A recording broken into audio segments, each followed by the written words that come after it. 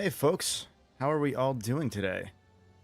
Let me know how I am coming in. I'm a little low energy to start because I had a celebration party at friend of the channel and fellow Crubcaster, All Hail Buckets, his place yesterday to celebrate some cool stuff.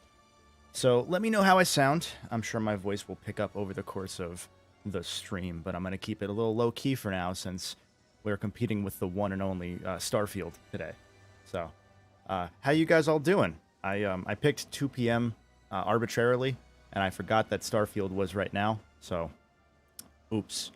And good timing, my AC just turned on, so if I sound crunchy now, let me know. I can turn it off. It is a nice balmy 80-something in here where I'm at right now, so I'm going to try and keep that on if I don't die. Cool, we all sound good. Probably try the game on Steam. I have some fun stuff to talk about that I decided to do at the very last second on a whim. Which is, we'll talk about it through the course of the stream, but I had 2 conditions for when I would do the Ratchet PSP videos, and one was at some point after 100,000 subscribers, which we are close to, and another was when there was a good portable Ratchet Clank game, which Insomniac kind of screwed on me there, because now there is one, because Rift Apart will be playable on Steam Deck pretty soon. So that's pretty cool. I'm just going to move my overlays on my side here so I can see chat a little bit easier. My 2-monitor setup is not, like, directly connected to one another, so I kind of got to look back and forth. That's true. I don't know why that one is 98%, actually. I was looking at this last night when I was setting up, and I can tell you of these files here. So this was the last file I did for the retrospective. If you'll notice, I think it went up the date of the save file is the date of the retrospective, because I think when I was rendering, I had to go in and check one last thing, so I turned it back on. This one was the same file of when I first played the game, when when Sony sent me the code for the game the day before release back then, which is weird because this one and this one are my first 2 playthroughs, and I did get 100%, but I think some things reset, maybe? I forget what it was, but there was something that reset when you start New Game Plus. It might be the arenas, it might be a Kreger Bear. I'm not sure, but one of these is my original playthrough somewhere. One of these is my New Game Plus playthrough. I think it's one of these 2. I don't know. I've played this game apparently 2 times per year since it came out. But that's pretty fun. But we're going to start a new one when we start up. I haven't decided what difficulty I'm going to do, so I might let you guys decide in chat. Let me know. Don't make me suffer, please. It's already going to be like an 8-hour stream, I'm assuming. But who do we have in chat here? I see Crazy Even. I see Chungo says Starfield has 35 minutes left. I'm not too worried about the Starfield Golden Bolt audience overlap. I'm not going to lie to you. I'm sure people will just come in over the course of the day, either way. I see Tabriz here. I see A Double. I see Mykonos fan, of course, Mr. Chris, friend of the channel, fellow Crubcaster. We'll talk about Crub, I'm sure, over the course. Exterminator. I don't want to do Exterminator. I mean, it's not even, I don't think it's a difficulty in this one. It's Resistance Legend is the hardest one. But I'm on stream, so I'm already going to have to pay attention to chat and talk with people who probably inevitably join the Discord call, and I don't want to be exposed as a fake baby gamer because I'm on stream. So we'll see. I might do Resistance Leader. I think that's what I did for all of my playthroughs except for the first, I want to say. But yeah, I don't have too much more news to give you at the front here. I'm just kind of letting people filter in a little bit. And yeah, Legend with the Deadlock Armor. I haven't used the Deadlock Armor because they added that to the game after I last played it, I think. Do you see the Golden Bolt in the chat? I don't know if he's watching, but you never know. I'm here. I'm always present. I'm ever present. And effervescent as well. Yeah. So I'll wait another minute or 2 before we start. We'll start at, like, we'll say 2:30. We'll start the official game. And if someone gives me a convincing reason to go on the hardest difficulty, I will. But I'm probably going to stay on this one because if we end up doing everything, then I have to do the shotgun challenge, and I don't want to do that on the hardest difficulty because that sucks. It really sucks. I think when my first playthrough when I did thoughts on Naked Ichiban. I saw that happened. I didn't watch the trailer yet, so I gotta watch that at some point. Yeah, I think for my first playthrough, I was so confused by that shotgun challenge being so difficult because at that point only I think Australia and Japan had the game when Sony sent it to me. And so I was just thinking that I was missing something. So at some point I did drop down for just that challenge from Legend to Leader difficulty. And that's the only time I think I dropped in any playthrough on difficulty, period. I get hugs if I do the hardest. Oh, you know, that's pretty convincing, actually. Maybe. We'll see. We'll see. I think I'm going to go on Leader, though. So, yeah, we have 71 people here is what my side says. That's pretty rad. Yeah, I'm pretty sure for the shotgun challenge, I think I leveled up that gun to max over the course of just that challenge, which was very fun. And Chungo, I think I did the same thing. I got the Warmonger. At some point, maybe my playthrough for the retrospective, not the review, I got the Warmonger to level 3 or 4 before I even bought it. Ooh, we see 69. Nice. That's what we want. That's what we love. Perfect for a Ratchet Clank stream to start at 69.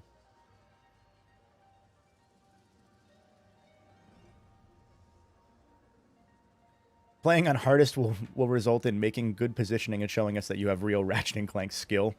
I'm not too worried about showing if I do or don't have good Ratchet & Clank skill. Because most of the shit that I did back in the day when I was a lot more rabid a player of these games, I've realized that those were like mid-level skills compared to like the players that were really good at the multiplayer or the speedrunners. So no matter what, there will be tech that down the road someone will use a clip of this stream and say, look, he's bad at the game, so his opinions don't matter. And you know what? That's fair. My opinions don't matter. So I understand. But our stream looks pretty good. I don't see any drops, which is nice. There might be at some point. My OBS has been acting up from some prior streams. I didn't reinstall yet, but if you see some frame drops, I might pause and like give it a sec for it to feed through. But it should be okay. I think it'll be okay. I got the randomizer from my skill showcase. I have been begging for there to be a randomizer mode for this game since pretty much launch day. Right around the time that they added that, there's that Google form that Insomniac put out of, hey, suggest changes that you want to see or tweaks. Because it was around the time that one designer, he had put a wrench-only mode in so that you could use the wrench for the very first tutorial, which I'll show you guys in just a second. And once that happened, they were like, hey, give us ideas, and then they never did anything with them, I don't think. So that's fun. Yeah, so I see other people that have come in. Hey, it's Gareth. You're blaming me for Croc HD. Look, there is a much bigger Croc video than mine that came out the same day as mine, like an hour before. So you can blame them and not me for Croc HD. I take no blame for that. I do take solace that it will inspire a whole generation of HD remasters now too. So, yeah. Who else do we have here in chat? We have Andy. I saw you a moment ago when you said hugs. Quest for Booty is the best Ratchet game. Then, that'd be an interesting fight. I see Harpo Kodal. Hopefully, I said that right. The only hard part is the Shotgun Challenge Arena. That's absolutely true. And then I have some nice comments from Big Juice 94. Great name. Enjoy the content. Glad to make the live stream. Happy to have you here. Welcome. And from Camillo, who said, hey, man, you're awesome. Cheers from Italy. Wow. Okay, so we have some international viewers already. I did, in fact, start this around 2 so that we could give some of our UK viewers and some of our Europe viewers a chance to watch some of this in prime time. So I figured 2 was the right time because it gives every region that's an active Golden Bolt viewer region a chance to tune in for a little bit. And like I said, then right before the stream started, I saw that someone had said in chat that I was going up against Microsoft, and not intentional. I would have watched it if I realized that it was. I thought it was yesterday. I'm not gonna lie to you. Gary says hello from Israel. Wow. Okay, yeah, we have a large crowd today, which is really cool. That's awesome. I've never I haven't done a YouTube stream here on the main channel, or really the second channel, I don't think, since like 2017 or 2018. We did some charity streams around every late October, early November. We would do some streams, and I don't think I've done one since. I think from then on I did Twitch intermittently and not really much more. But I've seen that YouTube is okay to stream on now without affecting you algorithmically, apparently. So I was willing to take the gamble this time. So plus I figured if I'm going to do something like this, I want it to be a nice little party where everyone can see it, rather than just have a few people that see the notification on the community post or the second channel or the Twitch or what have you. I figured everyone will get this, which is pretty cool. And we have a lot of it was not Kiwami, Chris. I can tell you that. Kiwami was a lot. That was probably the last actual channel stream I did, though, because I did that in Dragoon briefly, and I did Ratchet 2 briefly as well. And then that was around when I moved to Twitch, because I was like, yeah, maybe I shouldn't be doing this on the main channel, I think. What I was going to say is we have a lot of people shouting out from all across the world. I saw Israel, like I said, Norway, Indiana. That's a great one. That's the most international one of them all. Finland, Germany, Australia, Colombia, Russia, and the most important one, Wrench Only. Hi, Goldstorm. No, this is not Wrench Only. I am not crazy. I've done one Wrench Only challenge in my life. No, thank you. I'm good. I got more important things to do than Wrench Only. So... have I ever thought about redoing my retrospectives on the Sly Cooper franchise? No. No. The reason that I put together those, that mega compilation of retrospectives back, what was that, last year? Or was that, yeah, it was 2022. Was because people kept asking me about doing the Sly games, and people had just not seen that I had them, because a lot of people nowadays, with the way that YouTube viewer culture, I guess I'll call it, is that they watch what they see on their homepage. There's not a lot of binging anymore. I'm realizing now that the chat is small on my overlay. Let me fix that really quick, if I can. No promises, but I'm going to try. But... yeah, so I haven't decided to go back and redo them, because I think I said everything I wanted to say, pretty much, more or less. There's only a couple things that had come out since I first did the Sly videos, which I added into like that extra texture that I threw in way back when. Sorry, now I'm looking at this the chat box here to fix that. Bear with me for 1 second here. Okay.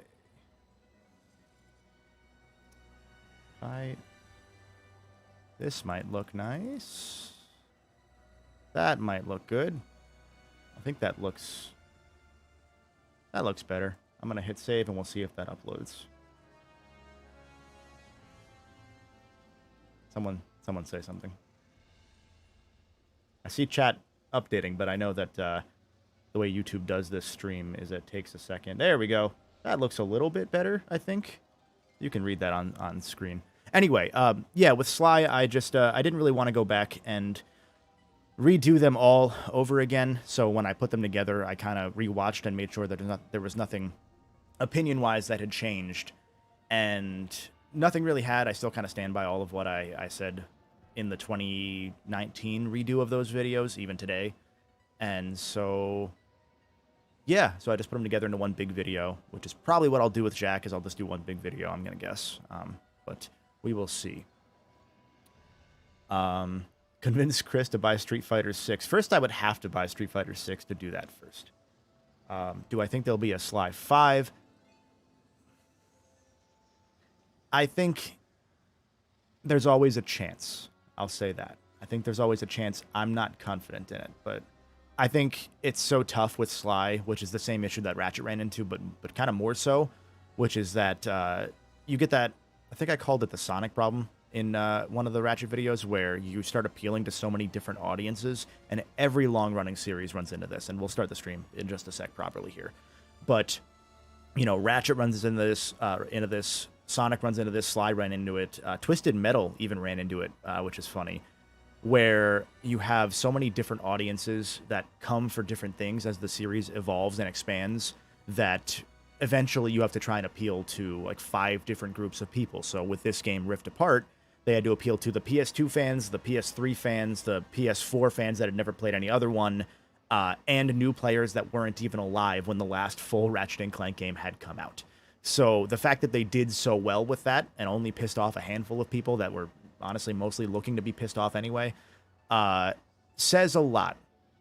And I think that Sly would have a much tougher go of it because those games never did super well to begin with.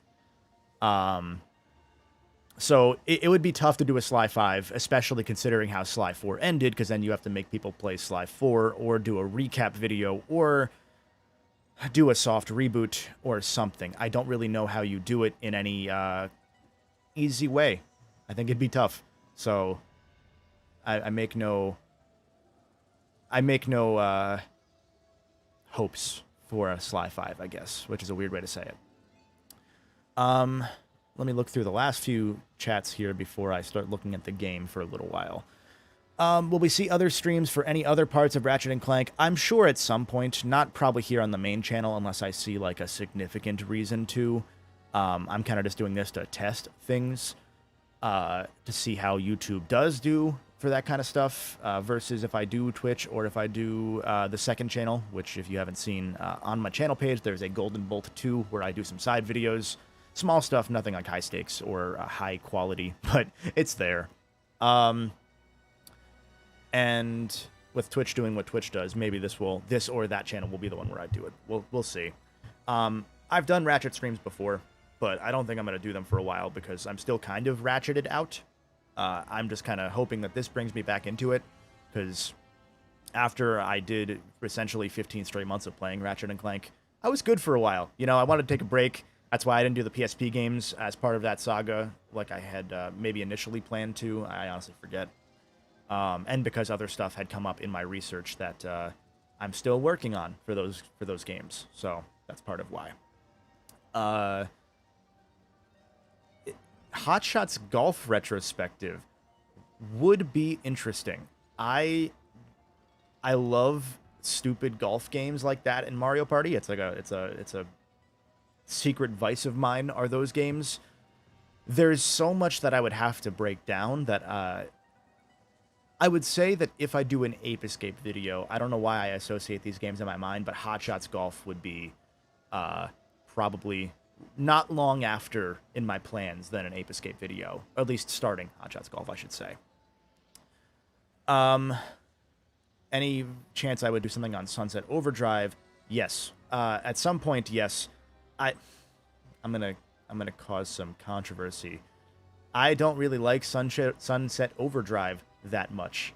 I have given it a shot multiple times, and I think it's just kind of there. It's not bad. It's just there. So yeah, I will eventually. Probably I wouldn't do it until after I've exhausted everything else besides Resistance in the Insomniac portfolio, because I don't really want to do Resistance either, because I've seen how Resistance videos do, and they don't do very well, so I don't want to put a month of my time into those games for them to bomb, sadly. Yeah, Sunset walked so Spider-Man could run. Yeah, I would be more likely to do Spider-Man before then. Not saying that I will soon, but if I was going to, it'd probably be this year. Yeah. Am I going to play Rift Apart on PC when it drops in 7 weeks? Yes. I'm going to assume Sony's been very kind about sending me codes for the PC games they put out, even when I don't ask, or I'm like, hey, I don't even want this. They just say, no, please, like, in case you ever need it, take it. So they've been really cool. They sent me Spider-Man. They didn't send me Miles, but they sent me regular Spider-Man, which was kind of interesting. But they sent me that, Returnal, a bunch of other games that I'm already forgetting. But yeah, they've sent me pretty much everything, so I'm sure that I'll get Rift when they send it. I'm not going to do a video on it or anything. They kind of announced that just a week before. I would have liked it if they had waited until after this stream. That would have been cool, but it's okay. Okay. There keep being more comments. I'm not trying to stall here, I promise. I'm just I know that once I start the game, I'm going to end up ignoring chat for a bit, and I want to chat first. Do I do YouTube full-time? Yes, I do. I started doing it kind of full-time 2021, technically, right? When the Ratchet stuff was taking off. I was able to split time between this and my job. And then last year, this became like primary income. And then this year, I quit my job because they fired everybody else. So I was like, see ya, I'm good. No, thank you. Where else? I missed one more that I wanted to say. No, maybe I didn't. The last one I'll say before I start the game here is, am I going to do a retrospective about Japan Studio? I have a video that I am working on that involves Japan Studio very tangentially. And again, now that more people are here, if you hear the AC, let me know if it's like really bad mic quality now or if it's just kind of like a little fuzzy. I'll keep it if it's fuzzy because I would prefer not to sweat on stream. But there's some interesting stuff with the Japan Studio history that's completely unrelated to the video that I'm doing, but someone involved worked on it. So, yeah. You're hearing a machine-like noise. Okay, so that would be the AC unless you're cracking a joke. But that's fine. What do I think of Returnal? I will start the game now while I start that comment. I like Returnal. I didn't get super far in it. Put subtitles on. That's good. That's fine. I don't need accessibility settings on. I forgot there were speedrunning settings. That's right. Cute. I don't want fidelity. Is this going to reboot my game? This might... I'm going to do that. This might restart my capture card. It did not. Okay, rad. Let me make sure that I'm running at 60 here. I am. Rad. Cool. Usually my capture card restarts when I switch things. We're not going to do it on 20 hertz because you guys wouldn't see that anyway. All right, cool. We're good. We're good.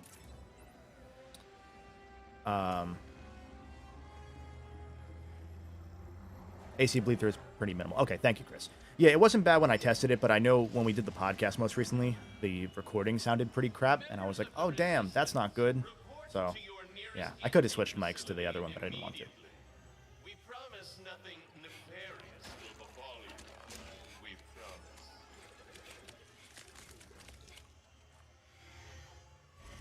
Resistance members, report to the VIP section of your nearest intake facility for compulsory behavioral modification. It will be fun. Hey, Nathaniel Foga. Well, welcome, bud. You're currently at the convention where Jat and David K are doing a panel later. That's awesome. Hell yeah. I hope you have fun with that. That's pretty cool. You know what I like is that Resistance member that's referenced right there. Is she ever referenced again? Because that's not Mrs. Zircon. That's just like some random Resistance member. I'm assuming it's one of the ones that they say is killed off or something. But it's one of those where you can tell that's one of those things that would probably change during production. Imp says, do I ever plan on covering other PlayStation series like Jack, Sly, etc.? Good news.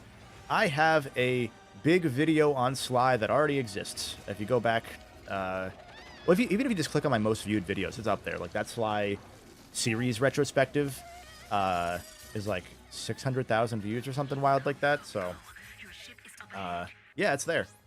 You can watch that one. Jack at some point. I'm not a huge Jack guy, so I don't really want to do it until I have a good reason to, and enough that I want to say that's positive. Or at least not necessarily positive, but uplifting. You know, I don't try to go into videos to shit on things. I try to go in with some goal of giving you a new appreciation of it by the end in some way.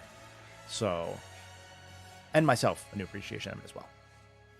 So, yeah. Hey, it's okay. See? Just me. Rivet? Shh. Gotta go. Here, it'll help you get home. I designed it to be one size fits all, so it should... Thank you.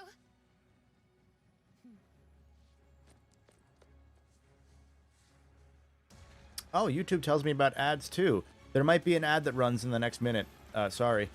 I don't know how to stop that, but I can't even say subscribe because that's not how it works here. Yeah. Thankfully, YouTube ads aren't that long, so that's fine. Don't you think it's weird to throw a celebration for us? I mean, What a pretty game. We haven't done anything heroic in Hot take, I know. years. What if everyone thinks we're washed up? Oh, what if we are washed Are up? spoilers allowed here? Yes. Luckily, we won't need to perform any I almost put Kit on the thumbnail, but I was like, you know what? Just in case, I'm gonna wait one more time. Yeah, premium would work, but we don't really. Premium's not really the same as subs. But premium viewers do give the YouTuber more money per view than people watching ads do. Fun fact. But yeah, no, I would not worry about spoilers. This was kind of the 2-year mark was when I was like, you know what? Let me finally start talking openly about the game, because even Insomniac has mentioned Kit, and I've still avoided it publicly. I've done less spoilery than they have, so I'm pretty happy with that. So now's the watershed. Greetings from Italy. Hi there, Ciro. Welcome. Welcome, welcome. With a surprise gift from Clank to Ratchet. Oh dear. Must he tell the entire galaxy? Am I getting the new Spider-Man game? Yeah, I'm getting the new Spider-Man game. I'm going to try to get a review code for it. At the front of the route. Well, we better get The Sony folks have been very nice to me. They like what I put out, so I think that they will I think I need to turn off the controller noises, because that's going to be desynced for me, and I don't want you to hear that. Hold on. Where is the off? There we go. That's going to throw me off.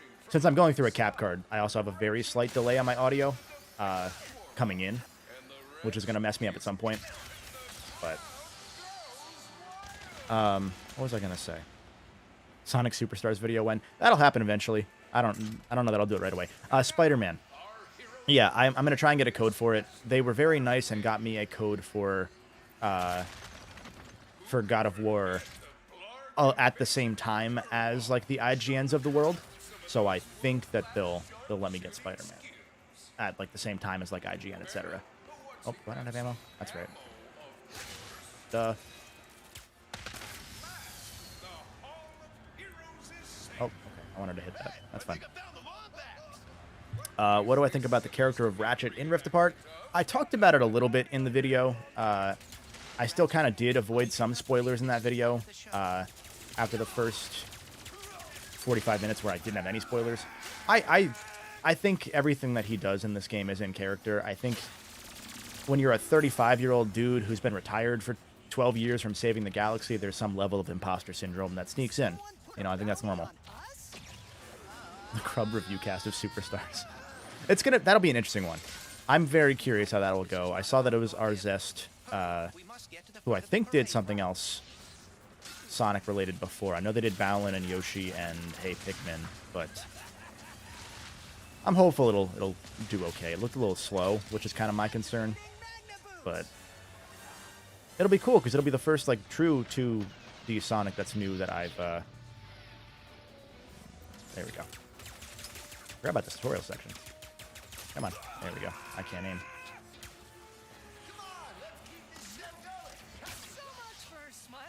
I tried pressing circle there to swing shot, which tells you where my priorities are in terms of Ratchet and Clank controls. Oops.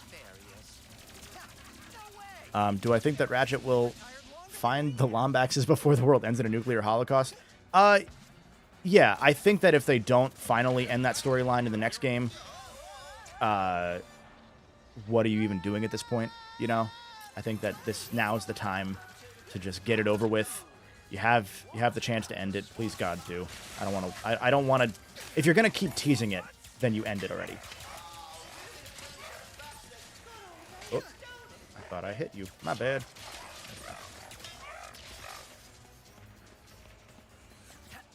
Part of what screws me up too is usually I'm not playing this close to my screen with a full monitor here, because I have like a 26-inch monitor, so I'm like forced to look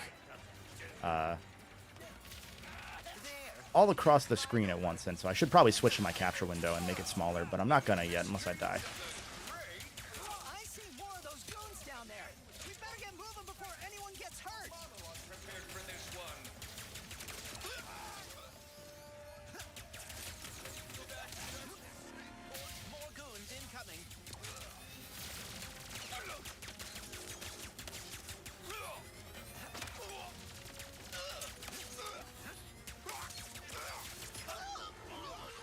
There we go.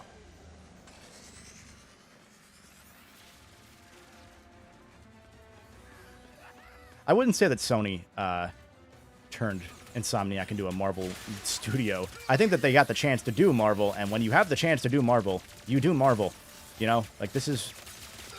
I'm going to guess at this point, now especially with downloads of the fact that it's on PS Plus Premium, I'm going to guess that this is the second most played Ratchet game of all time, behind the PS4 one.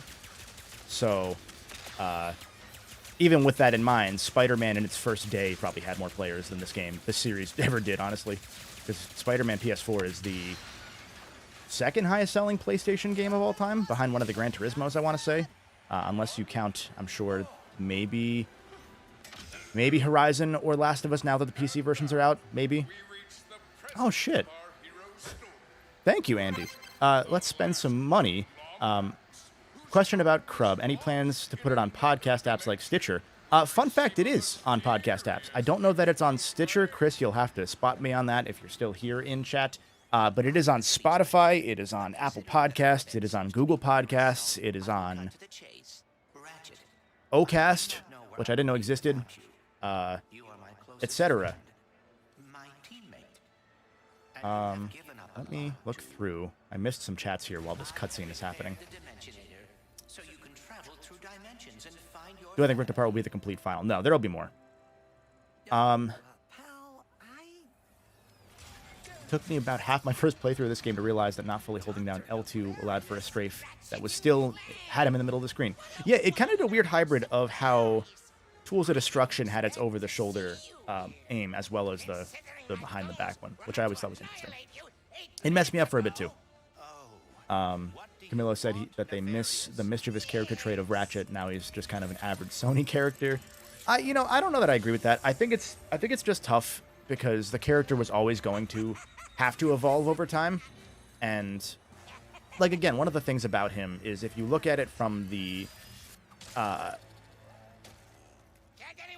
don't want to say the intended way that the series progression has gone, but, you know, he started around 15, and every year in-game tends to be a year in our universe. So there was, an 8-year gap between Nexus, or not an 8-year gap, a 10-year, no, 8 years, sorry, 2023 now. An 8 or 9 year gap between Nexus and Rift Apart. So this dude was just retired for a decade. He's like in his mid-30s. Obviously, we know Lombaxes can be older, based on characters like Azimuth seemingly being like 70 or whatever. But I think it's okay for the character to have changed a little bit. I think it would have been cool if they had stuck to their guns with Rivet and made her kind of still... Oh, why'd I do that? Whoa, that was weird. If they had stuck to their guns with Rivet and made her kind of more PS2, like Ratchet 1-esque Ratchet, I think that would have been really cool. Because she kind of has hints of it, but then the game, because of the way that the game's story had to progress, they kind of had to go with the we're friends again at the end with her and Kit. And it took a little bit too little of time to get there. Sorry, I can't speak right now. I think they kind of... It wasn't that it was a rushed plot point. It was that there's only so much time left in the game kind of plot point. Yeah. I'm looking through now. Is it me or does Rusty Pete sound different? I believe they recast Rusty Pete as well. I'm now catching up on different comments. Oh, hey, Jay. Welcome, Jay. How's it going, bud? Gmail logged me out, so I need you for confirmation. Okay. Yeah, we will have Stitcher sorted out. I didn't realize we weren't on it, or I would have looked into that. That's my bad. All right. Chat, what do we want? Do we want the Enforcer or the... I mean, I want the Enforcer. I'm going to get the Enforcer. Do I have to preview? I do. Okay, I'm cool with there being a preview. Honestly, this is the way that all of the weapon previews should have gone throughout the entire series. I like the little weapon arena they had in Ratchet 3, where you could test stuff out. But once they started doing these it would have been Crack in Time, right? I think it would have been Crack in Time. If not, it was tools. Whatever the case, they finally showed you like what the abilities of weapons were without having to have you buy them and figure it out, which was kind of cool. Which made it easier for them to give you multiple weapons to choose from at once, which I really liked because I liked when the games did that more. Also, hi Harry, welcome. Thank you for the £5. This looks like PlayStation Move Heroes. That is the one. That is the one that I will get to when I am done with all of Ratchet, Jack, and Sly. Don't you worry. That was the illusion of choice. You guys are right. Oh well, that's fine. I realized my question, and I was like, wait, no, I need the shotgun.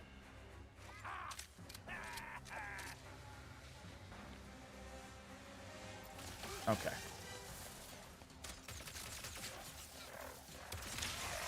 Oops. Oops. Okay. Good. I'm doing well. That's fine. My muscle memory from, like, Apex Legends is hitting me now, so now I'm like, I want to throw a grenade and ping things, and... Don't ping things in this game. It won't go well for you.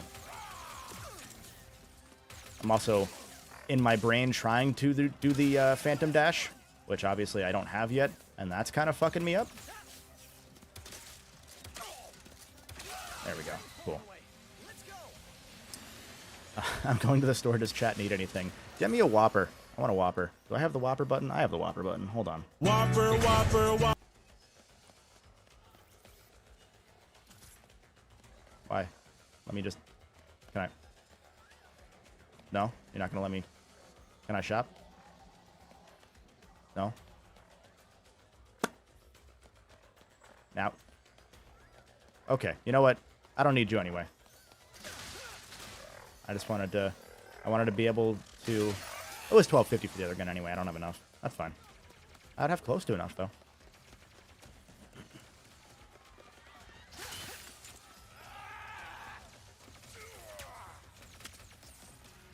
Oh, that's right. Lombax milk. Put down the Dimensionator, Nefarious. Put down the Dimensionator. Yeah, right. Today, you will see what losing feels like. Spoiler. Looking through the chat here. As soon as I figure out these stupid coordinates. Say goodbye.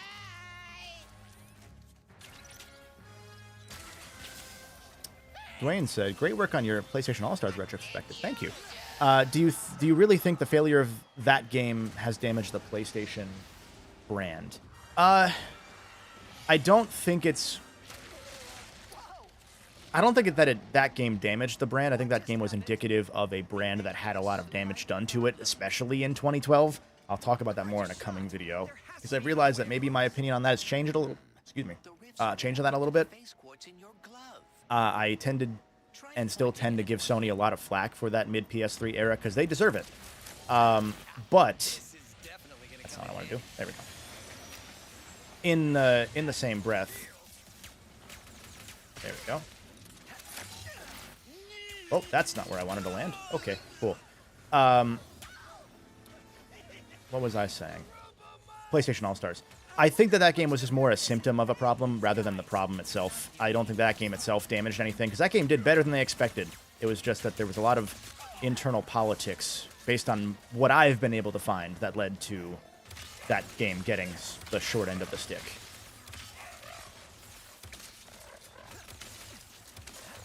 Whoops. I almost missed the bullet, but then the dog got me. Is that all of them? Yeah, that's all of them. Thoughts on the new Jack movie? They haven't announced it yet, so I don't have thoughts on it yet. I know that there's a director who wanted to do it, and that's all I know about it. There we go. This is worse than I had imagined. Someone probably translated those, right? Those are Lombax. Or maybe those are the new alien language. I don't know. If someone translated that, let me know. Oh, he got his luggage. Rip.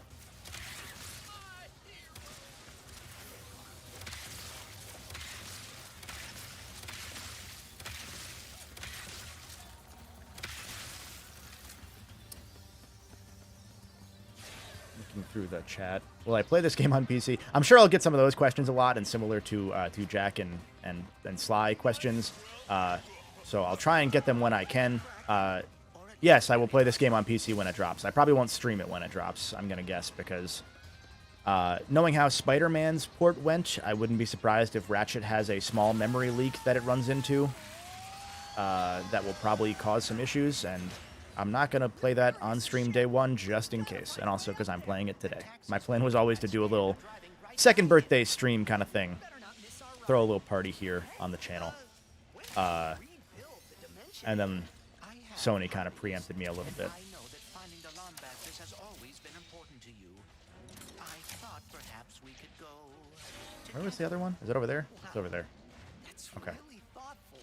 But why don't we get it back There to we go. Nefarious first?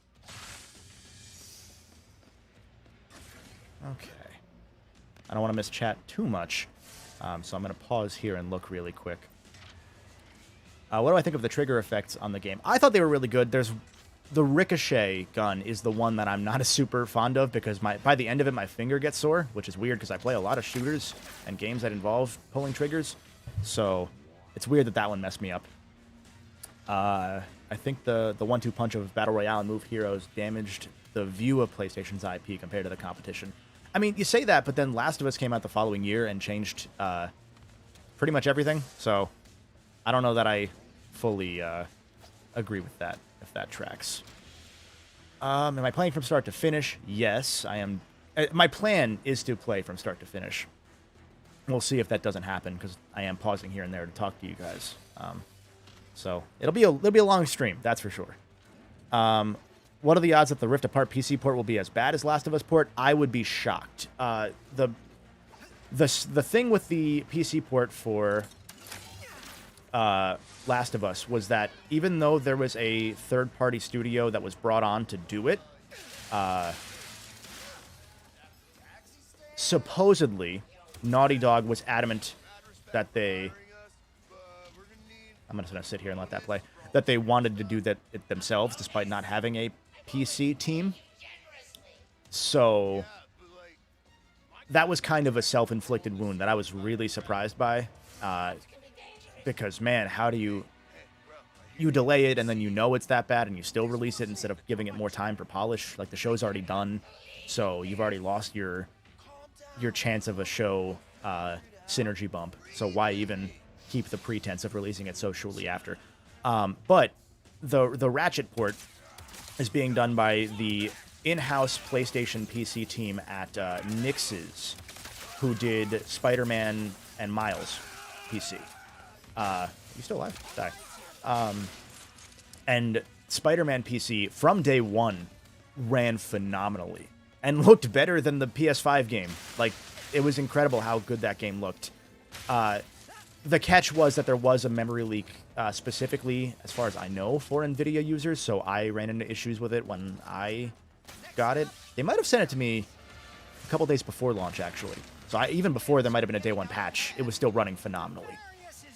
And I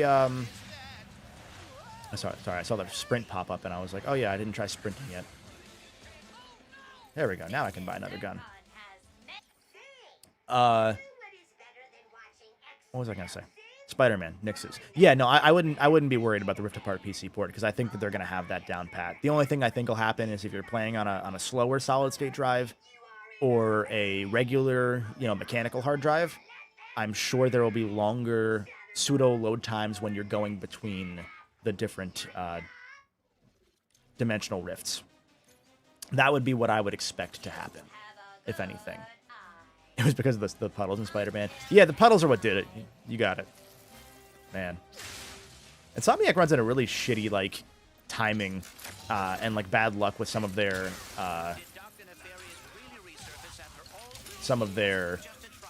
marketing stuff. Some of them are, self-inflicted shots of the foot, but they've gotten really unlucky with that in recent years, where you get Puddlegate, or you get Is Miles and Expand Alone, is Ratchet PS4 a reboot or reimagining or a remake, and then everyone calls it whatever they want anyway, even when they're like, it's a reimagining based on the movie. It's interesting. They've had really bad luck with that as they've entered the limelight like never before. Why are you making me change guns? Oh, I'm out of ammo, I guess. That's fair. How dare you help me, game? Piece of shit. What happened there with the level up, That's one thing I'm not fond of in this game, and I've talked about it. I talked about it in the Rift Apart. I think both the review and the retrospective. I'm not fond of the current. Wow, 2 for 1. The current you have X number of levels for your nanotech in this game, because they sort of flip the utility of. Remember back when you had like nanotech level ups frequently, and you'd be so close to death, and the game would kind of nudge you along, and they would drop like a, hey, you know, we're going to give you a level up, we're going to juice it along just a tiny smidge so you get a level up and it saves you. And now that level ups are less frequent for health, that's less common because you can only do it X amount of times. So now the weapon is what kind of saves you, because you'll run out of ammo, and then right as you're about to run out of ammo, the game will kind of hit you with a, hey, surprise, we're gonna give you a level up right at the perfect time, sort of thing. Because the games still do that; they still time themselves perfectly to give you the most satisfying experience possible. They'll kind of like nudge you along, and they always have done that. I don't know that I'm making my point super clear here, but I'm kind of sad that you only have, I think it's what, 20 levels in this game, maybe 10 levels for your character health, and it makes me kind of sad because I liked it more when the weapon. Oh yeah, there's a quick D-pad thing. I forgot about that. I'll finish that thought when I'm done fighting or dying. One of the two. Because if you couldn't tell, no speak good when fighting boss.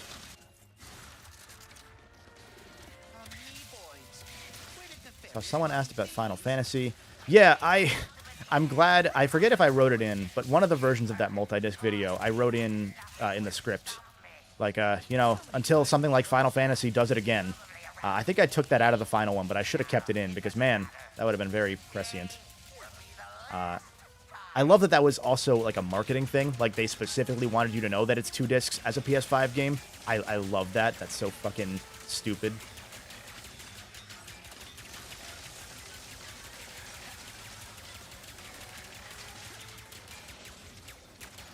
Come on.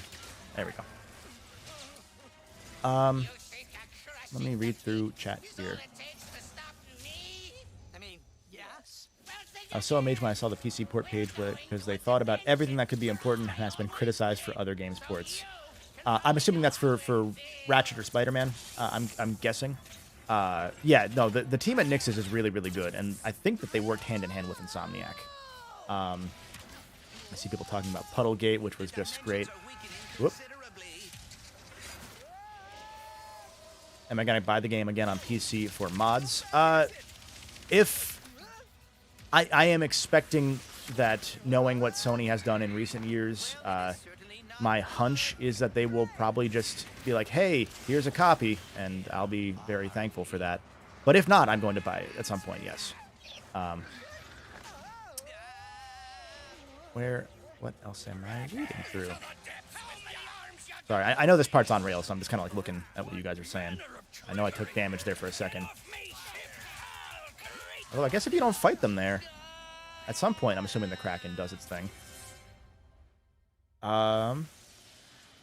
Shout out to the guy shouting 2 discs. That was great. Miguel says, really enjoy your videos talking about Ratchet, so you being an older fan like myself, what would you like to see in the next Ratchet? I've kind of talked about that before. There's actually a video. I should plug it, and I'm going to plug it now. Let me find the link really quick. Bear with me. I gotta find my own podcast link. On my podcast, Crub, we did a video talking about the things we wanted out of future games in our favorite series. And I talked about Ratchet in that, and some of the stuff I'd like to see. So I'm going to post that in the chat right here for you. It's a good background noise at some point in the future. Kami Moon says, your Rift Apart video from last year is my favorite. Great channel. Thank you. Appreciate it. Looking through. What have I done? What have you done? Harry said, is that part 2 of the remake? Yes, Rebirth is part 2 of Final Fantasy VII remake thing. Let's go for a ride. Wait, I have to find my There is, I think, Chris in chat posting as Crub. Yeah, so Crub, for those that don't know, we'll plug it throughout the stream, I'm sure. That's my new podcast with myself Chris Miganos fan, who's also the lead editor for a lot of videos on this channel here. That Trav guy, Moriarty, people that you've probably seen if you're a longtime fan of my channel or anything else that I've done. You'll know a lot of the voices, like All Hail Buckets, for example. He does the Golden Bolt theme for me. And his album just dropped yesterday, well, 2 days ago now. Really good album that I sort of helped on, which is cool. So down in the description of this video, of this stream, you should see a link to his Spotify. Check that out, too. But Crub's our podcast where we get to talk, you know, for an hour and a half a week about random shit. So, yeah. To Breeze, probably not. I'm probably not going to stream the PC version. I'm probably not going to do a video on the PC version. Mainly because I've already said everything I need to say, and I don't think this game runs good. Video is going to do anyone a lot of good, you know? I'll leave that to Digital Foundry rather than me. You know, you'll hear me tweet about it or whatever, I'm sure. This is actually the first time I've played this game since the video last year. I've played this game twice per year for content, and I'm sure that will be the same when the PC version comes out. Because I will play it once here and then once there, probably twice there. Because I'm going to want to get all the trophies, or achievements, whatever. Where are you, Clank? Maybe someone around here has seen him. Have any of you seen a little And it only took an hour. Hey, to be fair, we didn't start until like 34. So it only took half an hour. But also, welcome 10 Elements. I didn't say welcome to you earlier. Glad to see you here. Are there not crates there? Oh, there they are.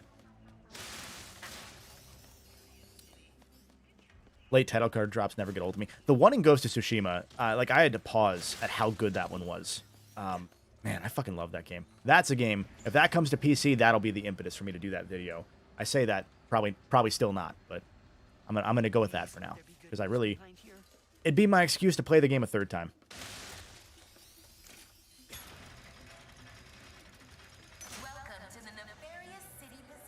Old school Ratchet and old school Rivet. So here's the thing. What people don't know about Spider-Man PC was all the mods that quickly came out for that, like the Kermit mod, the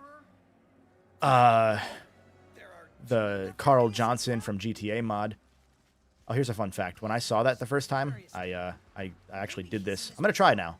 I think I did this without my wall run the first time. I forget how, but I cheesed the game. Can I make that? No, you can't make that. I think I landed on this. Yeah, okay. So I think before the game dropped, there was a part of the day one patch. I think that there was something that had collision there that I landed on, and I was able to just, like, do it. I'm going to try again. Because I remember doing that area here before I had the wall run, and then being like, oh, I needed the wall run, because I forgot that was a thing from the trailer stuff. Come on. No, I don't want to kiss the wall, Ratchet. Okay. Okay. We're going to do a lot of stupid shit like this over the playthrough, I'm sure. So, just look forward to that. No, okay. All right, 2 tries is enough. I have in fact done it before. Was it the vents? I'm not going to do it again. I'm not going to waste time. Have I played Guardians of the Galaxy? I haven't. I haven't played it, but I have it. I forget if this is set up. Okay, yeah, that one's set up where you're supposed to be on the platforms, but if you jump, it'll let you through with the Phantom Dash. But before you get the Phantom Dash, it locks you there. Wait a second. You forgot your order. We must break the game as quickly as possible. Oh, we have a joiner. You guys heard the Discord noise. Let me put the Discord overlay on. Hi, Buckle. What's up? Can you hear us okay? I can hear you okay. Say something. Why would you say us? Us. Okay. There's 2 people on that one overlay. That is You'd be because surprised to they learn are, that my fame Don't get transcends. that close. Don't get that close. It's not. it's because they are the same person. Split We are. personalities. No, that is All Hail Buckets. That is Nico. Hi, Nico. What's up? And then also famous Twitch streamer JTart9, who's also on the same account. I'm so famous. You don't even know. So let me know how you can hear them. Let me know that they sound okay. I might have to turn them up, if anything. honestly fair. We can also do some adjustment on our end too, if that helps. Turn yourself up a tiny bit, like maybe like Got it. 5-10%, not even. Because I see my side here, and you sound okay, but maybe a little quiet. All right, how about that? That should be good. Chat, let me know. Confirm. Incredible. Or deny. Or deny. Yeah, or deny. You guys, Either is acceptable. you guys came in just as Mrs. Zircon's cutscene happened, so I hope you feel good about that. They sound good? Okay, cool. Cool. I'm sorry that I had to take the spotlight away from Mrs. Zircon.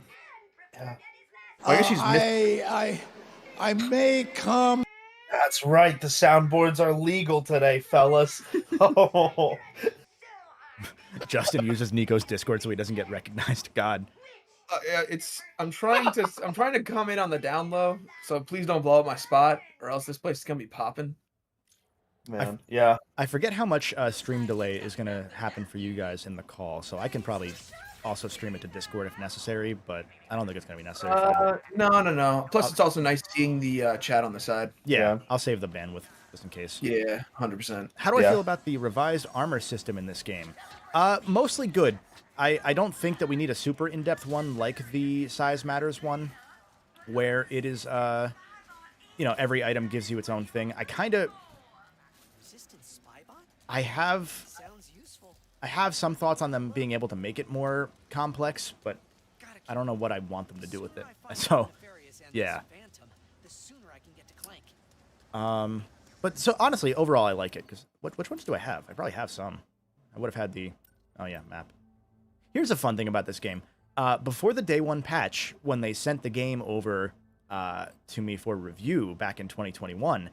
It unveiled where all of the gold bolt locations were. And I thought that was a weird thing. I didn't mention it in the review because I was like, maybe that's a bug, and I don't want to just like say something completely wrong on review of a game. And it turns out that was in fact a bug, or maybe something that they had put in for reviewers to be able to easily find stuff to make sure that things work for 100% or whatever, which is kind of rad. But yeah. Nico and Justin, how you boys doing? I'm doing great. I've been hanging out with my good friend Nico here for a couple days now, and it's honestly been a pleasure to be able to see him in person again. Yeah. We've been vibing. That's pretty cool. Yeah. I forgot they put Professor Booty armor in. What about you, Nico? I've been doing good, man. I just we're moving up in the world, I just I'm moving pretty soon, and I'm excited for that. My apartment's pretty darn good, but I'm moving to a place that's just like a little bit better of a location, so hell yeah. Kind of happy about that. Very pleased in that regard, Oh, and also we watched 6 episodes of Ted Lasso. Right. So here's some lore that chat might not know. When all of us got together for a trip back in February, we went to a local Walmart there, and since it was in February, it was right after Valentine's Day, so all the Valentine's Day stuff at the Walmart was at the front door, all like out for clearance, and for some reason they just had like 4 sets of Ted Lasso pint glasses, all themed for like Valentine's Day. And Nico then proceeded to buy all of them. I mean, they were super cheap. At first you were like, no, I don't need those. And then we explained it again, and you're like, you know what, actually, yeah, you're right. I didn't believe the deal, if I'm honest with you, because I was looking for pint glasses elsewhere, and they were just so expensive for sets of 4. And these were sets of 2 for like incredibly cheap, like $3 a piece. $3 for 2 of them. Yeah, so it's $1.50 a cup. Like, and they're glasses. Like, they're not plastic. They're made of glass. And so that's why I was like, okay, this is a deal that I don't believe. And and then we got them. And I think I got like 6 pint glasses for $9. And like you took them out of the box while we were still on vacation, and you were like, these are actually like pint glasses. Like, you were still in disbelief. Yeah. You still couldn't believe it. And then we watched them once, and all the Ted Lasso stuff started peeling off the glass. That's true. That is true. I forgot about that. Yeah. In this room here, I just want to say for a second that I saw those physics little floaty balls they had as you walk in, and then I saw the room, and my brain went to Tears of the Kingdom, and I was like, I want to go through a roof, and so my brain just froze for a second. I'm not gonna lie. Every single open world game I've played since Tears of the Kingdom, I'm immediately like, so can I go through the roof now or not? Yeah. It's gotten bad. It's real bad. Like the way that Breath of the Wild was for climbing, Tears of the Kingdom is for me like going through roofs. Buckle, turn you guys down a little bit. I turned you up in Discord because I realized I didn't have you at 100 from last time, so I made you loud by accident. Worm, trying now. How are we sounding? A little bit lower. Lower. Oh, whoops. All right, try. How about now? That should be good, I think.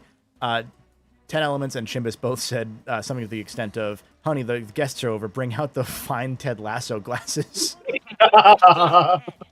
So since they're the same set, they're also the same two glasses, and it's Ted Lasso and it's Ted Lasso woman that we just learned the name of, which is Rebecca. Rebecca, yeah.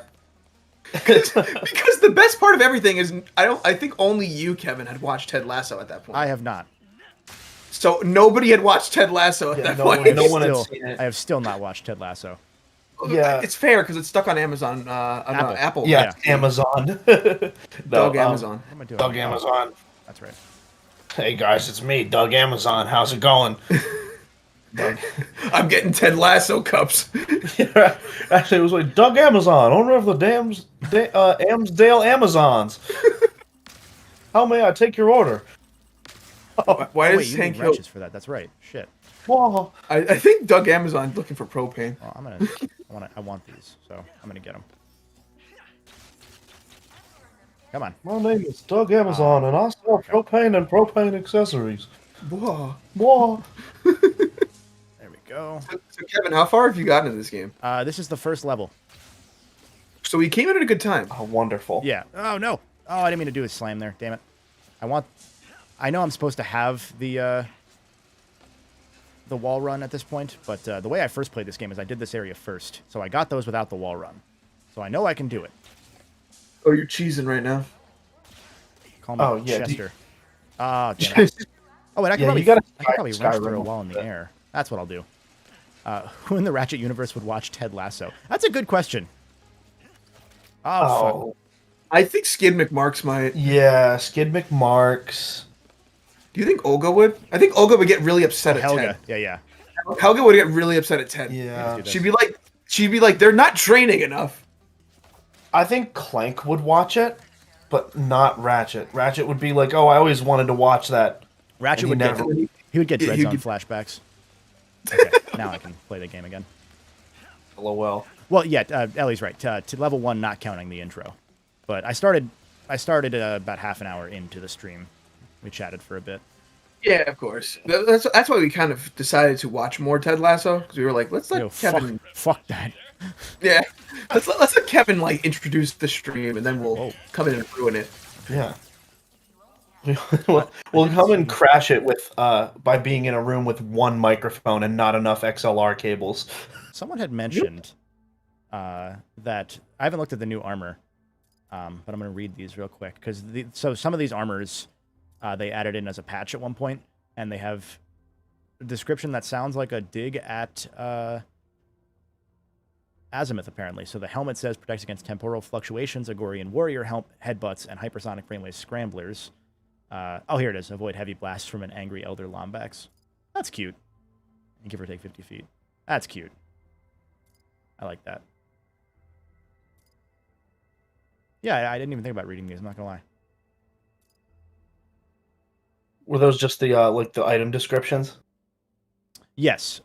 Yeah. So. Armor, yeah. Mm-hmm. It's so much effort is put into so much stuff that nobody ever sees in video games. I had read the other ones. I haven't played the game since those came out because I was like, I've played enough. I'm good. Mm-hmm. Yeah. I mean, the game still looks stellar. We'll say that. Yeah. Absolutely. Yeah. And this was up there for a bit as the top looking game out there, I would say. Yeah, like Are you talking about like just period or just PS5? I mean PS5, but at that point, At that point, probably it's period. that in PC because there's only been like one Xbox exclusive in the last 4 years, Yeah. and it was Forza, which Forza looks incredible. So to be fair, Forza always looks incredible. How much like I wonder how much like touching up they have to do for every Forza game because those games already look like super photorealistic. Yeah, that's a good question. with the new one, because the new one's like a non-numbered reboot type vibe. That one's been in development for a while. So, oops. I have to give them credit for the Lego one too because that's just so yeah, like, such a great idea. And that was like right around the same time as the Hot Wheels DLC too, wasn't it? I think so. Or Hot Wheels just got its own game. Because I know Hot Wheels got its own game. Hot Wheels got, I think, an expansion. Hot Wheels also got a game, but there was a Hot Wheels Forza expansion that happened. It was a DLC for Forza Horizon 4. Okay. Yeah. That tracks. I wonder how many people still don't have PS5s. How 'Cause many? I feel like it's like people who want a PS5 that can't get one. Like I feel like that number's got to be closer to getting to like equilibrium. Because like now you could just get one. You know what I mean? So there was a thing that came out that Sony had, the PS5 had like the best single 12-month period of any console ever this last 12 months. So now that they're available, yes, to answer your question. Yeah, it sounds like it. Because I keep seeing like deals of like, oh, you can get the system now with God of War, and I'm like, oh, they're finally actually like hitting demand now. Yeah. That's awesome. But like Chris said, there's a lot of people in chat who want it, but maybe can't justify spending the money on it because also most of the good PS5 games are going to come to PC 2 years later, that's kind of the Sony mentality now. Is, you know, if you want it for the right away, you have to have a PS5, but you know you will get it down the road if you wait, and you have a PC. Ellie had asked, did I catch the Xbox thing? No, I started at the same time as it, because I did not realize when I scheduled this that 2 p.m. was that, because I thought that the Xbox thing was yesterday.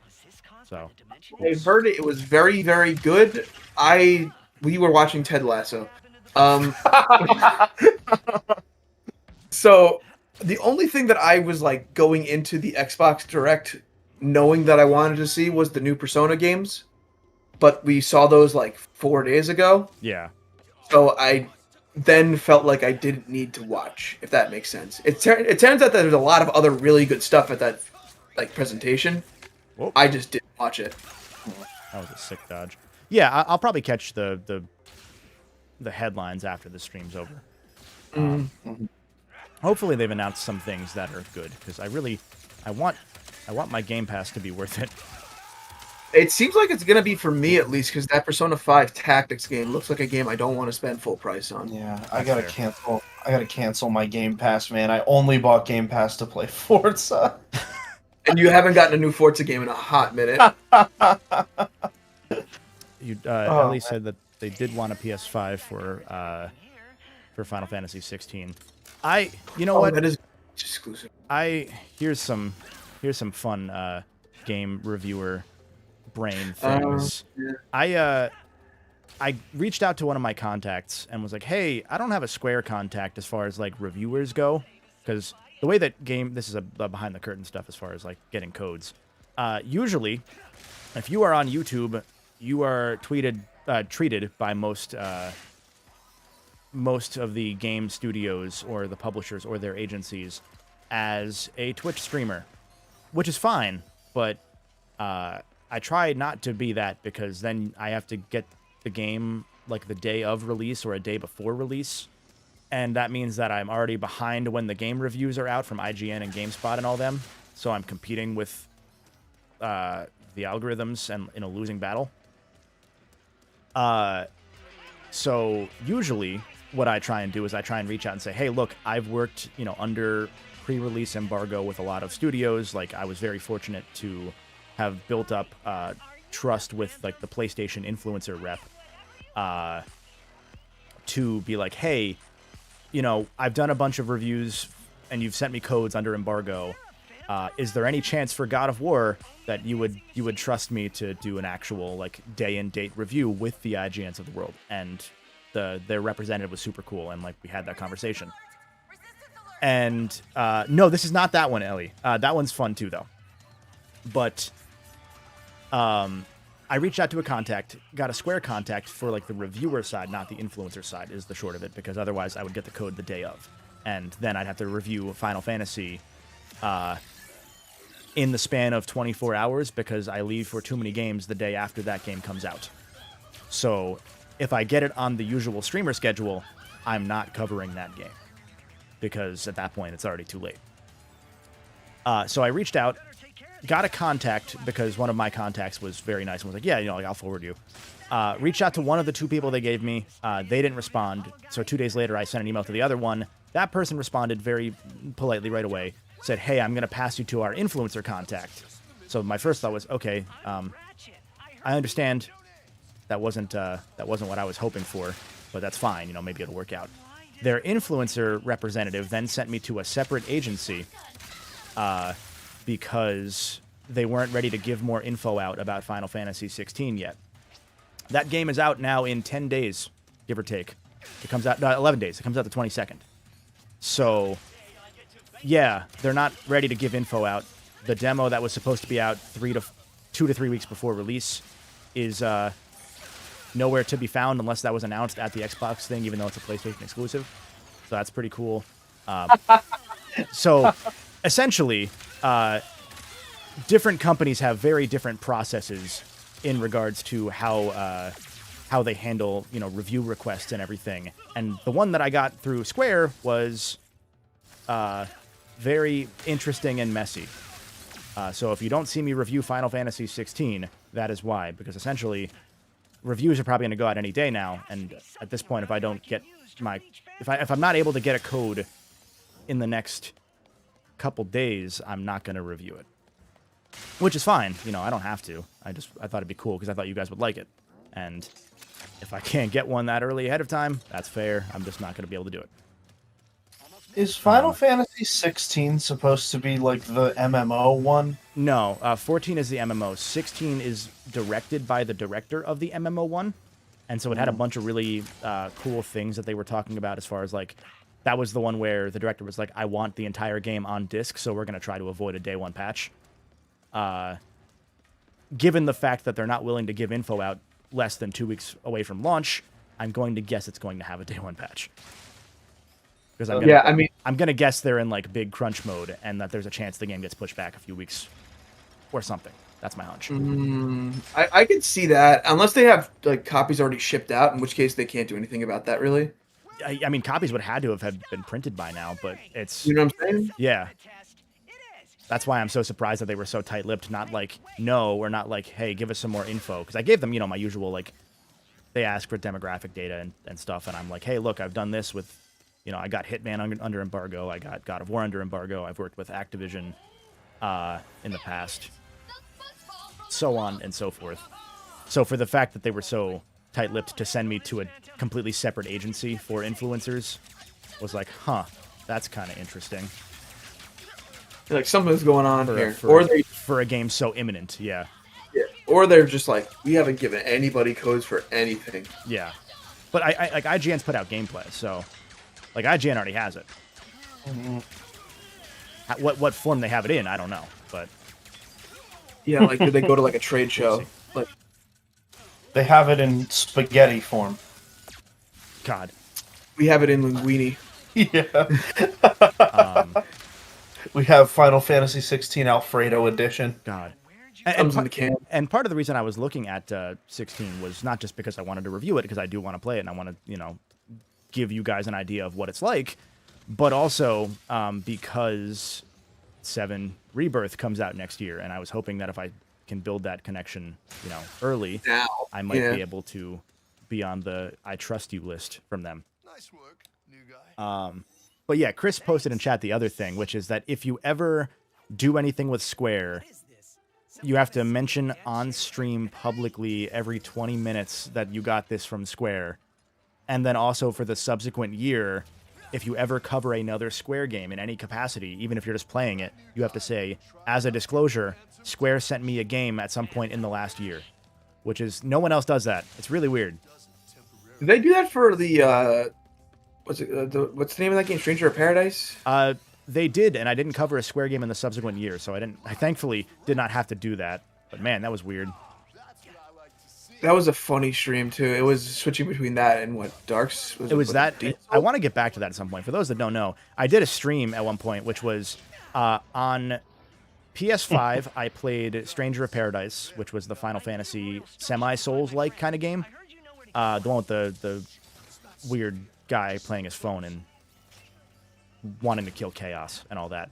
And so every time I died between that and Elden Ring on PC, it was Stranger of Paradise on PC, Elden Ring on PS5. I now have Elden Ring on PC too. But that's not. I can't get in there. Anyway, I played both games at once, and every time I died, I would switch back and forth between them, and that was really fun. I want to go back and continue that at some point, but it's been a while. Yeah, been a while. I feel like it's one of those games where once you're out of it, you kind of have to like relearn everything. So the first hour is just going to be you switching overlays over and over again. Mm-hmm.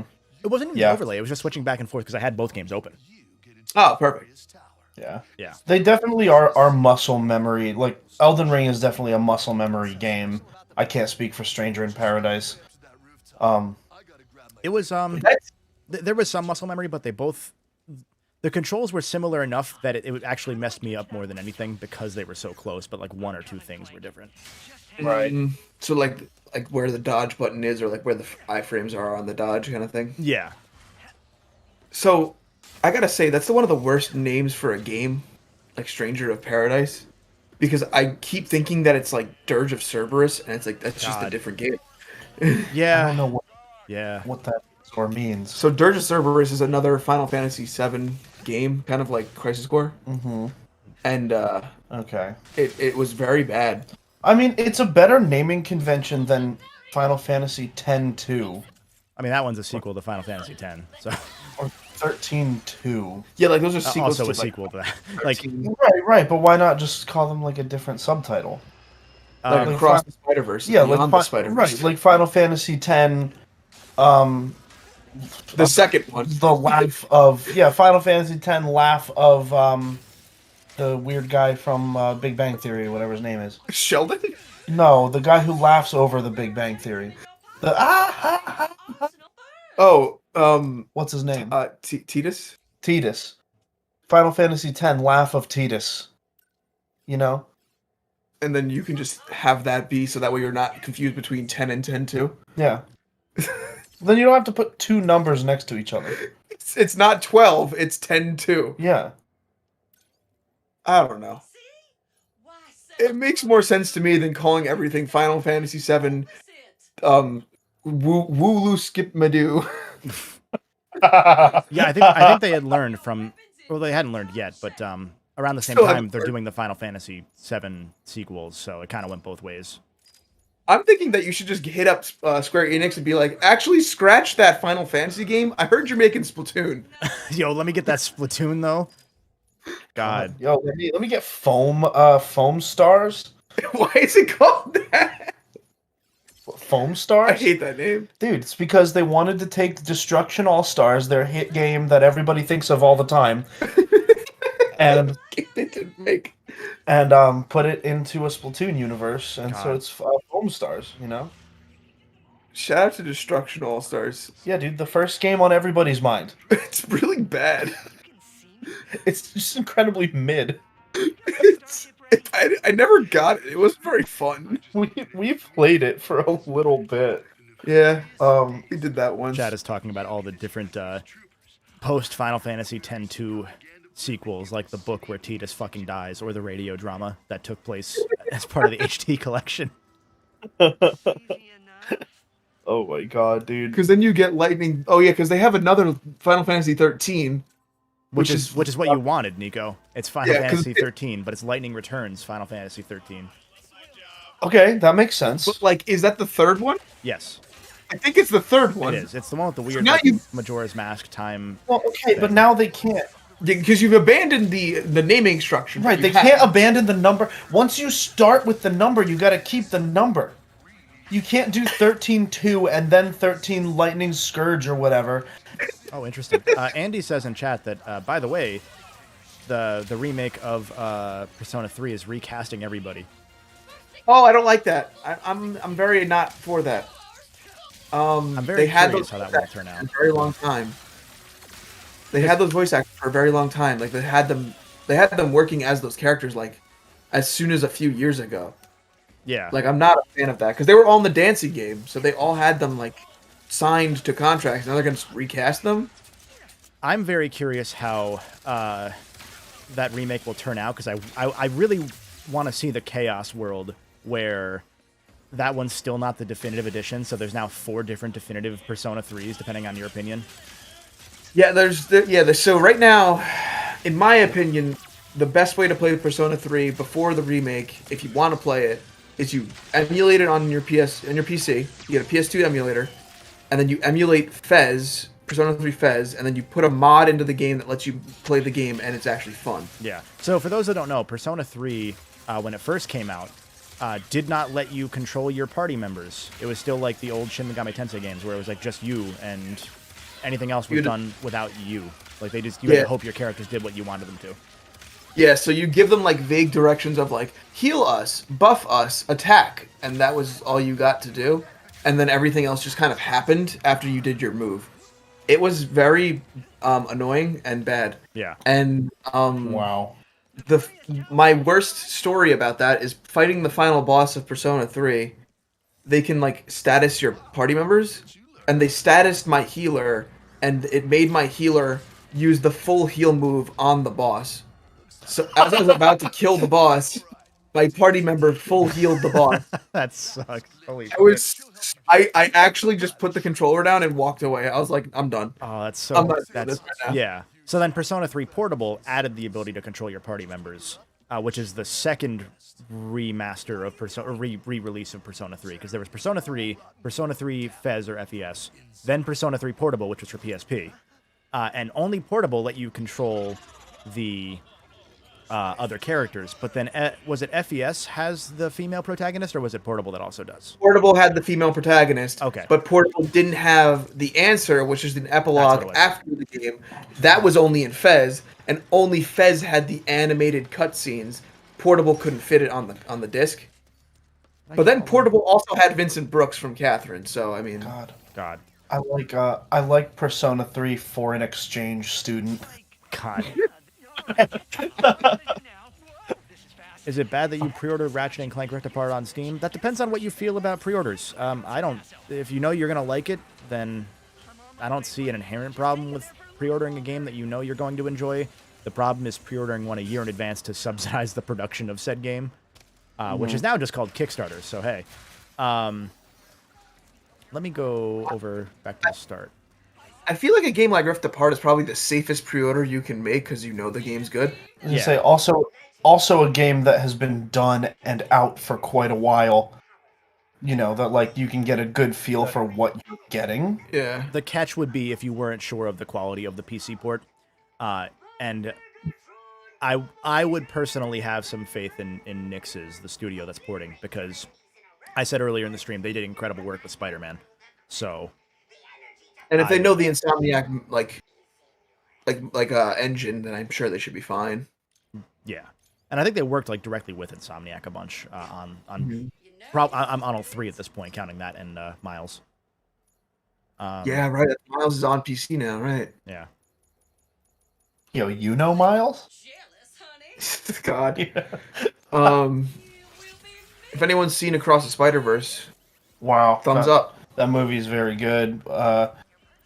We won't say anything else about it. Just go watch it. Don't worry, chat. No spoilers. Yeah, no literally. spoilies. That's all I'm saying. It's very good. Go watch it, please. I would argue that people should maybe wait to watch it. Around about a year, you should wait to watch it. Just know that it's a part 1. That's all you need to know. Okay. I didn't know if that was Just know that it's a part. It was part 1. Everyone knew it was a part 1 because originally it was Across the Spider-Verse part 1 and 2. Yeah, I went into it not knowing that, and that is my only criticism The only criticism I have is that it ended. Yeah, is that it ended? God. Mm-hmm. Yeah, I'm hoping to watch it soon. It's very, Very good. Highly recommend. That But movie's again, just I would artwork. also recommend waiting a year to watch it. It's also a strong choice. Because you know when the next movie comes out, they'll probably rerun this one in theaters. If the next movie comes out. I think it's already almost done. Right, but a lot of things have happened since they announced that. You know what I mean? Like, we got Like strikes. several different strikes and, like, just industry changes overall. Yes, but the Directors Guild is the one that didn't strike. So unless they go back and start striking, then yes. But that's a good point. Yeah, that's fair. Yeah, it's a fair thing to think about, too, because, I mean, you can plan this stuff as much as you want, but if the people who make the movie don't want to make the movie... Yeah. Which gold bolt am I missing? Because then you do, like, I think the thing for me is that A, the strikes are happening in the first place, there's tension, and B, when you see just, I would, what I would call poor business decisions from, you know, places like a Warner Brothers Discovery, which obviously, like, that's not necessarily, obviously not the same company, but still just a lack of vision for leadership. Philip said in chat that they went in not knowing it was a part 1, and that made it better for them because the whole theater just gasped. So, yeah, no, we had a very animated theater when we watched the movie. Yeah. And it was very funny watching the entire, like, theater, like, go nuts at the end of the movie. And Nico, I was, like, looking at Nico at the end of the movie, and he was just sitting there like, that's it? I thought it was a bit. He was like, no, the movie's gonna keep going. Yeah, I thought it was a bit. And then, like, the lights went on, and I was like, no. The next one's coming out. It didn't feel as long as it was. Shout out to Chad Narukami in chat, by the way. Welcome. Oh! Let's The go. one and only. Speaking of Persona earlier. He's here! Oh, the bolt's up there. Did I miss that one? Am I an idiot? Yeah, I'm an idiot. He's been on hiatus ever since I stopped streaming Persona 4. Yeah, that's fair. Wow. I'm probably not going for 100%, so don't worry, everyone who's watching me in fear of me doing that, because I don't want to do that. But I might go for all the gold bolts. I'm not going to do the Krager Bears, because I forget where most of them are. Chris in chat, if the movie doesn't have Jade's Heart 9 in it, I'm not bothering. They couldn't pay my fee. His fee Yeah, is they very couldn't- high. Yeah. It's very high. fee. He was originally cast. I was Peter B. Yeah. I was gonna say you were originally cast as Miles. Oh, did I? Can't do that.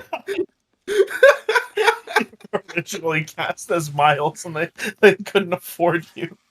Can I just be Mayday? Oh, fuck. There we go. I don't know who that is. Mayday's the baby. Oh yeah. Okay, so Planet 1 out of the way. We're about to swap over to Rivet once I do the last boss fight. Let's go. Where is the door? There's Oh, the you door. are stuck. No, it's fine. Don't worry about it. I fixed it. There we go. Now chat knows how bad the delay is for that Yeah. moment. Yeah, YouTube has a lower latency feature, but I didn't turn it on just in case. Yeah, it's okay. Sometimes you just gotta find the Dorbius. I don't I'm so glad that people will I don't- understand that. know what that means. I'm here in the same room with him, and I still don't know what that means. Well, it's a combination of Door and Morbius, of course. Kirby said in chat they kind of wish the game had a bit more variety in bosses. I think that they probably do too, honestly. The game, I mean, I mentioned in the video, even from what we already know, the game went through a good amount of hiccuping production-wise. So I'm sure that they would have liked to, based on how they improved from Spider-Man to Miles Morales in terms of enemy variety, I'm sure that they would have liked to do more. I thought you were talking about Ratchet. I am. Oh, The same he's studio. saying that yeah, Miles, because of all the work they're doing on Spider-Man. Got it. Less work for less. Well, it was that Ratchet had like some hiccups because one of the issues they ran into ahead of release was that right around 2020 they were like, yeah, we're getting good feedback, but a lot of people just feel like it's a port from PS4 to PS5. Like there's nothing that makes it a PS5 game so far. So we got to do something that we couldn't do on the PS4, and that's Yeah. probably when they had the rifts, because this is. Yeah, and then That's not- that was part of why it got pushed from November 2020 to June 2021, was because they were like, it's not really How dare you? It's not really like there yet. Like they could have released it, I'm sure, but they didn't want to release a game that wasn't worth the price tag they're now asking for. You know. And Yeah, even then, now despite this being the longest Ratchet and Clank game, people still complain that it's $70. I mean, people are gonna do that no matter what. Yeah. Because, I mean, let's be real. I don't want to spend more money on stuff that I don't have to. No, I mean same. But like, look at this game. Yeah. You can't look at this and all the work that has gone into this game and tell me it's not worth $70. Yeah. Yeah. I was gonna say this looks fantastic.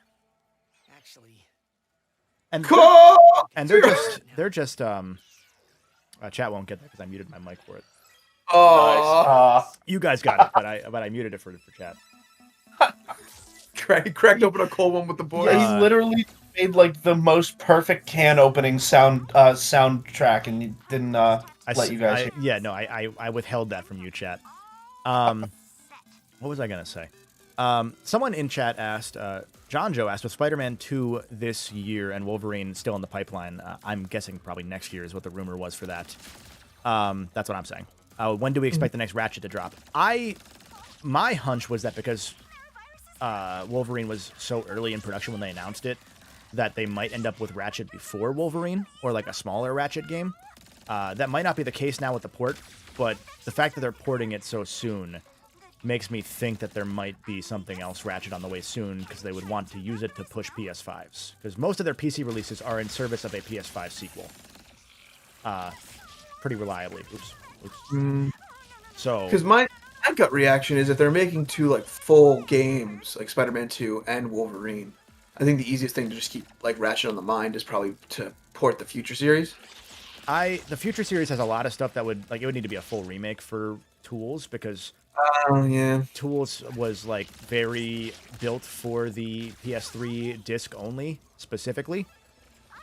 I found out at one point while doing research for one of the games that PlayStation Now had a port of Tools well before they announced it. Like back in 2014, they ported Tools digitally to PS3 ahead of what would have been the original launch of what became PS Now. And I found that really interesting because the whole thing is that when they developed Ratchet Tools of Destruction, it was built for PS3 disc specifically, so they couldn't really go back in and retroactively put it on PC. Or not PC, on digital, sorry. And that was why it didn't get trophies, because they never built the infrastructure to go in and patch the game to even have trophy triggers. So it was a whole interesting process they would have had to deal with. So I always had a kind of a theory that they might do something like Tools or Future Saga remakester in the vein of Ratchet PS4, except directly and not with the movie stuff, obviously, because of Ardolus in this game being a one-to-one recreation. Like, it's very clear to me that they used the same tech that they did to grab the level mesh of the PS2 levels for Ratchet PS4. They did that with PS3 to PS5 for that level. So, yeah. Why is Tools of Destruction not a pun name? Because they had other ones in mind, and that was an internal pun because that game was development hell. Right. So they were like, the Tools of Destruction are the development tools that fucked us for 2 years while we made it. They had other ones that were like really on the nose that was like, I don't think that you can really do that. Yeah. Well, and a lot of it was also, as they wanted to be taken a little bit more seriously, they wanted to stop it being, and this is a paraphrase of someone who was at Insomniac at the time, we want these games to be taken both tongue-in-cheek, but also as genuine games that are growing up with the player during the PS3 era. So calling them Ratchet and Clank something about butts was kind of mixed messaging, because it gives you that edgy mid-2000s vibe, which wasn't what players were really looking for anymore in the mid to late 2000s proper. People were looking for games to be more mature and less butt jokey, that kind of stuff. Mm-hmm. Um, that's fair. But I wanted to say something. Oh, Ian Bow is in chat. Hi, Ian. He had asked, do I think they would cut the "I'm a little teapot" bit if they did remake the future games to avoid the copyright? Yeah, 100%. Either that, or they would have paid for that licensing ahead of time, because that cost them a lot of money apparently. So, because "I'm a Little Teapot" is a copyrighted song. Also, why you don't hear the "Happy Birthday" song played a lot in shows. It's always why they play something else. Same for why the was it the Spider-Man theme? Yeah, they didn't put the Spider-Man theme in the Simpsons movie for Spider Pig, the Spider Pig joke, because it was really expensive. So they went with the Batman theme, I think is what it was. Correct me if I'm wrong, chat.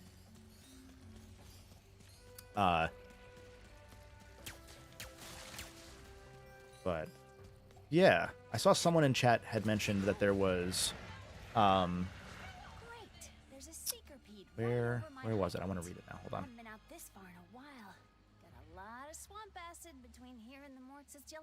I missed it now. So I couldn't see who it was, so I'm sorry. But someone had mentioned that there was a lot of Tools nostalgia that this game leaned on. I think it's interesting because a lot of the people that I'm sure are working on these games now came up playing during high school and college the PS3 games. So there's like that rolling nostalgia that people want to go back to, like what made them get into the games kind of stuff. So that's a fun little factoid. You're like, if that's a game that made you want to get into game development in the first place, and you're now working for that company making the next one for that series, yeah, you kind of try and sneak in whatever you can. Yeah, like you always rip off whatever it was that you were first a fan of. Like that's why every YouTube game reviewer starts off as AVGN or whoever they first watched, you know, AVGN or a JonTron or whoever.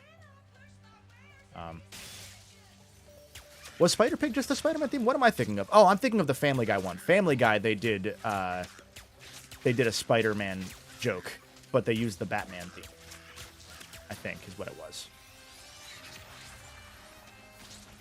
Either way.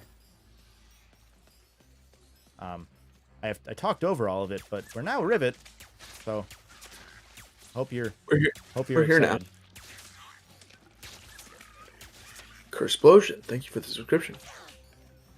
Oh, the subscribe thing's popping up. Thank you. I don't have a tune attached to them because all of them were really loud. So thank you for anyone who's popping up with the subscriptions there. Cesar Cantu, I think that's how you say it. Well, welcome.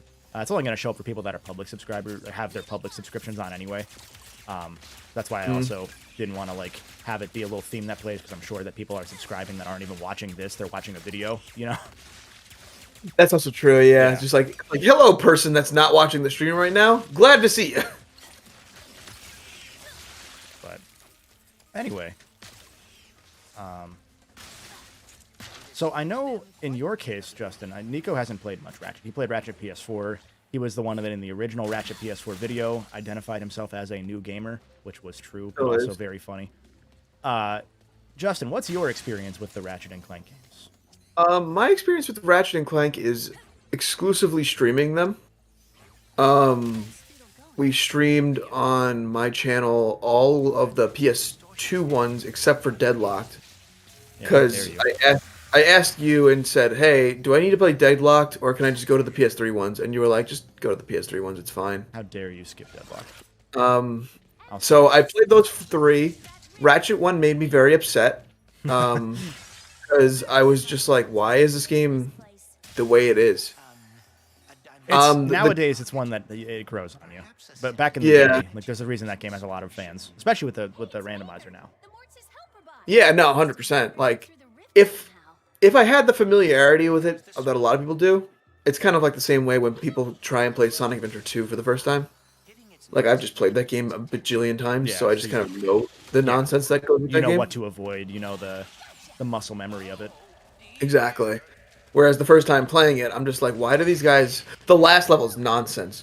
Absolute garbage. Where those guys can just just shoot you through walls because you just can't see them, but they still shoot you. Yeah, when they can hit you from further away than the game's draw distance. Yeah, it's absolutely insane. So fun. How can you not like it?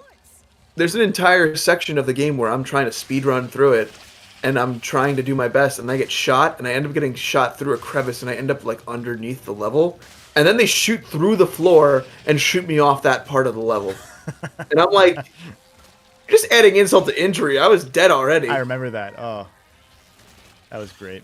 So it ended up just being like me hiding behind a wall, shooting Visibomb bullets, shooting Visibomb rockets, and like trying to guide them through like all of the level, because you just had to get rid of them before you moved forward, or else you're just dead.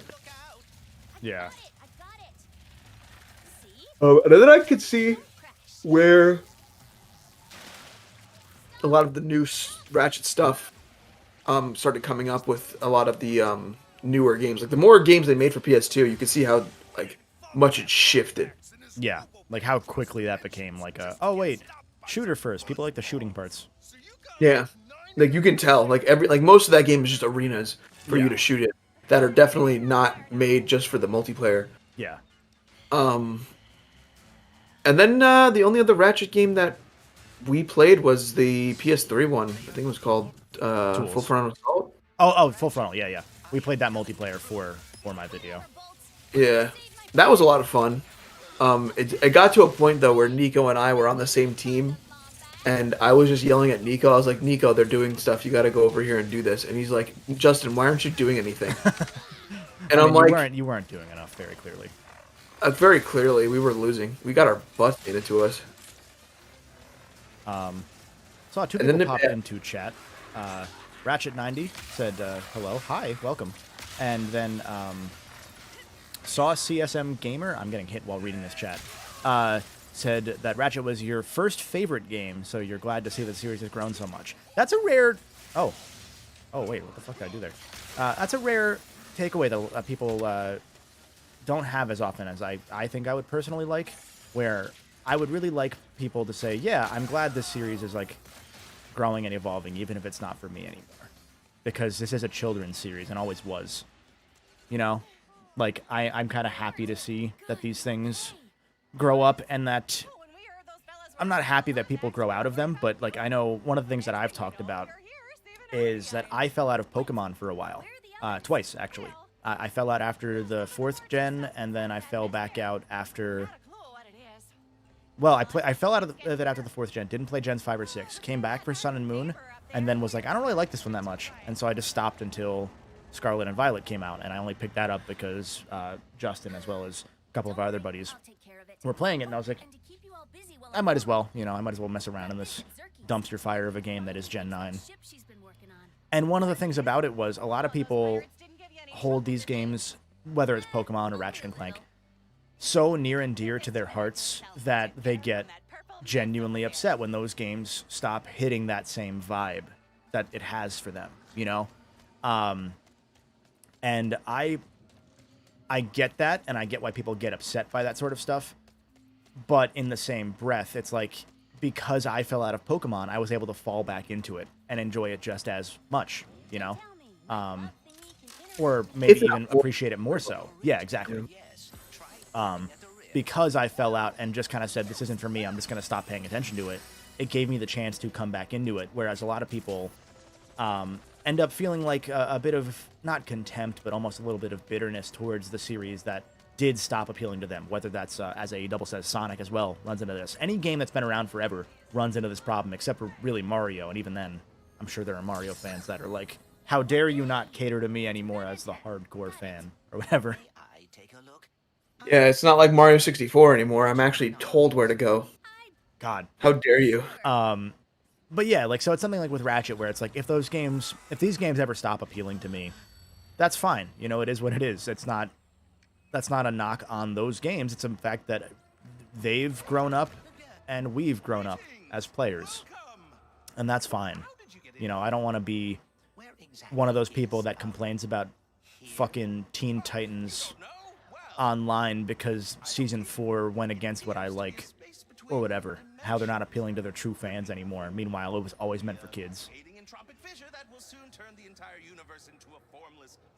So. It's just one of those things where, I mean, as I've gotten older too, I now have the means at which to enjoy things the way I would have liked to when I was a kid. Yeah. In of supporting them and getting what I want. Yeah. So it is just like refreshing to be like, you know what? I love Persona. This Persona game, the tactics one. I'm not sure I'm going to spend $60 on that right out the gate. So I'm glad that I'm glad that it's there because that way that more people can experience the characters and stuff that I really enjoy. Yeah, yeah. Also, hi Jordan, welcome. Dolan said in chat, I wonder if they'll the next generation Ratchet once he finally finds the Lombaxes. I wouldn't be surprised. I think that Rivet was so well received, more than I expected, that they have the ability to. But I also think that they've faked out enough of the series of those two, Ratchet and Clank, that is,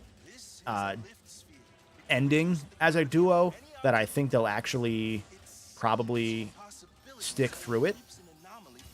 I always thought that we could see like a small Rivet and Kit game after this one, because they were working on obviously what would have been Spider-Man 2, and then Wolverine was announced and everything was thrown out of whack. But I still think we could see a small Rivet and Kit game that teases what's next for the next Ratchet game, in the same way that Miles Morales happened. Which I think would be... Oh wait, do I need the speed thing? Hold on. Here we go. There we go. Yeah, so I could see a Miles Morales as Rivet and Kit, where it's a smaller game, to lead up to the final, you know, like a Rivet and Ratchet and Kit and Clank or whatever game. That would be like Spider-Man 2, where you can swap between them at different points in the story, like they kind of wanted to do with this game to begin with. And it's like something that's not super high stakes, so you can reuse similar assets, so that way you're not using so much time to creating new things. Yeah, yeah. Like, I think that you could make a quick, like, 5-level Rivet and Kit game that cost $40, $50, and people wouldn't complain too much. Like, people are always going to complain no matter what, you know? But that'd be a perfect game to release, and then, there we go. Give me 1 second here. I gotta do puzzles. Not hard puzzles, but puzzles. Lead your possibilities to the final meta terminal. And not to stress you out, but there's a lot riding on this. Like This. a lot. That. If I fix this anomaly, will that fix all the damage that has been done in this dimension? There we go. No, anomalies are We've done it. starting too We've done the thing. We've solved the puzzle. cataclysm is coming, and already holds Yeah, I'd like to solve the puzzle. which caused it. The Dimensionator? Indeed. But if I like your cut. you learn about dimensionality, Like the cut of your jib. you'll be able to learn enough to save us all. Hopefully. What did I There we miss? go. Didn't we miss were, anything, we were really. talking about, like, the possibility of there being a small, like, Miles Morales-styled Rivet game ahead of what would be Ratchet and Kit That'd be cool. 14 or whatever they're on now. Yeah, like I feel like no one would be mad about it. Yeah, Like, and if you're mad about it, you're like, why didn't they make a full game instead of giving us giving us Yeah. this? I'm like, well, just play Spider-Man then, I guess. I don't know. they're in a tough case because they can't just do a game called Rivet and Kit right away, because that would make people think that Ratchet and Clank are being replaced. Meanwhile, it could just be they're doing their own thing while Ratchet's getting ready for his quest to find the Lombaxes or whatever. Maybe some like lower level threat that is still a threat, but Ratchet's like, I don't have time. I gotta find the Lombaxes. Yeah, yeah. Who the heck are you? Look who it is. Just bring back Drek. God, Drek's the one character where they're like, no, he's dead. He's never coming back. Yeah, because he's in the bar here as like a sheep, right? Yeah, so there was a fun little reference that people took seriously, where they put the sheep in that is what happens to Drek in the movie before they blow him up. He gets turned into a sheep by Nefarious. And the way that I always saw that was that in this universe, Emperor Nefarious does turn Drek into a sheep when he takes over the universe, which I thought was always I thought that was a cute way of referencing the movie without like actually having to go deep on the movie. Yeah, we found the Minnesotans. The Morts, Yo! the Morts are just Minnesota. Somehow. Never really So quite Nico- got it, but yeah. Oh, sorry, we're gonna say something. Nico's trying to remember who Drek is, so he looked him up on Google, and we found a picture of Shrek but blue. Great. And I'm like, what does that have to do with Drek? Well, no, my favorite was the picture of Drake. And it was Drake. And it was Drake, but they like used Photoshop liquefied tool. And like made him kind of sad looking. Great.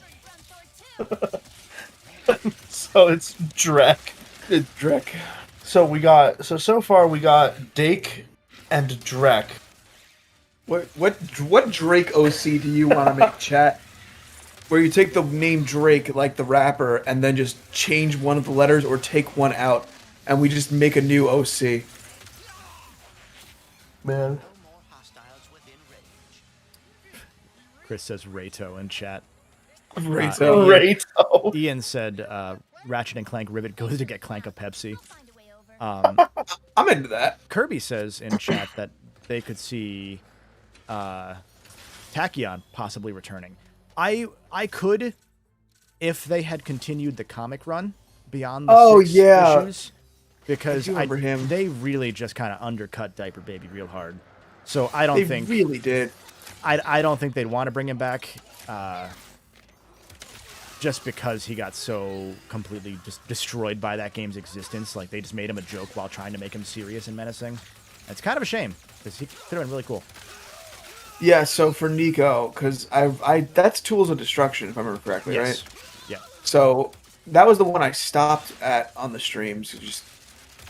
I don't know why we just stopped at that one, but Tachyon is a character from that game where his like race of his species got completely obliterated by the Lombaxes, and so he took revenge by getting rid of all the Lombaxes. And now that Ratchet's the last Lombax, we're going to fight to the death to see which species stays alive, basically. Right.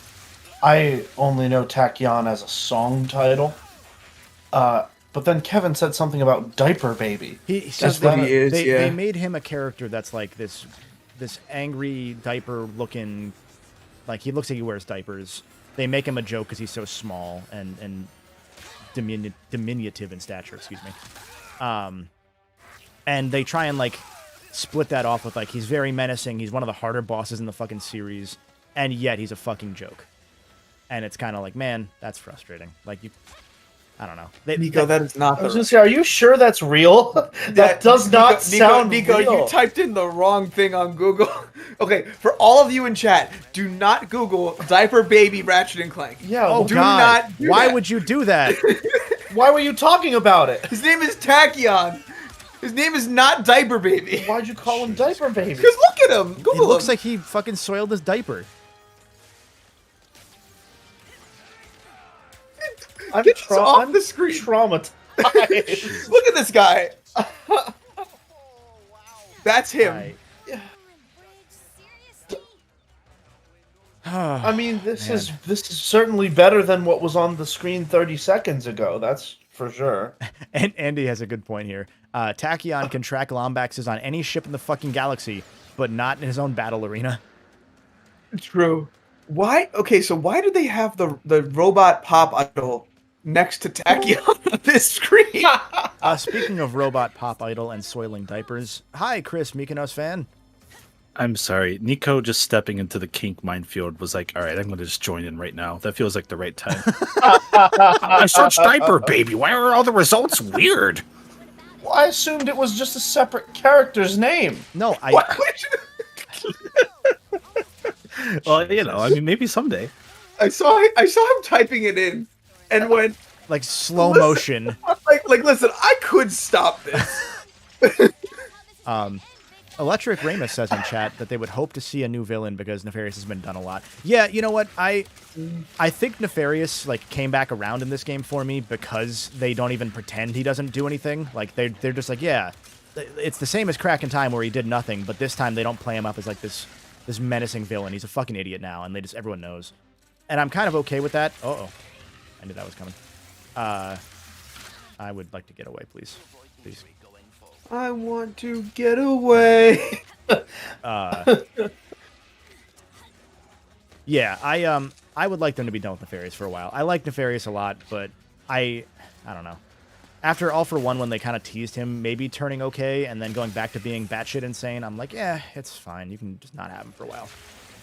The series has commitment issues with its stories sometimes. Yeah, absolutely. I think it's because they have 17 different writers.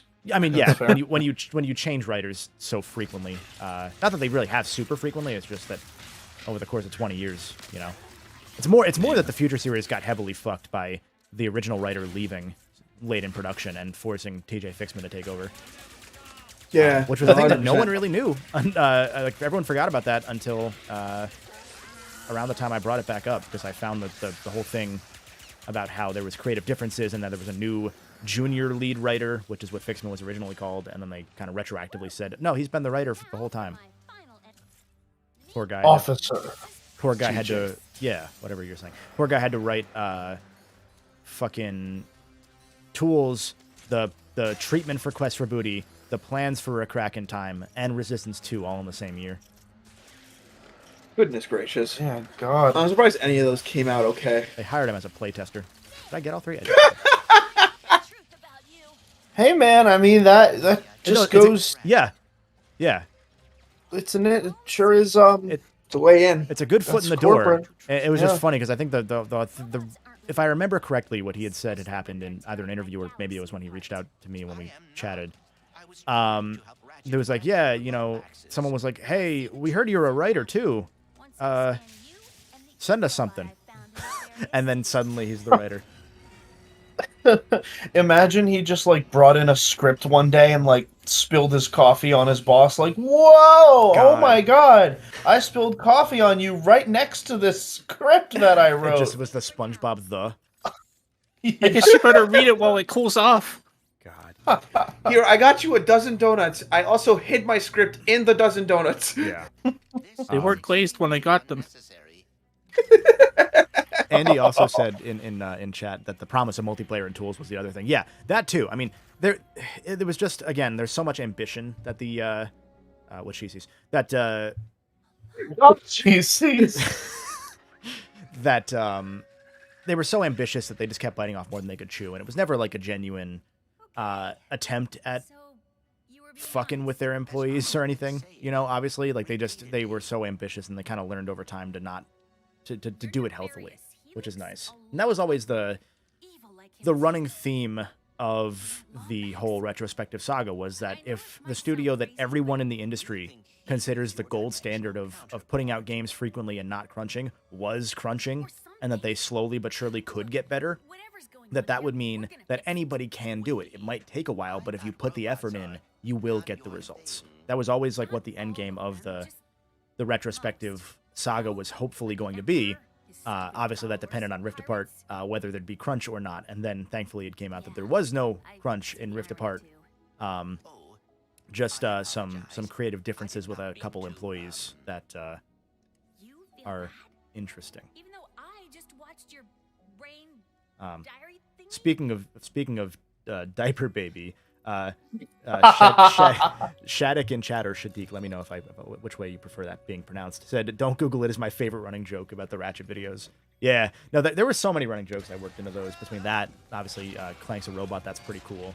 Speaking of, he's here, and he's being stolen, and that's pretty cool. Huh. Dude, yeah, he's pretty cool. He's kind of cool, man. The I'm a little teapot gag that I worked into, I think every one of them past a point. I think I worked on a little teapot to a sponsor gag on the randomizer video even. I love that. I actually love that. For known reasons, sponsored little teapot. Yeah. For known reasons, says Rift Apart was pretty broken at launch. I played it before launch and I ran into one bug. I've still only run into 2 bugs, so I don't know about that one. I'll give him credit. I'm sorry that you had really bad luck. Yeah, I'm not saying it's not possible, but our definitions of broken might be a little different. Because the worst that I had was it crashed once on me before release. And I got stuck somewhere once because I was fucking around and doing stupid things.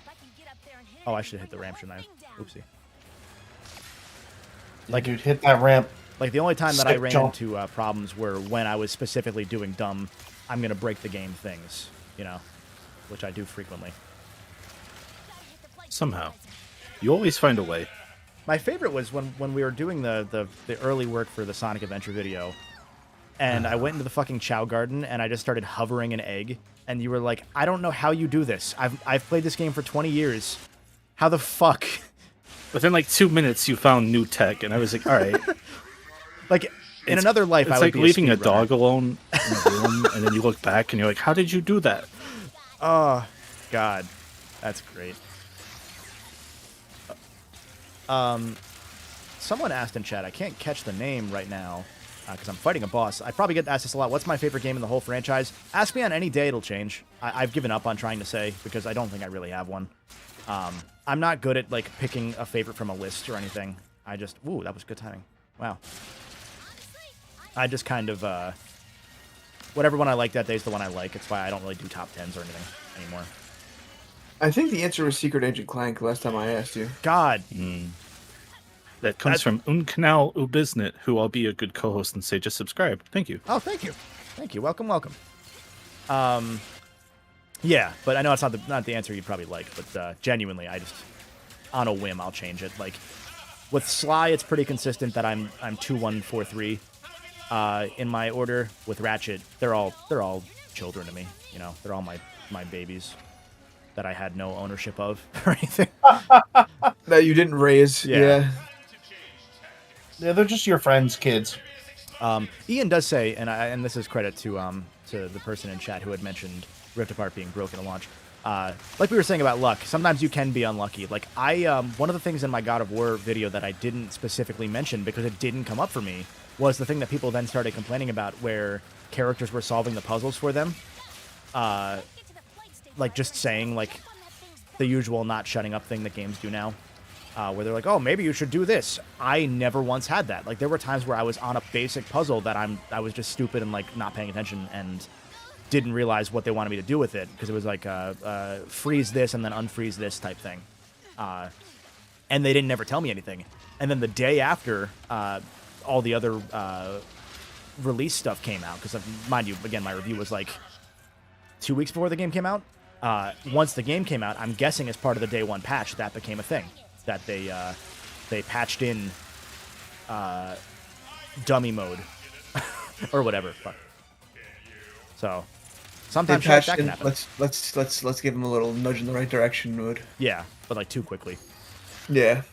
I didn't have that problem either, though. They didn't They didn't really start speaking until I like needed it. I think people are just really sensitive to that sometimes. Maybe they're just proud. There are they're some like, I don't need it. Yeah, like there are some hardcore gamers that are like, yeah, I got it immediately, and like to some extent I can believe that because it is like dialogue cues. But the only time I ever remember it happening was Horizon, not God of War. But it happened like after I was standing there like an idiot for like a minute because the game is so overstimulating visually that I didn't know what it wanted me to do.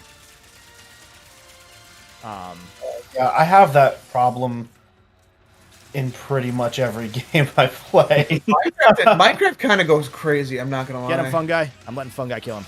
Do it. Do it. Get him. Yeah.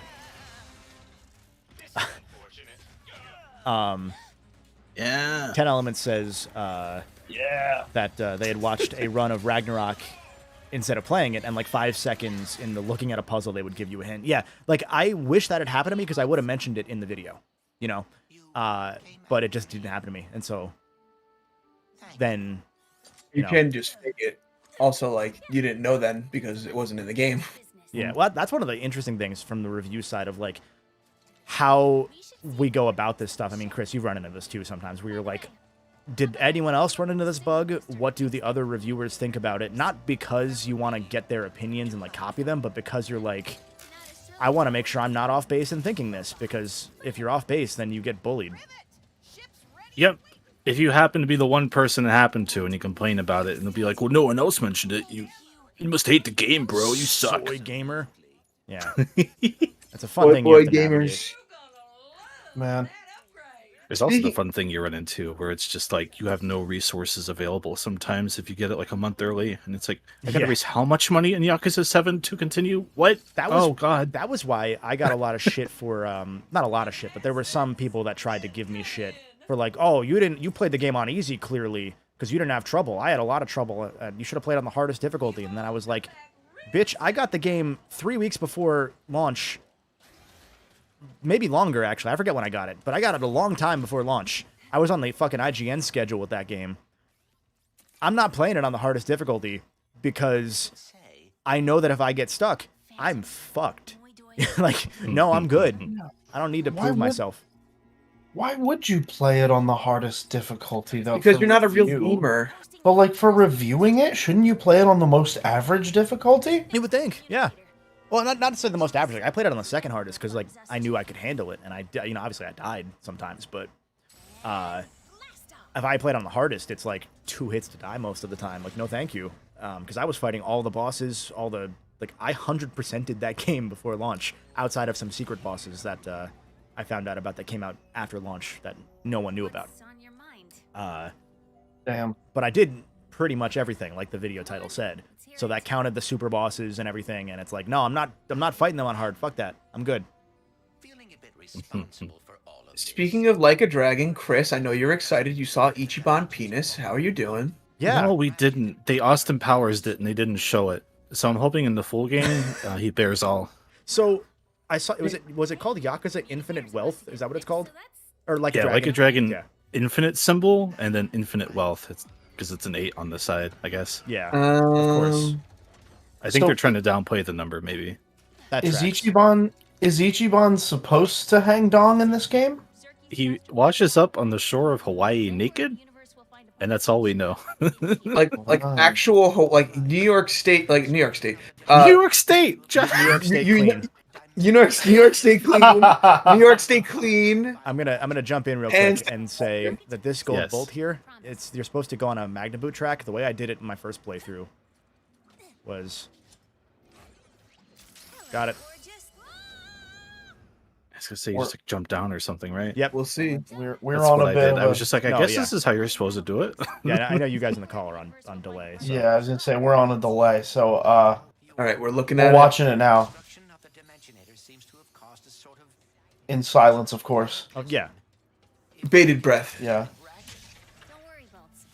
The statue bosses. That's correct, Ian. I knew that there was something that one item did, but nothing. Like they didn't give you anything because usually like the groups will give you like Sony and whatnot will give you like a hey, here's some things to watch out for, along with here's some things you shouldn't say. Like don't spoil things, obviously, because have fucking consideration. What are you supposed to do to get that bolt? There's a Magna Boot like Magna track. Boot thing. So you walk upside down on the path. Right. Kevin may or may not show it later if he remembers. No, I'm not going to. Cool. W. So I'm just gonna say that Kevin, you saw the future because you put Ichiban cock on your thumbnail, and now we have Ichiban. No, I didn't see the. Oh, I wanted to stand on this. Damn it! I want to be stupid. I didn't see the future. They saw my video. They saw the vision, and they were like, "All right, this guy's got something. He's on to something, man." Why don't we show Ichiban cock? For those that don't know, I made 2 videos. Was it 20?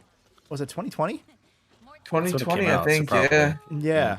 It was the start of 2020. It was games I was looking forward to and games that I was concerned about. And both thumbnails had like Final Fantasy. One was like Sephiroth, and one was Aerith. And eventually, the ones that I was excited about, surprisingly for YouTube, the positive one had gotten better views. So at one point, I was like, I'm going to switch one of these and just plaster over with zoomed in Ichiban from Yakuza, just zoomed in on his crotch. And it didn't make the video do any better. Or anything. But it made it more memorable for us. Yeah, That's what counts. but it became a meme for us. So that's all we needed. I think I also got that once without doing the thing. So that's pretty cool. And then wasn't there a video that you did with the thumbnail where it was Ichiban shaking hands with Jin Sakai from Ghost of Tsushima? I've done that one multiple times. I'm happy. That's right. I've done There multiple. There was one that I remember you Frankensteining together. I don't remember what it was though. Was it like Ratchet? I think. Yeah, it was. It was Kratos and Ratchet. Oh, and Ratchet that's had a what it really was. fucking monster hand. It's in the community post. You guys want to go back and find it. Oh, that one was like, I hate this. Oh, it was so good. It's so good. Oh man. I'm still thinking about Justin calling Hawaii New York. I don't care. Yeah, you know what? Here's the thing, man. famous Twitch streamer JTart9 travels the world so much that he just gets places mixed up sometimes. Yeah, from New York to LA. Yeah. Yeah. And not Hawaii, even though that would be a further stretch of land. See, he's doing it again. He got it mixed up again. I'm really curious about why they would jump to Hawaii with Yakuza 8 and Like a Dragon 8. Like, Yeah. I get why they're not numbering it because 7 wasn't numbered here, but man, that's weird. It seems weird to finally go to America, but have it be so similar to the prior beach places we've been to in Japan. Unless it's like all of It's Hawaii, interesting. but it's not. That's not very Yakuza of them. Yeah. I like the idea of that it's just actually turning into Grand Theft Auto and you walk around all of Hawaii. God. Charles Champ says in chat, despite not having a PC anywhere near the horsepower needed to run this, I'm excited for the re-release. I think so. The PC ports of the Sony games have generally been pretty good about being playable even on the shittiest hardware possible. Like Horizon can run at like 74p, not 740p, 74. What? Like for real? Yeah, like someone like lowered the settings to minimum, and it looks like absolute dog shit, obviously, but you can do it. Let's play it on the Switch. Not there, but I think that's called the Steam Deck, Nico. You got a little confused last time. Yeah, maybe.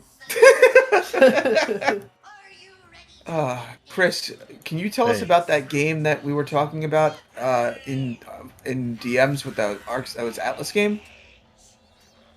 Oh, sure. Because I was very confused, so I wanted Do you you to talk mean about it. metaphor : Refantazio? Yes, please. The what now? Jesus Christ. You know, metaphor : Refantazio? Oh, of course. The first game on everybody's mind. Because so Chris DMs me a screenshot, 4 screenshots of this game. It does not have the title in the screenshot, and he just said it's finally real. And I'm like, I wish I knew what he was talking about. I mean, that's the game you've been talking about it for years, Justin. Come on now. You're such a persona mark that I thought you'd recognize that it was the fantasy game they'd announced like 10 years ago. 30 years ago. I started playing Persona in 2017, so you just ignorance is a choice. Yeah, ignorance is a choice, Justin. There's it's split also a blessing timeline where Justin started playing Yakuza instead of Persona.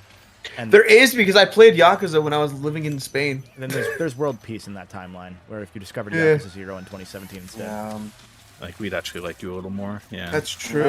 Yeah, probably, I guess. And you're free from the shackles of fame. Viesta says in chat that they're using the Steam Deck to play this stream right now. Hell yeah. Oh, That's hell pretty yeah. rad. We've had viewers from all across the world and every fucking device. Let's go. Don't worry, I'll put you on the Fisher-Price Max Connect. Yeah, I'm going to put you on the Samsung Smart Fridge. God. So what did you want to know about it, Justin? So what is it just kind of like an RPG? Because it looks like an phenomenal. SMT game, but it's from a lot of the OG Persona team that's still around. They just went, we want to make a fantasy game. We're tired of Persona, and then they split off and made that. Interesting. And yeah, I'll be honest, like the way it's the most minuscule thing, and Atlas has done a phenomenal job of doing this in recent memory. The menus in that game, it looks nuts. Yeah, it's a painting. It's not a picture. It's a painting. I love like obviously Persona was already doing it, but I love the recent ability by game developers to make you look at their game. Because like we're so overstimulated nowadays that like a game like Ghost of Tsushima, where it's like, hey, this is so fucking pretty, and we're gonna make you stare at the ground to see the footprints, so you have to pay attention to the world, and there's no mini map and stuff. I love that. I love it so much, and more games need to do it. I just think that system in particular was like actually just perfect. Yeah. No, absolutely. Mesh of like mechanic and immersion. Yeah. But also, I think most importantly, the mechanic works. I think sometimes I've seen really great concepts executed maybe not in the best way. I think the Horizon handholds being one of those, where it's like, that's awesome, but also it like kind of takes away from it just like a little bit, because it's like too much holographic stuff in this very pretty world. Yeah, like Horizon is the only game that in my opinion, might be too pretty. Like that game is so pretty that it's overstimulating visually, even for someone who's like seasoned at it. That in the rare moments where the game wants you to like look in the environment and figure out what you need to do, you just can't because you're so used to tapping the touchpad or the left stick, whichever one is the one that makes you do the sensor ping. Yeah. You know? To answer the crazy even in chat, Krub is like a Voltron, and I'm the heart of it, and everyone forms around me. Yeah, I'm the ears we determined. Yeah, I insert myself into JTart9 and become one with him. Great. Yeah. Charles asks, what does the director's cut stuff of Ghost change, and is that available on PS4? The DLC is available on PS4. I don't... Was the director's cut also available on PS4? I think it was. It was weird stuff where, like, the director's cut version added better lip sync for the Japanese voice track, right? It was like weird specific stuff like that. I want to say it was on PS4. I feel like it was, but that feels weird because there was also something about it that was on PS5 only, and it wasn't the DLC because Horizon's the one where the DLC is exclusive because it needed to be because visually, holy shit. Maybe the voice sync thing stuck out to me because that is a PS5 exclusive feature. Like there was some weird thing like that. Because I think they released an edition of Ghost that had the DLC involved or attached, rather not involved. But then I think that the director's cut was the same thing but $10 more on PS5 because they were trying to make every game 70 and get people used to it. Yeah, it was like a $10 like upgrade package for the original game. Whereas I think the regular director's cut was only $20 more. It was, I want to say, 30 more or no, 10 more for PS4. You're right, 20 more for PS5. It was weird. So to answer your question, maybe I don't remember. DLC is worth playing though. Yeah, that DLC is really good. That game's got to be coming to PC at some point, right? Right around when they announced too, I think. Because every time they put something on there, it's to promote another game coming out. So Spider-Man was for Miles.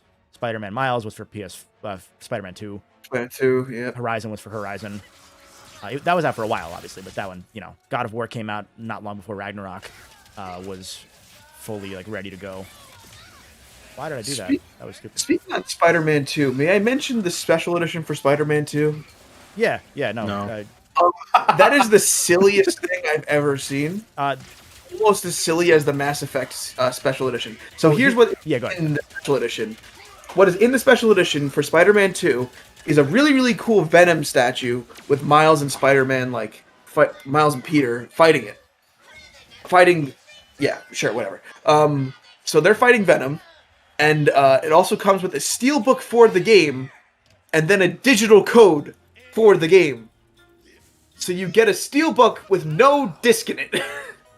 Yeah, but you can put the code in there. That was a thing that a lot of special editions have started doing. I know that God of War and Horizon were two that they did it for because they were like, look, we don't want to give you the wrong copy of the game, so we're just like we don't want to make two SKUs for that.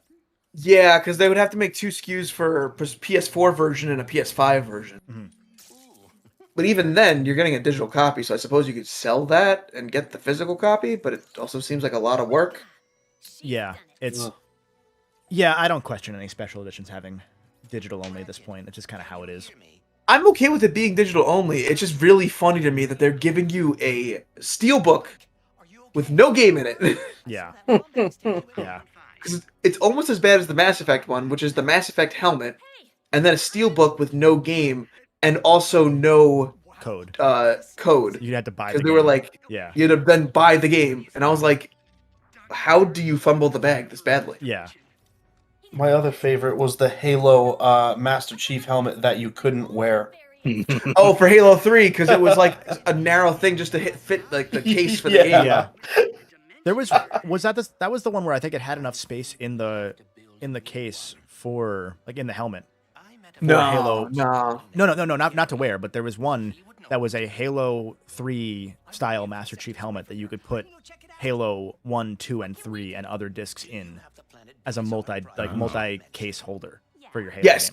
you could do that, or the Legendary Edition of Halo 3 was big enough that it would just take up the whole thing. That makes sense. Yeah. This conversation led me to the other end of where it's weird, because we were talking about Yakuza a bit ago also. I have steelbooks for 7, Lost Judgment, and Ishin now. and 1 disc for each of those, obviously. So I just have an empty case no matter what. Yeah, same. Why do I do this? Hey, it's the thumbnail. Yeah, because at GameStop or wherever they are like sell you the steelbook for the game, they give you the game and then they give you a sealed steelbook. Yeah. So they don't put the game in the steelbook and sell it to you as one package. You like even in Best Buy, like if you don't want to buy the game, you can just go and give them $5 and they'll give you the steelbook. That just seems so wasteful. It is. Kiwami games were steelbook only until they eventually, retired that and made actual normal copies, right? That made sense because you got the disc in the case. I don't know what's going on. Because I got the Kiwami steelbook. Yeah. Yeah, and I wouldn't have like shelled out extra cash for that. Games are weird. The funniest one for me is I got to my Best Buy too late to get the steelbook for Persona 5 Strikers, but they had the steelbook for the Switch version still. So I just got the PS4 version of the game, and then bought the Switch steelbook. Right, because the PS4 run was really limited. I remember thinking about getting that because I was like, I got the one for Persona 5 Royal, why not? But no, it's sold out within like a minute and never came back. Switch copies everywhere though. Wow. I was just like, I want to have it, and now it's just sitting in my shelf with all the other Switch games. I don't like this one bit. And I'm like, you want to play Persona 5 Strikers? All right. A random person who has showed up in my house and requested to play a single-player game. Here's my copy of Persona 5 Strikers. Then I pull out the PS4 version. And then you just start playing soccer with you, Narukami. I wish. Oh God, I need ammo. They should make a Persona soccer game. Oh, that's some dick. All right. Should is a strong phrasing. Oh, I was tethering between the 2 dimensions to get to the center platform, and they hit me as I was about to finish the tether and go into iframe. That sucks.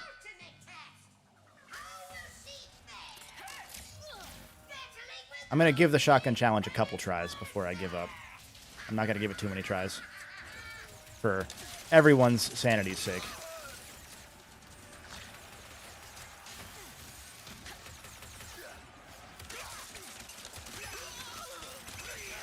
Go. Dun, dun, dun, dun, dun. Oh, shit.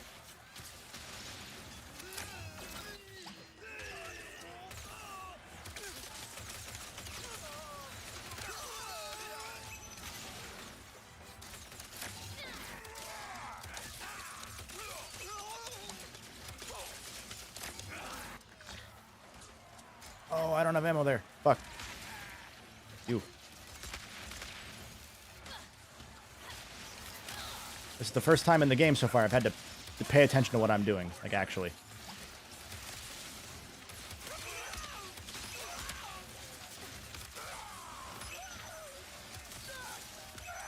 Go.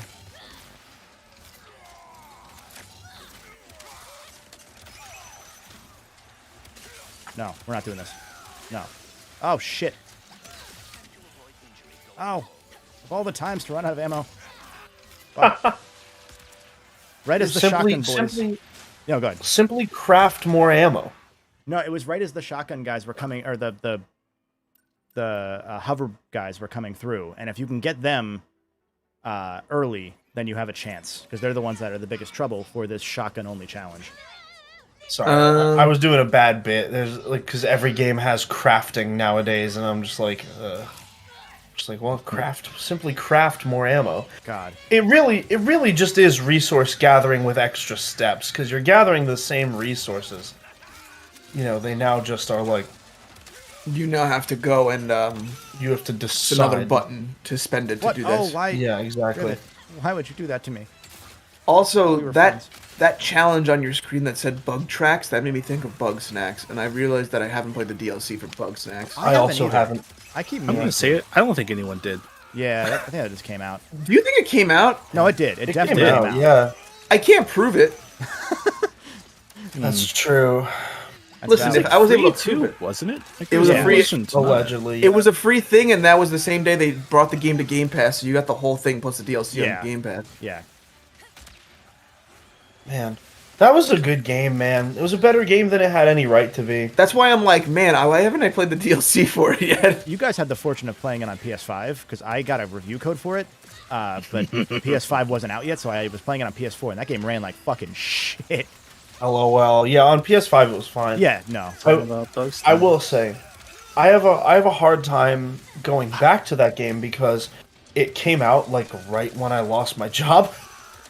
And so, like, it was the first game I played unemployed. And that's when a you really realize traumatic attachment to Bugstacks. Yeah, no, I know. And that's why you're like, man, being unemployed rocks. I can play video games all day. No.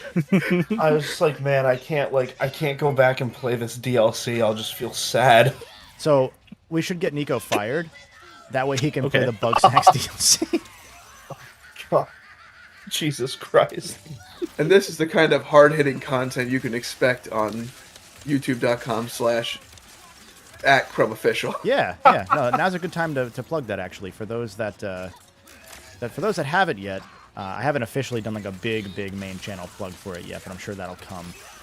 The four of us here on these 3 Discord accounts, plus 4 of our other buddies, have a podcast where we all, on a rotating cast of about 4 people, hang out and talk about the gaming and entertainment news of the week, or whatever we want to talk about. Usually it's whatever we want to talk about, like rating types of takeout food. Yeah, dude. And also the Moe's bathroom incident, which if you don't know about it, go listen to the first episode of the Grubcast. Yeah, the first episode we talk about how Nico ruined Scott the Waz's too many games, and that's why he's not going this year. Yeah, it's my fault. It's 100% my fault. Also, we actually have the cast of June 20th Grubcast here right now, actually. Oh, yeah. If you want to wait 2 weeks and hear the exact same 4 people speak, you can leave now and come back in 2 weeks. I mean, hopefully Justin and I have better audio quality at that time. Well, yeah, you won't be in the same room, so that helps. Yeah, exactly. We won't be one more. splitting. One more. I have full health. Shut up. Ah! You will be unemployed, though, Nico. That is the one thing that will change. I've done it. I did that shit without taking a hit. None of the other runs counted. You didn't see them. They didn't happen. First try. We're taking Nico's job after this. Franken Butt says show his job to poop tweets. Oh, that's fair, dude. Honestly. Sorry, I'm looking for a stud in the wall to knock on wood. There we go. I did it. Great. It had to. Sorry, I'm looking for a dividend in my floor to look at. Be right back. I needed to knock on wood. It was just the most inanely specific thing where I'm like, yeah, that makes sense, but what? Hold on, guys. I'm getting my drill out. What do you mean we're live? I needed to knock on wood, dude. I'm trying to hang a picture. Give me a second. Yeah. Dude, I wish we were degenerate enough for one of us to just walk up and be like, oh yeah, I got a painting 6 years ago. Let me put it up right now. I can do that on the Crowd podcast if you want. What the hell? I was going too fast. I went too fast and didn't hit the ramp the right way, so I died. That's Congratulations on being that challenge, by the way. Thanks. Yeah, swag nasty. Yeah, no, I did that one without taking a hit when it counted. The first 4 times were warm up. Yeah. I like that the arena in this game brought back a lot of the stuff that the Nexus arena and what Crack and Times arena would have done brought in, where there's like platforming challenges or races on top of just being combat. I'm a fan of that. I wish there were more arena things to do in this game, which is a perennially kind of a wish of mine with Ratchet nowadays. But I liked they added a lot of variety and made it fun.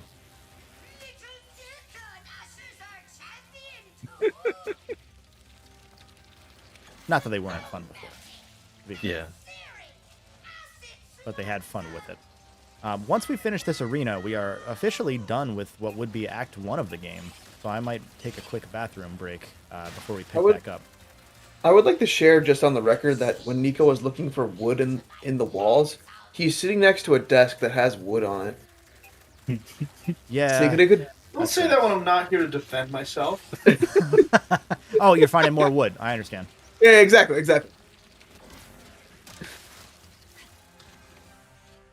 He's going to the door, also made of wood. I need like the IRL stream cut in of like dual cam of Nico going to Home Depot. It's like, I don't know. I just know they have wood there. I'll be right back, guys. No, Nico has been a gracious host. I don't. He's I allowed got me to. this SSD cutting, and I'm like, man, it'd be cool if, like, in the next Mario Kart, there was an option that's just like randomly cut me through any track at any time as part of a race. Oh, that would be sick, actually. Oh, like the Smash thing where it just switches stages. Yeah, Yeah, exactly like that. that would be really cool. When the Switch 2 has an SSD in 20 years, maybe. 10 squillion years ago. Man, I'm upset that I haven't used that mode in Smash Ultimate as much as it should have been used, where you can like just go from stage to stage. I don't think I ever used it. I forgot about it until I was formulating that thought. I was like, oh, that was a thing in Smash, right? It's actually kind of nutty, considering it's not on an SSD. But I guess they do have that like transitions like screen where they're like, "We're now switching. Get yourself ready." Hey, our gun's level 5. I didn't even realize we were close to that. That means I should never use it again. Now that it's very strong and very useful, I'm not going to use it. Oh, even better. I think I did that shotgun challenge without having to rely on the shotgun leveling up in the middle of the battle. So I'm double proud of that. Oh, because when it levels up, it refreshes the ammo kind of thing? Yeah. That was what I was saying a little earlier, I think before you had popped in. That the way that this game handles its health upgrades versus its ammo and like weapon upgrades, they kind of flipped the utility of them, because health upgrades used to be a thing you would do, or you would rely on. Like when you're low on health, the game would kind of like nudge you along and give you that extra health level up faster, so that you could be like, oh man, this game just made me feel really good right now. I'm really happy that happened, or thanks game, not realizing that the game like kind of cheated to give you that award. Now you don't get health upgrades or health level ups that often, because there's only 20 of them, I believe, in the game, or either 20 or 10. And it's interesting because you can't rely on that much, so you die not more, but when you die, you're like, huh, I wouldn't have died like that in past games. Whereas with weapons, it's right when you're about to run out of ammo, the game does that thing where it's like, hey, we're going to nudge you along, even if you weren't going to get the level up right this moment, we're going to give it to you right as you're on like 2 ammo, so you feel that bit of like that dopamine hit of, yeah, game gave me good thing, awesome. Again, not realizing that they're just kind of cheating to give it to you. Which is, I find that stuff cool, but it's a shame that they flipped it, because I kind of want the health upgrades to be more frequent than they are. Where you feel like you're getting to like tougher enemies and you just don't have the energy to like blast through them, kind of thing. It's more like that if the game saved you a couple times more, it would feel like that classic Ratchet vibe, which is the only thing that I think I would say is missing from the more recent games that I kind of miss, that compared to like the games just evolving. Speaking of, Smoke Hush 13, good name, asks in chat, is this my favorite Ratchet? I don't really think I have a favorite Ratchet as the cop-out answer. I just I like Ratchet and Clank, and whichever one I play that day is my favorite, and whichever one I don't is not. Probably. What do you want? What are you looking at? Why are you running into me? How dare you? You hear that? Take that, all for one. I can't say all for one has ever been my favorite. I'll give you that. Take that, all for one. She's a friend. Probably has nothing to do with saving the dimension, But we are going to, once I get into the ship, we're going to swap over real quick to our BRB screen so I can take a quick bathroom break, because we are 2.5 hours into the stream, 2 hours into the game. Phenomenal. Stretch your leg time. Chat. Legs. Go run a lap. First, this cutscene. I forgot that they had to remind you that Nefarious is here. And rubbing his own face. Oh, I'm Dr. Nefarious. My face feels so good. And spreading eagle. What? Wait. Oh. Here, I'm gonna try and share this with you guys in the game, in the chat too. That way you can see it a little quicker. Once I find it.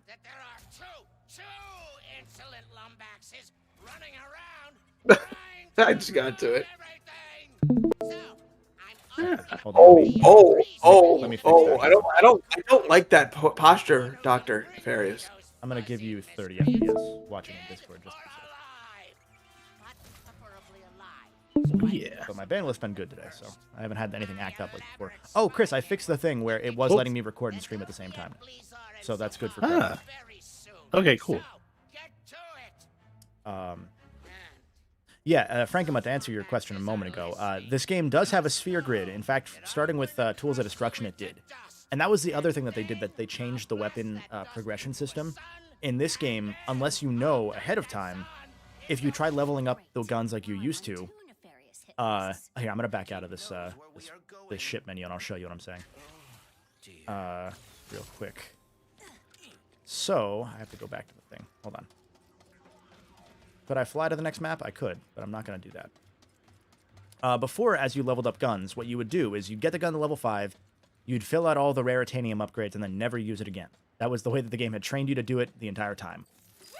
In this game, what they do is as you level up the gun, so I'll show you, I have, what gun is level 1? Will it not tell me? It will not tell me.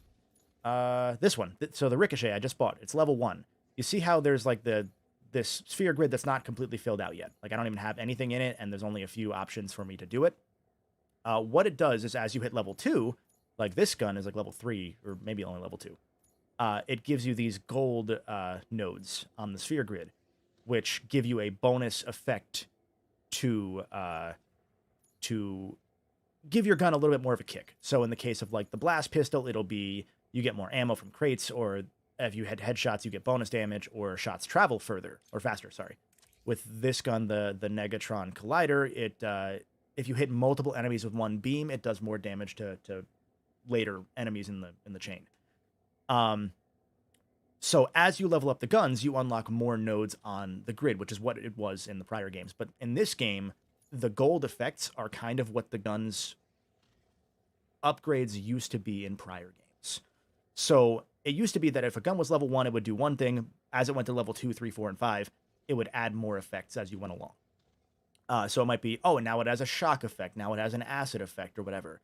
The effects that you want for like Mr. Fungi, when he leaves, he emits a toxic cloud in the area. That's a bonus effect for the raritanium. Where before it'd be if you hit level 3, it would just give you that as a thing, and it'd be cool because then you just have it. Here, I said this in my retrospective, the Ice Cubinator, the gun where you shoot out ice cubes, and that's it, actually. It just freezes enemies. Really cool gun. I didn't use it at all in my first playthrough. I realized during my New Game Plus playthroughs that if you level that gun up and get the raritanium upgrades for it, it has a chain effect. So then when any enemy is frozen and it touches another enemy, it freezes that enemy. And then you can chain that together and then make it so that there's a chain, like, explosion effect when you break one piece of ice. Which means that you can then use the Ice Cubinator, freeze every enemy in the arena instantly, and then if you have the box breaker item you get later in the game, do a ground pound. And when you do the ground pound, it would just break every enemy instantly and do max damage. It's the single most damage I think you can do in the game. Even more so than the Rhino, because the Rhino actually has a weird damage effect in this game. But you wouldn't know that if you played this game like you had other Ratchet and Clank games. And they didn't really teach you that in a way that I would have liked for a long-term Ratchet fan. If that makes sense. So that's your fun fact for the day. I'm giving you no more after that, actually. That's it. Okay, so we will be right back. Yeah, we'll be right back. I'm going to run to the restroom, and we will catch you in just a few.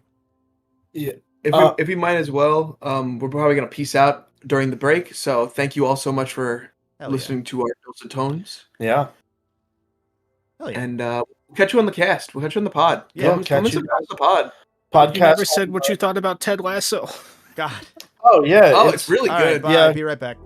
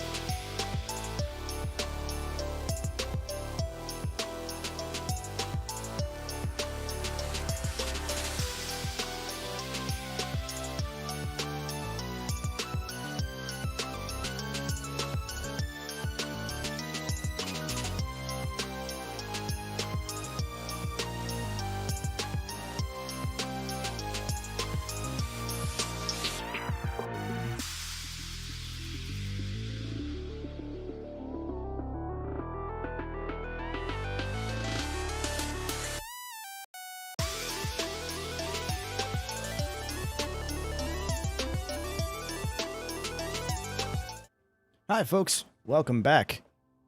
Hope you all enjoyed your bathroom breaks. We all peed at the same time, so we're all pee brothers and sisters now. So I hope you enjoy that knowledge. We are going to jump right back into it because, well, we can go two spots. Chat, what would you prefer? Do we want to go play as Rivet now more on Blizzard Prime, or do we want to go and do Savali as Ratchet? It's your call, chat. I'll let you guys decide. Oh, a choose your own adventure stream. Hi, Chris. Welcome back. I let chat know that we're P siblings now, all of us. Oh yes, the communal P. Yes. All of our P is connected. I've played Death Stranding. I know this. That mushroom is so grown by now. I can't even tell you. I had to double check myself. That's why I started. I was like, oh, this is a thing I was saying, and it is also true. Okay, cool. I see a bunch of Savalis, so we're going to go Savali. Yeah. I might skip getting all the Lorbs. I might not. We'll see. We're making good time so far, because we're only technically 2 hours into the game itself, and we're already like a third of the way in. So I can't complain about that. More like not bad at all. More like a fourth, but it's kind of closer to a third if you don't do side stuff. Yeah. I don't know why I did that. I already have these things. So, Chris, tell us a little bit about your experience with Ratchet, because we haven't asked you yet. Oh, gosh. Well, gee, what a series, am I right? I don't remember anything about Ratchet anymore. That's fair. I played every mainline game, and I thought they were all pretty good. I was doing content on these myself back in the day. Not good content, but I was doing it. But that was 2016? Like in the lead up to the reboot game, or the remake, whatever it is we decided on. So I haven't really thought about most of this series aside from helping you edit the retrospectives. And at that point, it was work, and I tried to not think about it anymore. That's fair. So there's a lot I'm fond that you could of go this back series with at some point. Yeah. Like when a new one gets announced, like Rift Apart, I'm really excited and I'm all for it. But my memories of most of this series now is like through the Golden Bolt filter in a weird way. So yeah, that's fair. Because you edited, which ones did you did? Part of 3. Part of Deadlocked. I don't remember which ones anymore. Yeah, it's kind of that thing, right? Like I don't even remember that. Things I've worked on.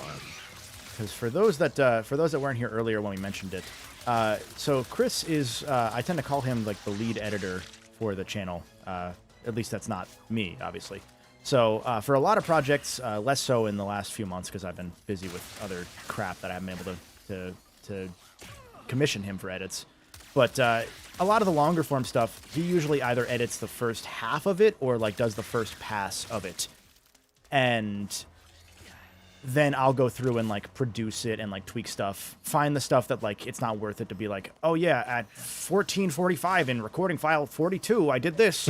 Like I'll do that stuff where I know I have a better moment than the general overview is timelined from what he does. Yeah.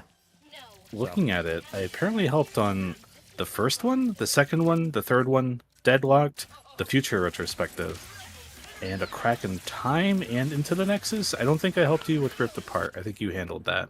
Yeah, because Ripped Apart would have been 4K I feel footage, like so it wouldn't have made sense. Yeah, and I feel like there's one more you did somewhere. Probably All for One. Yeah, I might have done that myself. If that's on your list, that might have been one where I just kind of tackled it.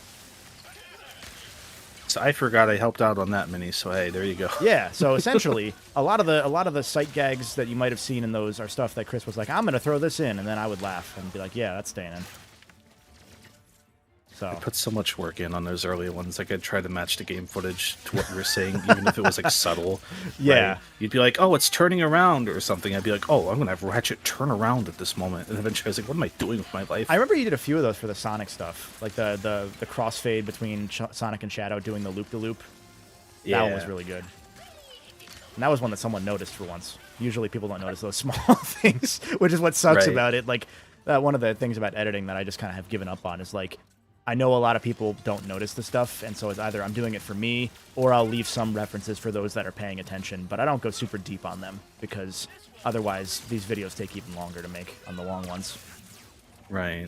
Like you'd mentioned it a bit on your second channel Q&A this week. Right. Little plug there. That, like, you know, there are people who put all that work in, and that's awesome. And then there are people who watch it that appreciate that. But this stuff is audio for a lot of people. Yeah. Like they'll glance every now and then and be like, oh, yeah. But they're mostly just listening to what you're saying, right? So you want to try and keep it interesting and not repetitive visually. Yeah. But especially when you're dealing with game footage, there's only so much you can do, right? Yeah. No, like you can get into typography and all these weird, crazy things, but at a point, you know, you gotta balance the time you're putting into it with actually getting a video out. Yeah, that's one of those compromises that, like, there's that one channel that had that really visually stimulating video on reload animations, and it has like millions of views, but yeah. he only made one video in the 3 years since then, which was also visually stimulating. And I appreciate all the work that goes in, but at some point for me, I'm like, that's almost too much, where I'm like, I can't pay attention to what you're saying because it's too flashy and bouncy. Right. And everyone likes those bouncy stuff because it makes them look cool as editors. But I'm like, no, I'm good. I saw ABG in chat mentioned, he popped in, or they popped in, I should say. First off, welcome. And I'm glad the videos help you out in some way, because that's what people in the video world did for me during different rough spots, so I'm glad I can pay that forward. I think that's what it is for a lot of us, right? Like, for a lot of us, this was something we needed as background noise at some point. A little silly to say, right? But I think for a lot of us, like, it is like, oh, like, this helped me, I'm going to pay it forward and get into this, and hopefully be that for someone else. Maybe a little assumptive, but, you know, hey. Yeah, no, I mean, sorry, I got confused by a thing in game. Yeah, no, I agree. I don't have a follow up to that thought, actually. Yeah. But ABG did follow up and ask, what's your favorite Ratchet armor of all time? Ooh, you know, it might be like the it doesn't get as armor. much. Yeah, like I feel like the Ratchet armor is all pretty cool, but there isn't like a lot of outright appreciation for it. You know what I mean? It might very well be the deadlocked armor. I was gonna say a moment ago, I didn't want to cut you off, but during the cutscene where Ratchet meets Kit, which by the way, Kit's here. Oh yeah, hey Kit. During that cutscene, I forgot that all the armor in this game does the thing that they started doing with Crack in Time, where all the armor has the animation where it comes off your head during cutscenes. And seeing Ratchet in deadlocked armor with it like coming off of his head organically, like doing the helmet animation, oh, that was really fucking cool. I really like that. That's it. I have to agree with you. Yeah. Oh, sorry, just real quick. Like every time that deadlock thumbnail comes up on my homepage for your video, I am like, man, that armor is actually so sick though. Yeah. Like, sure, it's just kind of Halo armor. I don't care. I like it. Yeah. Halo's cool, or was. If by the way, chat, you want me to switch armors, just let me know. I'm happy to mess around if there's demand for different armors. Oops, as I get hit.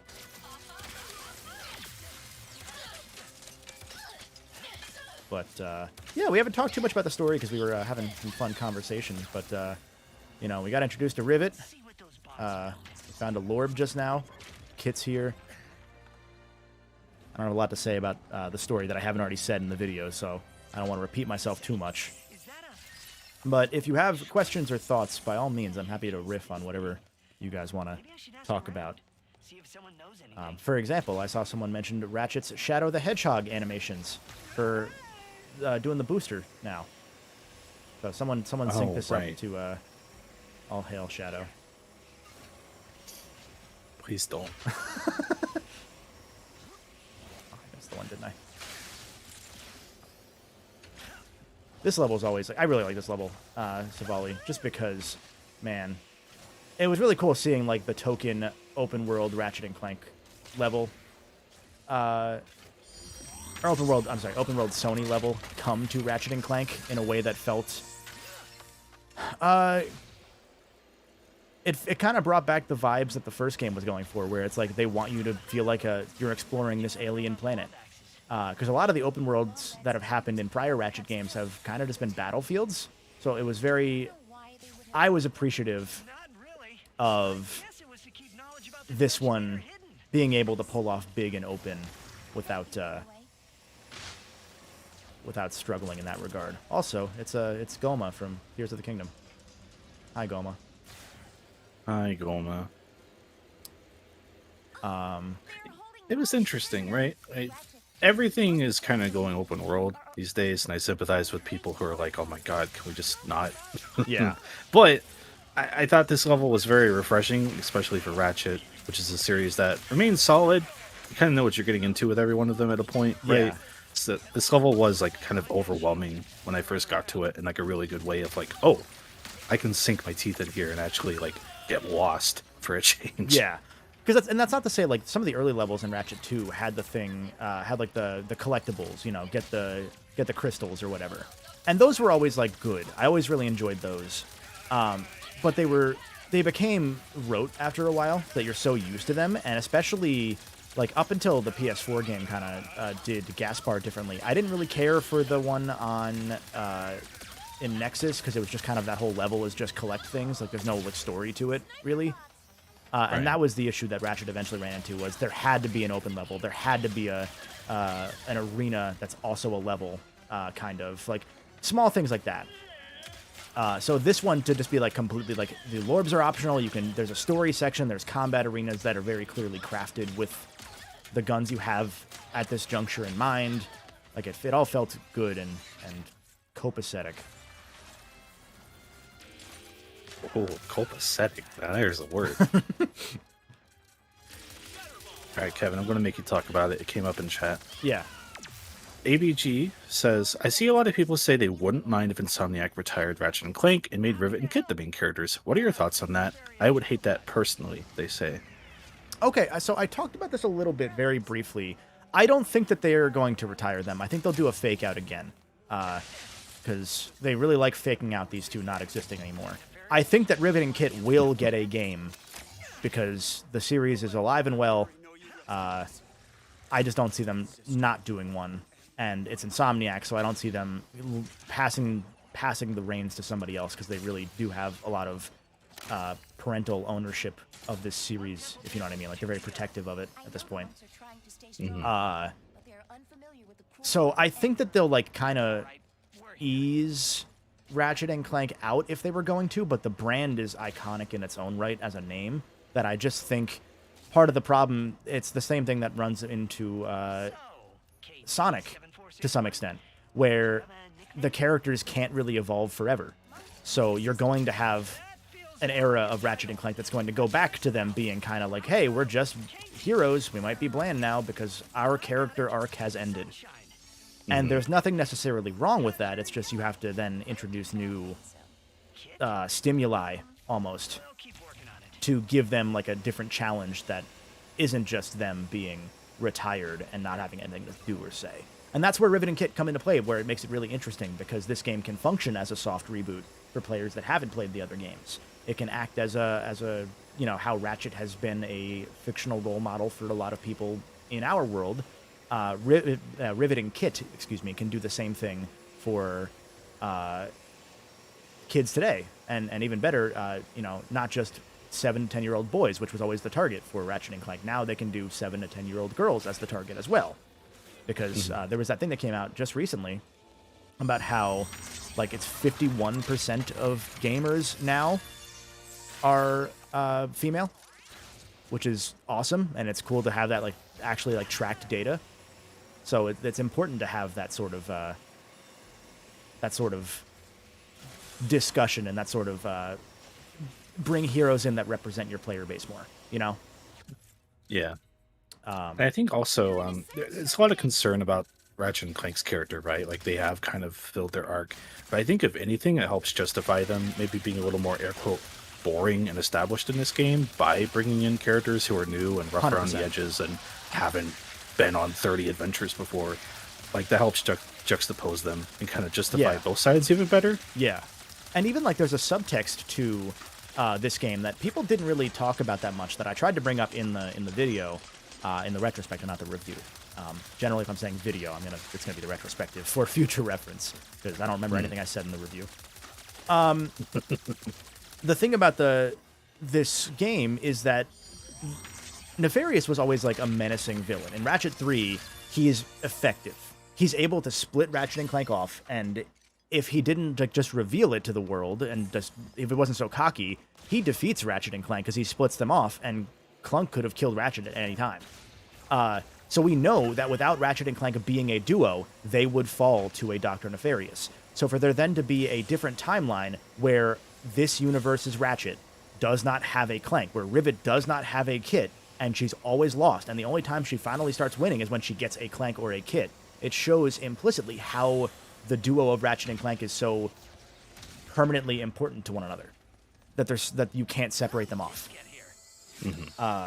And that says a lot about the history of this duo, and again how important they are to each other. So I find that it's not touched on actively, but it's a really cool touch to like, yeah, Ratchet and Clank are kind of the boring characters in this game. Like Ratchet's kind of like, I don't know if I still have it, and that's his character arc. Rivet's is, I don't know that I've ever had it, I've always lost. Clank's is, I don't have fucking legs anymore. You know, like I can't even do anything. I'm a failure. I'm broken. And Rivet's is, I broke everything.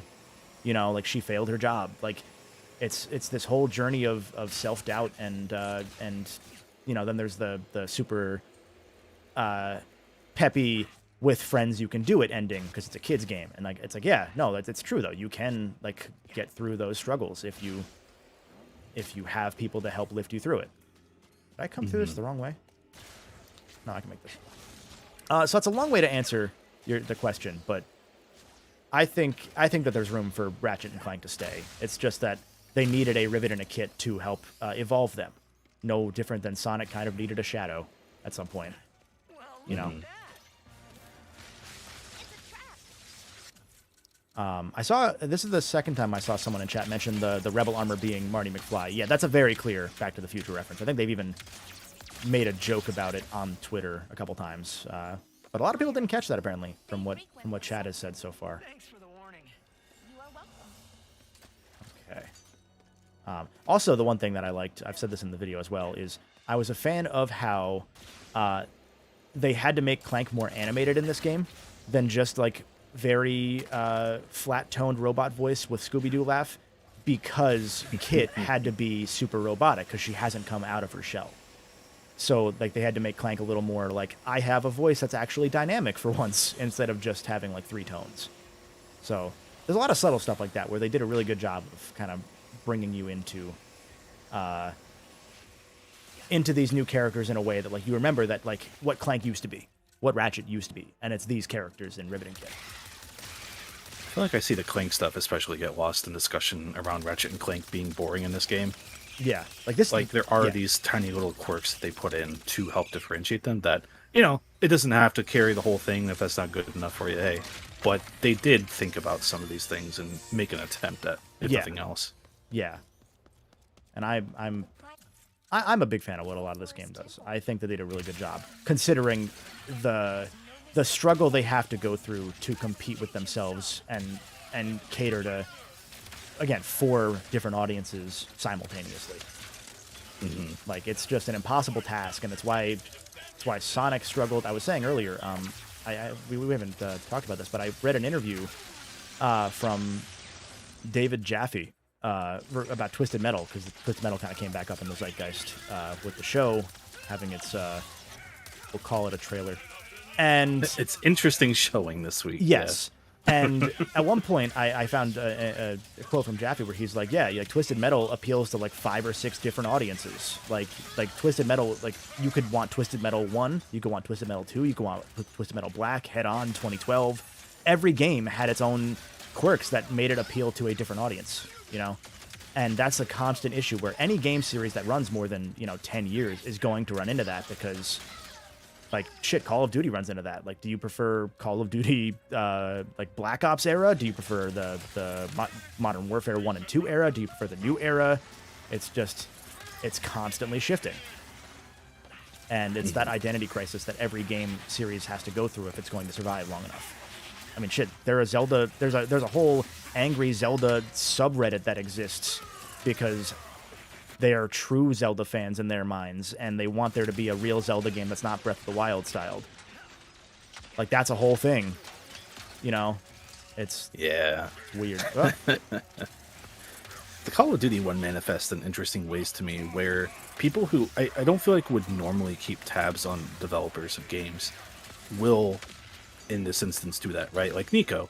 Nico is getting into gaming more through us, for example, but he'll explicitly say, like, is Treyarch the one people like? He'll be like, oh, yeah, I play the Treyarch ones mainly. Yeah. And I'm like, it is fascinating that you keep track of that. Yeah. Specifically. No, absolutely. I mean, even like Halo. Like, Halo had to go through, like, essentially a soft reboot with Infinite. Like, they had to make sure that it was playable without knowing the lore, except then you needed to read books to know the lore. Oops. I don't envy having to tackle that problem of how do we appeal to everyone at once and not make anyone feel slighted or left out.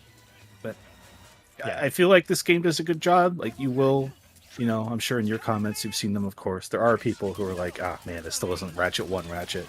And I just keep thinking, like, man, I feel for you. I don't think you're ever getting that again. Hopefully something someday does that for you, but yeah. Good luck. and the thing is, like, I think it's close. Like, she's not to the point of being, like, flat out edgy and unlikable, but she has, like, a bit of, like, mean streak to her that reminds me of old Ratchet. And it's very clearly intentional.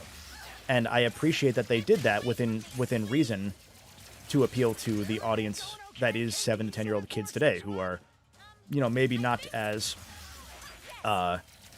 used to, like, the Ren and Stimpy style characterization that 2002 kids would have been, Like, we're used to slapstick, Ed, and Eddie type humor as people from that era. But nowadays, like, this game has to compete, and I said this in the video, this game has to compete with fucking, like, just straight up TikTok by itself. Like, you have to compete with so many different stimuli that, like, we didn't have to deal with. If we had a game, we sat down and we played it. Or we, like, jump back and forth between it and other games or whatever. Nowadays, like, your game has to keep you hooked because there's so many other things that you're doing at the same time, and just playing, I got back into Like a Dragon Ishin yesterday. And even during that, before I got hooked back into it, I was reading, like, Reset Era threads on, like, game announcements during some stuff. And I was like, man, what am I doing? Why am I not paying attention to the game right now? Yeah. Like, even me playing this right now, obviously I'm streaming, so I also have to try and be entertaining and thoughtful and not shit at the game. But, like, it's just the era has changed so much that we just can't compare them anymore. And so, like, you can't compare, like, what kids see today as a Rivet versus what kids saw Ratchet as back then. And when like, Ratchet is literally a fucking analog for us at this point. He's, like, fucking 30, Like, most Ratchet and Clank fans that grew up with the series are 30 or, like, 20, like, late 20s. There's a whole era of, like, younger 20-somethings that are, like, PS3 era Ratchet fans that maybe don't even care about the old games. There's, I've said it before, there's kids that are now 7 years old that play, or that weren't even alive when the PS4 game came out. It's just, it's an impossible task. And with how quickly the eras change, send tweet, essentially. Yeah. Which is, like, part of why it's so interesting for me that they did kind of open the Lombax story Pandora's box again in this game. Because, like, if you are a kid, I don't think we give enough credence to the fact that kids will probably just look on YouTube. That's probably a factor. Oh, yeah, no, but that's a good point. I am like, man, if, like, a kid didn't have YouTube access and played this game and wanted to know more, there's, like, no way for them to play the other games and kind of get a better idea. I guess it doesn't really matter that much, right? They'll explain it in the next one, but even, like, for kids who want to see what it used to be like, it could be a little challenging, I imagine. Yeah. And that's what I was impressed most with, was that Ratchet did a really good job of not having to explain and, like, talk down when explaining, like, yeah, Ratchet and Clank are intergalactic heroes. They save the world so many times over, and that's just how it is. They didn't need to, like, go deep in explaining it. Like, Sonic Frontiers got shit for this, where they started referencing other games. Where it's like, oh, this is kind of like Lost Temple, or not Lost Temple. That laser beam looks almost as powerful as the cannon on the Ark or something. I'm like, what? Lost World. I know. Yeah, I'm like, I know what you're talking about, but oh my god. Like, that's so deep in the weeds that it's just catering to those longtime fans, which is what Frontiers, at the end of the day, maybe needed to do, because young kids are going to play Sonic anyway. You know? Yeah. Like, there is that level of it where, like, young kids are going to find Ratchet somehow. This is the one super kid-friendly game left. You know? Yeah, I mean, if you're a dude who likes God of War and stuff like that and have a PlayStation and you have a kid, it's like, what do you get for him on this PlayStation 5? You're getting Ratchet. Spider-Man's probably okay enough for them, right? Like, but at the point, Ratchet, Sonic, good luck. Yeah. I'm sure there's stuff, but, you know, if you want something really good for them. Yeah, and it's just, it's, again, such an interesting issue that, like you said, Chris, I would never want to deal with it, but that's just the name of the game. How many things you have to fight for attention from with. I can't wait for 10 years from now when people are like, I miss the old Golden Bull retrospectives back when he had bite and edge. You know, I thought about that exact joke at some point while I was rambling, and man, he's just a corporate shill now. What the fuck? Did I just take damage from that? Weird. Yeah. I think I touched a zone that the game was like, no, don't go there. Clawliz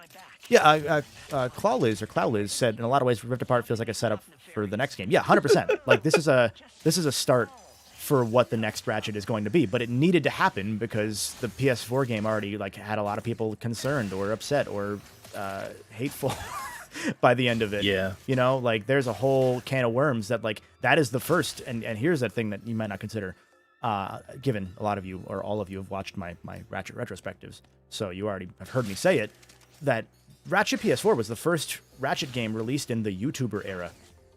You know? Mm-hmm. And there's only been one since. Like, there was a whole vitriol against the entire Ratchet & Clank series from longtime fans that happened in between that game and this one. And that was a game, PS4, oh shit. PS4 was a game that was well received at the time. And then just kind of, you know, the usual gaming discourse that happened, where a year later, the people that like things don't remember what they really loved about it. They were like, yeah, it was pretty cool. And the people that hate things really, like, hold it personally. Like, and that's fine, you know, that's just how it is. But Ratchet had to deal with that suddenly.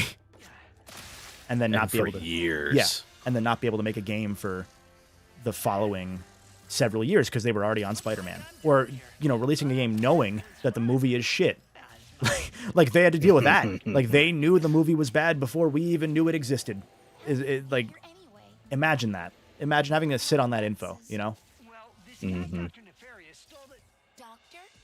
But, and yeah.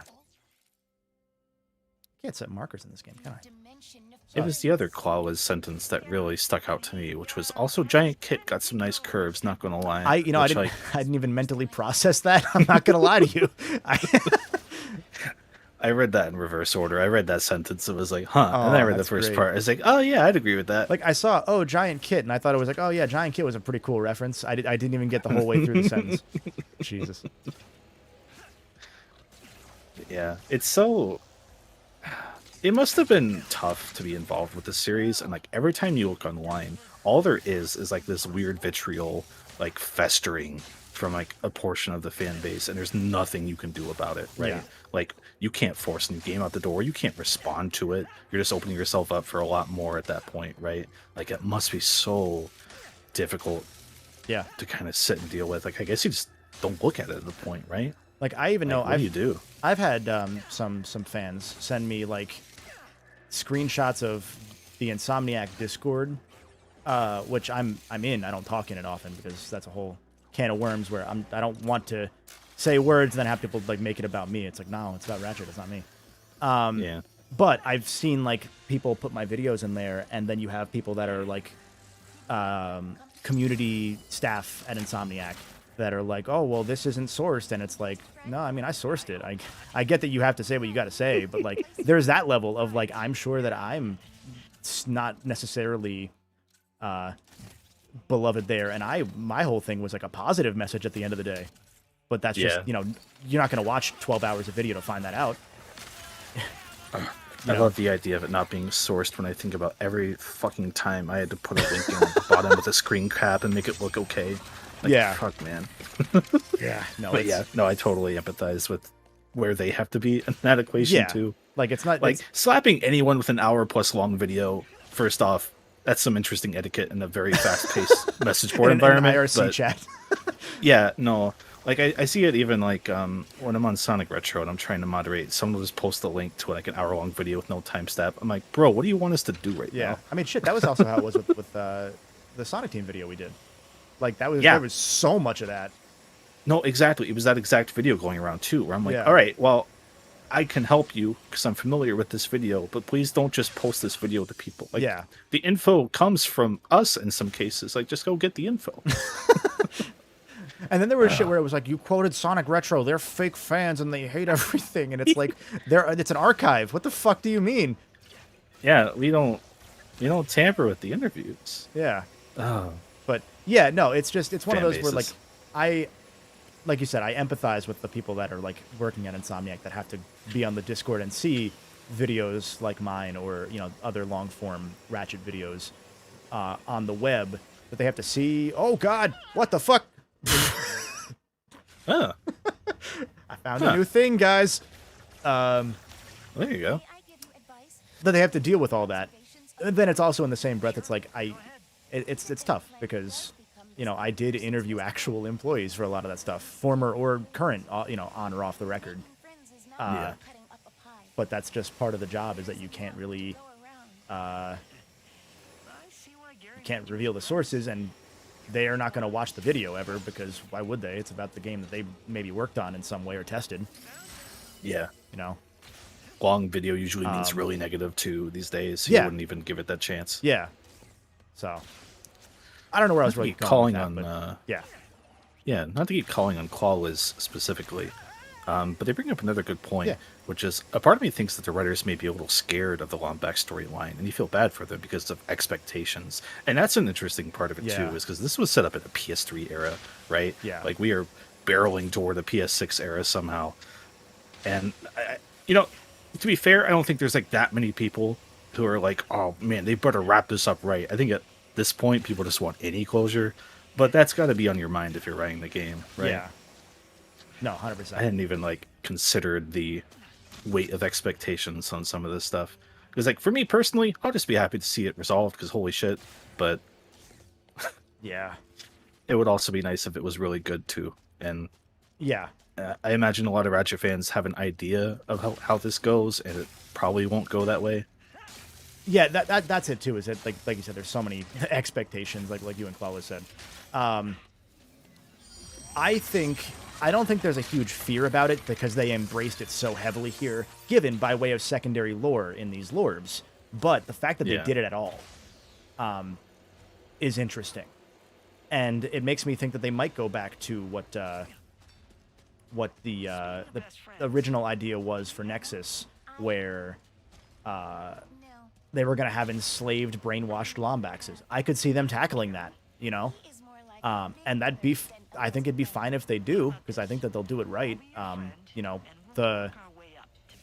this game already went through a writer change as well, which people forget, is that the original writer for the game left partway through due to the contract running up and a lot of loud creative differences. Oh, right, yes. So the writer that took over, I think, is the lead on Spider-Man 2 now. Like they really like her work, they really trust her, like, and that's awesome. And so I think that with all the miscellaneous, oh god, I did it again. Okay, I'm good. I do that every time I do this section. I go too fast for it.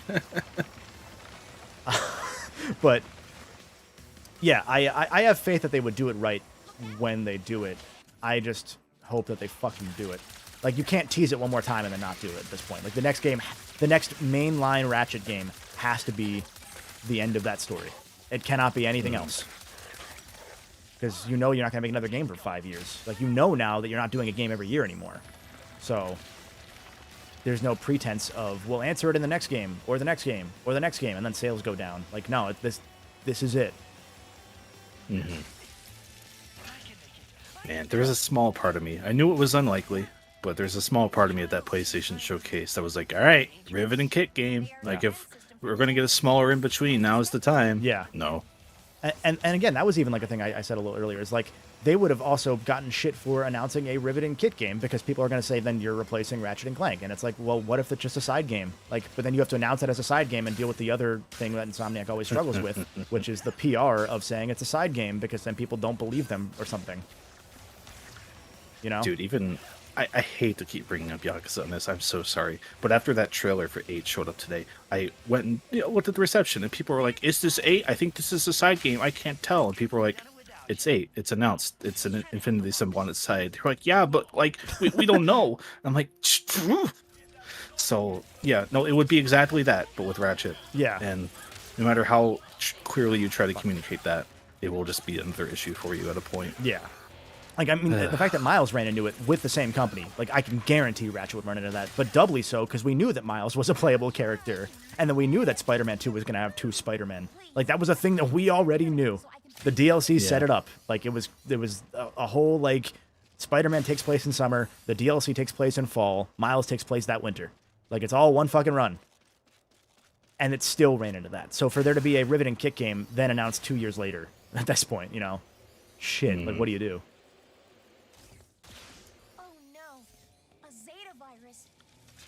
But I hope we're not too far off, though. Like, you doing a 2-year anniversary stream does have me like, oh man, it will be like 2 more years until the next Ratchet then. Unless they pulled another weird Insomniac crazy magic. Yeah, like miracle magic thing. I hate to say like, magic, especially with the Mass Effect Andromeda. We're going to use magic to fix the game stuff that had happened and that got duplicated with, was it Diablo recently? Or there was some game that was like almost out that they were like, oh, don't worry, we're going to... Oh, no, it was fucking Redfall. It was Redfall, of course. Oh, right. Where Redfall. they were like, we're going to, you know, don't worry, the game might be shit now, but we're going to fix it because magic. Like, but if there's anyone I'll use the word magic for, it's Insomniac, because they have such an optimized team flow, and it's just impressive because they've been getting better about people management the whole way through. Which, again, is what, like, that's the whole thing about... one of the subplots of the Ratchet retrospectives was like, how do they keep doing this, and how do they keep struggling, and how do they keep fixing it? Because I'm always impressed by it.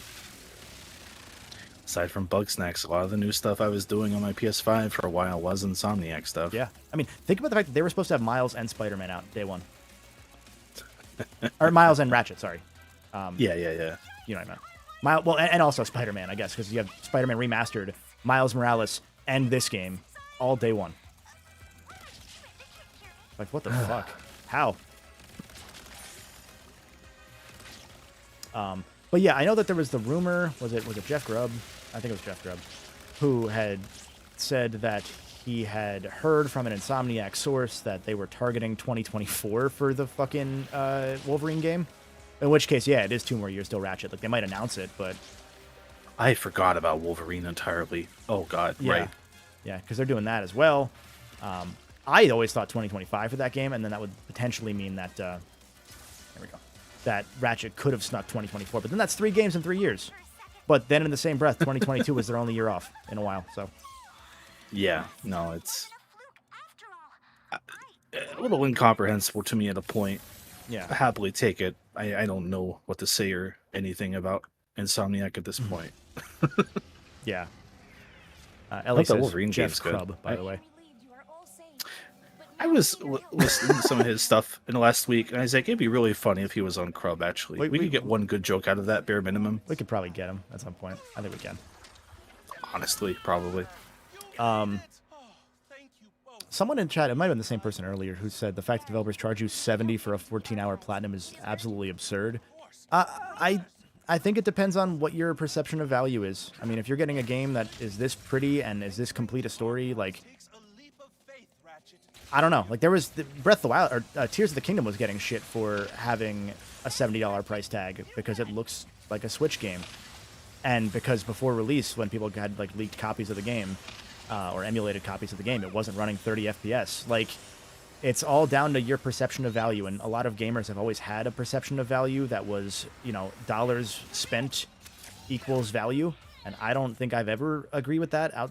Well, since I've not been a kid, because when I was a kid I didn't have money, you know. Like now that I have, you know, since I've had a job, essentially since I turned 16, you know, I haven't seen it that way, because it's like a game is worth as much as the experience it gives, whether it's 14 hours, which, mind you, I platinumed fucking Crack in Time in less than 14 hours. And that game was 60. And that game was 69 years ago, so it's like 990 now if you count inflation. Like, there's a whole thing there if you want to like go into it. And that's one of those where, I don't know, if there's any specific pet peeve I think I have at this point with this game's discourse, it's that people are like, but it's $70 and it's not even that long. And it's like, yeah, but it's long. If you look at it, it is longer than every other one. This game is a 9-hour story. A little bit longer if you do everything in that one run. Like, it's a little longer than Tools of Destruction, a game that was too long, mind you. That game had pacing issues.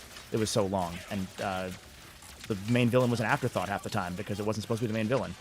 Like, so many things went on with that game that made it feel longer than it was, and that was 60. So for this game to be, you know, 9 hours or 8 hours if you play, like, super duper fast, which I usually do, and to feel like it wasn't too long, like to end, if anything, maybe a little bit before you would want it to, because it was just paced that well, you know? I think that's enough for me. Of course, also elephant in the room. I look on Amazon. It is $30 right now. That too. Also, it's free if you have the second tier of PS Plus. Like, yeah. if you at a point, it stops mattering once you're outside of those first few months. Yeah. Unless you're a Nintendo game, but you know. Yeah. And so. But yeah, I think of this game, it's like a game I would always happily replay because I don't really think it has any dips, right? Like, it's always at least very solid to play. Like, it's always some base level of very fun, and I always want to replay it because I don't think of like one part where I'm like, oh, it's that part, right? Like, every time I play through it, I'm like, yeah, I'm having a good time. Which is hard to find in games sometimes. Because even like Metal Gear Rising, I love that game. But every time you get to the part where he's like being remorseful about killing and sad walking and slow, I'm like, ugh, this part. Is there an enemy I'm missing? Where are you? There's one enemy that I think I have to... Yeah, there's one trooper just hanging around somewhere. But yeah, no, when you said the game doesn't dip, like, that's the thing that I'm most impressed about this game, is every Ratchet has a dip somewhere. Where the fuck is this guy? There's just like one ghost enemy that's just gone. Am I stupid, chat? If I'm stupid, let me know. Because I can't get the bounce platform up to the roof until I kill everybody. So, well, I might have to kill myself. So, speaking of bugs, right? You know, this is the third bug I've run into with this game. Or, I guess fourth, because I did have the death one where I got crushed, but that's happened before. Someone just shot at me. Where did you shoot at me from? So yeah, speaking of not having dips, outside of this moment, like, the survival horror level is paced really well. It plays like a Ratchet and Clank level, but also Alien Isolation, kind of. And I really appreciated that. Like, most Ratchet games have a part where I'm like, I don't want to do this. Like, to the point that, like, I would stop playing Ratchet 1, like, 3 hours in. Kill myself real quick. That didn't help. Well, restart last checkpoint. Yeah, the bugs are making me a liar, Andy. You're goddamn right. Stream curse is real, man. Yeah, I tell you. Yeah. Yeah. So for this game to not have a dip, for it to be one continuous, like, roller coaster's a pretty trite term to use, but for it to be one continuous ride the whole way, where the cutscenes are integrated directly into the gameplay, like they did the thing that every game nowadays does, and it's always really cool when they do that. It's just, I'm impressed by it. And, like, given there's also the disclaimer that I have to give, that if you want to call me a shill for believing this, you know, I did get the game a day early, and I did not pay for it day one, because I had already gotten a copy secured. But also, I had my pre-order. I was ready to pay for it, and I still bought it anyway physically a little while later, because I'm stupid, and I want my download code on a disc. You know? So.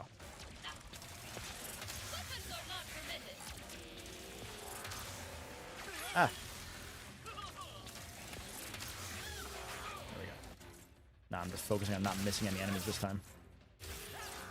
Some things in here are irreplaceable. The blueprint, the dimensional map. We gotta focus. Apologies. But I think that topic made chat pretty lively and debatey, which I'd like to see, as long as you're all cool and respectful about it with each other. We don't have to be friends here, but we're all friendly here. Good riddance. Like, I hate Chris, for example. Yeah. I'm like a wart at this point for Kevin. I'm just kind of there now. God. I think it's going to let me do the... There we go. Okay, the bull crank activated this time. Cool. Holy shit, I'm sorry. Someone in chat's name is Cold War Fan, which is incredible. What? Oh, that's great. Holy shit. Hey guys, it's me, World War II fan. How's it going? Top 10 wars. Yo, top 10 wars? Alright, number 10.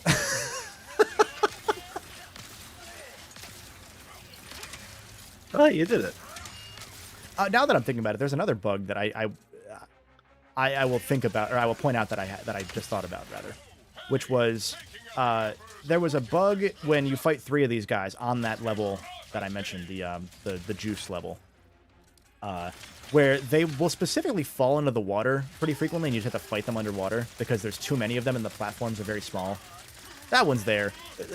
Moral of the story is that a lot of the bugs that I have seen and run into are stuff that they don't really affect anything, and it's the kind of stuff that you would see in any game. Like, it's just the nature of games at this point. But, you know, it's, with a lot of fans, this game and this franchise is just under a microscope. So, you just kind of have to talk about that stuff and then end up reminding people that this is the stuff that most games run into. Mm-hmm.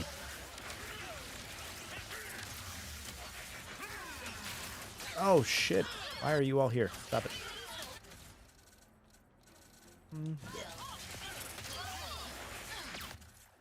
I'm running out of guns that aren't leveled up. Probably because I have a lot of money that I haven't spent, now that I realize. Oh well.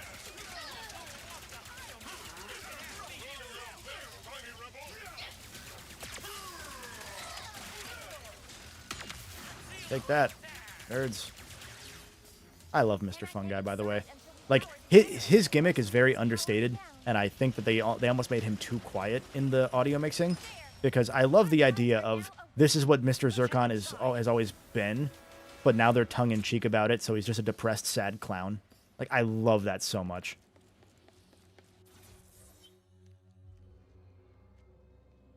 Oh, I'm out of drink. Time to open another drink. Oh, good. The dimensional map is safe. You get to hear that one. I know this writing. You get to hear it as it sprays all over me. I didn't even shake you. You were just sitting on my desk for 4 hours. Why would you do that to me? Bringan asks, what happens if you run out of ammo? I feel like the game would have something in place to where it is much more likely to give you ammo as you get really low, right? Yeah, no, there are ammo pickups in most areas in the arena, so they will pop up if need be. I'm just gonna really quick go grab a hand towel. I'll be right back.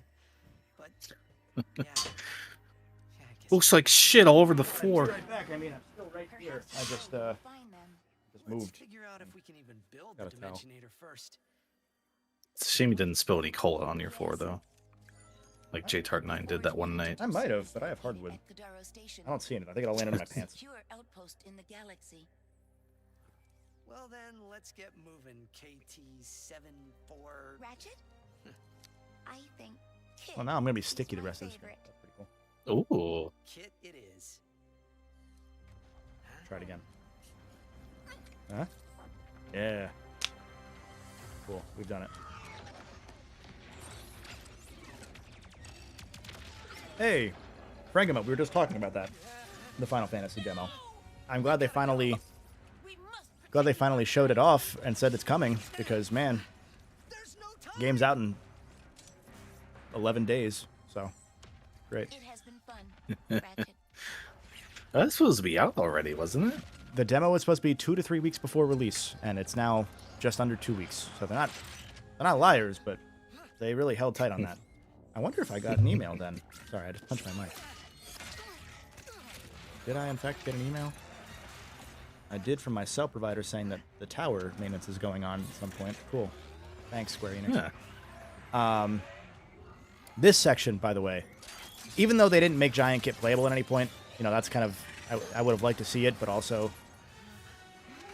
Giant Clank was always just meant to be a spectacle, and I don't know there's a way to make a spectacle in this kind of game to begin with. So doing it in a cutscene, I'm kind of cool with, and it also makes it really funny when she gets bodied by Nefarious later. So... yeah. Oh, the source is a Spanish TV spot. Interessante, I Great. guess they'd say. I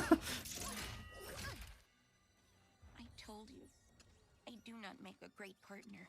Sure. This is a thought fueled by just wanting more Ratchet and Clank, but I'm surprised at some point they never went like modern video game and were like, all right, here's the Ratchet 2 weapon pack for $2.99. You just get the Ratchet 2 weapons anytime you want. You know, That would be tough to do UI-wise, Yeah. but, you know, they did try with Full Frontal Assault when they had all of the character skin packs. It wasn't weapon packs, but for the multiplayer, they wanted that to be a thing. And in case it was a thing, they had like, here's the enemy pack, here's the Tools of Destruction pack, here's the villains pack. And This mission worked out, huh? yeah, so they did try it then, and then they also got so much flack in 2016 because the bouncer was a pre-order exclusive, and they weren't allowed to make it not that, I guess. So that's why the bouncer's just free in this game in New Game Plus, because they were like, look, we're really sorry. We're sorry. We couldn't do anything. We're sorry. it's so amazing to me that they could never just go back after a point and say, hey, here it is. Yeah, redeem it in the store. I guess it was one of those things where like the exclusivity was locked to, was it might have been GameStop in the US, so someone had like the rights to it or something. I mean, it's a licensing bullshit. Gotta love it. Andy I pre-ordered. Andy has a good question, which is one that I think I joked about at one point, or I don't know if I put it in the video or not, but I have joked about it a bunch, which is, so Emperor Nefarious made Kit. That means that she's Clunk, not Clank, which means that there's still a Clank somewhere in this universe. And I was hoping that would be something that they would run with in the game, just like as a reference, if nothing else. I know why they didn't, but man, it would have been funny. Also, Kit starts with a K. Clunk's name is technically with a K. They retconned it to be a K in Agent Clank. Oh, okay. So there's something here, is what I'm hearing. Yeah. They'll never use it, but it's a fun, like, they might reference it on Twitter at some point. Kind of thing. Be a great detail for an art book. Oh, yeah. I don't think this game got an art book, actually, which is surprising.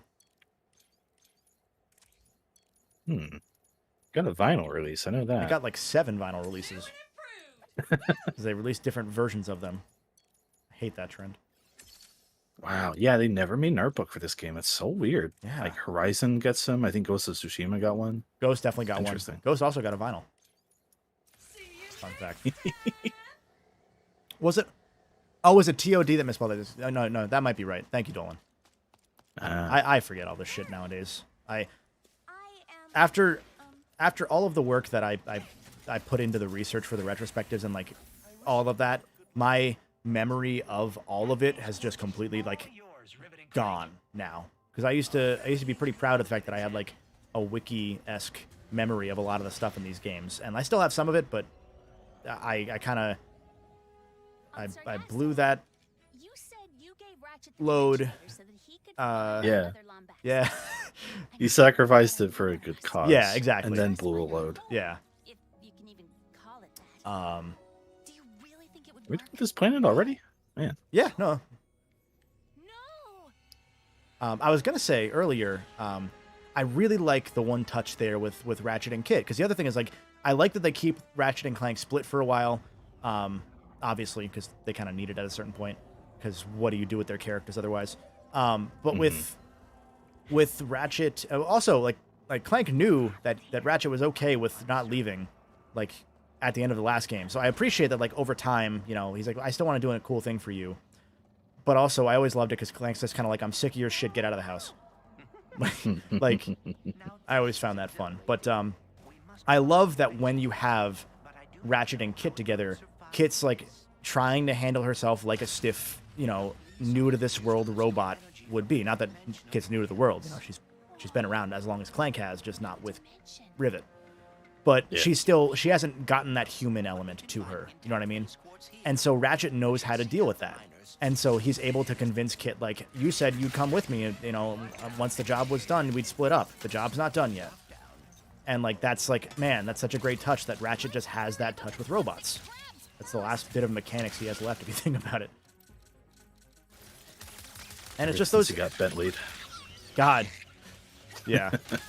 Yeah, it's nice that they have those smaller little things that you really won't notice unless you're thinking deeper about it. And that's kind of what the diehard fans are doing with these games now, is we're thinking more deeply about them rather than just taking them at the surface level.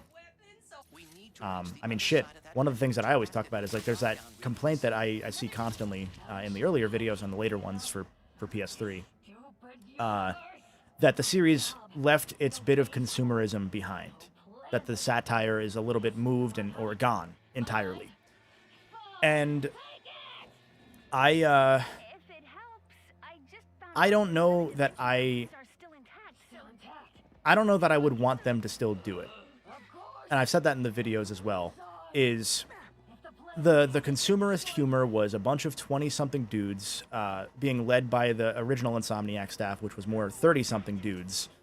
And they're all working in one of the most expensive cities in the country, in a tech job.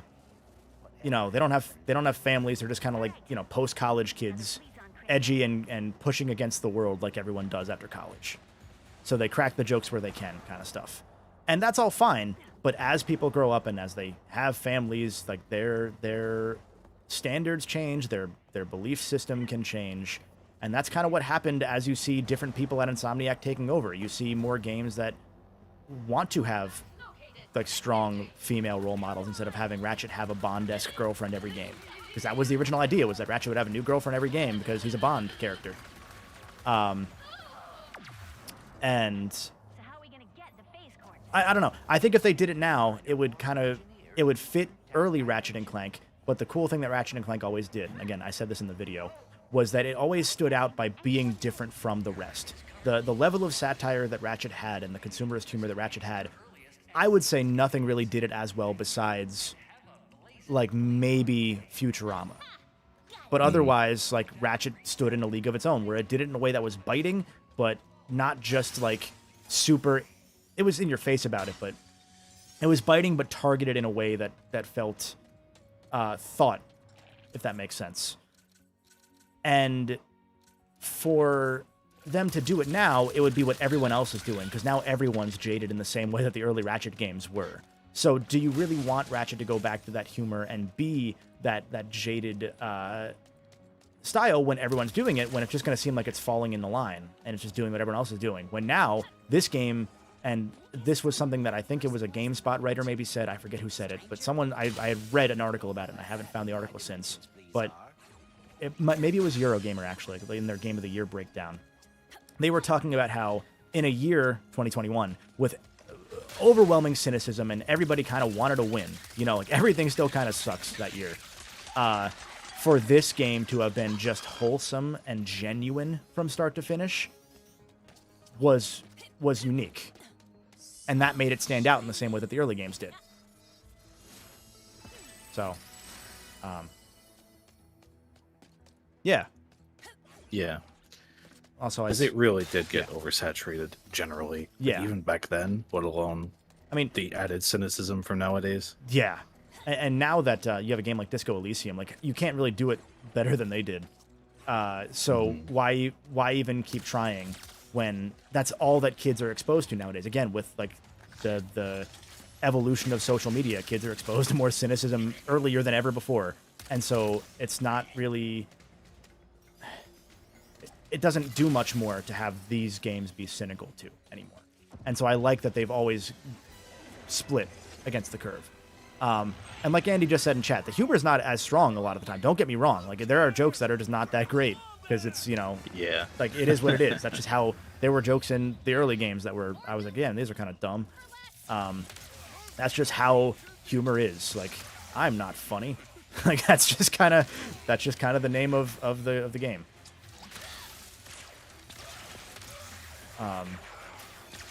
I saw a comment a moment ago. I didn't catch who it was from because I was looking half and half, but it was a comment about Rivet's sexuality.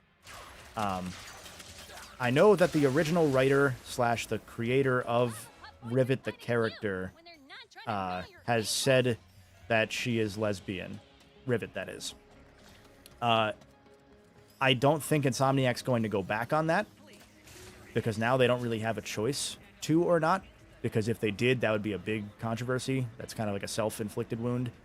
And if they don't, like, I don't know how you say anything about it now, because that was in the era of that writer kind of going scorched earth, as it turns out they had done with that year's Call of Duty game and several other games from that year. Like there's a lot of if your shoe smells all the time, check your shoe vibes I personally get from a lot of those interviews and whatnot. But yeah, so I think that writer kind of said it as a power move, just to spite Insomniac, because she was upset at whatever internally happened, that even other staffers were like, yeah, I don't think that's happened the way you saw it. I'm trying to be as tactful as I can with that whole discussion, because man, that's a whole mess. But It was messy. yeah, Like I was reading it and I was like, man, why is this public?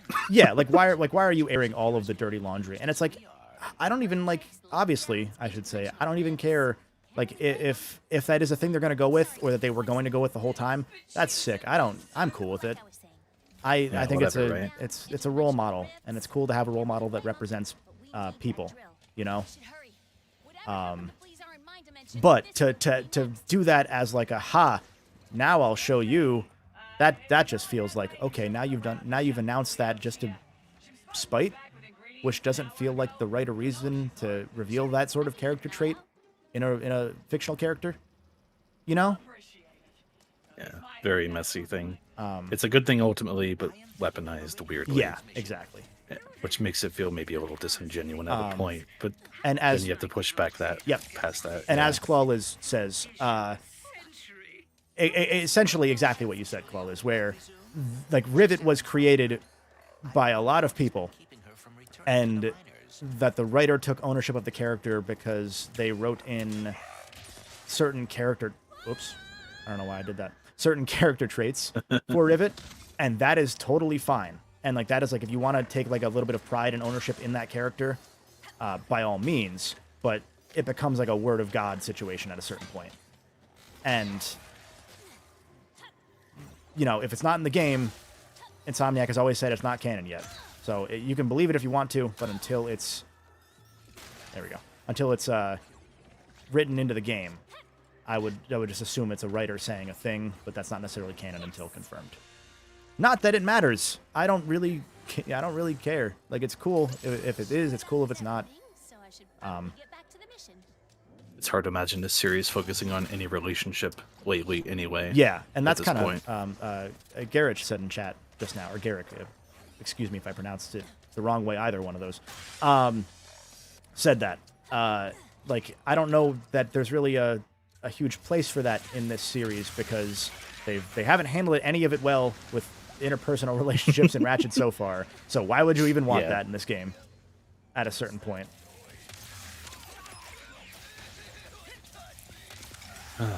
Fun. Happy Pride Month. Happy Pride. Charles Champ says, give Rivet a new Bond girl every game. You know what? I'm down with that, actually. Yeah, I'm listening. Man, that'd be funny if they made Rivet a womanizer in the same way that Ratchet was for a while. That'd be really stupid. Glad this feature came back, by the way, from Nexus. I loved the anti-grav dumb shit. They didn't have a chance to use it too much, but I'm so glad that this game just kind of took a bunch of ideas like that, or the Nexus's spookier element, and just kind of said, hey, we're going to finish those ideas because that game was very short. So. Whoop. And the underwater base level is so fucking cool. I love that. I love that whole level. All of them. I genuinely really just love all of the levels in this game because I'm like, man, you made a game where all the levels are fun. And I haven't thought that about Ratchet in a long, long time. Yeah. No, I'm watching this and I'm like, man, I only wish there was just a bit more of this level. Yeah. Because I'm remembering it and I'm like, oh, yeah, this one goes quick. Yeah. Unfortunately. Okay. Take that, Dead Space. Yeah. No, honestly. I feel like there's a Dead Space reference in that level somewhere. I forget where, but... Time for Teletubby says Sasha, best Bond girl. I'm glad they... That's why I kind of want them to do the thing that every game franchise, or most franchises at this point do, and do a comic run beyond just those 6 issues, because I think it'd be really cool if they could take the time away and make a semi-canon comic that strings together all the different universes in an interesting way, or different galaxies rather, because it was cool seeing Sasha and Talwyn interact, and also have them finally just say, yeah, of course Sasha, or of course Talwyn and Ratchet have a thing for each other. Duh. What do you mean we didn't show you because she wasn't in the last 3 games?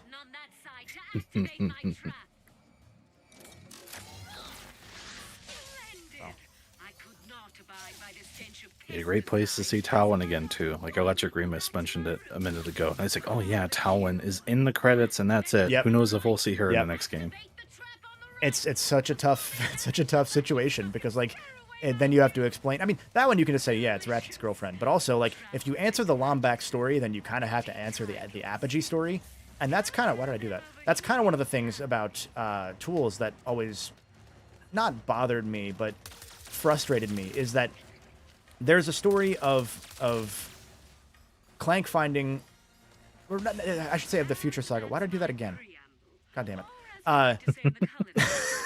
It's the story of the Future Saga in general is Clank finds his parents, Ratchet finds his family indirectly, and Talwyn then gets screwed out of finding hers.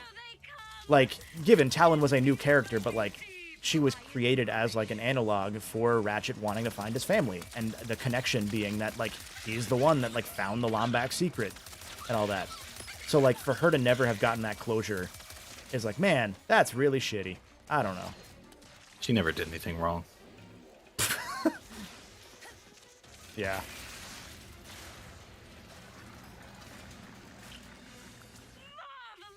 Ian says he feels bad for consistently forgetting that Talwyn is a character. You know what? They should feel worse. Yeah, no, especially at this point, I can't really blame you at all for forgetting about Talwyn. Like, it took the comics... Now, if you remember the PlayStation, Xbox robots, but not Talwyn, then there's an issue. But... whatever those guys were, Zerk or something? I don't remember. It was Kronk and Zephyr, the characters they fucking killed just permanently at the end of the generation, because the whole thing was they started as an allegory for console wars. It was just meant to make fun of the fucking code names for the PS3 and Xbox.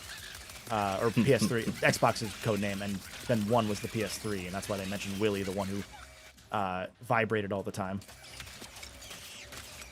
Like, man, I think it's really funny that they did kill off everybody, or kill off those characters at the end of the generation, but man, man, what a weird half joke to have included. Yeah, right.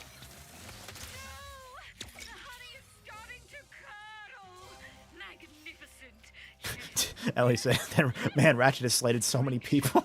Yeah, no, he's got a lot of enemies. I mean, shit, the villain of the fucking, the villain of Full Frontal Assault is just a fucking nerd who was mad at Quark for marginally slighting him a decade prior. Oh, yeah. Oh, wait, I'm still fighting this, aren't I? I thought we were done. Oops. I have to take a drink. I was good. Probably the most disrespectful thing you could say to something you're fighting. Oh, I didn't even know we weren't done. I didn't know we weren't finished here yet. I thought it was 3 waves, not 4. Oh. That's funny. I don't care who you are. Jesus Christ. Yeah, there's your sign, buddy. I will agree with Koalas that Talwyn, not an incredible character, but, you know. Yeah, no. When it comes to Ratchet, you don't get too many this character shows up throughout the series type characters, especially not girls. So I always was at least, like, at least close it out, right? Yeah, like, give the character some goddamn closure. Like, it's less that I want her back at this point, and more that I just want to see something go right for her. Yeah, like she is the Lombax story essentially. Like if you're gonna finish the story, bring her back for a little bit. Like they're already teasing Angela coming back because Angela might be in this universe as one of the Resistance members that is never mentioned like the rest of them. Right. Because that whole Resistance plotline is just kind of barely touched on, really. And I'm cool with it. I'm cool if you bring back Angela. It's just going to be weird because they're probably going to have a different voice actor for her, which is fine. No one will remember. But the ones that will, I know I'll hear people complain about it. And it's like, man, why? Why do you care? It's Carmelita all over again. God. Carmelita became a fucking joke. Like, they just give her a different voice every time. Yeah, like at this point, if you bring an actress back, then you're the weird one by now. Yeah. Yeah. Given if there's one that you could keep permanently, it'd be Great Lyle, who I believe was the third, or the PS3 era one for Sly 4 and for All Stars and all that. That makes sense. Yeah. Yo, she said Crub. Yo? Let's get her to do an intro for the podcast. Shameless plug, as the ad apparently is running, so I'm going to wait, actually. No, shameless plug.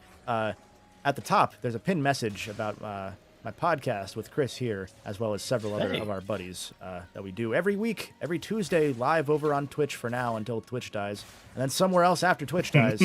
But also it's on YouTube at youtube.com/@CrubOfficial. It's a fun podcast. It's a good time. We have a lot of fun. And you get to hear more of this rambling, except with me not playing a video game at the same time. Mm-hmm. That's what That's true. Clank did have groupie robots. That was weird.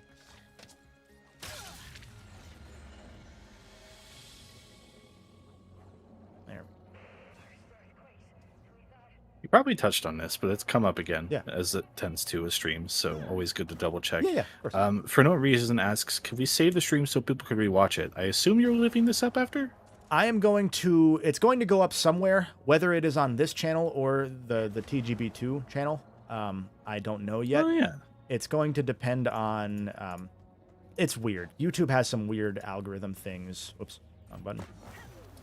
Where streams staying up can sometimes hurt the performance of real videos because they then get counted as real videos, even though they're in a separate tab and shouldn't be counted as real videos. Most of the time, they have it down to a science. But if it causes me problems, it'll get re-uploaded on TGB2. I put that link in chat if people want to subscribe to it. Thank you. Although I think does YouTube only save 12 hours now? Or is it 8 hours? If it's 12, we're good, because we're not going to go 12 hours. But if it's 8, then I might have to pause the stream and come back at some point. Where am I going?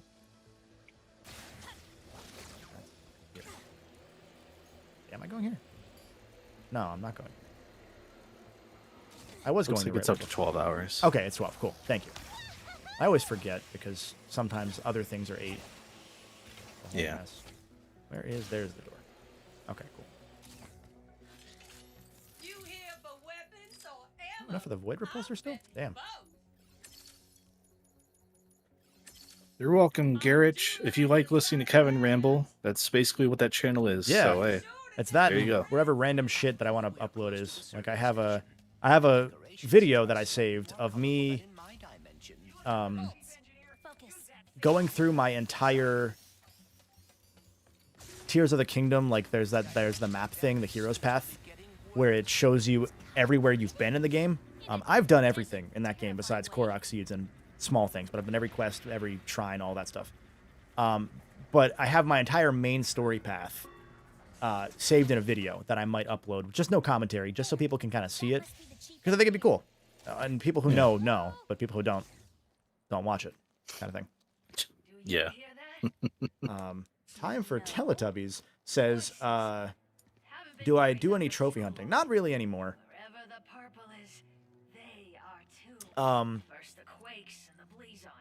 Sometimes, like with games I really like, I do. Like, I don't know why I still have that thing where it's like if I like a game, I want to give it more of my time and complete it. Giving it more of my time, that makes sense. But completing it's like Xenoblade mostly broke me out of being a completionist, but not entirely. So, like I've platinumed Horizon and God of War. Those were also both for content, but I wouldn't have platinumed God of War Ragnarok if I didn't enjoy it enough, because that one I had time to just do a regular review. Horizon was because they sent me the code 2 days before release and IGN's videos were out. So I was like, well, I got to figure out what to do. And so semi-completionist style video was what I went with. Oh, hi. I don't know the last time. At your second. Yeah. Oh, sorry. I was looking at your second channel. I forgot that we streamed Streets of Rage 4. I did not remember that at all. If it helps, I didn't either. So, hey, there you go. There you go. Hi, Terminally Nerdy. Hey, Clay. How's it going, bud? Yeah, but yeah, that second channel is like old stream archives and stuff. Usually anything that I have done over on Twitch goes there. I think all of it's there. There might be like one that I couldn't get that I have saved somewhere, maybe like maybe the birthday stream I did. I don't remember. How did I do that? Not the birthday. Getting kid. For no reason, as a question about the plot, which will help me also because I don't really remember. Why are Rivet and Clank looking for phase quartz when Ratchet found one at the beginning? He found a small piece. I think they need enough to make the Dimensionator. So he found a shard, Gotcha. I think is what it was. They need more juice. Yeah. Where am I? Am I stupid? Did I miss where I'm going? That's not a platform, is it? Sorry, I got focused on listening to the question. And now I don't know where the fuck I am. That's where I started. I'm just gonna go back. Hold on. Oh, here. Cool. Duh. I'm smart. You ever see clips and footage, by the way, that anybody puts up in the YouTube or game reviewer sphere? Like even down to that fucking Cuphead, the Dean Takahashi stuff. For those that know, the guy who put the clip up of him being bad at Cuphead. He was like, "Man, I was talking to the guy who was like the press person at the event, and they recorded the footage, and I just was like not paying attention and just talking about the game to him, and didn't realize that for 20 minutes I was just jumping into a wall when the tutorial was right behind it. Haha, that's so stupid, isn't it?" And then people bullied that guy for years. He put it up as being in on the joke. He's like, man, this is fucking dumb, right? Look at this. And now it's like, the reason why game journalists don't deserve to breathe. And like the thing is, like, there's already been some stuff I've probably done that's like not the same 20-minute extent as that, but like there's dumb shit I'm doing on stream here. Like that's just how it is when you're playing games. It's just when you're doing it for content or as a games journalist, depending on how you want to identify with that career path, you know, you have to be under a microscope, which is always fun. I recommend it.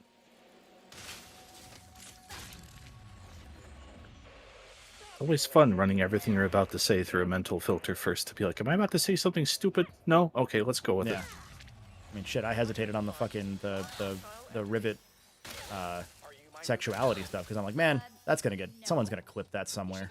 And that can get pulled out of context like, pretty easy. I know it's Can't gonna wait get for that one. Yeah, like I know it's gonna get pulled out of context. So everyone who's here, if you see that happen, remember what was said in the conversation. I'm gonna have it here anyway, but defend my honor, please.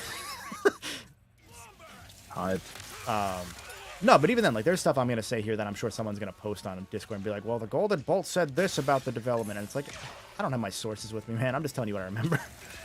Don't take what I say as gospel ever. Like, that's why I have the sources.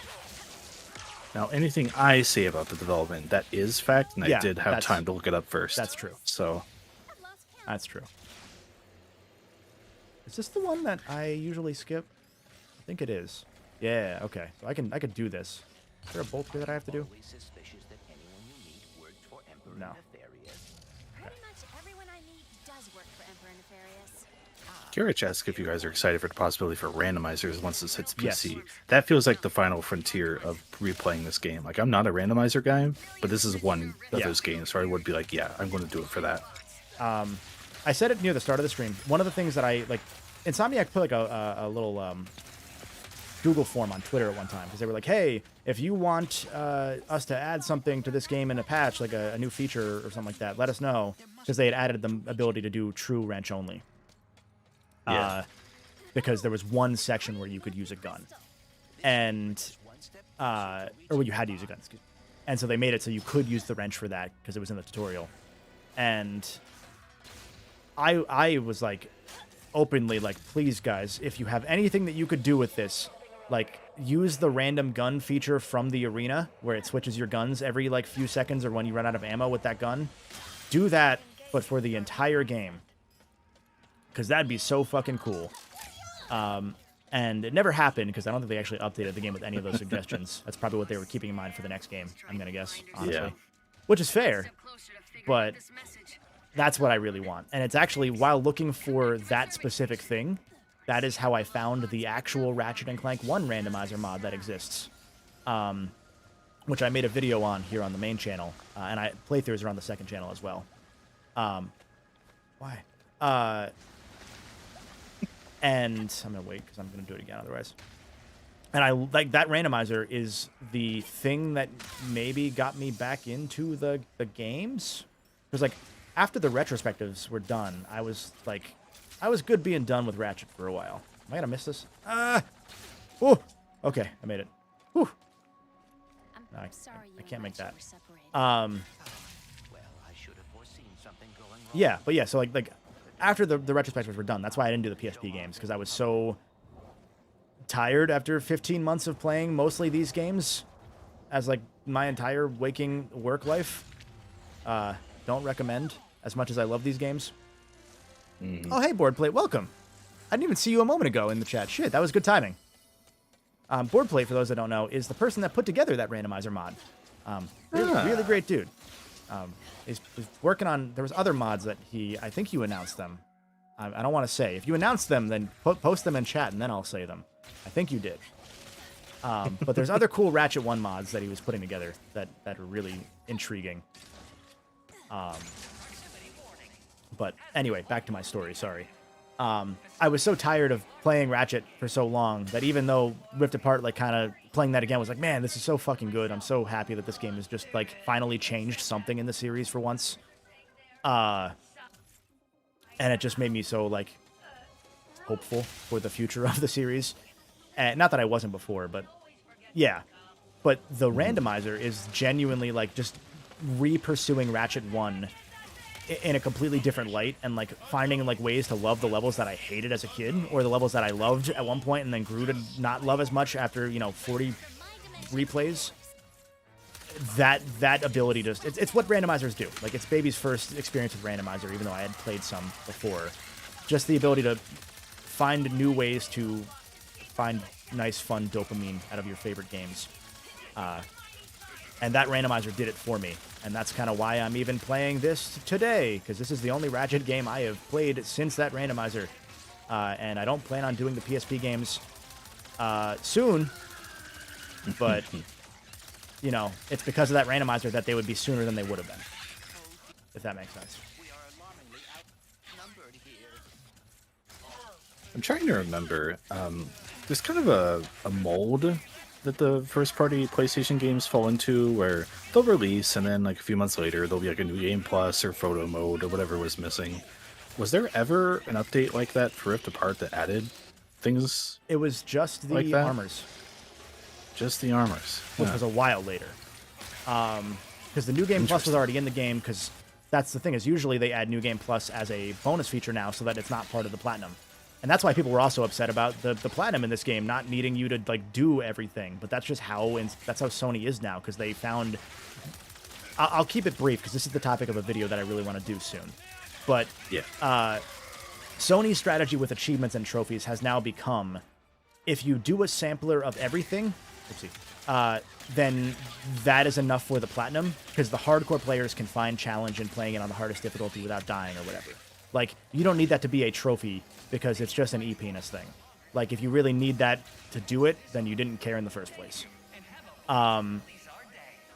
And so it was weird for Ratchet and Clank because, like, Spider-Man and Horizon and God of War and even The Last of Us, I believe, or Uncharted, they added New Game Plus-esque features as a patch down the road so that they could fine-tune it and add new things to it and give you a reason to go back like 2 months later instead of playing the game twice in one go or playing it once and saying, I never want to play that again now. Hell yeah.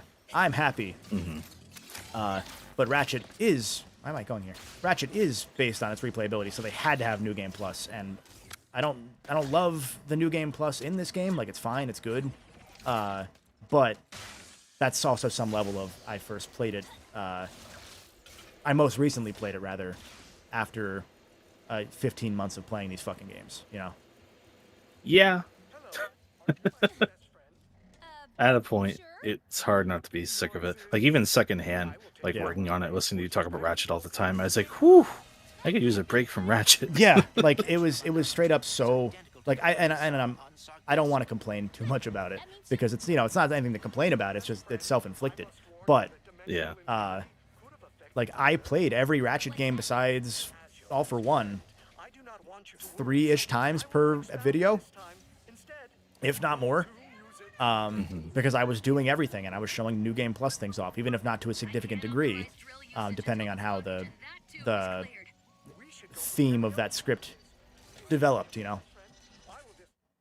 Did you end up playing All for One aside from when we streamed it with Derek God, and Brody? no. Okay, good. I think I was went back and got like, I hope he didn't. Because I played... The first time I played that game was solo, and I'm not... No, I'm not doing that again. No, thank you.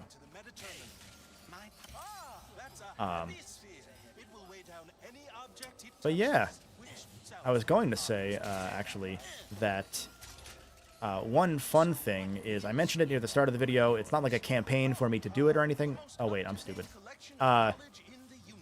But my plan to do the Ratchet PSP games was dependent on 3 things. One was 100,000 subscribers. Because I think that'd be cool to do it after that point, because my goal was to not play Ratchet for at least a year after I finished Rift Apart for the retrospective. Did I do it again? I did it again. God damn it. Sorry. This is what I get for doing puzzles while talking.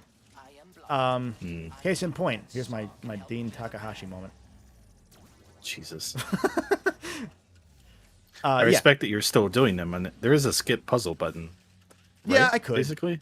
There is, yeah. They made that a thing long. Well, it had already been a thing starting with the New Game Plus of Kraken Time, because they were like, yeah, turns out that maybe people don't want to do this anymore after doing it a bunch on replays. But starting with 2016, or maybe with Nexus, they made the puzzles just like, hey, skip this, and you can just do it. Anyway, sorry, I'm very scatterbrained. The Ratchet PSP video, I'm going to get started on work on it dependent on one of 3 things was my initial plan. 100,000 subscribers, because then I knew that'd be at least a year after the Rift Apart video was done. Oh, wait. Why did I do that? A good Ratchet game coming out portably, which I thought was like a, haha, that'll never happen. And now Steam Deck exists, so those fuckers, they got me. Or third, when I finally had the stuff that I was trying to find notes-wise, because there's some specific things that I... Do I have another thing over here? I see. There are specific things about the PSP game's development that I have learned that I need corroboration on. And I don't have that yet. So, once I have that, that would be when I would start in earnest as well. But I haven't gotten there yet. But I might just fast-track it at that point. Soon, because of the 2 others. Hopefully that was cogent, sorry. If everyone in chat made 700 alternate accounts, and then used some of those accounts to subscribe to the Golden Bolt, I'm just saying, some things could happen here. Okay, so, you, down, you, there you go. Thank you, game. There we go. I'm forgetting the buttons prompts for this. So then speed and then jump. There we go. There we go. Okay, it's the D-pad. I'm just stupid. Are they going to go over? They are. Cool. I think I'd align with Fitz in chat, where when I do get back to this, I think I will just skip these, because they're fun the first time, but once I've done them, I'm like, okay, this isn't why I came back to this game at a point. Yeah. Dolan said, finding out the CEO of High Impact Games was now making NFT games was the biggest, it all makes sense now of my life. Yeah. If it's the person I'm thinking it is, I had found the actual, like, I had emailed them at their company email that I had found because I'm good at research. I had... Am I going to make this if I do this? I will. Okay. I'd emailed them there. I messaged their company on Facebook because they had a Facebook still, and it was the only way they were active. Give me that back. And I just never got word back, and I would really like to get word back because, man... Let me through. Stop it. What I have heard is interesting, and I'm not trying to tease you. I apologize if that's how it comes off, but...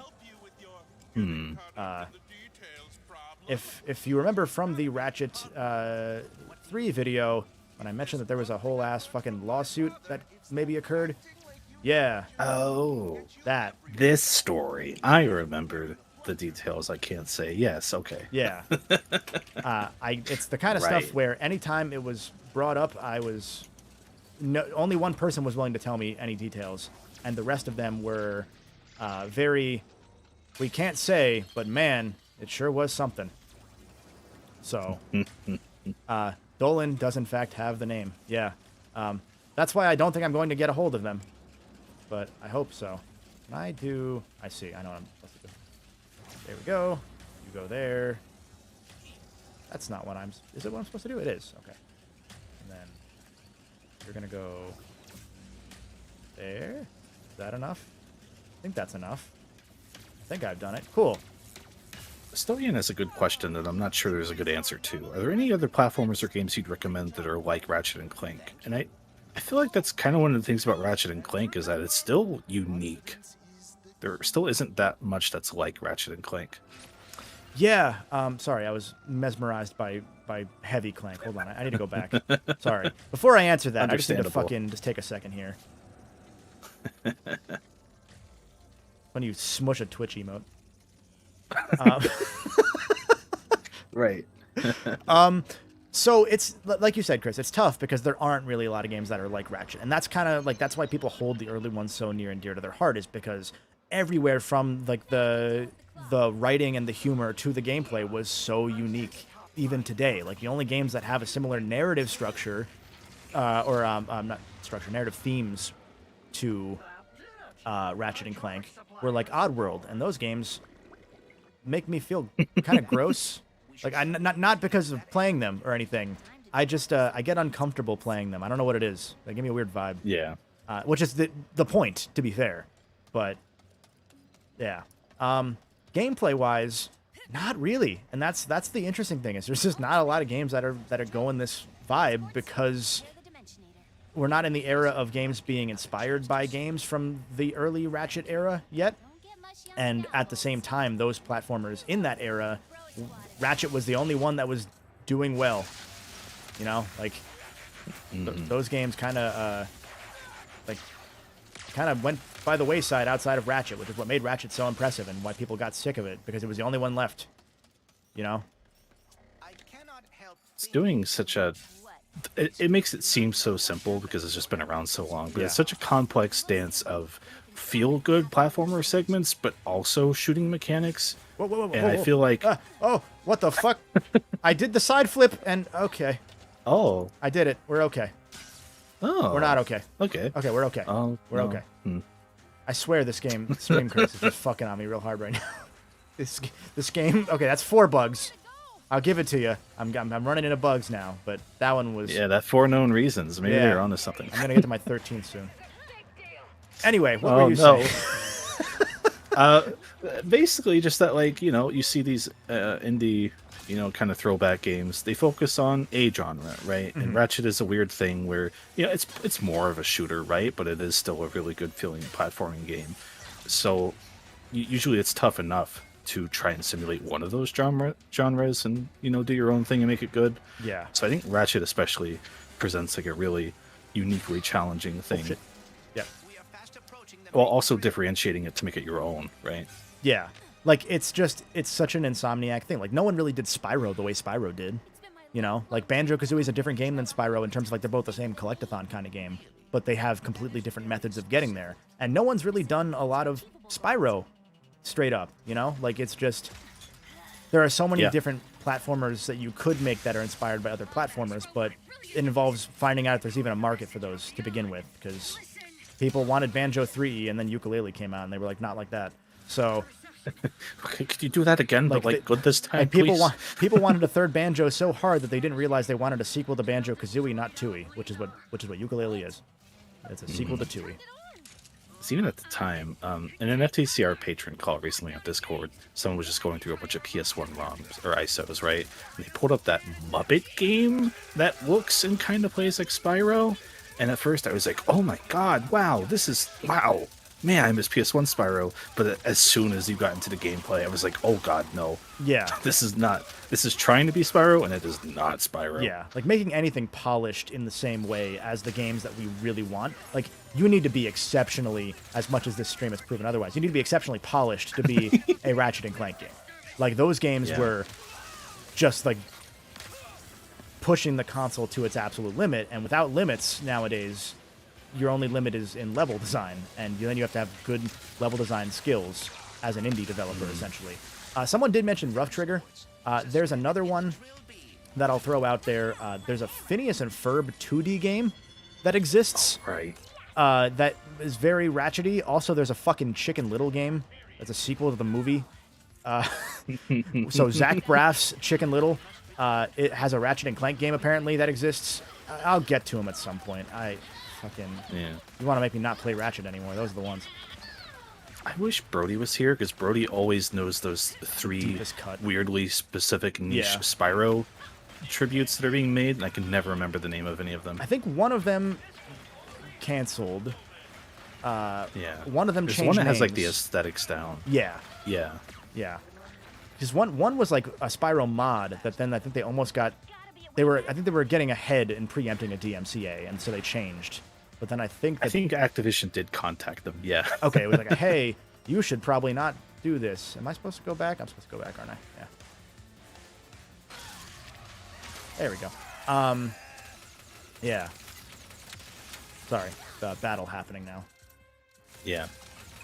Insomniac makes those games that no one can really replicate, apparently. Yeah, I mean, there's just so much shared DNA in every Insomniac game, like, to the point that, like, my opinion is that if you play... that was a good shot. Wow. If you play Spider-Man the way that, like, you would expect to, which is, like, an Arkham game, that's fine. You can do that. But if you start playing it like I did when I realized midway through my first playthrough, like a Ratchet and Clank game where you're changing weapons constantly and, like, hot swapping by double tapping the, I want to say L1 button in that game, between your recent quick select gadgets, like, it becomes a completely different experience that feels more Spider-Man-esque because you're doing so much constant movement, and you're utilizing all of Spidey's different, like, weapons and stuff, and it's both a Ratchet and Clank game and then also the most Spider-Man thing you'll ever feel. Like, yeah. IGN.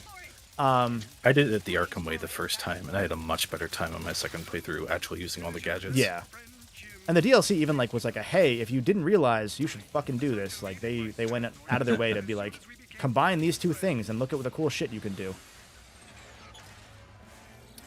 And Garrett in chat said the Spider-Man 2 showcase reveal looked a lot, like, straight up looked like Ratchet, is what he said. Yeah, no, 100%. Like, I saw that and I'm like, I don't even need to see this. I was already in, but this just looks even more so like an extension of what this game was doing, which is what they always do. This game was the tester of an asynchronous two-side story with two protagonists back and forth. Guess what they're doing in the next game?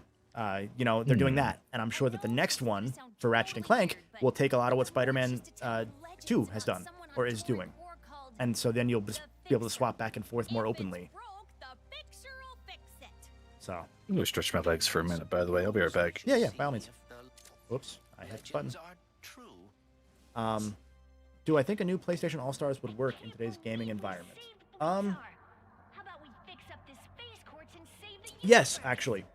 In part because Sony owns Evo.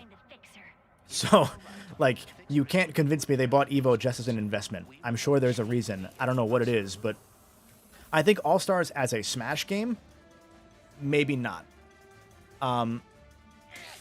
However, All-Stars, say, developed by ArcSys in a Marvel vs. Capcom or a Dragon Ball FighterZ style, I think could work. Because then you can have summons or stand characters, rather, not saying characters, but you can have characters that come in just as moves, is what I'm saying here. You can have characters with a little bit more limited of a move set, and they can then synergize with other characters in a way that you can't really in a Smash game. That would be my take. You could just make a generic Smash clone that's more of a Smash clone than All-Stars would, or than All-Stars was, excuse me. But I think the question is how much of the PlayStation market wants that at this point. And like Andy says, and this is the exact point I make in the All-Stars video, nowadays, like ever since All-Stars, the reason I say that All-Stars is a game that changed a lot for Sony and for PlayStation is that after All-Stars, they took more command of their properties, and they pushed to make a lot of their games, partly because of The Last of Us 1, a similar style of game, a third-person, over-the-shoulder action game. For better or worse, that's depending on how you feel. And I think sometimes for worse, sometimes for better. Do we want to do Torrent 4 or Cordelion, chat, in the meantime?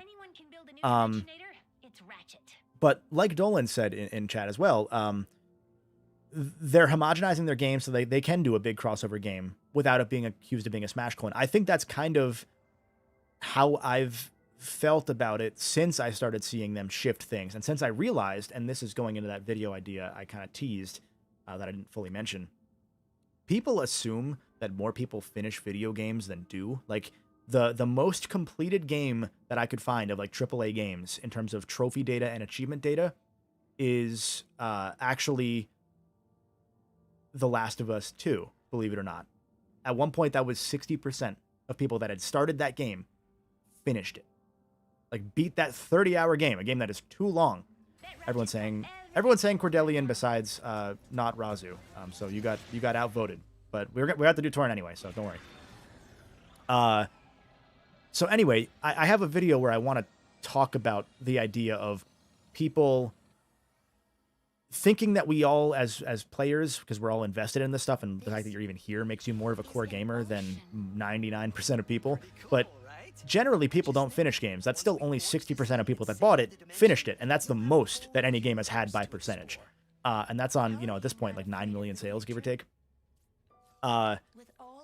So you can see, if you compare that to The Last of Us 1 and Remastered, those games have like a 25-ish% and like a 30% completion rate on PS3 and 4, respectively, give or take. I don't have the numbers in front of me, but I looked recently for something related to a friend's video.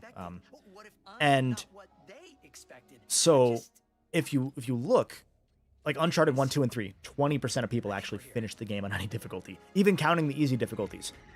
Then you go to the Nathan Drake collection, and you can see that more people are doing it, in part because fewer people bought the Nathan Drake collection, even though I think that sold like 15 million copies or whatever. But also because, in particular, I have found that Sony has done a good job of making you get invested in more of their properties. And as a result, they do a good job of making you want to finish them and get the most out of them. And that's why there's this whole thing that, like, Sony's got that almost Marvel-esque thing they're going for, where if you buy one PlayStation game, you might want to buy another. Like, if you like this one, you'll like this one. And that's how they do. And it's why it's weird they're doing so many service games, allegedly, because why the fuck would you do that if you have a penchant for single-player experiences? Anyway, to answer the question fully, I think that they've trained their audience well enough now that I don't think we would have seen so many other PlayStation references in Rift Apart if not for something maybe being thought about or planned. I doubt planned because we probably would have seen it already, but I don't know. Consider me also conspiratorial, but I think that we would have seen no reference of Jack or Sly. Especially Sly, because anytime you mention Sly, people are like, where's the movie? Where's the show? Where's the game? You know, and it's just a whole can of worms. But anyway.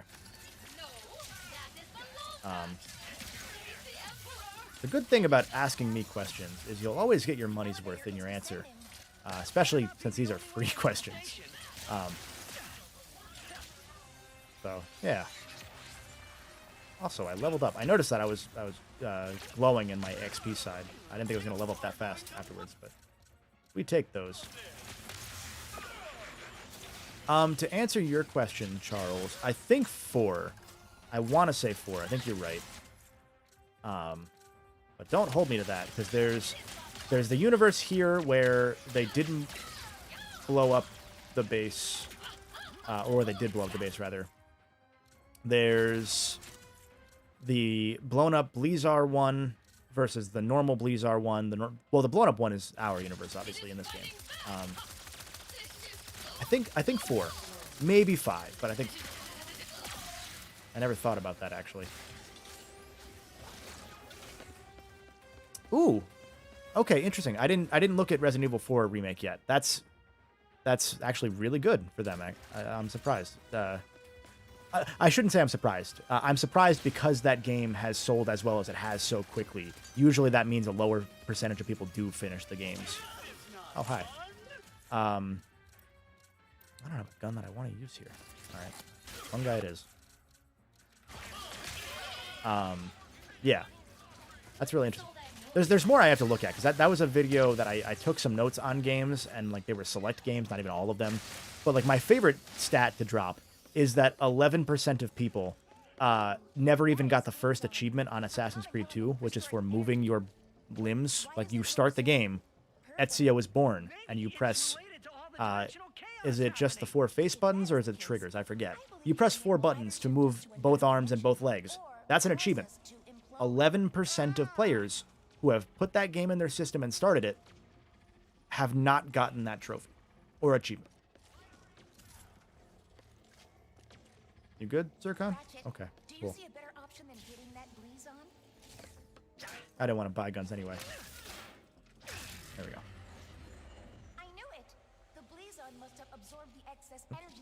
I think this was the last Kreger bear that I had missed at one point. Was over here somewhere.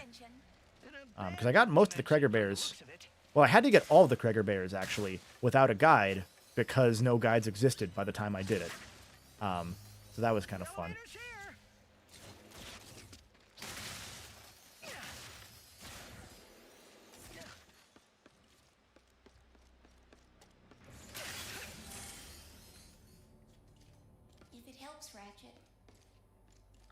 God, I didn't know anyone would actually have that Chicken Little game. That's impressive. And obviously someone had to buy it, but man, I didn't think anyone here would have it. What is my favorite shape of pasta? Deconstructed. So you know how there's like deconstructed samples of any food, really. I want deconstructed pasta, where it's just egg and flour, and you just eat that.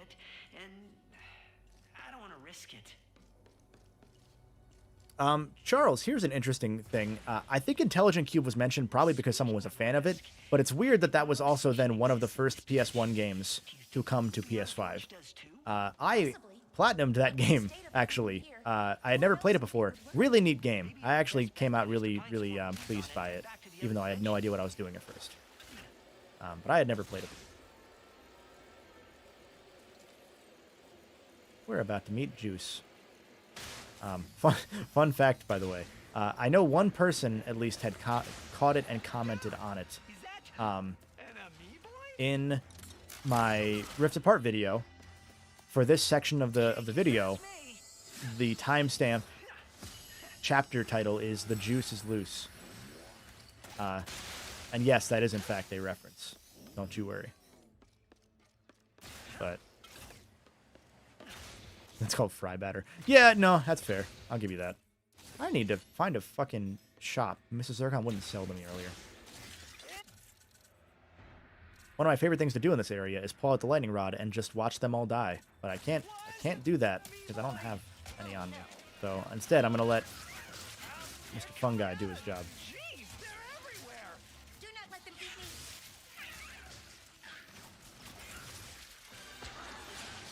Keep firing. Stellar. They will overwhelm us. I love it.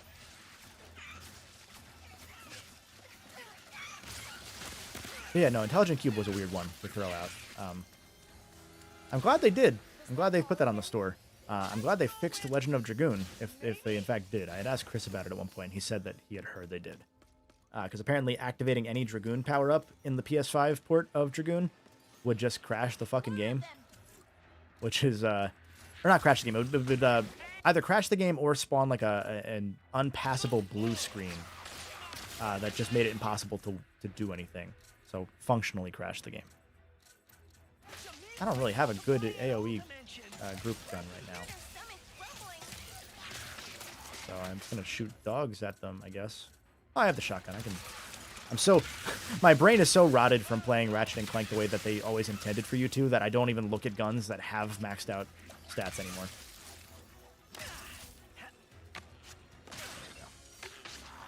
Oh, I forgot these guys have projectile attacks now. There we go. Take that. Like how the HUD is different between Ratchet and Rivet. Yeah, no, that's I enjoyed that too. It took me a while to get used to the HUD having your bolts at the bottom right, I will say, and your health at the top left. I don't know what it was, but there was a weird mental block I had that I often felt I died more because I wasn't paying attention to my health because it was in the top left, kind of just tucked away in the corner. Same with ammo, but you have the ammo counter in your reticle. So that was okay. Have I heard about the new fan translation for Dragoon? It's meant to be pretty good. I would refuse to use that. I'm not going to lie to you. Part of what makes Dragoon so good is that the translation is so fucking bad. Calm down. I'll handle it. Oh, sidebar, by the way. I should preempt this in case it gives me an issue. I don't think it will.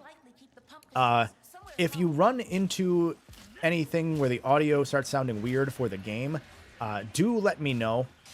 My capture card sometimes needs to be reset if I leave it open for too long, or it'll start delaying a little bit over time. I have an Elgato 4K 60 Mark II, I want to say, which is the one that you have built into your PC, like you install it. Really, really useful. Has the least delay of any cap card I've ever seen, but not without some hiccups. Oh wow, I feel kind of bad about that one. He did not deserve that. This one did though. Can I? Okay, I can. Yeah.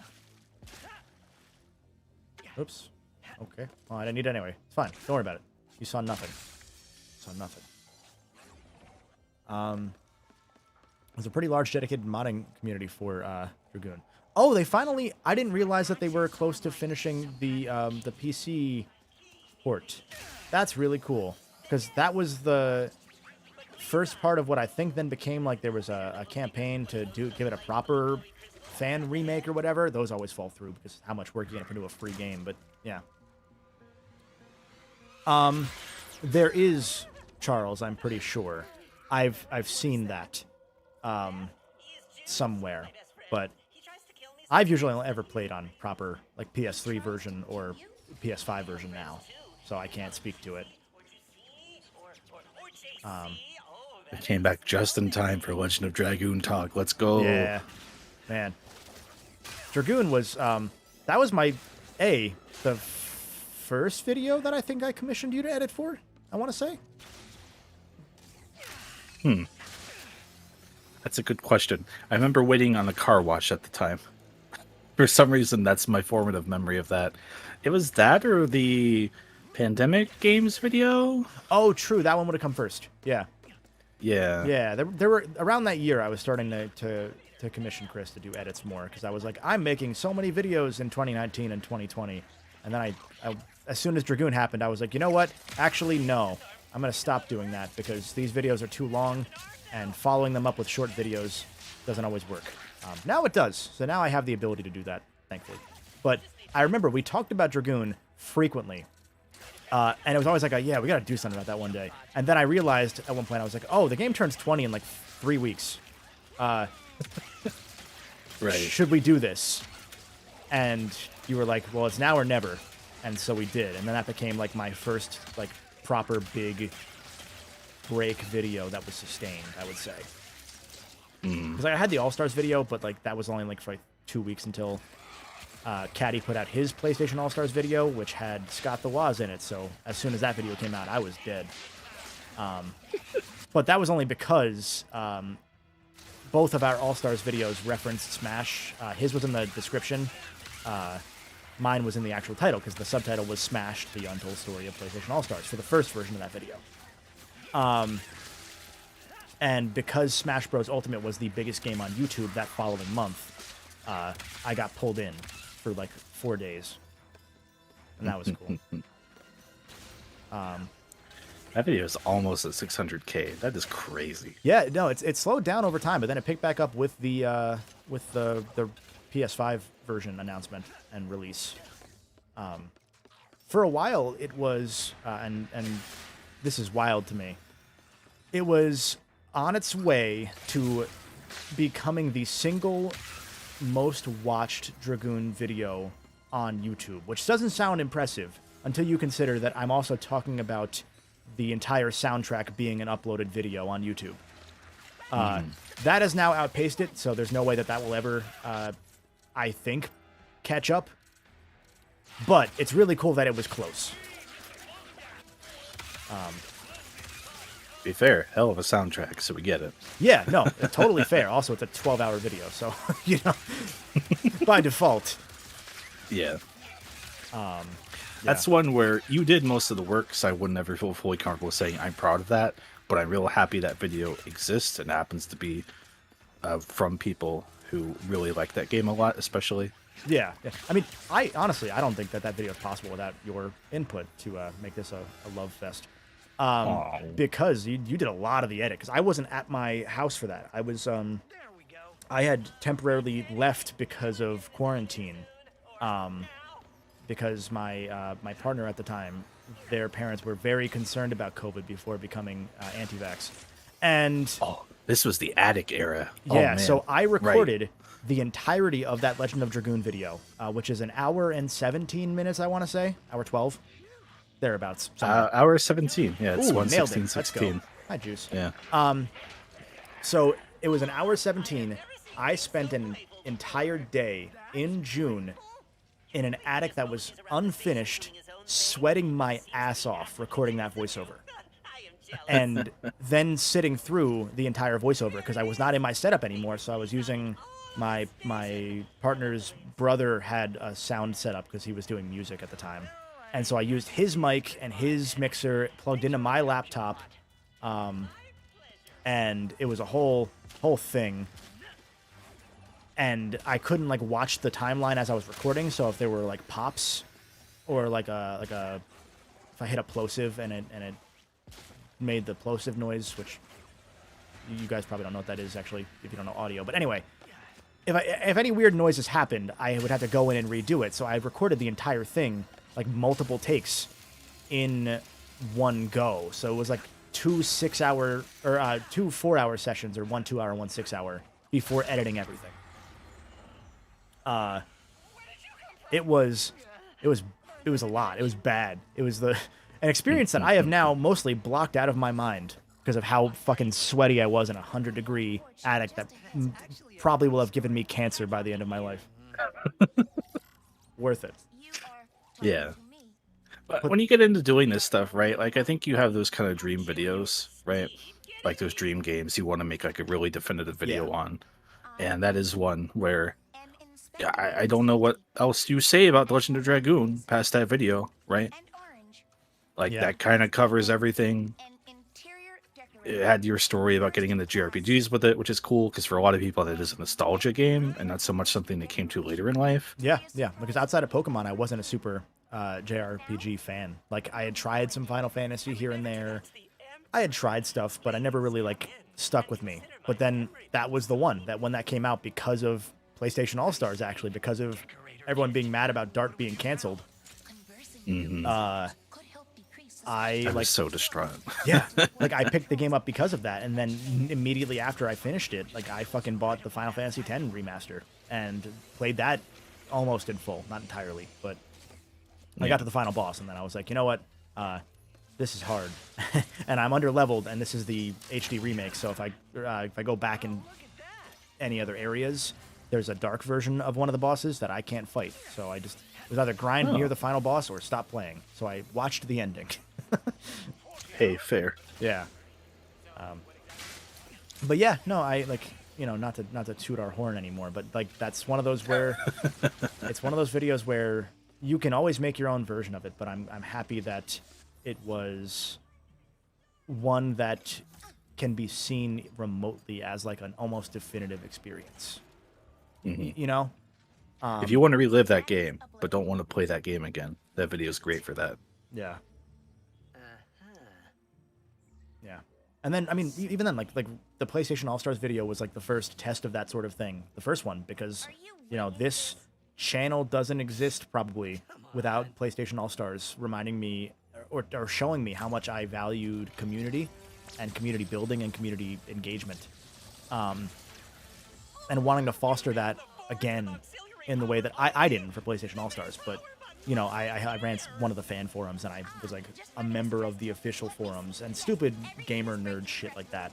But doing that led me to, like, yeah, I do want to do this. I do want to build that sort of community, and, you know, here we are, 94,000 subscribers later. I didn't start my channel right away after that, but I'm glad I didn't, because I would not have been capable of doing a channel at that point.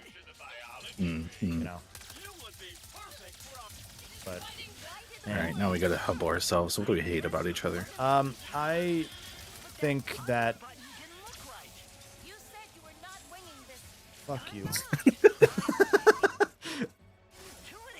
That's it. Yeah. No, I also think that sometimes. Oh, God, I think that you should be better at Apex Legends there. Dude, I think so too. I have put so much time into that game, and I am still bad at it. And especially now that Tears of the Kingdom made me used to inverted horizontal controls accidentally. Every time we've played Apex recently, I haven't admitted it. There's a lot of shots I've missed just because I was trying to turn toward the enemy, but went the opposite way. And we've lost some fights because of that. So, yeah, I think I should be better at Apex also. Half the time it's because we're not paying attention, to be fair. Yeah, we're usually talking about whatever weird tangent Nico introduced. Or just this, like what we're doing here. We do this off stream too. And on stream at twitch.tv/crumb_official on our podcast. I'm going to keep plugging that because I want validation. Yeah, we really need it. The numbers here aren't enough. We need to see the numbers go up again. So. There was a joke I was going to say on stream at some point if I really wanted to. I might do it in a community post, like less jokingly, just to see if it works. But I realized that I'm at the point now where if I made a post where I was like, yeah, if 1% of you that see this told your friends to subscribe, we would be at 100,000 subscribers. Like, it's that close, which is wild. Yeah.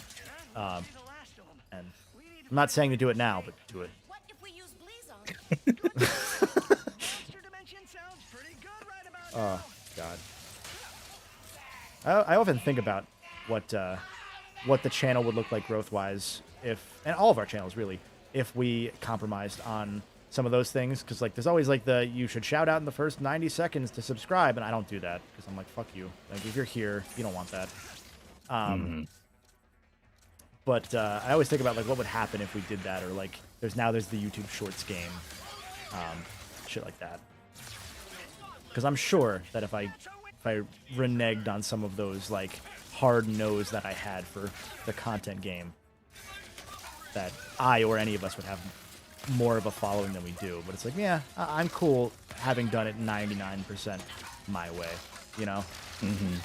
Even if that's stupid to say in terms of, like, you know, every creator has a limited shelf life before they stop. It's hard to gauge what, like, you're being too stubborn on and what you, like, actually have, not principles on. It's a little pretentious, but, you know, like, gosh, would it really matter if we said, hey, feel free to subscribe in the first minute and a half? Would there be that many people who complained? Probably not. But it's like a weird pride thing and just not going to that level. Or at least taking forever to do it. Even with the shorts thing, like Ellie said, they're lucrative. Like you can make a huge following on them. I've seen, for those that don't know, I run and own with one of our other co-crubbers, Moriarty, the Reddit/Discord community NewTubers, which is the largest content creator community that has ever existed at this point. Which is something that's really, really cool, and I'm very proud of that. And we both happen to create our channels around the same time, and then we both happen to find what was the original form of NewTubers around the same time.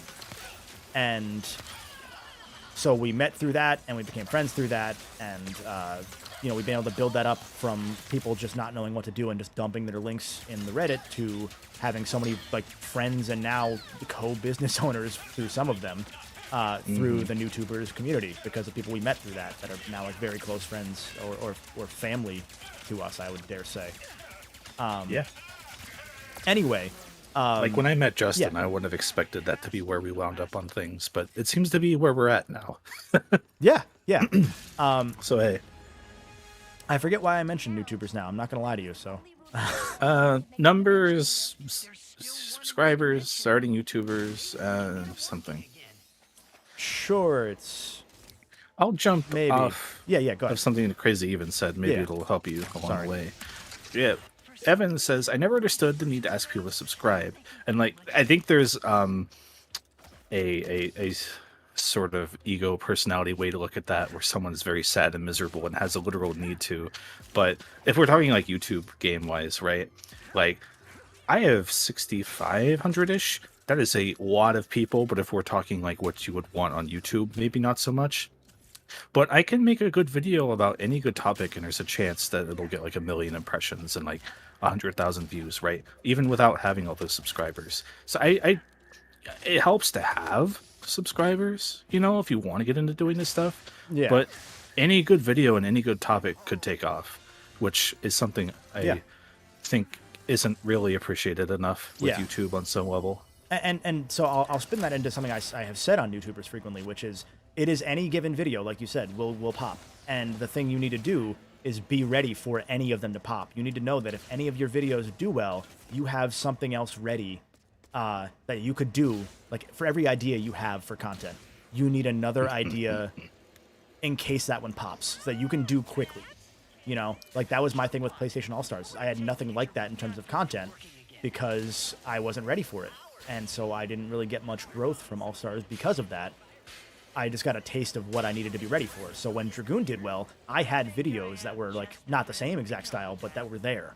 When Ratchet did well, I had Dragoon to plug. When Sly Mega Video did well, I had Ratchet to plug.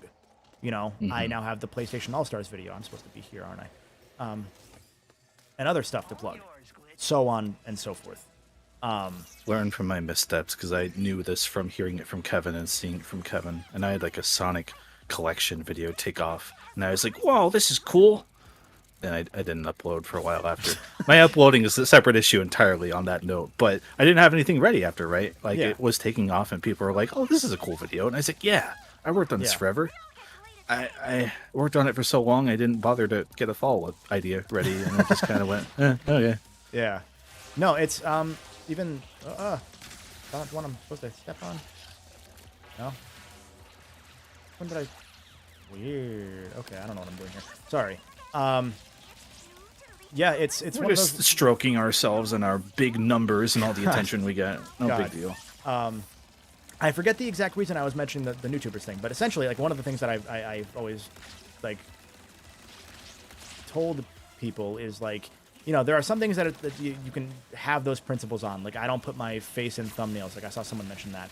I don't do that. I don't. I've been waiting for that domino to fall for you and wondering how you felt about that. Yeah.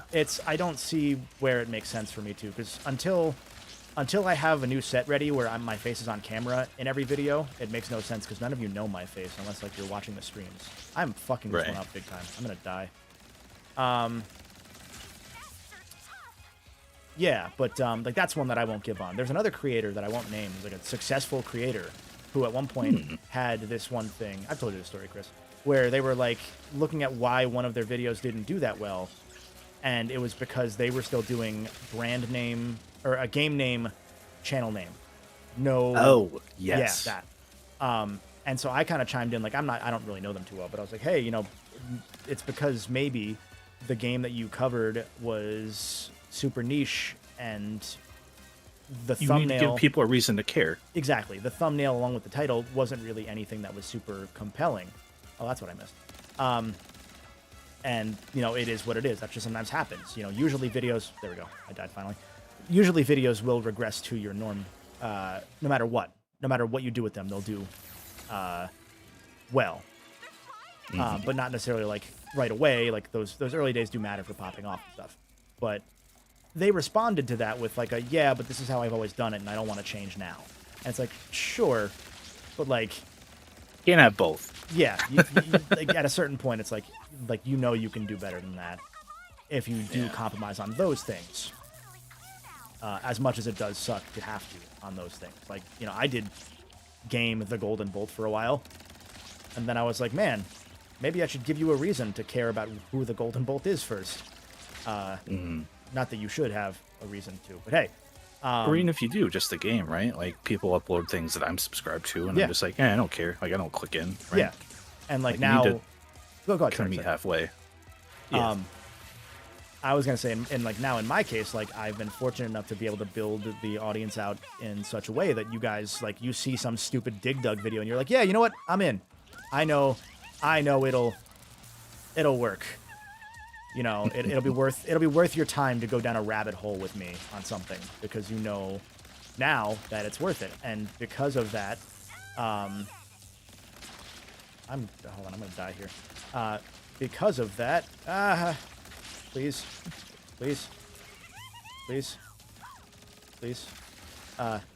and so because of that, like the videos do better now. I was just letting you flounder. I was just holding on to the lifeline and watching. I was like, no, keep going. That was valid. Garrett's back from chores, and I was going to say, sometimes your channel is just cursed, though. FTCR, no matter what we do with FTCR, it is just dead eternally. Like, it should probably be deleted, but... God. Sometimes it's like, okay. But yeah, like now because I have that trust from you guys, that you're like, I'm going to click this because I know it'll do well, or because I know it'll be worth your time. I then know it'll do well, is what I meant to say. So I can, like, look at, like, a... Fucking, I'm gonna talk about The Sims and be like, okay, I know that'll do this many views, and then the other side is I can be like, I know that means I can put this sponsor on it so that I can eat this month, or whatever. Or going, I know there's not 14 Croc games, but I'm going to walk with you on this one. Oh yeah, that video is great. I love that video. That's the one video I'll say. That video is great. I don't care. I don't know how long this level was. This level's like an hour. Yeah, I forgot there was a glitch section.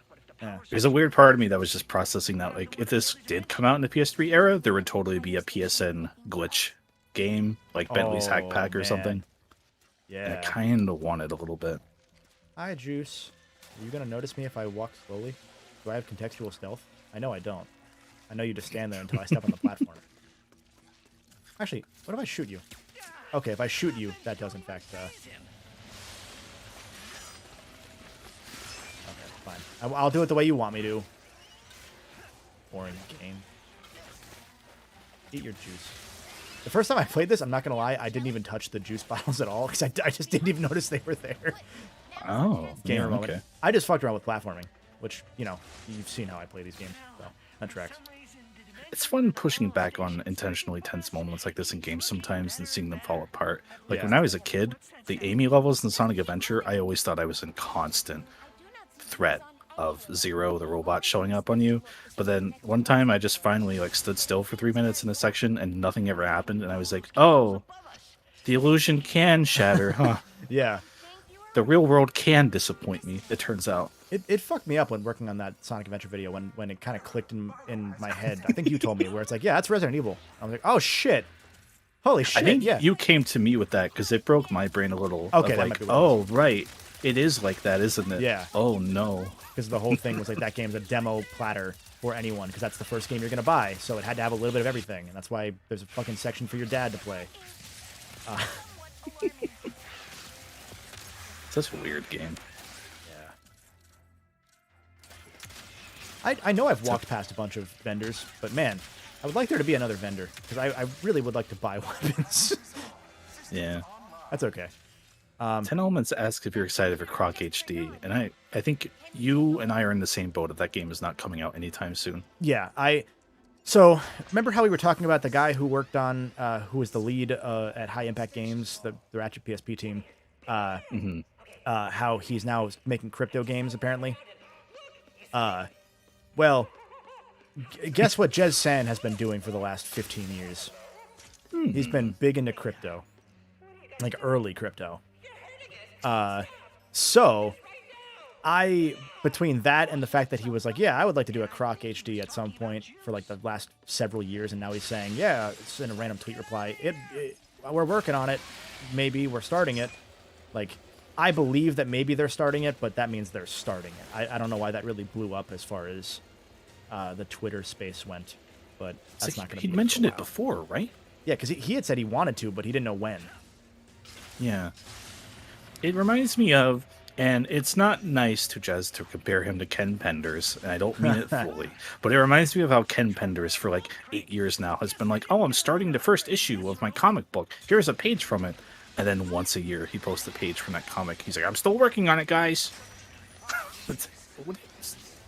Just shut up until it's done. Yeah.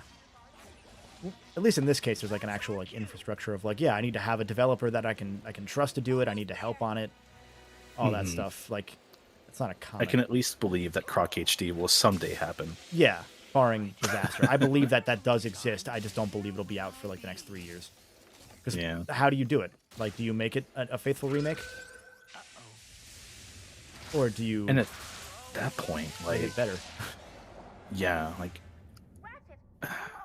it would sell, but like, if you want that game, you just play Croc, right? Like, it's not so visually upsetting that you can't do it. And I guess, to be fair, you could say this about a lot of remakes that got remakes, so at a point, whatever. But, yeah, I don't know.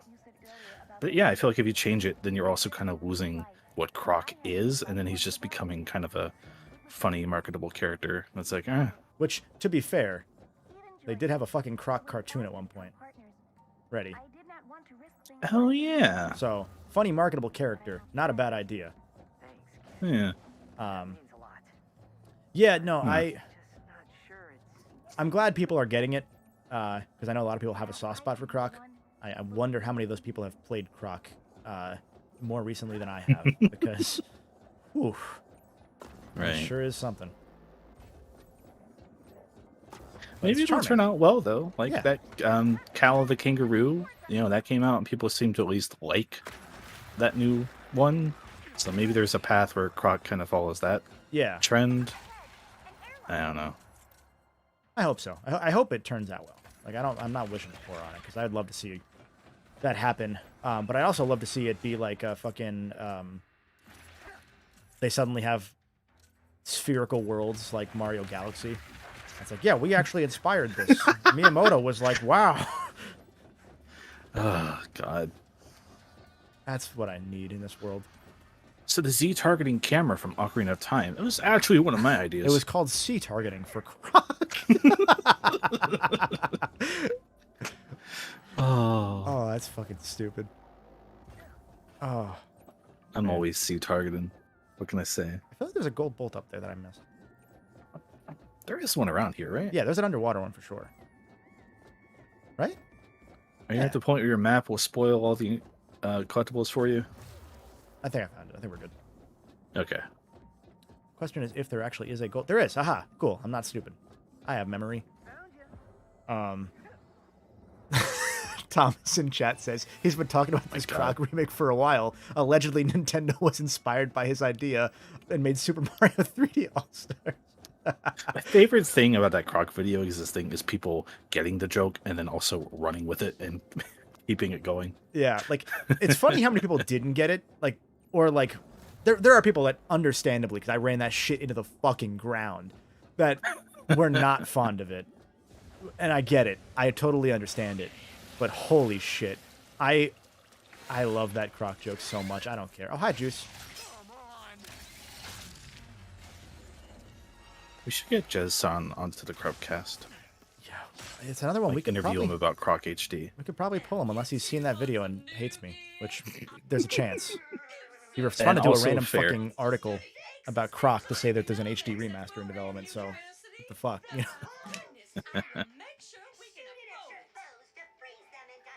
Oh, Yuji Naka. That's such a weird arc.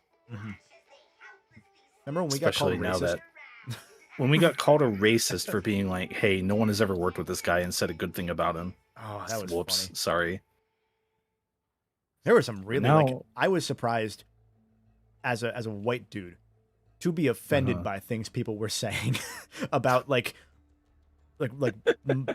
about white dudes as a race, because holy shit, the stuff that I got in response to that Sonic video from the Yuji Naka stands was racist as fuck.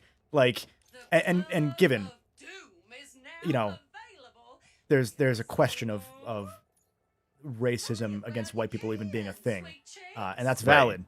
But fucking holy shit, the words that I saw, goddamn. I just mildly replied to a joke tweet you made about it, and someone in that crowd went up to me and was like, "Your website sucks." I was like, "Yeah, it does. It's not good." And then he just stopped responding. I was like, "Oh." Like, I don't get the satisfaction of making you feel bad.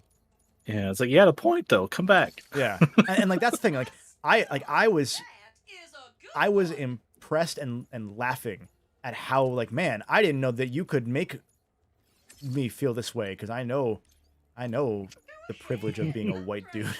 So I'm surprised you could make me be like, God damn, wow. So strange. Yeah. So now Yuji Naka's going to prison. Oshima is apparently making a pretty good 2D Sonic game in the year of our Lord 2023. Everything's right in the world. Everything's right in the world. Yeah. So weird. I think when you see a Croc 15 on PS4, then you would know that they got the joke. Yeah. Oh my god. What's that guy? That company's name again from that guy? Oh, fucking Sparklesoft? Sprayklesoft. Sprayklesoft. Or whatever. Yeah, they should just make Croc 15 and I would buy that game. Oh, man. That would be so fucking good. I do wish, and this is the only time I've ever looked at a video's performance and been like, man, what if? Because I don't really care otherwise, obviously. But I wish I knew the world where, like, that other guy who made a video about Croc 1 that was incidentally the same day as mine, but he had, like, a long-form Croc 1 retrospective that was longer than my Croc series retrospective, which is saying a lot, because when you make a video about one game longer than any video I've made about multiple games, when you know how long my one-game videos can be, God speed to you, sir. But yeah, like, it was some YouTuber, what was his name? Shit. Josh Strife, I think. Joshua Strife Plays, sounds right. Yeah, it was his other channel, because he had, like, an old Warcraft/MMO channel, I think. And his other channel that was, like, for reviews and stuff. And he had, like, a really dedicated audience, and, like, they tuned in, and I think his video was already at, like, more views than my video currently has before mine was uploaded. And it was because I just happened to schedule it for later that mine would not have had a chance at competing with it. And that's fine, you know, I don't care. But that's the one where I'm like, man, what if? Because I would have loved to see how far those Croc jokes would have gone. Because I would have lost it. Also, Luna, thank you for the compliment on the shelf. I'll shout out my Stay Golden. Actually, hold on, I can just real quick. I'll shout out my Stay Golden right here. It's out of focus, but it's there. Also, my mugs, which you can buy on my store. Shop.thegoldenbolt.net. plug. I'm ready for the day you say, fuck it. I'm at the point where I'm going to do a video about my game shelf and just go through all the games. Oh, I want to God. see you Metal Jesus Rocks your game shelf. I was gonna say full fucking Scott the Waz second channel or whatever. Yeah. We should free him. Look at what Man. they put him through. Ian said the fact that Arzest, the group known for making her being average at best, at its absolute peak, is making a great looking Sonic game is hilarious, especially after Balance. Yeah, I'm happy for Arzest to have that chance, even if the game ends up mid. I think that's a good result, and a good fuck you to Yuji Naka. Yeah. Like, I wouldn't wish bad on anyone who worked on Balan. Like, I'm glad people involved are still getting work. But the more footage comes out of that game, the more it looks like actually good and well designed. And I'm like, oh my god, am I getting another good 2D Sonic game? What?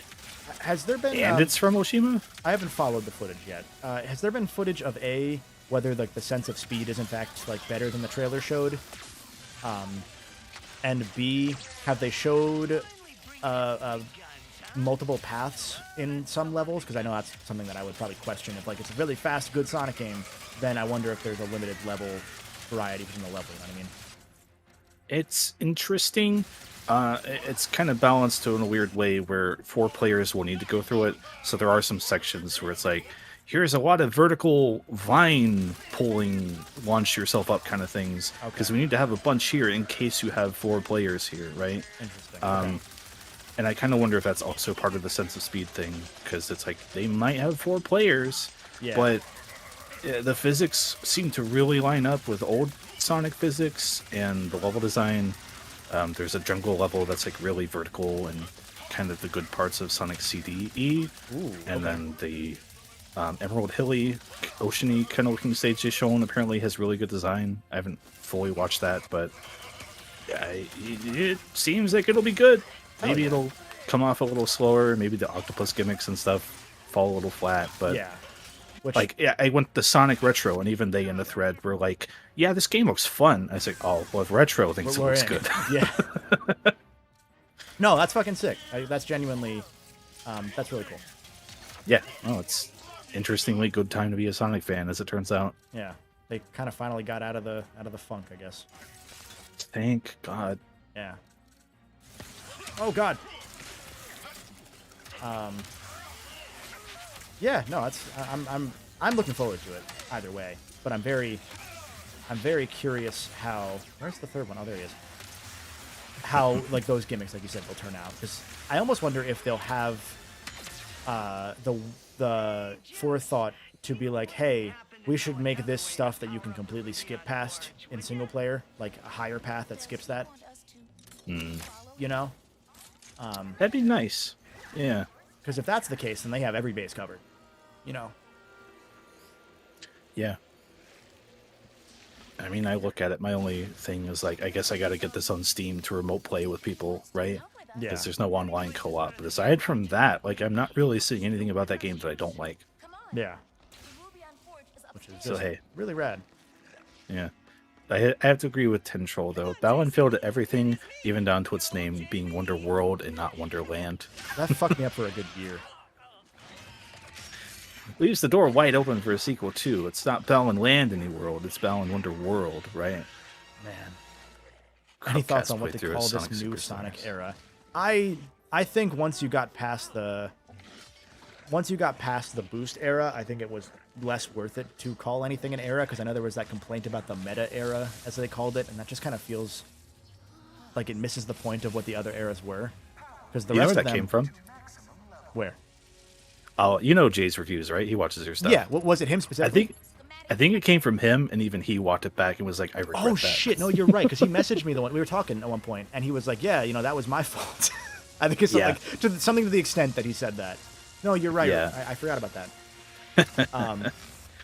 I just call it the decades at this point. It's like there's 90s, there's 2000s, there's 2010s. Yeah. I can't get lost in all this minutia and labeling. It'd be like trying to frame the Ratchet games by era, when it's like, also, hold on, first off, fucking the Ratchet 1 pose. Let's go. Yeah. But it'd be like trying to frame the Ratchet games by anything other than console generation. Because like the Future Saga is just the PS3 era, and that worked out. The PS2 Saga is the PS2 Saga. These games kind of go under a reinvention every console generation. and that's kind of okay. Like that's fine, you know. There's no reason to like go deeper than that because it's like you don't compare Bonds by nicknames, you compare them by the actor. Right. Sonic has a different case because it's a game, but yeah. Yeah. People need to label and categorize things, though. That's what I've learned. Yeah. In that fan base, especially, we need to call it something. We can't just refer to the games or the years. Yeah.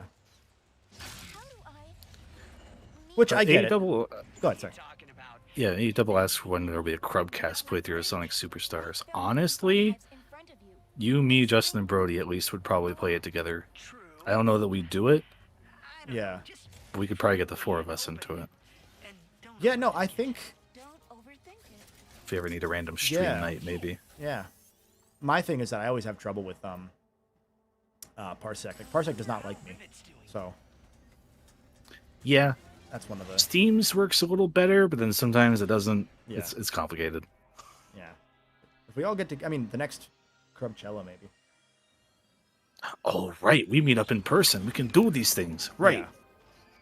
I was going to say, Ellie, what you just said, where humans have a need. I wasn't going to say the ADHD part, but it's true. Humans have a need to categorize things and find patterns and things. So I get it, you know. Yeah. But, yeah. Oh, this. I talked about this in the video, and people missed this. Not in this game, necessarily. I don't think people missed it, but people missed it in Ratchet PS4. Or the movie, even. Because it was a big complaint, because it was like, why is... Like, at the end of the movie... Let me walk back. At the end of the movie, Clank grabs the teleport pad, and Ratchet's like, what are you doing? And Clank says, improvising. And that never really gets referenced earlier in the movie. Like, it's not a theme of the movie. It just kind of becomes a thing. And the fact that this game then makes a whole level dedicated around the idea of Rivet's like, yeah, you know, I've gotten really good at improvising. And Clank's whole thing is he's pretty rigid. He's never really improvised that well. Like, genuinely. So for then him at the end of this level to be like, yeah, I'm improvising, because she asks the same question Ratchet did in the movie, where it's, what are you doing? Improvising. The fact that they even did that specific thing, to me, felt like a fucking straight-up dig at the movie. Like, it was like, look, we can even do that better, which we always knew. But, like, it's like a, hey, fans, we get it. We know the movie sucked. How many times do we need to tell you that we know everything you complain about, we understand, or we know, and some of it we might not change, you know? We're not going back to edgy Ratchet, but we understand why you want it, because these guys are pretty self-aware, you know? Anyone here know where we can find the fixer? Oh, nice gold bolt get, by the way. I'm on watching the delay, but hey. Hell yeah. Good for you. Thanks. I did it myself. I guess I'm curious, not that I want to drag that label discussion out too long. Does the Ratchet fanbase have Not really. labels it goes by? No? really. Okay. That's what I was hoping to hear. It's PS2, and then everything else is shit. That's kind of their label. I was worried it would be like, oh, well, we have to call it the Attitude Era, because that's when Ratchet was edgy. God. That's an actual fucking wrestling era that exists. Yeah. Oh, I hate that. No, it's like PS2, PS3, or future, you know. And then others. Yeah. Yeah. Movie era. Life of Pi era. Man, people getting upset about Life of Pi fucking fascinated me. Because fucking, like, when that came out, that got like leaked by accident by some Canadian TV station. And when you look, it's listed as a PlayStation original in the credits, which is the original label, pardon the pun, they used for the PlayStation Studios movie show tie-in. So it was Powers, Ratchet movie, and what would have been Sly movie. Those are the only things that, as far as I can recall, used PlayStation originals. Because then when they came back with more properties, it was then PlayStation Studios or PlayStation Productions now is the one. Yeah. And so when that came out and it said PlayStation Originals, and everyone was like, "Oh yeah, how could they do this right before Rift Apart? It's very clear this is a backdoor pilot for an animated show, but it's so kiddie and stupid, and the humor's bad." And it's all true. Do not get it fucking mixed up. That is all true. When I have to cover the movie, I'll get to that. But that was made very clearly in 2016 as a way to like spin off if the movie did well into a show. Yeah. Which I don't think they ever even said like on the Insomniac Twitter, even like, hey, go check out Life of Pi now streaming on Tubi or wherever It wasn't the hell supposed to wound be up. out. It was never supposed to come out. Yeah, it feels like it just accidentally came out, and they were like, well, I guess it's content for someone's streaming platform. Why not? Yeah. No, I think it even got leaked by the fucking platform. I think it was just one of those like archives they had because they didn't promote it as far as I recall. Yeah. Life of Pi, not Lies of P, Ellie. But also that exists. Yeah. But yeah, no, I think straight up that just kind of like they forgot to take it down, or some random fucking intern was like, oh, it's weird that this is here and not public, huh? Yeah. Or whatever, you know. But no, that one, I'll give credit to the people that were upset about the content of it. That was bad. That was actually not good. Because they were like angry about intergalactic pizza. I've watched it twice, and I don't ever really want to watch it again. But it was not That's one where it has the for kids appeal and not the for everyone, but Yes. mostly kids appeal. Yeah. I'm sure it's the same conversation that Sonic fans have had time and again about different shows catering differently to different people. You know, kid versus adult versus everyone. Shit, even the games, right? That was part of why it got called the meta era, where people being like, oh, they're just writing these games just for kids now, and all these stupid jokes. He calls them Baldy McNosehair. People didn't like it. Yeah. And like, wasn't my idea of Sonic, but at the same time, Yeah, like at a certain point, it's not going to be for you anymore. Yeah. That's something I've had to wrestle with getting older over time. It's like, oh, it's just not for me anymore. I can complain on FTCR for 2 hours about Sonic, or just go, I guess it doesn't matter that much anymore. Yeah. And it's like, I get it. It's our nature to hang on to things. I know we already talked about this earlier, so if you've been here the whole time, thank you. And also, I'm sorry for multiple reasons. Right. But, it's one of those that, like, we always struggle with that because we want to hang on to those positive nostalgic memories of childhood. But it's also like, I'm really happy with a series like a Ratchet or a Sonic that you can show those games to your kids just like Mario, and they can have those same formative experiences still. I thought it was really sweet even when Insomniac did that partnered with GameStop published game, the Song of the Deep, which is another that one. Somehow I will find a way to cover that. I don't know how. It will not be in a video, I can guarantee that. But not in its own video. But like that game exists because they had like a smaller team ready to work on something, and the creative director wanted his daughter to have a protagonist like her that she could look up to. That wasn't just another gruff dude with a gun on the cover of a game, because that was super prevalent at that point. Mm-hmm. And I really respect that, because like as time's gone on, I'm like, yeah, maybe I'm down with that shit more. Maybe that's the right way to go, is plan for the future and not just us hanging on, because it's only video games and wrestling, I would say, which is a great combo of people. It's only Just those circle. two that really want to ram into you that the past was cooler than the present for things. So like, obviously there are people that are like, movies were better in my time, or shows were better in my time.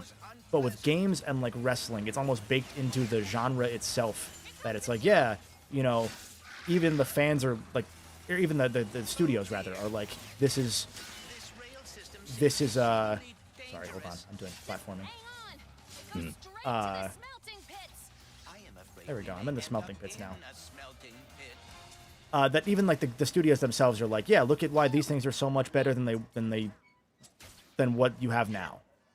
That's why we have so many remasters obviously nowadays, in the same way there's so many reboots of movies and stuff, because it's hard to want to greenlight an original thing when it's cheaper to do a remaster. But it's also like we're finally getting to the era, and this is a completely non sequitur to what I was just saying, but it's cool seeing Final Fantasy VII and Resident Evil 2, where does a remake have to be a remake anymore? Or can we make a remake that has creative license? Just like when you make a different movie based on, let's say, The Great Escape, for example. You can make a different Great Escape movie and take license with it. And that's fine. I don't know where I was going with any of that at this point, but welcome to the podcast. All kinds of fun, weird toss-ups you do with movies, right? Like A Bug's Life is, which classic Japanese tale is it? Like the Seven... Oh, yeah.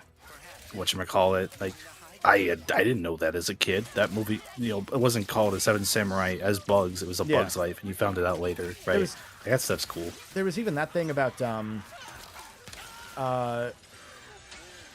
Lion King had a similar story told in Japan, to the point that there was like a big uprising on Twitter a few years back, because it was like they didn't even credit them and they tried to hide the movie. Meanwhile, Disney has the publishing rights to the movie and they've aired it publicly.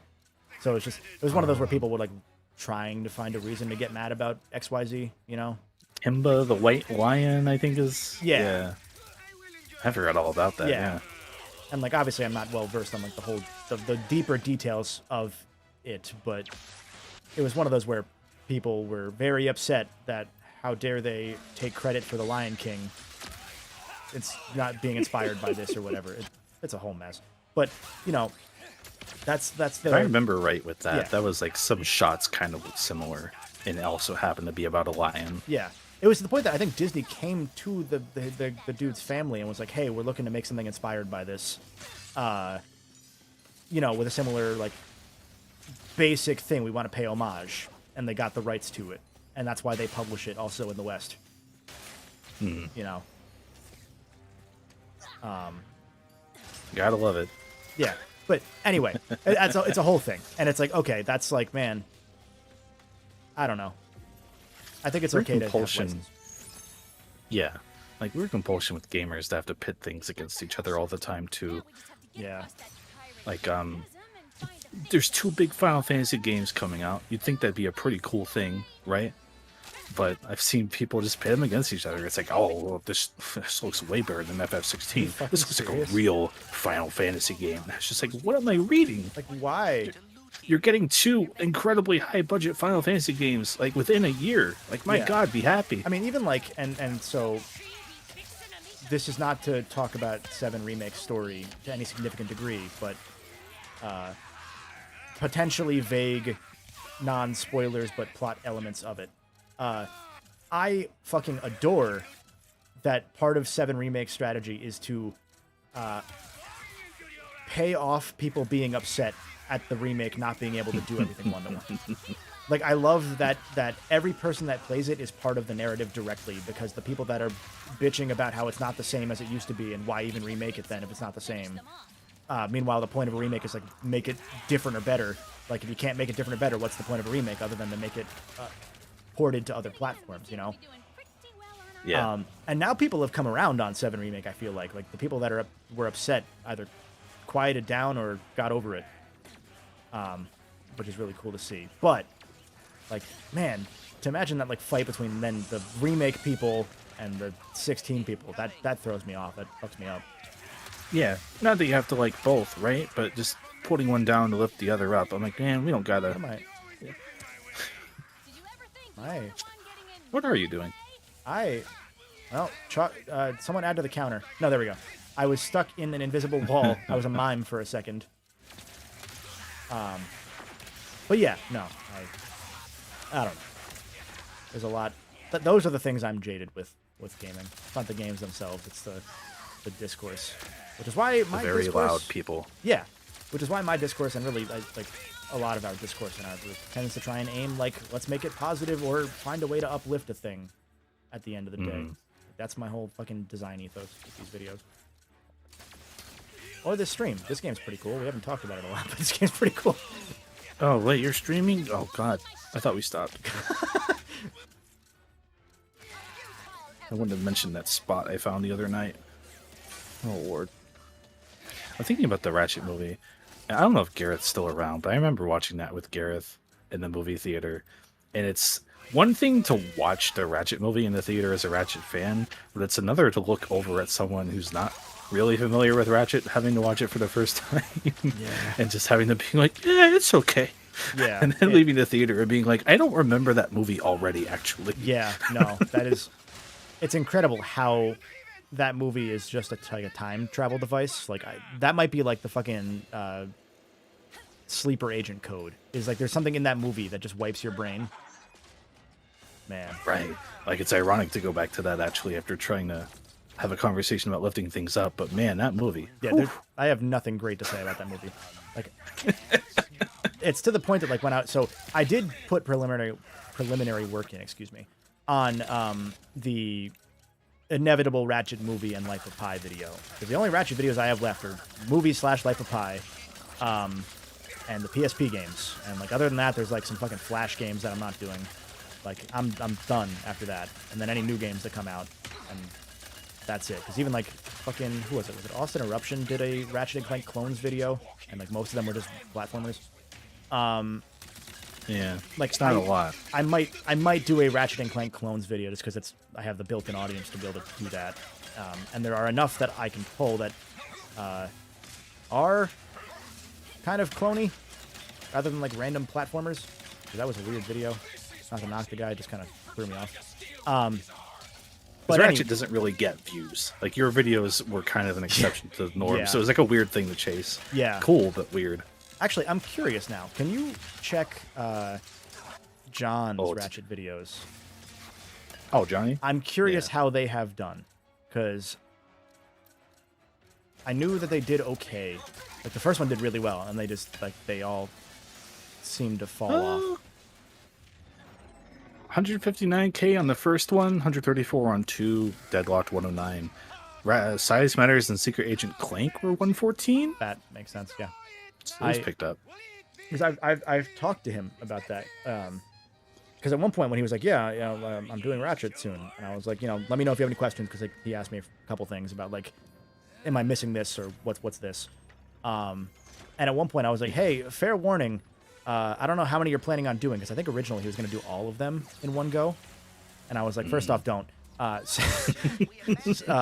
Second off, fair warning, I have been the weird exception to the rule with Ratchet videos.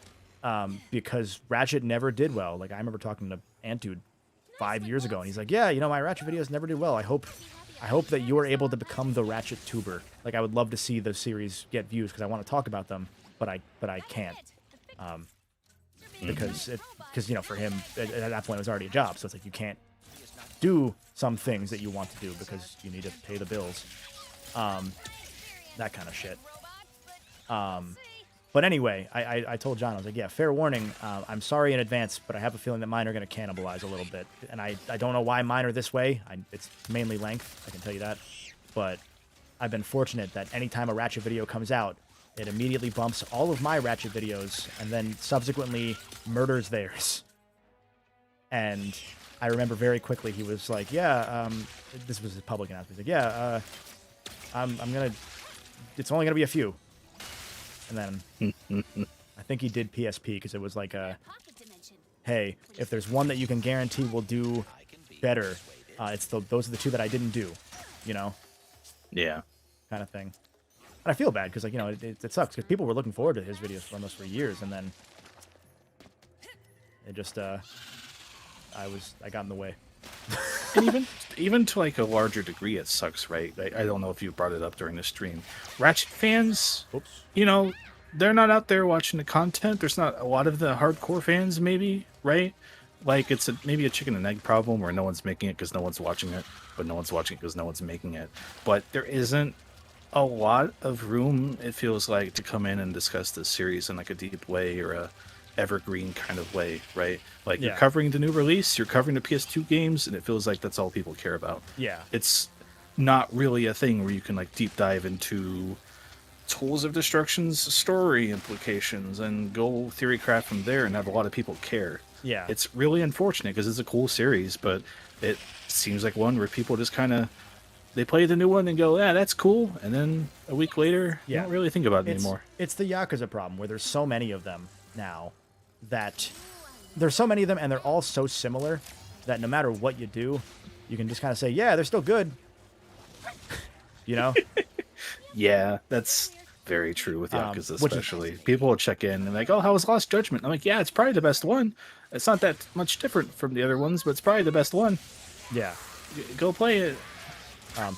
Nova says in chat that most of the Ratchet stuff they've seen lately is speedrun related. Yeah, the Ratchet speedrun community has started popping a little bit more lately, which is cool.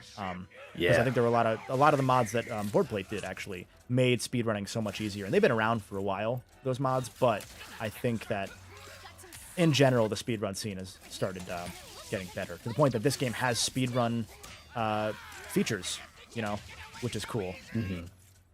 Because these games did always have a lot of slow moments, and this game is just like, it's paced in such a way that you will not slow down. Like, I think about Ragnarok that I really liked was that if, at least in my experience, every single major section of that game was like exactly 1 hour long. So it felt like it was so meticulously timed out to cater to the average play length of the target audience. Like, because they have that data now, you know, like they track your data, obviously. Fucking welcome to Earth. And so this game is similar in that every planet's about an hour, like just about, like a little bit more, a little bit less sometimes, but like every one is like right when you're like, okay, I'm good here, and then it's like, all right, it's over, see ya. And that's like, man, that's really great.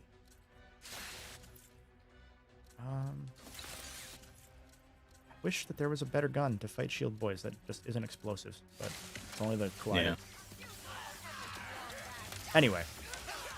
Ow. A Double says, now you make me wonder if anyone does that, but for Castlevania. So very few people know what's up with Castlevania outside of speedrunning tips. And honestly, unless there's some blind spot we have, probably a pretty similar thing there. I feel like everyone really likes Castlevania. They'll think about Symphony of the Night a lot, right? But if you want like actual deep dive discussions into that series, I'm sure there's someone, but he's doing usual Ratchet numbers maybe where that community cares, but it's hard to break outside of it. Yeah, no, it's that. I mean, that tracks, because I know from my experience, I wanted to do something Castlevania-y at some point, because I always like those games when I play them, and then I just don't really have a lot to say after that. But I wanted to like go deep into them, because there's a lot of stuff you can do by going deep into Castlevania, especially like the Symphony of the Night era stuff. Even though that game, ironically, never sold that well. It's one of those, like, kind of like Ratchet, where Ratchet did sell well, but just kind of still ended up under the radar as an indie darling type game. But when I was looking at stuff to try and like see like, okay, what can I do here? I was like, oh, I would have to do what I did with Ratchet again, probably. And that doesn't sound great, especially because the show was around the same time that I was looking, and so the show dominated discourse. Because of course it did, you know. I guess a weird little inside baseball that some people here might find interesting if they haven't put it together. The reason your favorite YouTubers all randomly do a bunch of Sonic videos is because Sonic fans watch Sonic content.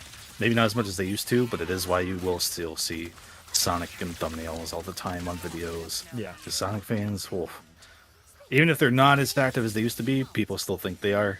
So there's a lot of Sonic on the internet.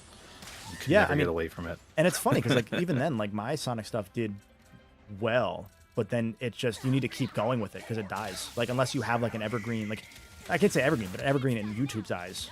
Because like that Sonic, the Sonic Team documentary, like I would say personally that's a pretty evergreen video, you know? Yeah. And that shit's like my most documentary project. That's the proudest I probably am of any fucking video, you know? And I'm very happy with how well it did, but it doesn't like, it didn't hold like Ratchet does. Like the Ratchet 3 video currently has 1,000 views today. Again, Jesus. Out of nowhere, it just popped back up. It's like, hey, you know what? Fuck you. Get more views. And like, I just kind of want it to stop so I can do the all 4 PS2 games on one video thing that everyone does. Because I just want to see how that one would do, but I can't do it while Ratchet 3 is still doing well. So yeah, Deadlock does that too. Like out of nowhere, Deadlock will just fucking pop off.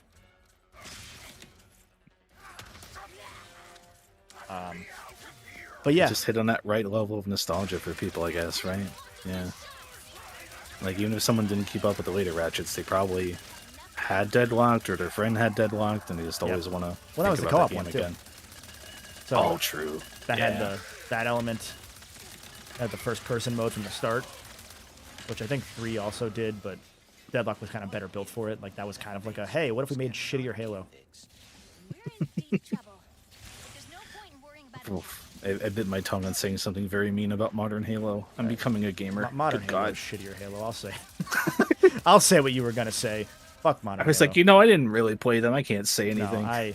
I am so. If I knew how to, I have a video title already made that I'm not gonna say in case I ever do it about Halo because I want to lament about Halo not being as good as it could have been or has been, and man, it makes me so sad. Like how they ravaged my boy. That one's rough because you were talking earlier about how you want a positive slant on things, and there that one would be not isn't even close. one. There's no positive slant to how Halo turned out. It's so fucking sad. It's you end it with, I hope it gets better. Haha. On their 9th director, maybe that's the one. How exactly will we fix the fixer? But A-Double touches on a fun thing too. If you do Sonic for a while, but then try to do something other than Sonic fans will not care. Yeah. Here's a fun, more behind the curtain stuff. The reason that starting with PS3 Ratchet, I started doing alternating Ratchet and something else videos was because I was like, I need to wean off of this because I know how well these are already doing, and I am afraid to see what happens if I just jump from Ratchet to something else. And so I started with Sonic just because that at the same time that was when Sonic's 30th anniversary stuff popped up, and I was like, man, I'm so glad people are kind of feeling this again. I feel that community. I felt those good vibes. Yeah. And so I wanted to see what everyone else always saw as kids with Sonic Adventure, and thankfully kind of figured out the way to do that was to play it from the era, disconnect from the internet for a while type stuff.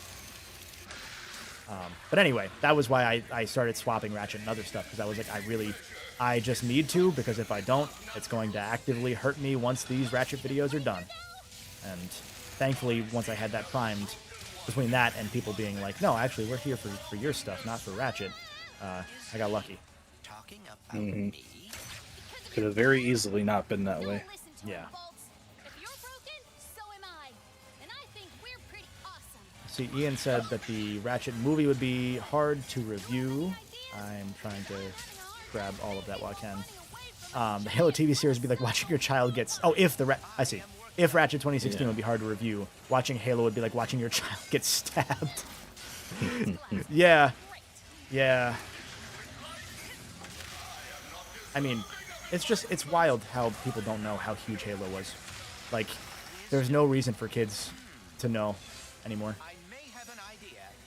I was thinking about this, but in like a completely different field, because I randomly remembered Justin Timberlake a few days ago, and I was like, this will make sense. I was like, man, Justin Timberlake used to be like, he still is like the best-selling solo male artist, I think, right? Like the most chart-topping man. Bad Bunny, but otherwise. Bad Bunny now? Yeah, Bad Bunny is far and away. Like, he's number one in the world like 4 years running. Oh, okay. Well, never mind. But maybe that's part of the point here too, then, right? At a point he was, and I can't remember the last time the world cared about Justin Timberlake much. The Trolls song did well. Who's here? Speaking of Justin Timberlake, hi Moriarty. Welcome to the stream. Moriarty, do you know Justin Timberlake?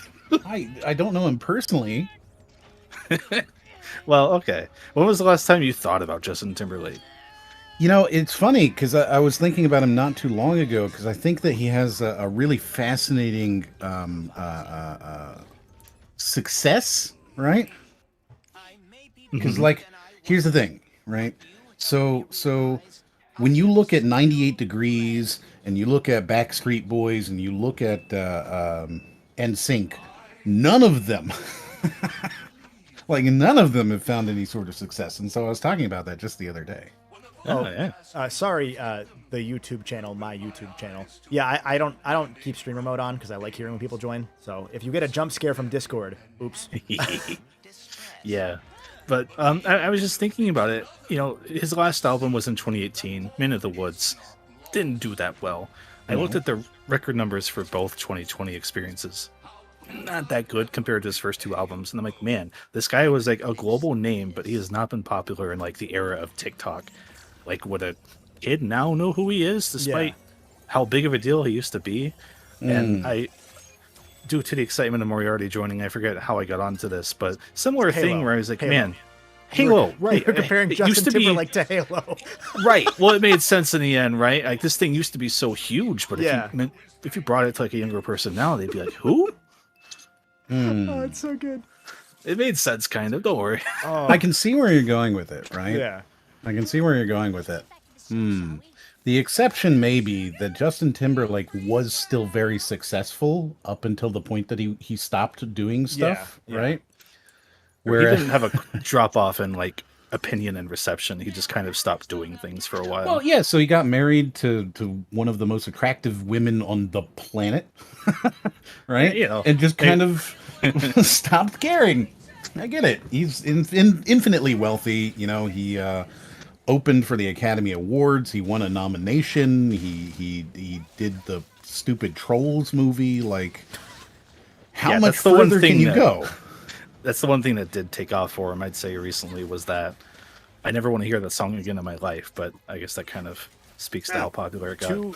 Two quick things from chat that I want to pop. Well, three actually. Yes, please, get us out of here. So Ian said the Final Fantasy 16 demo is coming out tomorrow, officially now, which is good. So 10 days before release.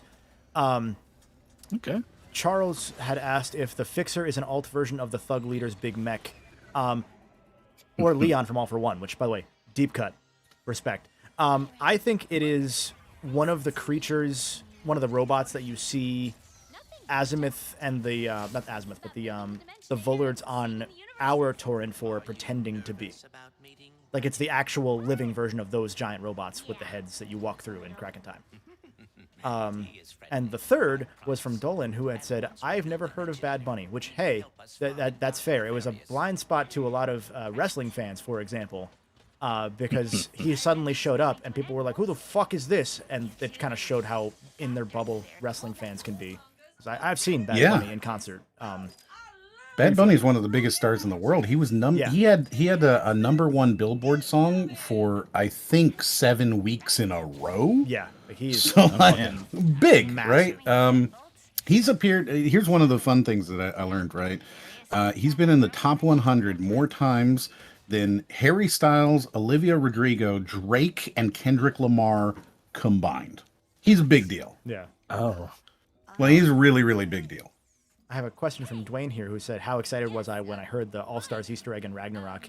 I popped for it. I laughed and I was like, "Man, I can't say anything about that for like 3 weeks now." Still, that was really good.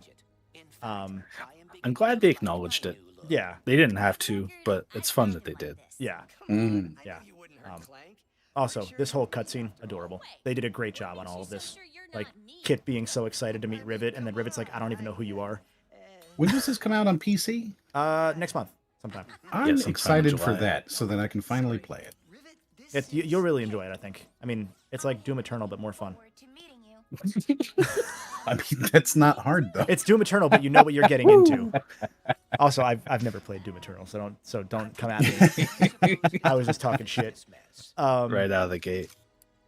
But We didn't really talk about that last level because we were too busy talking about everything what a else in the fucking world. spectacle. What a That last sorry, level yeah. is so cool. It's like it's all so much of it is automated. I don't even fucking care. It's that good. Like it makes it so automated that you kind of want it to be, because then you're paying attention to the pretty graphics. They make you look at it, you know? Mhm. That's, man, real good.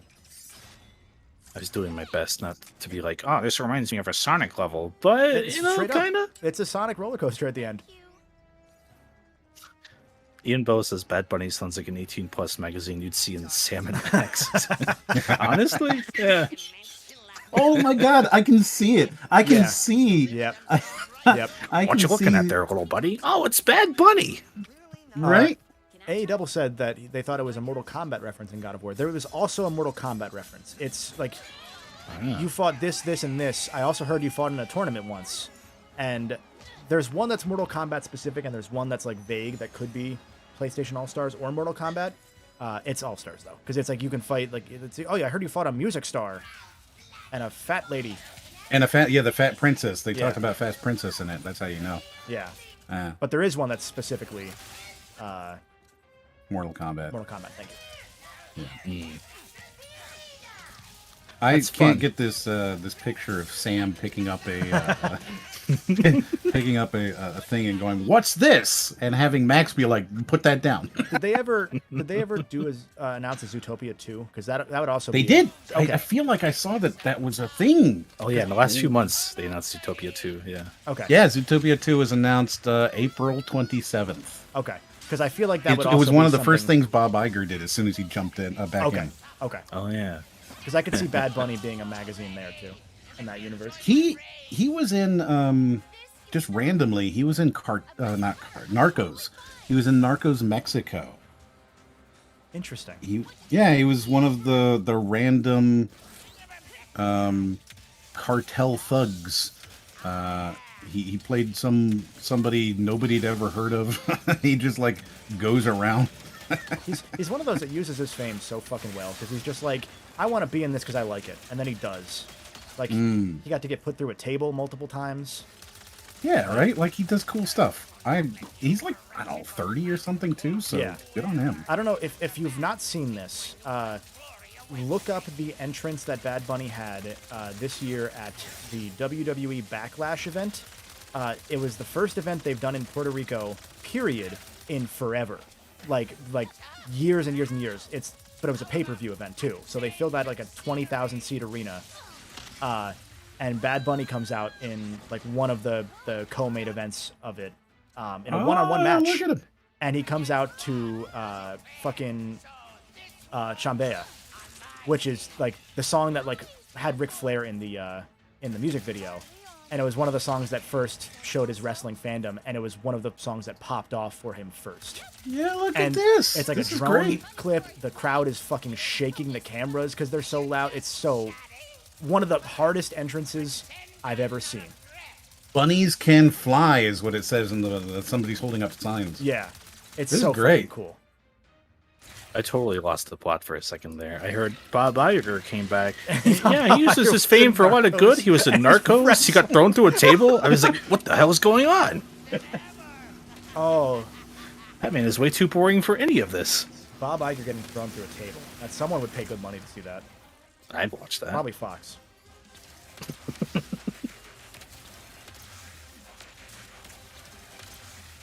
I see you're having the pleasure of fighting a Grunthor again.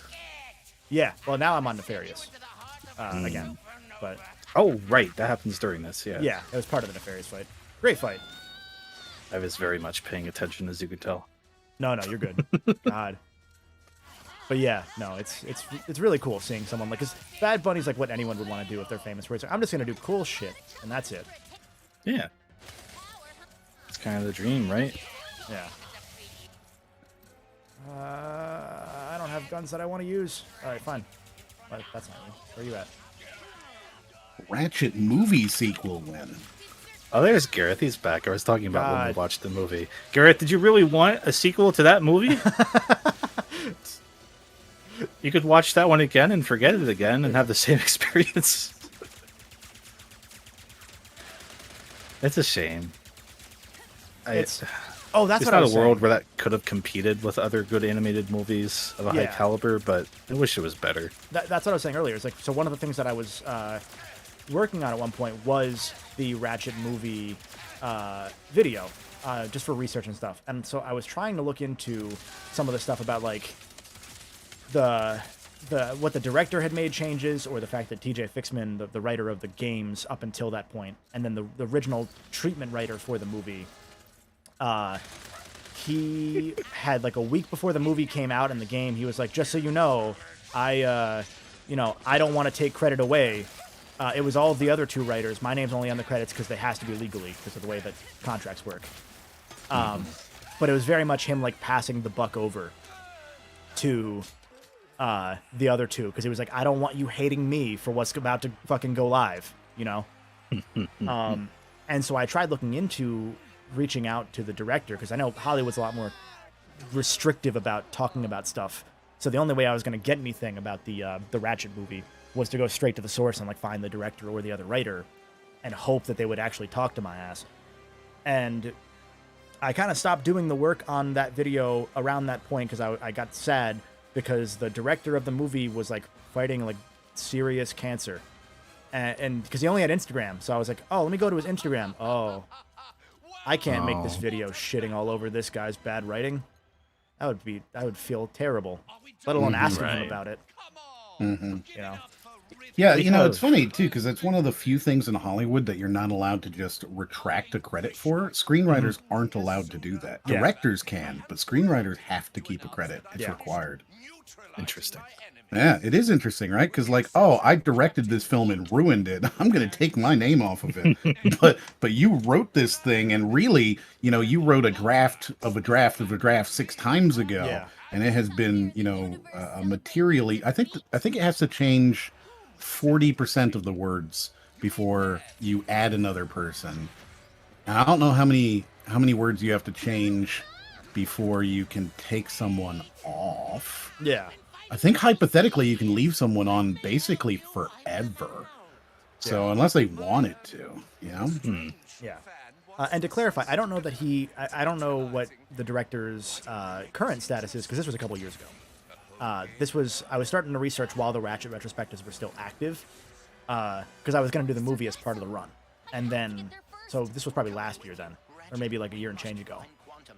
I just saw that and I was like, I'm going to step away from that one for a while, because I don't even want to dig into info for that, just out of respect, because I'm not going to get it anyway, no matter what I do, but I don't want to send hate that guy's way when he's dealing with that. Can we legally share the amusing anecdote we have of someone who interviewed at that studio? There's no important details and no identifying details. No names. Okay. Basically, someone we know applied for Rainmaker, or whatever the hell they're called now. And during the interview process, they were like, oh, are you familiar with any of our work? And the other person was like, oh, well, you know, I really like the Ratchet game, so I watched that. And he was like, oh, yeah, that one was a mess. Effectively was what they were saying in the interview. And I was like, okay, well, everyone involved seems to have known. Yeah. And have no delusion about that movie just not being good. So, cool. And it's so weird, because, like, the movie and the game had a combined $40 million budget. The movie got most of that. The game got, like, $12 million. Like, they made that game on $12 million, which sounds like a lot, obviously. It is not for a video game. So it's really impressive what they got done with the limited capabilities they were given, especially when then they finished the game ahead of schedule without crunching. It's the first crunch-free project they ever do, and then they find out like a few weeks after it's done, oh, by the way, we're delaying the movie a year, so you want to work on it more? We're not adding budget, but you want to work on it more? And then they're also like, well, no, we have Spider-Man, so we can't just roll people back onto the project. The only thing we have left is Spider-Man. It's fortunate for them that gamble turned out with a game that still introduced a lot of people to Ratchet, even if it wasn't the greatest thing in the world. Yeah. You know, it's still fun enough that people got on board with it. Yeah.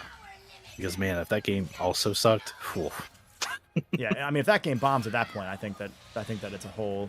I don't think we'd see this one, probably. Or maybe we do, just because Sony gives Insomniac pretty fucking carte blanche, generally. Yeah. So it's like, hey... At this point, like, we want to do one more. They'd be like, yeah, you know what? Fair. Go for it. I mean, we were talking about that with regards to Spider-Man, right? Like, Sony allowed Insomniac to disregard Sony's own plot lines for Spider-Man. It was even That's deeper. a big deal when you think about it. It was even deeper than that, because, like, so one of the backdoor theories I have that's never been fully confirmed, as far as I know, is... Let me pick a gun. That the reason that Spider-Man is a Sony-exclusive game is because Sony still has the movie rights for Spider-Man. So part of the Marvel deal to get Spider-Man in Marvel movies was specifically... And over that. Like, we do the game.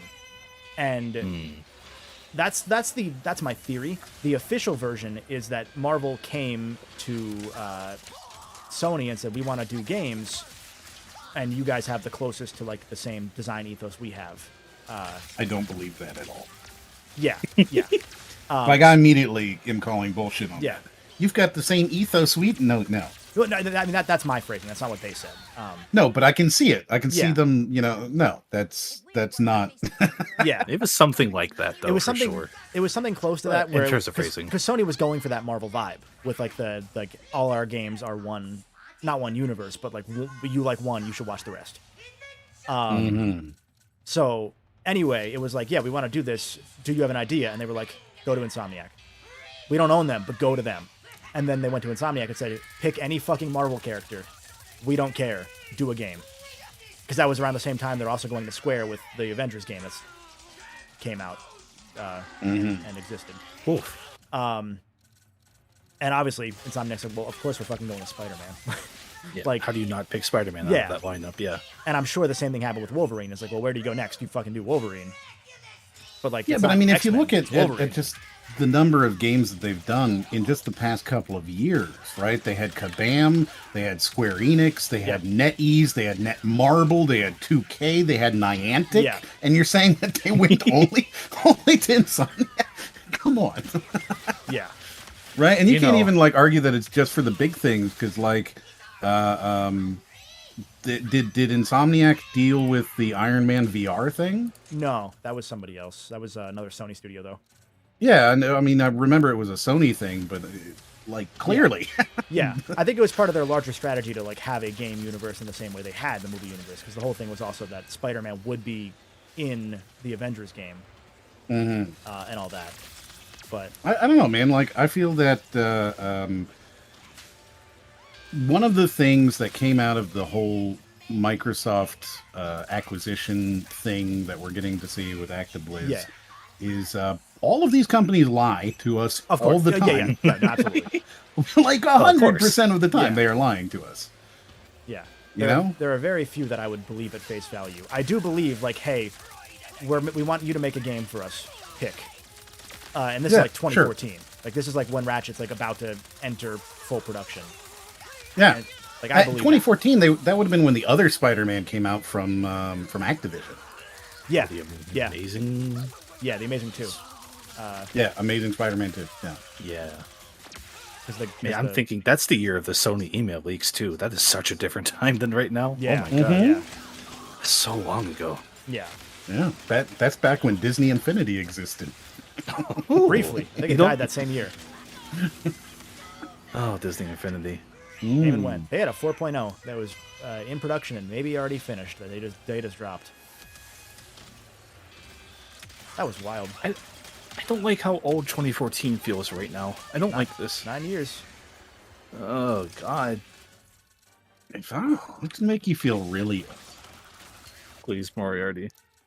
All right, so drive the nail in. All right. Well, I'm gonna tell you. All right, just give me a second because I want to find today's date. Today's June 11th.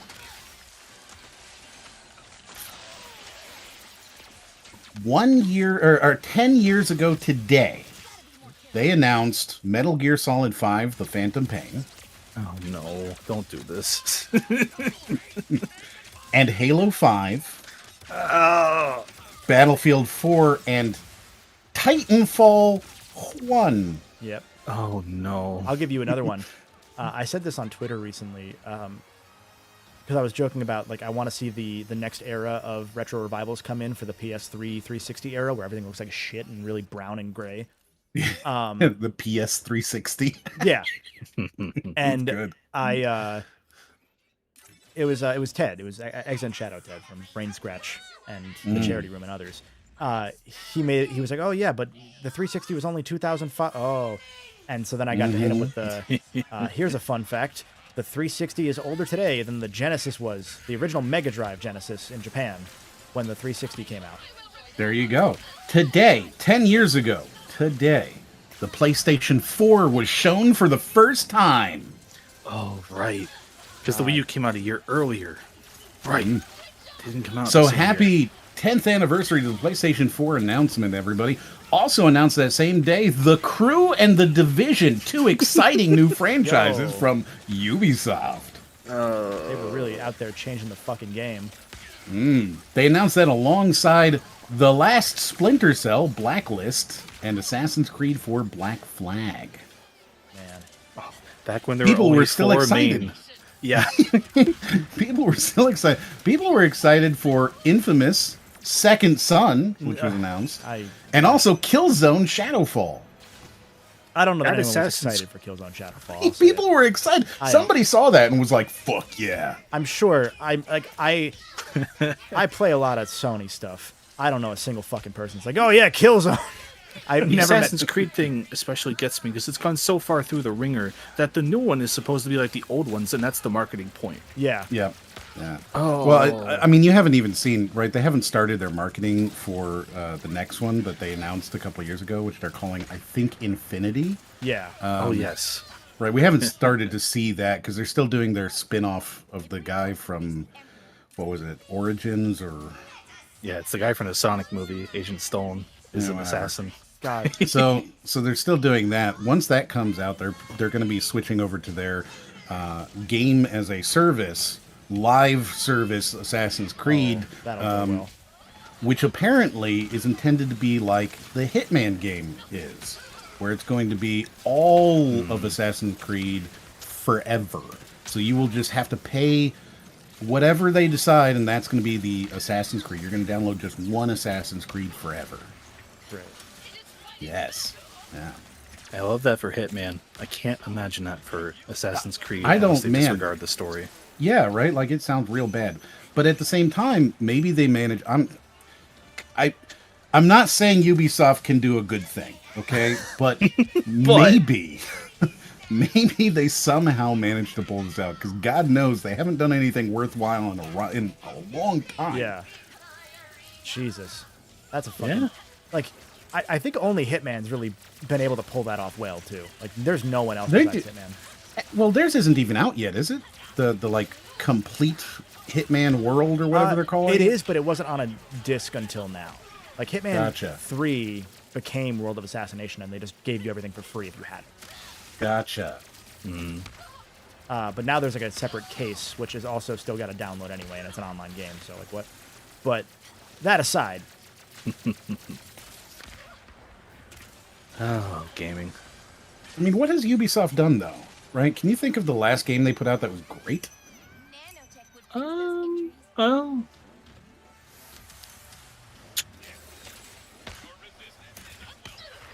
I love the very pregnant pause there.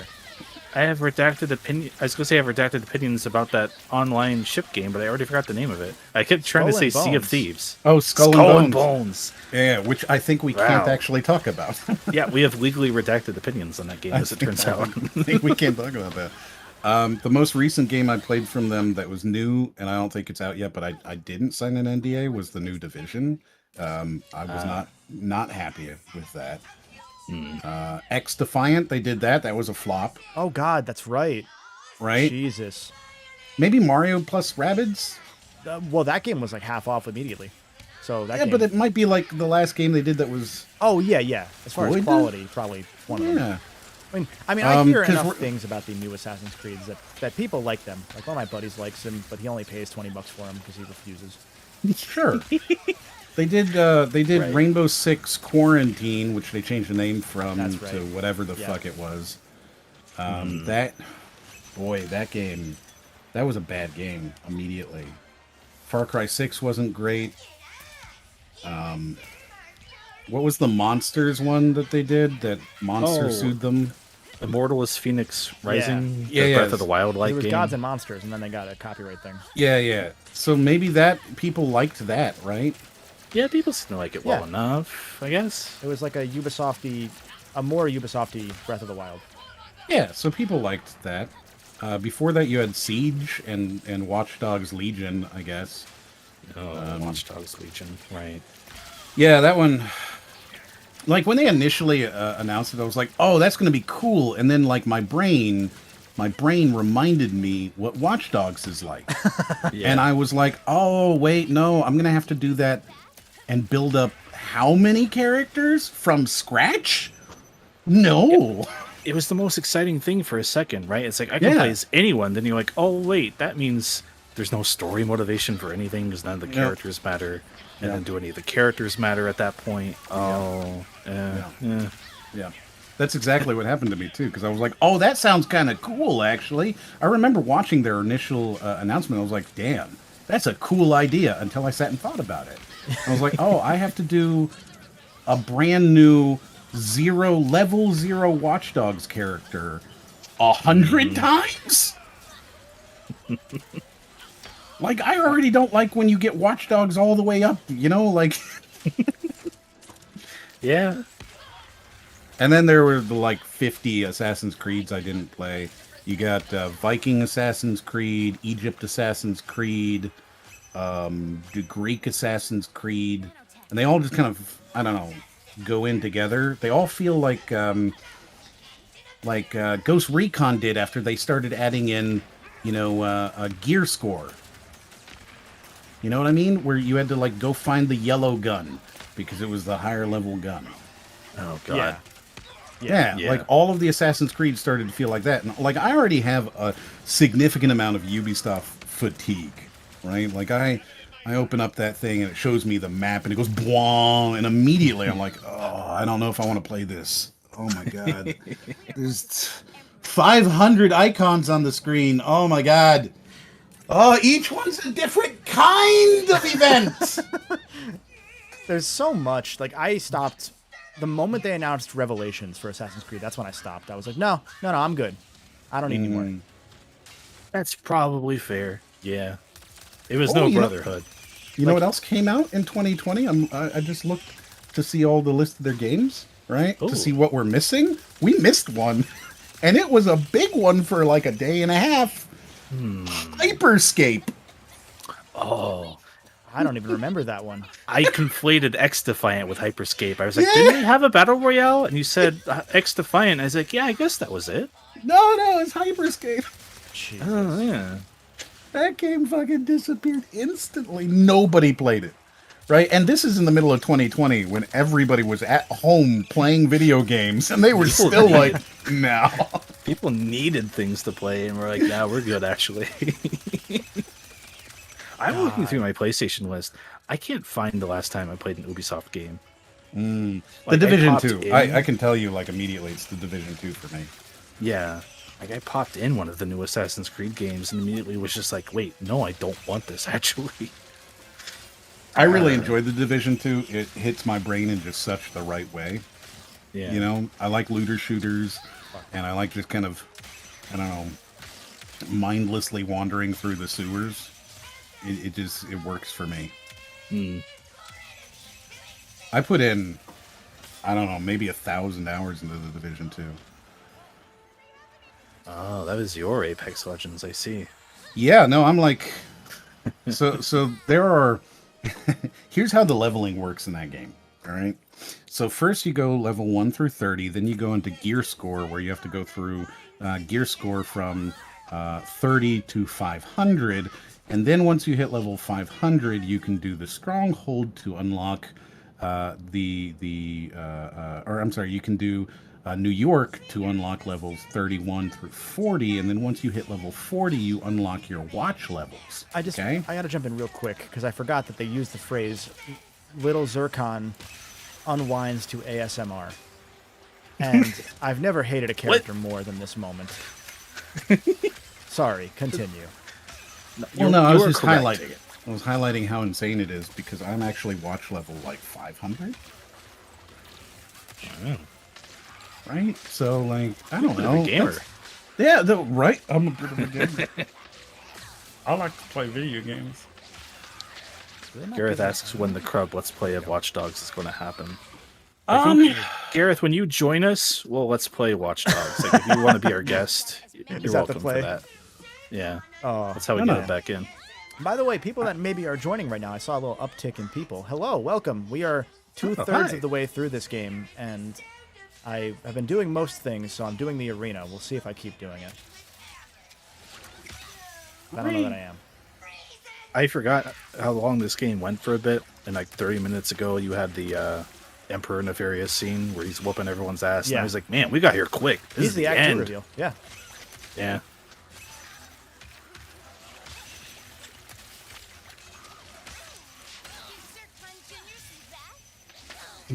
Fuck.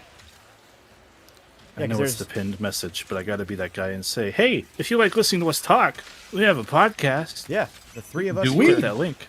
Everyone who's been here in this call today is on the Crubcast because we are in the Crubcast server right now. Yeah, I'm actually sorry about that. You do have to listen to me as well. Yeah, we're a bunch of white guys with a podcast. We figure that's kind of novel. Podcast. Oh, I can't wait for that to become a problem someday.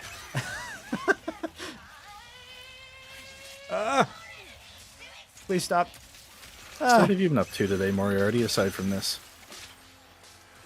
Well, I'm actually currently in... Okay, so look, I don't support Activision. Right? Go on. I like the preemption here. I don't support them, and I never would have bought it myself. But a fan bought me Diablo 3.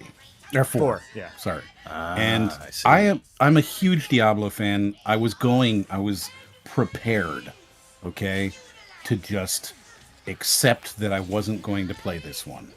Because I'm not Right. going to give Activision Blizzard money, because I don't support them, and I don't like who they are, right? I'm not a fan of the company. The fact that they had... the Cosby Room was enough for me, you know? And, yeah. a fan of mine bought it for me. He's on my Blizzard account, and he just sent it to me, right? And so I was like, okay, but I can't just say, hey, no, and keep this game here. Yeah. You know, like it'd be different if like they sent it to me, because I did that with Metro, right? When Metro Exodus was sent to me, I refused to play it because I didn't like how Koch Media handled the whole Steam Epic thing. I thought it was really shitty of them to just pull their game off of Steam and not fulfill the pre-orders that were there. I thought that was a bad decision. Right. Yeah. I forgot about that. I thought that was super bad, and I didn't want to support them, so I refused to accept the free key from Koch Media, right, or Epic, or whoever sent it. But this was from a fan, and I can't just be like, I'm not going to play this game that you sent me, fan who spent $100, right? Yeah. Because it's $100 game. Yeah. I mean, shit. Activision sent Chris and I fucking Crash Team Rumble beta codes, but they were like, it only runs for 4 days, and I was like, yeah, I'm not doing that. I don't care. That was an interesting one. I had to wait because I was like, I am curious about this. I am not going to talk about it publicly because Activision Blizzard. I will play it. I'm giving them analytics. Yeah, and I like, don't there's, like, the question love of that. Yeah. But I eventually landed on like I just kind of have to see, because why the fuck would you make an online Crash Team MOBA or Crash game? Fucking And I didn't find it very fun. Is the It- end point? I'd love to have came here and said like, oh, it was so fun. I wish I felt morally right playing it. It wasn't Right. very good. Yeah. Yeah. But we've been there in a weird way. Yeah. 'Cause they do just Ellie. send you things at a point. 100 flatters that with DLC. So if you wanted to do it before the game came out, you had to get their Ultimate Edition, which was $99.99 plus tax. So there is no DLC or anything associated with it. There's some sort of microtransaction cosmetic crap, but like it's not even in the game yet, so I don't know what they're charging you for. But the point is, I didn't really want to do it, but I had, you know, I didn't feel good not accepting it once it's already on my account, and I do really want to play it, so I've been playing it. I feel kind of, you know, left and right about it, I guess. But it's really good for what it's worth. Like, it's not like Immortal, where it was just actual garbage, costing $500,000 to max out your character. Real money! Shout out to Rift Real Apart for giving you iframes when your weapons level up. I didn't know that until this moment, but it just saved my ass. So, Hey, there you go. man. Well, I'm glad it's fun at least. I'm glad you're in a position to play it and not being like, oh man, and also this sucks on top of everything else. Yeah, that would be bad. But maybe it's almost kind of worse if it is really good. Yeah, yeah, it's a lot harder, because like if it were bad, I could be like, it's bad and that's why I'm not doing it, and I could have some sort of a moral stand. Yeah. But Yeah. They put you in a tricky situation with all this stuff, because it's like, well, there's still a lot of very good people actually doing the grunt work of these things. So I never accept that, because they don't get a bonus off of sales, right? Well, those people aren't getting bonus. They got paid. They got paid an hourly wage or a salary or whatever it is, right? They got that and they got home. And maybe if they received a bonus based off of sales, I would accept that argument. But none of these game people are Activision's not giving a programmer a bonus off of sale. They maybe give them a bonus off of, they hit, 8 out of 10 on Metacritic, right? But even that has nothing to do with me. Yeah. I mean more specifically the act of playing it and enjoying it than the money transfer part. Because that's where everyone's going to have their own line on that. But it is like, they did make something to be enjoyed and at a level if you are playing it. I fully understand that. Charles, to answer your question, it was Metro was something that Metro Exodus. Yeah, Exodus. I don't remember which Metro it was, but Metro Exodus thing is so messy and weird and uncomfortable, and I would like Bob Kotick to go away. I don't like calling him Bobby. Bobby Kotick. Yeah. The man who famously said that making video games should never be fun. Like, you should suffer. His Casually job suggested killing his assistant. Great guy. He's a bad person. He's such a bad person. Everything he says, like, you can't even put it into context and say, oh, that makes sense now. It is baffling to me that man exists. I guess it's not so crazy, but Clawless says in chat that Robert Atkins Downs did a phenomenal job with the Emperor Nefarious in this game. He did such a good job.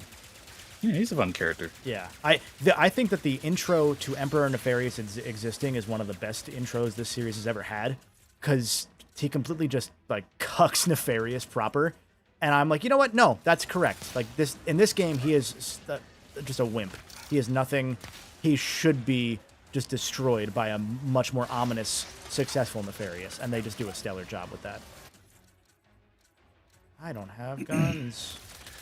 I think we definitely have been able to instill the culture, the skepticism and pessimism and fear that you should have in an economy like we're in today. And so while generally people talk about the recession, we're pretty good at keeping people focused on the deep depression. What a man. That's a quote from Bobby Kotick. Bobby Kotick. With respect to the franchises that don't have the potential to be exploited every year across every platform with clear sequel potential that can meet our objectives of over time becoming $100 million plus franchises, that's a strategy that's worked very well for us. You just feel the slime coming off of those words. I don't like it. It's just so gross. You know, Tony, if it were left up to me, I would raise the prices even further. That's him talking about Call of Duty. Call of Duty. When 70, I imagine. When it moved to $70. Yeah. Yeah. Man. Go. Shout out. Again, if I didn't say it, I thought it earlier. Great background noise for me fighting in this arena. So I appreciate it. Because, man, these challenges can become a slog at one point. I banned JTAR9 in chat. You know, it'd be payback for what he did to me. Yeah. I had a split second of seeing that little 9 pop up, and I just felt like a bull seeing red, Fear. you know? It's like seeing Bobby Kotick. True. I may have some emotions going from that and being projected upon the JTAR9. They're just so similar, you know? Oh, this reminds me of a question earlier that I saw and didn't fully respond to. I thought it in my head and then didn't say it out loud. Tabriz had asked earlier what I thought about the Ratchet 2016 museum, the Insomniac museum they put in, which I believe was one of the things they put in the year of extra post-production they had. I thought it was neat for what it was. It wasn't like finished because it was like a very late thing, but the museum was never meant to be finished, so I'm okay with that, you know? Yes. This is how I learned they announced the new Prince of Persia game the other day. Oh yeah, no, that was the thing. The thing is, it's funny. The trailer is one of the most downvoted trailers that's been put out in a long time, and I think it's exclusively because of their music choice, not because of the actual game. There were some people that were theorizing in chat a moment ago, or like maybe commenting on what the actual trend was, that people were upset that it's 2D. I mean, when was the last Prince of Persia that anybody played? That's a great question. 2005, maybe? Right. So there are people who are saying this who weren't alive when that game came out. But there's no one angry on the internet than old gamers. So. Right. So who's expecting this to be? The original Prince of Persia was a 2D game. What are we talking about? Yeah. It was a side-scrolling platformer. But that was. What do you want, J-Tart 9? There was also a weird. There was also a weird thing. Like, there's that whole discussion that always comes back up of, are 2D games worth full price? Like, yeah, if they're worth full price, they're worth full price. Shut the fuck up. Yes. I mean, Metroid Superstars right now. Yeah. Dread proved it. Yeah. Right? There should never be a question about, can you have a 2D side-scrolling platformer again? Yeah, no, absolutely. Like, a game is worth the price that it is worth. Whether you decide that is 60 or not is up to you, but the style of the game is not going to determine it. There are 1-hour games that could be worth $60 to some people. Oh, sorry. Hollow Knight's not worth money because it's Terraria. Can't play Terraria. Yeah. Thanks for all the work you put in, developers, but your game's 2D, so you don't matter. Celeste, crap. Cuphead, trash. Well, okay, Cuphead is trash. M is not a fan of Cuphead. Not really one bit. didn't like the game. Another controversial opinion here. This Prince of Persia game, as a non-fan, looks kind of cool. I don't know. Yeah, dude, it looks really good. But listen to Yeah. the music in the trailer, and I think that's what it was. Honestly, I think it was just the music in the trailer. It is quite a mismatch, I have to say. Yeah, right? So I think the music in the trailer is the exclusive reason why it didn't hit. Unfortunate. 'Cause, yeah, this is cool. I mean, Ubisoft has a history of choosing bad music for trailers, though. You remember the one year where they just muted the music for everyone? Oh, God, that's right. Everybody was watching, what was it, the Ubisoft Direct or E3 or whatever. They just muted the music because it was all licensed music from Just Dance. Was it Guardians that had the streamer mode copyright-free soundtrack, and then it had copyrighted music in it? I think so. Yes. Yeah, I think so. That was something. Amazing. I love Ubisoft. I love Ubisoft, You know, too. No one ever said that to me before, so. I feel like this is a good point to mention that I did a video on Ubisoft. That's true. You If did. you want to plug that in chat, by all means. It's a very comprehensive video. I think it's called, I changed the title of it recently. I need to look it up to see what I changed it to. Ubisoft and their sins when monsters run a company. Oh, yeah, isn't that good? Ubisoft that just makes me and think of their Monsters, Inc. sins. Yes. Before you plug that when we come back from just... Okay, you already did. Never mind. Well, you said the title that was already, already so in motion. That's fine. That's okay. I'm going to go take another bathroom break because we're 2/3 of the way through the game, and I did this last time. Do we want to, chat, go to Sargasso again next, or Ardolus? Let me know. We will be back momentarily.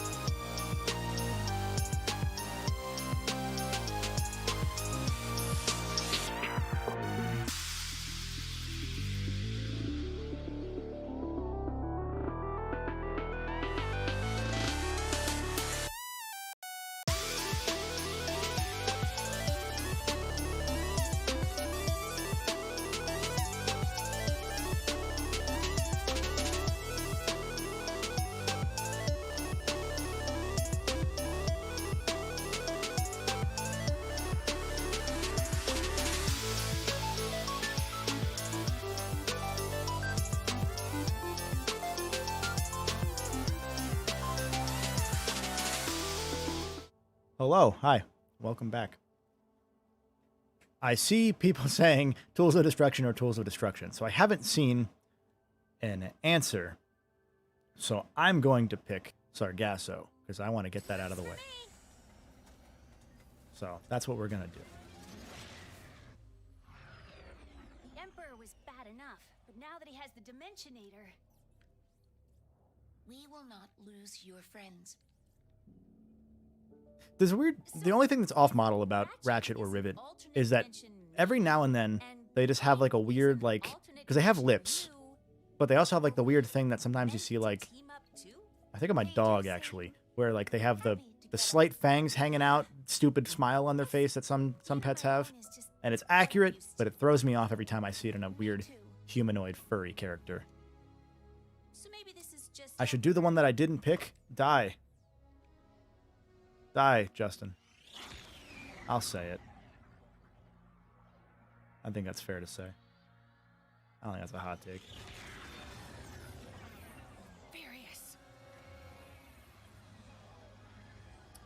This return to Sargasso is a fun little level, though. I like the recontextualization of the level. It's a good way of reusing assets more than they usually do in these games. So, yeah, I'm fond of it. No!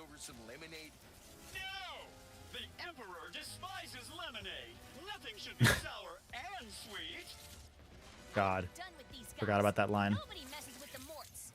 The Emperor is truly the worst. Man, I am like just sucking with money. I don't know, like usually I don't struggle this much with getting money for things. What am I missing? Oh, I didn't do the I didn't do this quest here. That's why. Maybe we'll do some of that. So I have guns, because I would like guns. But, this is Justin's fitness consigliere. He's dead now. Thank God. He had it too good for too long.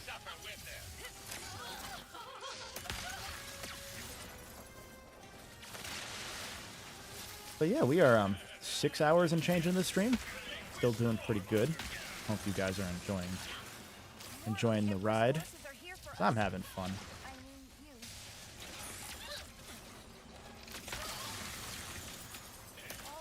Whoop, that was a weird tracking. Ah!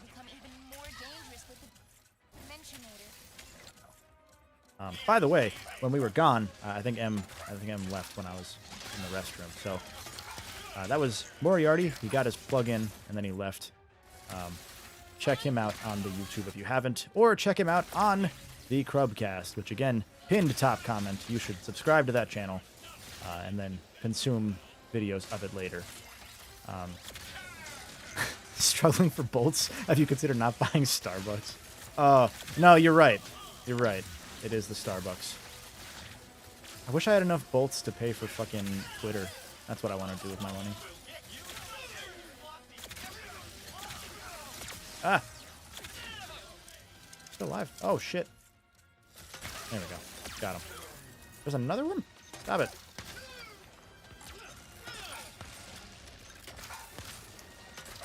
There we go. I think that's all of them. Yeah.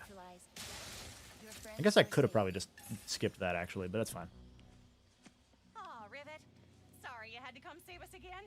We tried to hold our own. Drawing Rivet is fun. You know, I'll take your word on that. I don't draw. And I think, whenever I think of people drawing these characters, I just get immediate fight or flight. Because I know what you monsters are capable of.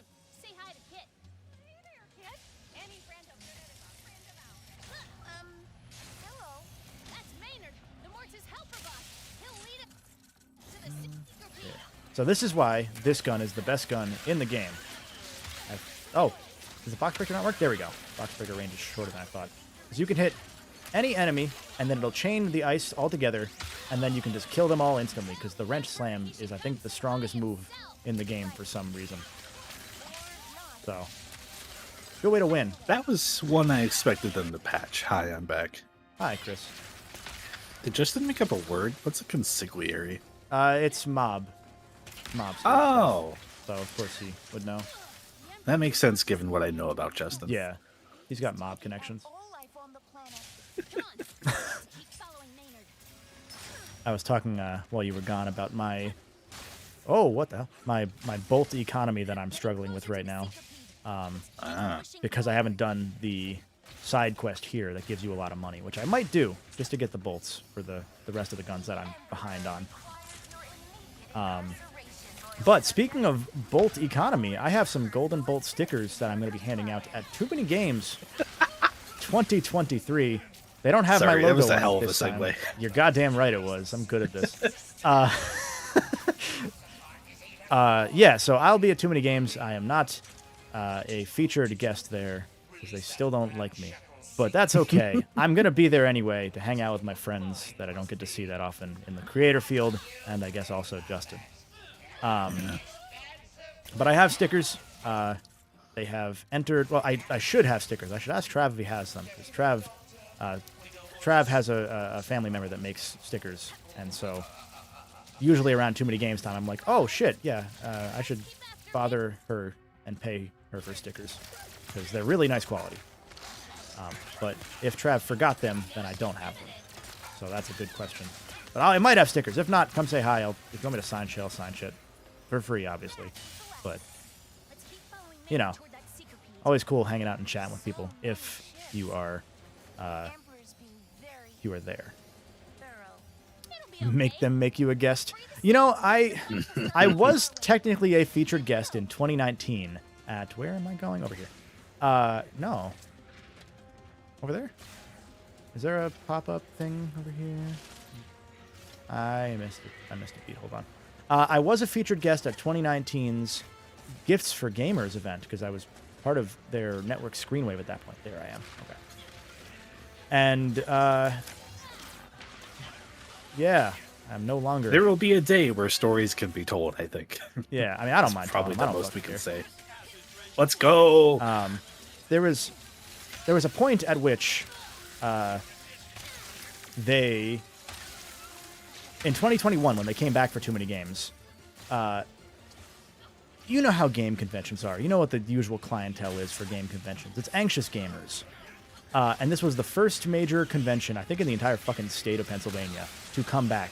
It was delayed a while because of, COVID. They came back and they publicly announced that their policy on masks, because the vaccines weren't fully, out yet for people.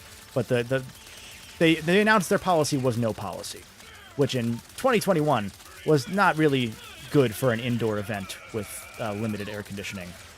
It was thousands outrageous. Of games, I don't know how they came to that conclusion. And it wasn't even like, we don't care. It was our policy is to specifically not have a policy.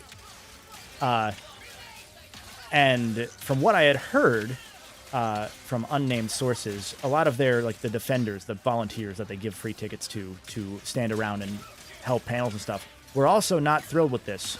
And the excuse they gave was they didn't want the defenders to have to deal with people getting mad at them about there being a mask policy, which, hey, we all saw what happened. Understandable that you don't want to put people in the line of fire like that. Figuratively, hopefully.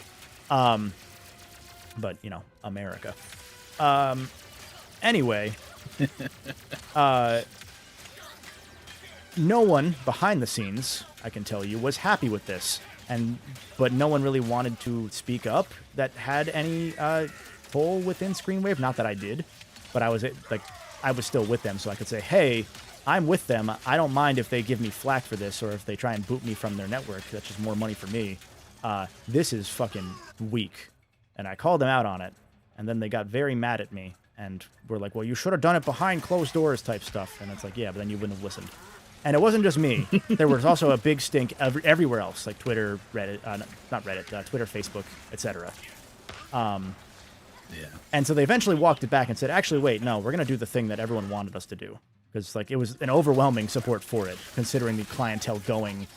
The clientele considering going to the convention in the first place is a bunch of gamers who are either anxious or, let's be honest, sometimes not the healthiest folks. Maybe caring for your audience would be smart. But there's more that I won't say that involved a specific upper-level staff member at That's the one that's going to have to wait. Too Many but it Games, is Screenwave, very funny.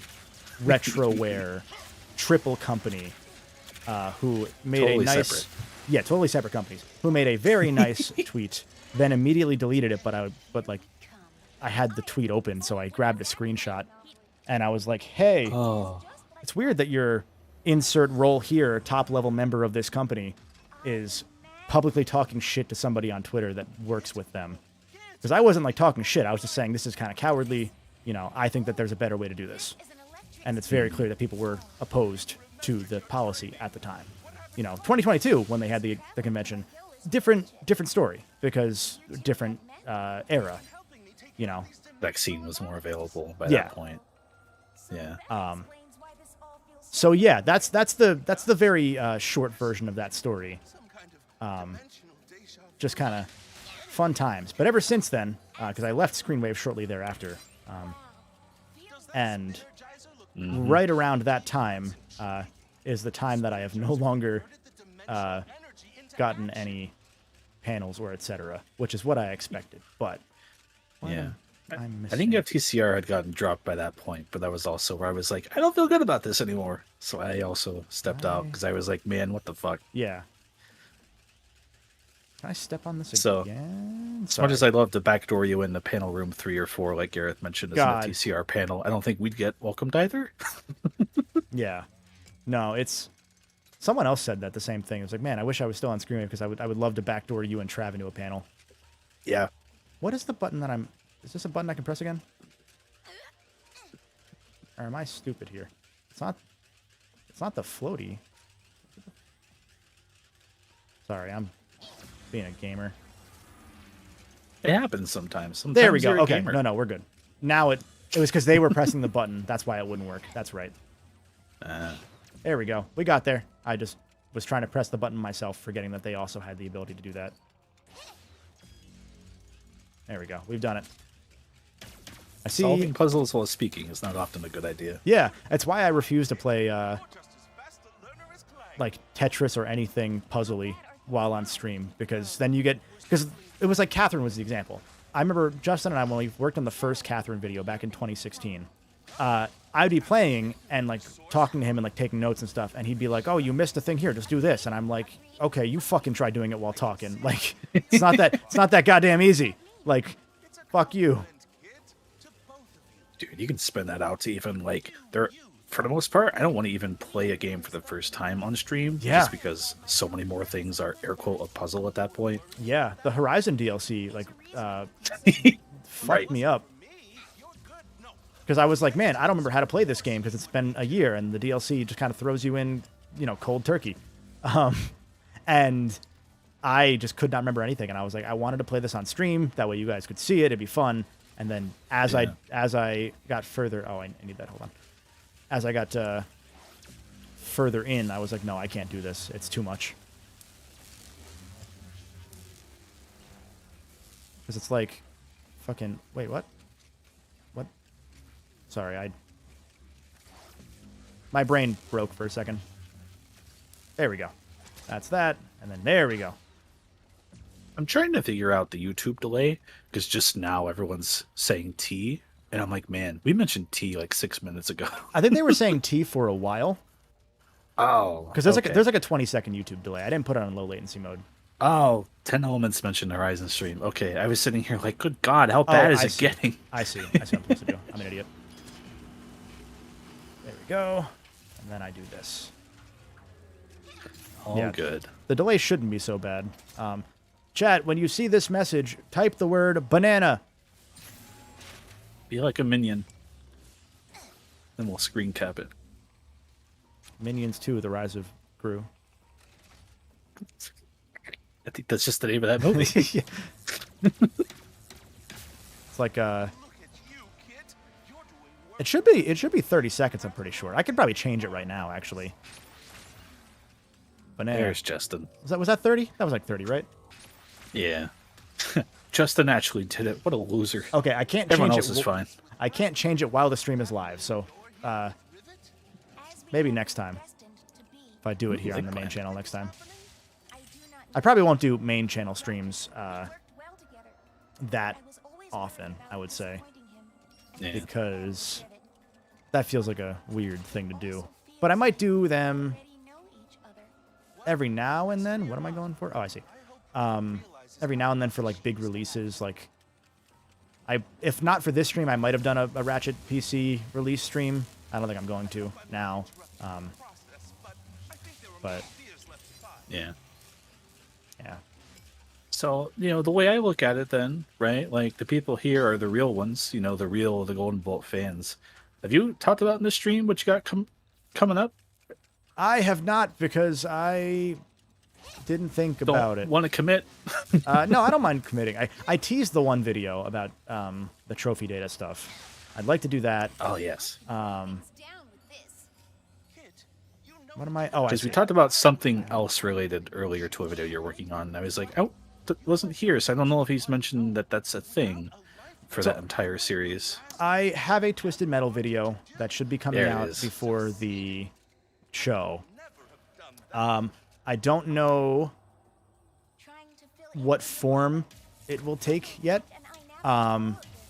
because I've thought about going with a general, here's the complete history of the games, and just making it very bland by my standards, because usually I do more deep divey and I give you more of me in it, and my thoughts. But I don't like those games very much, so I don't know that I have a lot that I want to say, which makes me feel bad because I want to like them more, but I think that there's just there's an interesting issue that those games run into, in that they have fighting game inputs for a car game, which really throws me off. I see people talking about Discord lags. I don't know if that's... yeah, no, the stream is AV1, Chunga. Sorry, I'm reading chat now. The stream is AV1, but it doesn't let you change the latency right now. And I went with the default settings to be safe, because you never know with streaming to YouTube for the first time on your channel in years, with more subscribers now than views when you last streamed. That kind of shit. Anyway, yeah, Twisted Metal's weird because, to do shields, you got to press right, down on the D-pad to activate your shield. To shoot backwards, you got to press left, right, down. And, whoa, Rivet, oh. Now, I want to see how far you can go. Great. And I just ran into a thing that it wasn't. Man, that was a weird one. Whatever. Cool. Game did things.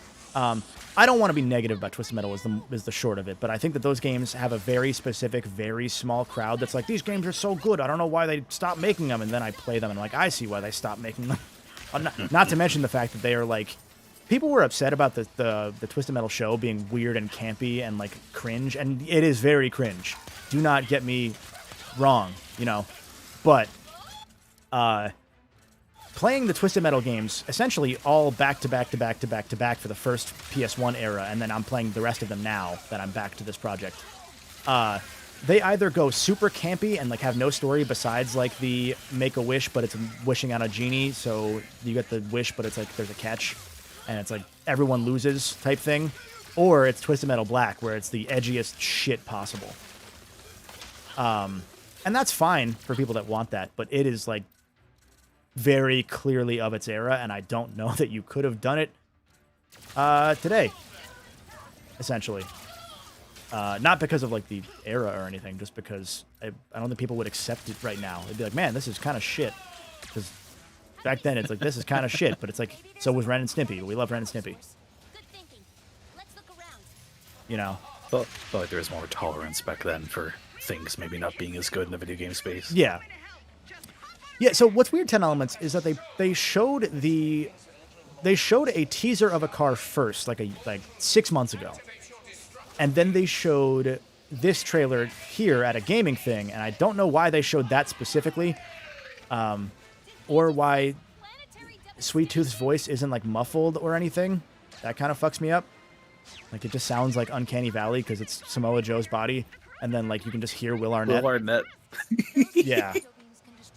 It's very low budget, like Charles said, so I don't expect it to be good at all. But yeah, that notwithstanding, I think camp-wise, I think it lines up with what I had always felt the series was, even from back in the day. Oh, that was weird. So, I don't know. I haven't decided how I'm going to go with that, but that's one project that I'm working on. It'll come out in some form in the next month. I have a couple other small ones that I want to work on, but ahead of too many games. And do I need to shoot one of these first before it lets me do the thing? I think so. Okay. I don't think I have any other big projects to talk about because I'm kind of like...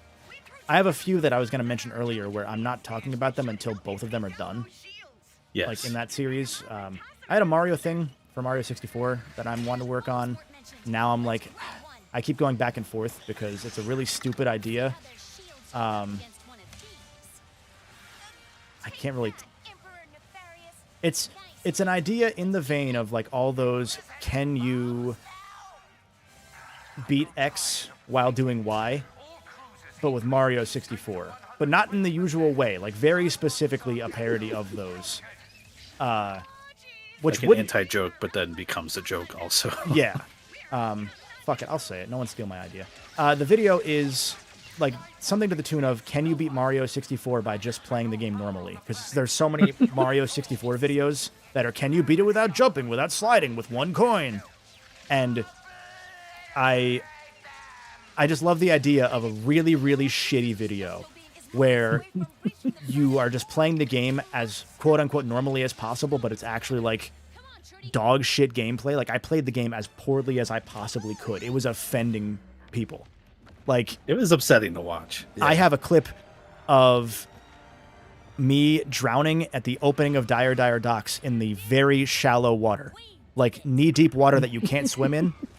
My Mario drowned in that shit. It took 20 minutes to do that because he kept, like, getting air. Because if your feet touch the water surface in Mario 64, you breathe through your feet, apparently, because you just get air.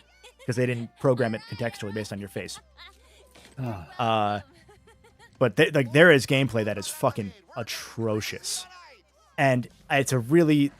I love how stupid it was and how much it was coming together.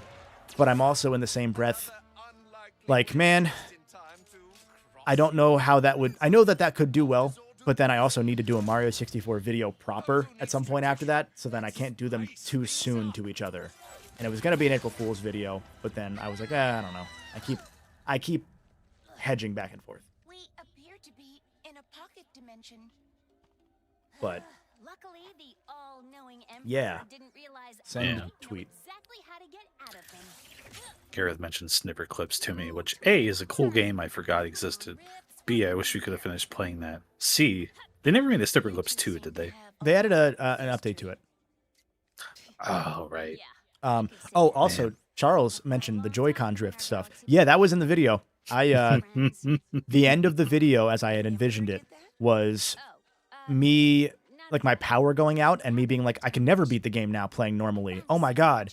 And then remembering it's a Switch, taking the Switch out of the dock, and then trying to play, and then Joy-Con drift kills me. And that would be the end of the video, is like, you can't beat the game playing normally.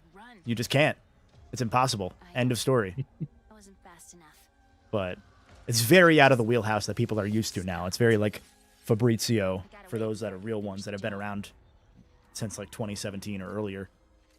Fabrizio. Yeah.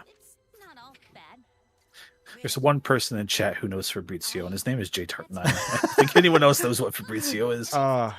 Fabrizio was an old character that I had, which was... Now that there's another 12 Switch, actually, it's relevant. Yeah. Can I go and do... There we go. I want to go do these side things. Fabrizio was this character that I had done a review of 1-2 Switch, but it was this character who's like, yeah, welcome to the Bronzer. I'm here to review games in regards to what type of tan lotion I think they'd be. Today I'm here to review 12 Switch. They call it that because it's a 12 out of 10. It's pretty good.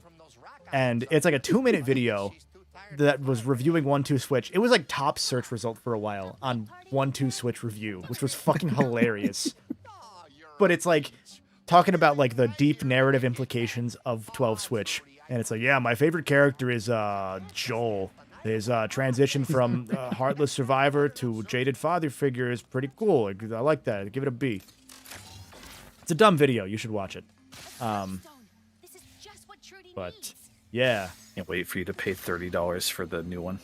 I am not buying that game. I would rather kill myself. Just use trailer footage. It'll work out. I think I used trailer footage last time. So, you know what? Yeah. Man.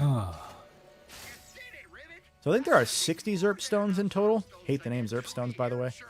But hey, it is what it is. How could you hate that? I need to circle back. I'm sorry. It is so on brand that you explained Fabrizio's origin story while Rivet's origin story was happening, where she loses her arm. See, like this is while not acknowledging it once. It's dynamic editing. That's how we do it here. The things you see. Am I supposed to do this?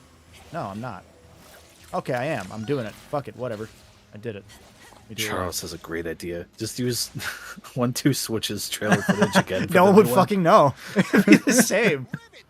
That's so funny. Okay, that's a good idea. One of the other lines was something like, watching Fat Cowman learn, grow, and develop was pretty heartwarming. I didn't like the bank rob girl, though. She kind of made me uncomfortable. What were you going to say, Chris?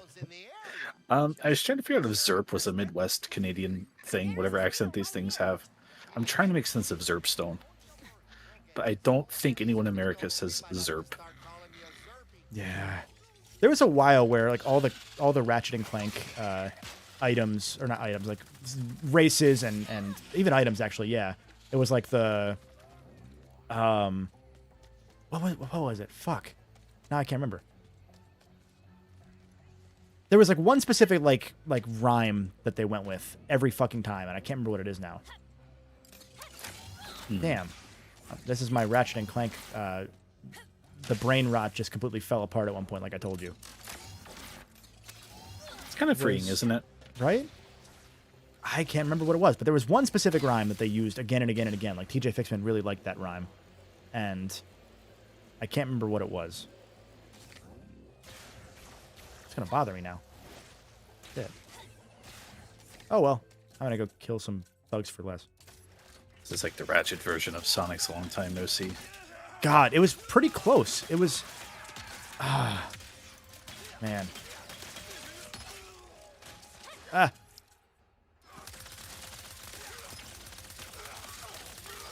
can't remember what it is. It's gonna fucking bother me. Damn it. It's something from the PS3 games. But I don't remember what it is. There's something like burpy sounding, but not Zerp. It didn't sound like burp specifically. So Electric Ramus asks, did we ever get a reason for them to rename the thugs to goons? I think because thugs by 2021 had a very charged implication, and they really didn't want to deal with that. And honestly, I think that's the right move. In universe, they explained that it was like after Thugs for Less failed so many times, they rebranded or something. Probably worth throwing out. That's like an American charge thing. If you're outside of America, oh yes, it's, yes, tension here basically. Yeah, things in 2020 that happened essentially. Yeah. Oh god, I forgot to charge the Phantom Dash breaks blocks. And Master Gamer said you can collect all the plants before the main mission with the ship. I've done it before. Yeah, no, I think I did all but like one of them because I needed to activate what's her face. And it threw me off because I had her, the Trudy, the little pterodactyl thing. I had her, but I didn't know that she could shoot fireballs, so there was one I kept dying by running into because I hadn't done that mission yet. And so that was fun to discover. Didn't Insomniac consult with a disability organization regarding this plot point? I believe they did. Yes. I don't remember the full details because it's been a year since I've thought about this game deeply, but yes. Wasn't it like Grob or Grub? Grob is close. I can't remember what the fuck it was. It's something from the PS3 games. If I look it up, I'm going to look it up. Hold on. There's a specific...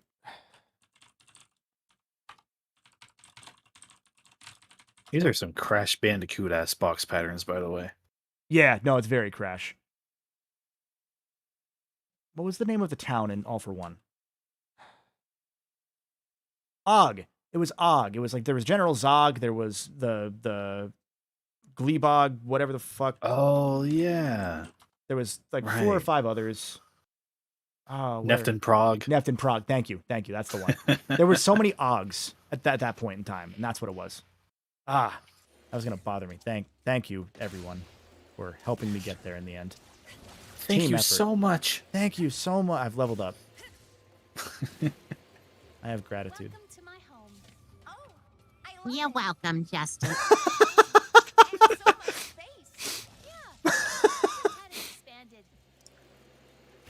Oh, it's so good.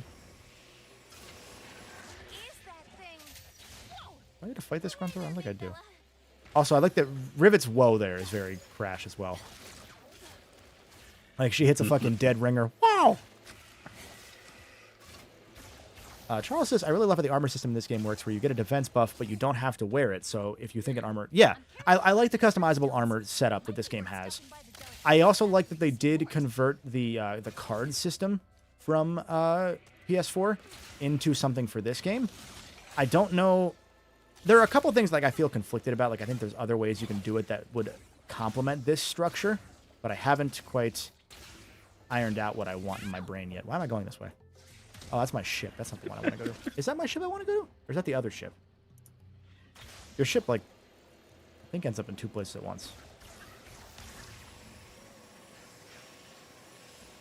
I need to get back to where I was. I don't remember how to do that, though. Here? That's going to kill me. Not there. Can I get up there? I can't get up there. This is the part of the game where we get... No, wait, no, I can do this. Hold on. Where we almost got lost. I'm carrying a bunch of zerp stones. You believe the golden bolt got lost on Sargasso? Must be a fake fan. Fake phony. There are people that actually say that shit. That's the worst We part. haven't gotten to the pirate level yet, have we? No, I gave it a chat, and then no one said anything, so I wanted this one. Oh, right. It still messes with me that that's just the layout from the original game. Right? It's so... It had me giddy, I'm not going to lie. Like, I was like, it's so fucking cool. Like, I love that they did that with that level specifically. Like, this one didn't need to be the same. That one was, like, perfect as the same. Can I get back to that without... Fuck. Restart last checkpoint? Did that help me? I'm in the same fucking spot. Great. That's not where I can go. This was the part about this planet that is not stellar. Like, where Savali is a good open world planet, don't love this one, because this one weirdly restricts you a few times.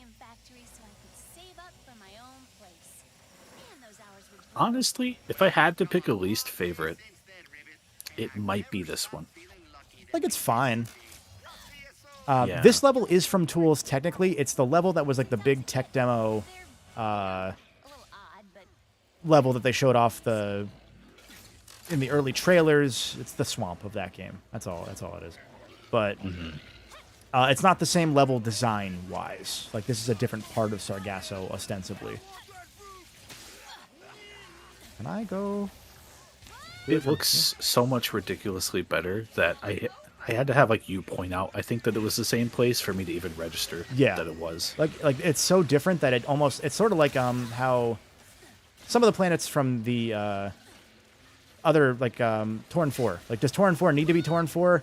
No. Like, that one has some cool stuff because, like, it's a same species. This one's, like, different because in this universe, I think they said that the species, the Kerchu, that had invaded Sargasso maybe never did, because Tachyon wouldn't have been a thing here, obviously, because Tachyon's like a one...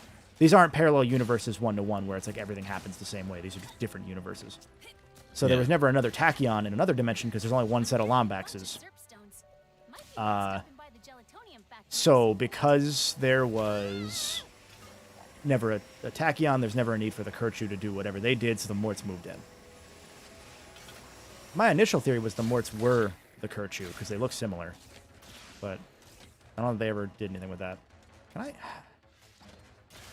I would like to not be here anymore. But I can't get to... Can I make... If I make that jump, it's not going to do anything.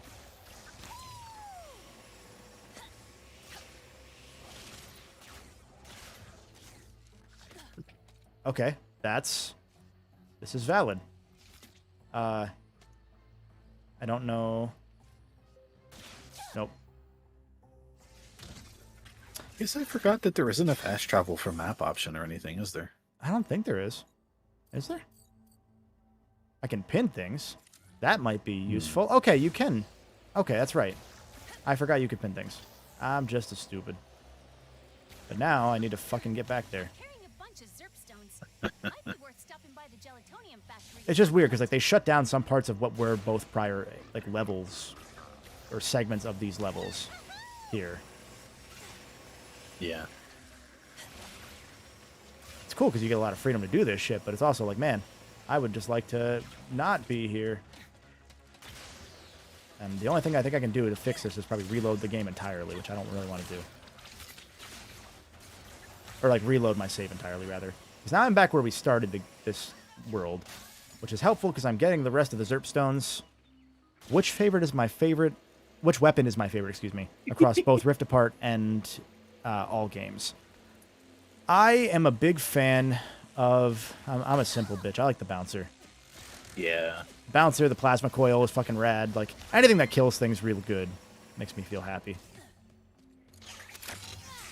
Did I need to do that? No, that's not what I want. See ya. The sound design of all the little things bouncing around, too, just gets to me. Like, I don't remember a lot of Ratchet things the way I remember the Bouncer. Yeah. I hope this is the right pathway. I think this is the right one. I think we're good now. Because, I mean, I can get on one of these guys at any time if I can find one and just go through all the swampy stuff, but you gotta go, like, around parts of the level. I hope you don't crash into things. Weird. The weirdly designed open world level for what they're usually good at. Is there a way over here? Oh, there was. Oops. Oh, maybe I can just go this way. Hold on. I might be able to go this way. Unless this is the same place I was already at, which it is. Fuck. Oh, boy. Okay, maybe I can... Hold on. I can probably go up here. And then do one of these. This might do it. And I... Oh, God! Okay, I'm good. I can do this.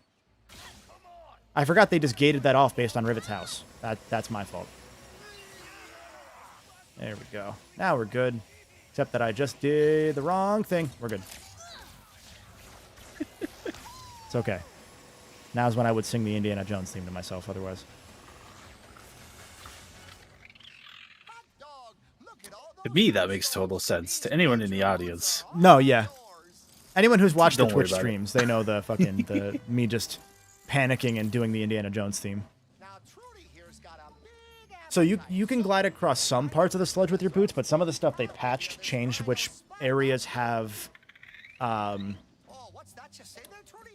detection for platforms or which ones like just have like a wall in front of them because people were finding like bugs that broke the game. So those got away. Do you still give me money, or is it just the infobot? If it's just the infobot, I'm not doing this. Hope I got money. I didn't get money for that. Why did I do that? Alright, whatever. See ya. Fuck you, Trudy. I don't care. I'm now at the point of playing this game where I'm hungry, so we're just gonna beat this game now. We're 7 hours in. Gamers. How does water work on this planet? Poorly. It's just torn into bits, like... Is it just me? Or are there more of those things now? I fear the dimensional cataclysm is getting worse. Well, the sooner we find Pierre, the sooner... You know, it's like Sonic Unleashed, right? Like the water just didn't fall over the edges, I guess. That's fair. Like always.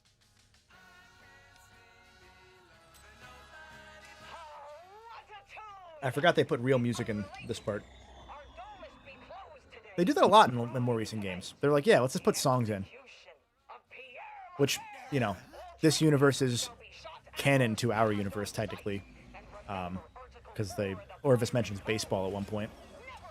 Oh, right. It's like, I learned of this thing called baseball. And then he made the Mario laugh.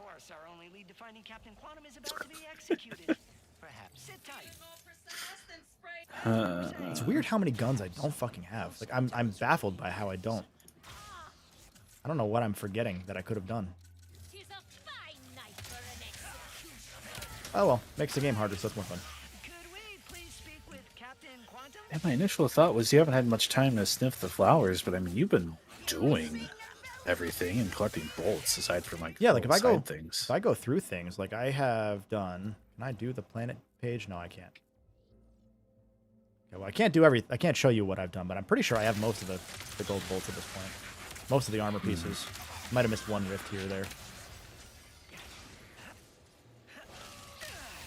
But yeah.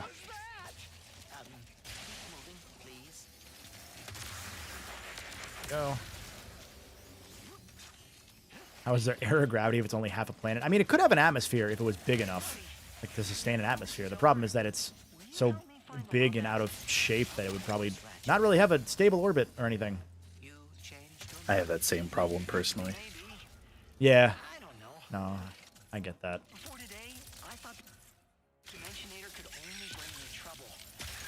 I'm gonna do the go-to pro strat of the Ice Cubinator to win.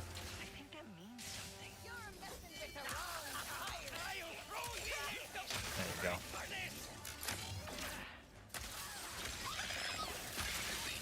go. Hey, thank you, Kami, for the second $5 super chat. First all-day stream I've kept on, and you're enjoying it. We'll stay till the end. Well, thank you. We should only have an hour or two left, probably, maybe 2 hours, probably. We should be through it soon.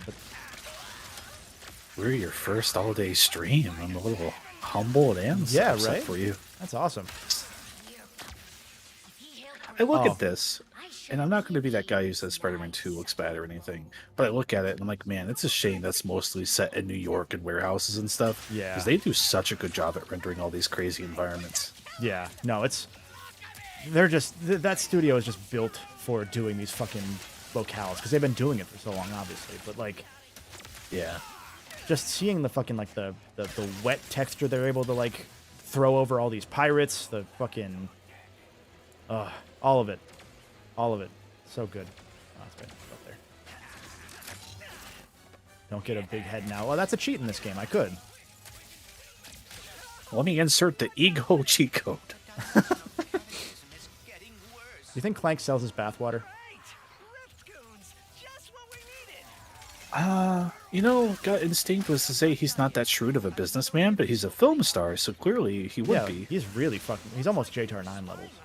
So I would say it's the opposite of my initial suspicion. He is such a shrewd businessman that he does sell it, but it's not actually his bathwater, and he's just selling water. He would get sued, though, if it wasn't his bathwater. He can withstand it. I know, want Ratchet the universe spends their money.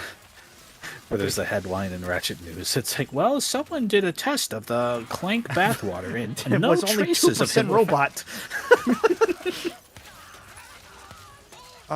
Or Tindril says his bath oil. I was thinking oil, too. Belle Delphine says it's okay. Like, Scoop, you sound pretty metal now. Like, that head can take a beating then, right? I'll leave that one right there.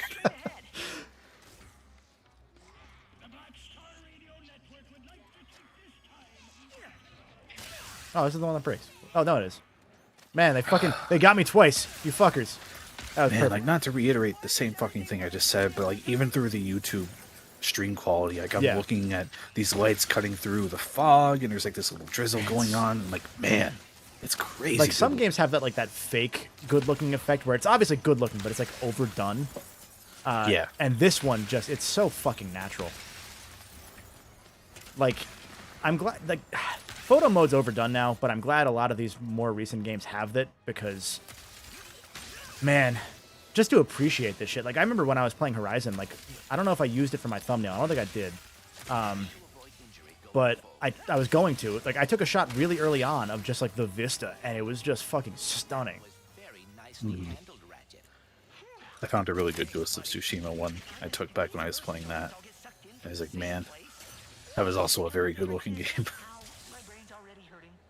Most of my Horizon ones were Aloy making the weird tongue face and saying, "Welcome to the Forbidden West." Yeah, I was seesawing on whether I should bring that one up. It's a weird one. It's just, why do they give her that one? Why do they give her that face? They know what they're going to do with it. Tongue is so detailed. Fucking 8K texture-ass fucking tongue. It's weird. Person spent a week of their life working on that tongue. Didn't see their kids for a week. Papa, I miss you. I'm sorry, son. I'm drawing tongue. I can't get the divot in the middle of her tongue just right. I have to stay late tonight. You know, I'm sorry, son. I'm drawing tongue. It's probably a quote that Trav is going to say one day. Yeah, unspurred. Can you copy or save from Horizon PS4 to 5? I believe so. I'm pretty sure. But I'm not 100% sure because I only ever played the PS5 version. Yeah. No, legit, Ellie. Like you could see every fucking taste bud on Aloy's tongue. I don't like it. I'm impressed, but I don't like it.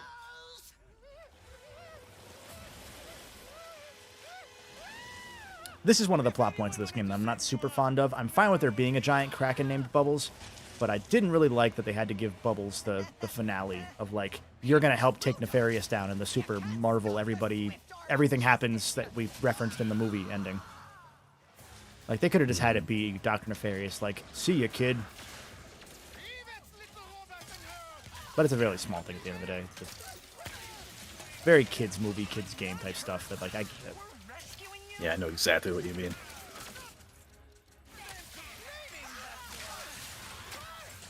We need your help to speak to Captain Quantum.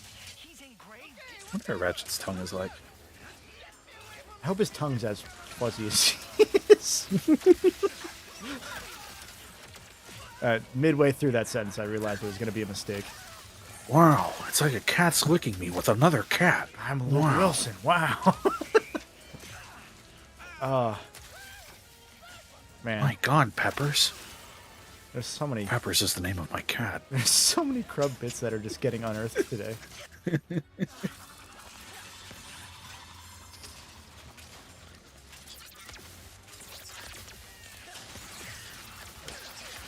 was trying to level up my Glove of Doom, but then they made me angry. Yeah, A mentions that the Street Fighter and Resident Evil photo modes, you can see every little detail on them. Yeah. You must have some good pour tech going on where you just hit a button or something and pours can happen and you work from there, right? Because it sure has popped up. Yeah. I fear to think what photo mode looks like with that weird foot fetish character. Like, you know what's gonna happen. Would anybody be upset if we never played as Clank or Kit ever again? You know, I'm sure someone would be. I don't mind the Clank puzzles. I think that they find really cool, unique ways to keep bringing them in. So I don't mind them personally. But I also wouldn't be upset if we didn't get phoned in Clank puzzles sometimes either. Yeah. This game does have some of the better ones for sure, Yeah. but like I said earlier, like I don't come back to this game for them, and when I do come back to it, I skip them, right? Yeah. Like, I still feel like they haven't nailed making Clank gameplay as compelling or even as replayable is maybe more the issue. Yeah, because the one time they did, like, it was cracking time, but then that made the game less replayable as a result, because you had to run through the Clank sections separately. Even if you skipped the puzzles, you still had to run through the Clank sections. You know? Yeah. Do I need to shoot him? Is that what I need to do? Yeah, it is. No, I just leave him hanging. Never mind. Thought there was a cutscene there. But yeah, no, like, it's also weird with there's the glitch sections in this game, you know? So, like, those also exist, and those are a higher octane. Like, they're not Clank, but they're, like, puzzle-y type stuff. Like, so it's interesting because they have like action puzzles. Like the whole thing with Ratchet has become like, how do we keep you in the action at all times? And I appreciate that because like it's always like a insane roller coaster ride, but that also means that Clank gameplay is harder and harder to pull off, especially when you're this many games in. Yeah, exactly. Like, it'd feel like a shame if it went away. Yeah. I wonder if there's... I'm sure they've thought about it, right? They're paid to be creative. I wonder if there's a world where Clank can somehow access the weapons, but they have a different utility for him and become more puzzle-based, and you just run off and do a more puzzly, platformy combat kind of thing? Like, I don't know. You, my friend, should play Secret Agent Clank on the PSP. Does this exist already? He has weapons that sort of have a not puzzle adjacent utility, but they tend to have a little bit extra utility in some cases. Or he has some gadgets that aren't weapons that are utility based, but they're all like James Bondy, like stealth gadgets. Right. Interesting. I know nothing about that game, so that's interesting to hear. Well, boy, do I have news for you when I do that video. You'll learn about it. Don't worry. I'll become very familiar. I am not editing that shit. I fucking promise you that. Okay.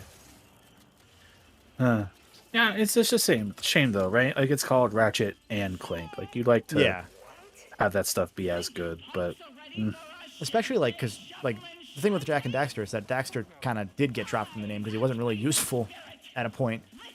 It always has been these two as a team, and now that Ratchet has the hover boots that he can glide with, like Clank's utility is limited, and there's some level that like they kind of write that into this story because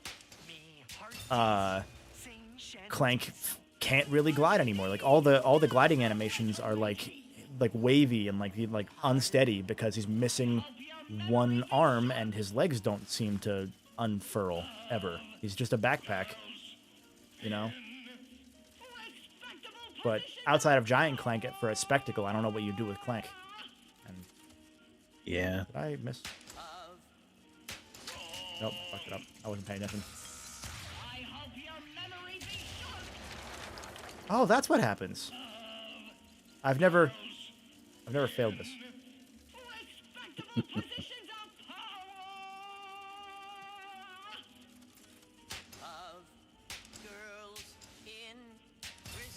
British Yankee ponders if there was ever supposed to be a Kit Warbot section. It feels like it would have fit right in with the finale run of this game somewhere. Yeah, I think it was probably always meant to be a cutscene, but I wouldn't be surprised if they were considering something bigger for Kit. But even then, like Giant Clank, they got rid of Giant Clank stuff because they didn't know what to do with that at a point. It's just big robot punch things. And like at some point that's fine, but like it's so base level. Like, they don't ever expand it, and at a point, what's the point, you know? Like, it was cool on Ratchet 2 because of the spectacle of it again, and also being on the moons, but when you fight the Giant Clank boss in Ratchet 3, it's like, why? What's the point of this other than, like, create these assets that are super tiny and going to be destroyed and only used once? Yeah. It shines a light on it in a weird way, too, where it's like, getting into be the big robot should be cooler than what you do, but it never is.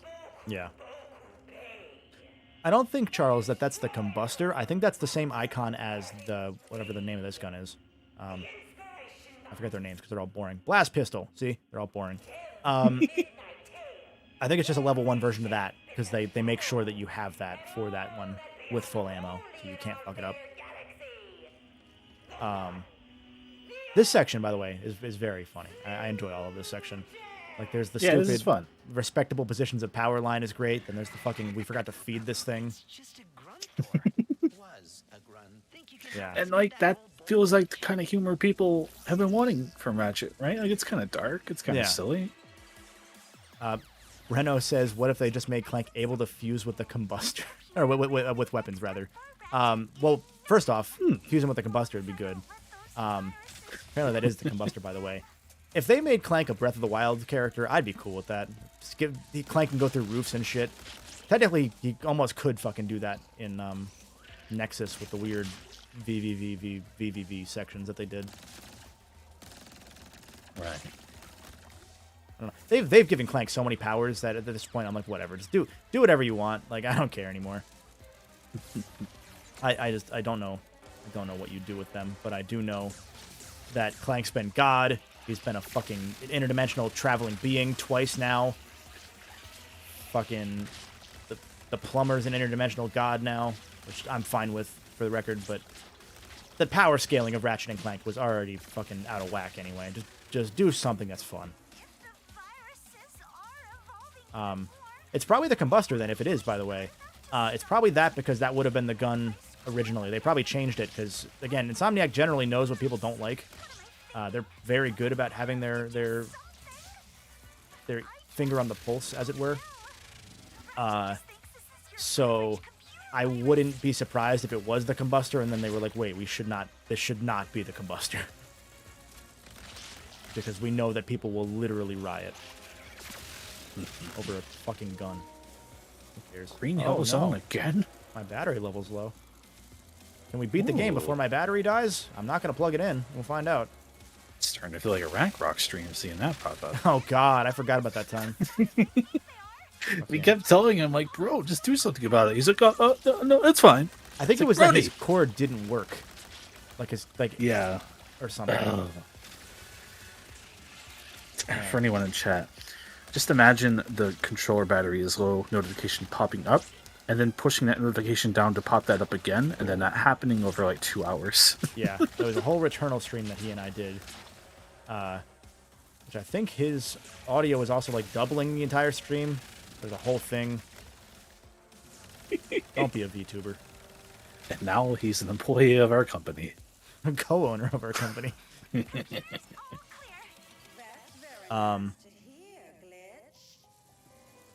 Yeah, no, honestly, I spaced out a little bit. The confusion is that the combustor is just randomly hanging out here, basically. That specific thing was a combustor. I never noticed it. I'm not going to lie to you. I always just thought it was the blast pistol. It probably just is that the blast pistol was the combustor at first, and they changed it, and they just forgot to, or they were like, whatever, it's fine. Though that did bring me to one of the things that is a criticism I have of this game. It's weird that the weapons all feel obligatory in their name now. And even when you max them out, they don't like highlight, like they slow-mo every time you get a new gun leveled up or anything. But when it maxes out, they don't really show you like the new model of the gun. They don't spend a lot of time on it, which is weird because they were always really good about the spectacle of that sort of stuff, you know? So for the guns to be like blast pistol, and then like it was like originally it was just like pistol or whatever. There was the electricity gun, which becomes the lightning strike. There's the ricochet, which the ricochet, I think, is the name of the other one. There's the topiary sprinkler, which becomes the toxiary sprinkler. Like they're all fine names, but like the Negatron collider becomes the large Negatron collider. Why? It's just kind of weird. I couldn't tell you a gun name from this game if you put a gun to my head. Yeah. And like it's fine, but like for a game so focused on weapons, it's weird for them to kind of feel like an afterthought name-wise. Like that part of the spectacle kind of got dropped. Oops. I was looking at that hookshot spot.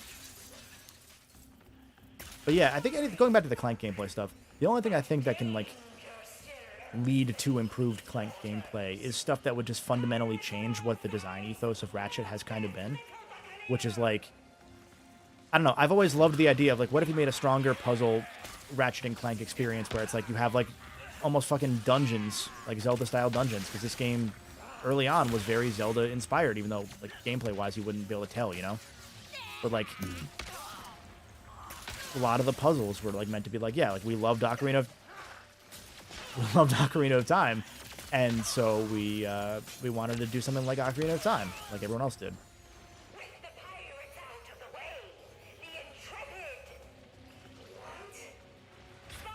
Would just say something vaguely Doofenshmirtz sounding, and it'd probably be a Ratchet gun. The Ice Cubinator joke that I made in the video is literally, I forgot the fucking name of the cold snap, and I just called it that because I forgot to write it into the script, and I just said, fuck it, it's the Ice Cubinator, because that's a better name. You're welcome. I at least remember Ice Cubinator. Yeah.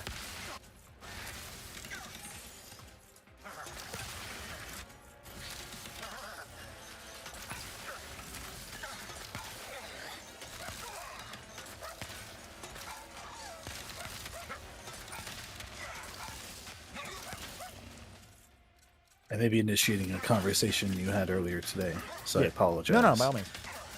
Master Gamer said he didn't really like the glitch sections, and I think I agree with him. Not that they were bad, I just kind of did them and was like, that happened.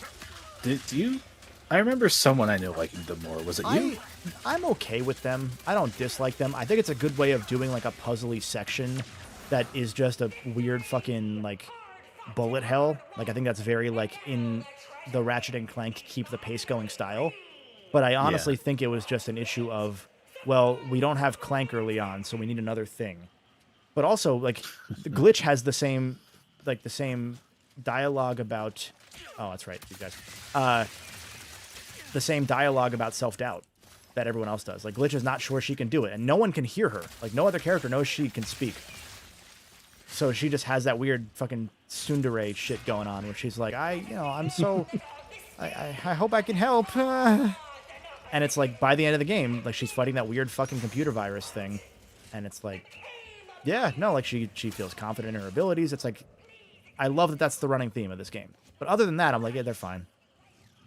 I see. They made Glitch kind of weird as an actual like voice and character that I'm like, okay, I don't know about that, guys, but it's fine, whatever. Yeah, I didn't really like that at all, personally. Yeah. Do I think we'll get another Ratchet and Clank? Yes. We'll get there someday. And get out there, yo. I think I'm preempting the notification coming up. Just gave an Australian $2.99 super chat. Thank you so much. Thanks for covering Ratchet and Clank all these years. Solid job. I appreciate it. Also, I appreciate the use of the word solid there. Because any other instance, that could just kind of sound backhanded, and I love it. Like, it's like, yeah, you did solid. And I actually really enjoy that, so thank you for that. Captain, what brings ye here? You're, in danger. I wonder if they're gonna go with Quantum in the future. Like, because they're gonna retire Quark. They kind of have to.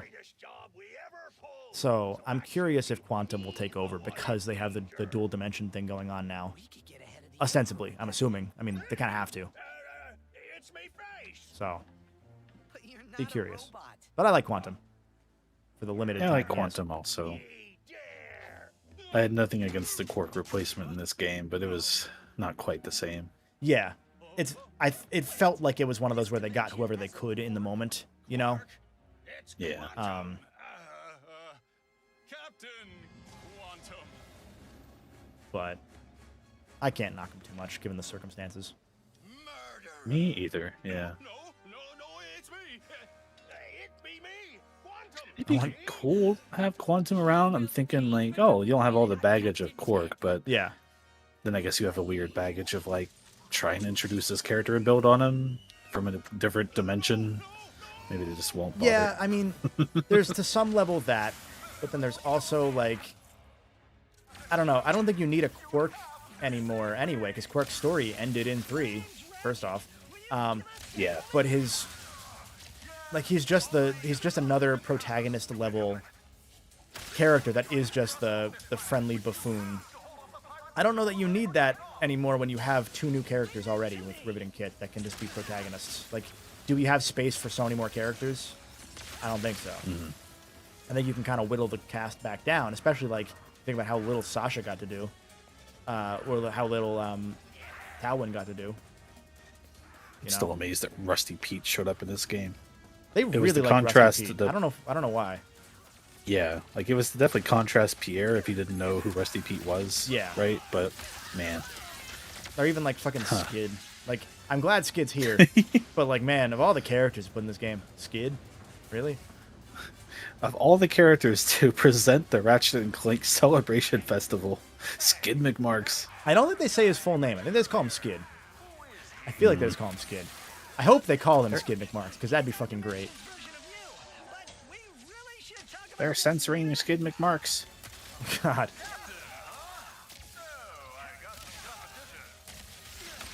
He's very much a character I'm always glad is back, but I'm also, at the same time, always like, why are you still here? Yeah.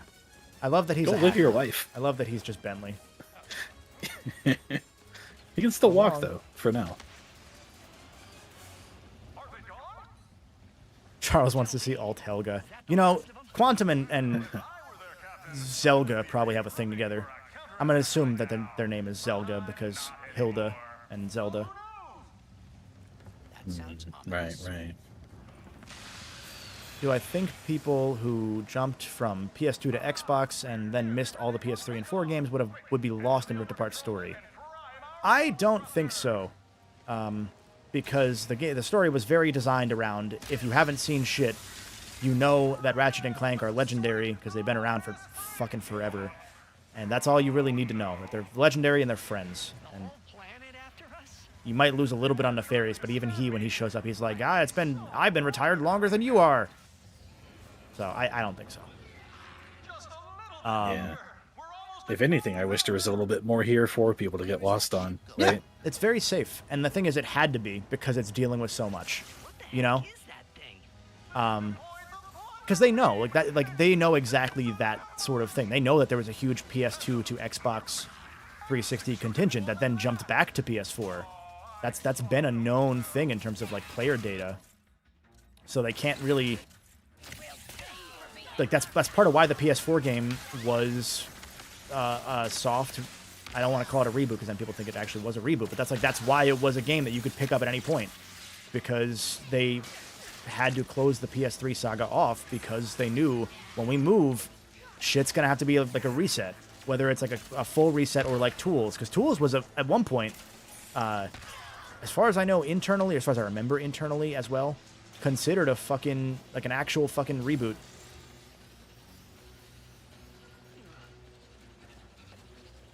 Can I make that from here? No, I can't. Here. Okay. Even then, right, if you discount all of that, which you shouldn't, but if you did, like, it's been so long since some of those stories that even people who did play them may not remember anything about them anymore. You know? Like, I don't want to tread too much on the ground I've already said, both in the stream and the Ratchet video, but for Ripped Apart. But it's just the thing that they had to deal with catering to so many audiences, the fact that they did as well as they did is incredible. Whether it's, like... It's not the best Ratchet and Clank story, but man, it made me feel good when I played it, and it made me feel good when I finished it, and I was just happy. And I'll take happy. I don't need to super deeply analyze this shit all the time, you know? Speaking of, a question that may risk making you do that. Yeah. Even asked your favorite Ratchet game a few times throughout this, and obviously that's a different thing. What do you think has the best story in Ratchet? Because I'm thinking, Kraken Time? I don't like Kraken Times very much. There's a lot of holes. It's kind of uneven. I like the emotional beats it hits, right? Yeah. But like, there's resonance in a lot of those moments, but I don't really think it lands the way that others do. And that's just me, you know? I think that the story, as much as I rag on Ratchet 1, I think that the story of the trilogy of Ratchet 1, 2, and 3, telling that story of Quark, even if 3 doesn't really involve Ratchet nearly as much as the others, I think that there's something really, really interesting about how 1, 2, and 3 tell like this redemption arc of Quark. You know? Interesting. I don't know that it's the best. Also, it's not a one game answer, so that's not really fair anyway. But right. For best single game story, I'd love to say Deadlock because I love Deadlock, but it's not Deadlocked. There's a lot of stuff that gets dropped in Deadlocked. 2's story is not the winner because 2's story was rewritten at the last minute to fit Quark in. That's why I wanted to pose this question, because I was like, I don't really know that there's an outright clear answer. Yeah, like actually, every Ratchet has some sort of fundamental issue. It's not like a fatal flaw, but it's like that's what stops them from being the fucking like I don't remember if Spider-Man PS4 got an Insomniac a 91 on Metacritic, but like every Insomniac game is like they're the B+ player, you know. But I don't think it's 1. I don't think it's 2. I don't think it's 3. I don't think it's Deadlocked. It's not the PSP games. This one? It's not Tools, because Tools falls apart retroactively. It's also like the cliffhanger of Tools, I think, fucking sucks. Yeah. like it's fine, but it just feels cheap when you're like, oh yeah, we won't see you for 2 more years, and then oh wait, no, we lied. We'll see you in a year for a game that's entirely filler. Therefore, it's not Quest for Booty. I don't think it's Crack in Time. Maybe Nexus? Maybe? I don't think so. But like Nexus, for what it is, it tells a story about the 2 of the most menacing villains that Ratchet's ever had. It tells a very contained short story, which is given a little rush, but it has actual stakes. Characters fucking die.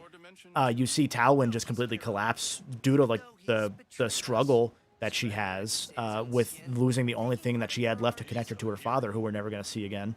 2 connected villains who has a bit of conflict even toward the end of like, oh, you're going too far with this, maybe, which is interesting. They struggle as an analog to Ratchet and Clank. I think the phrase, the universe looks at you and sees a hero, but what I see is a coward. I fucking love that line. Absolute banger of a line. You know, I can't say it's the most complete Ratchet and Clank, or I can't say it's the best Ratchet and Clank story, but it might actually be the most complete one outside of this, because I don't know what else I mean, given a lot of people love Crack in Time, but this one is a contained 1-game story, which you can only say about 1, 2, 3 Deadlocked and Tools, and not even Tools, and PS4, obviously.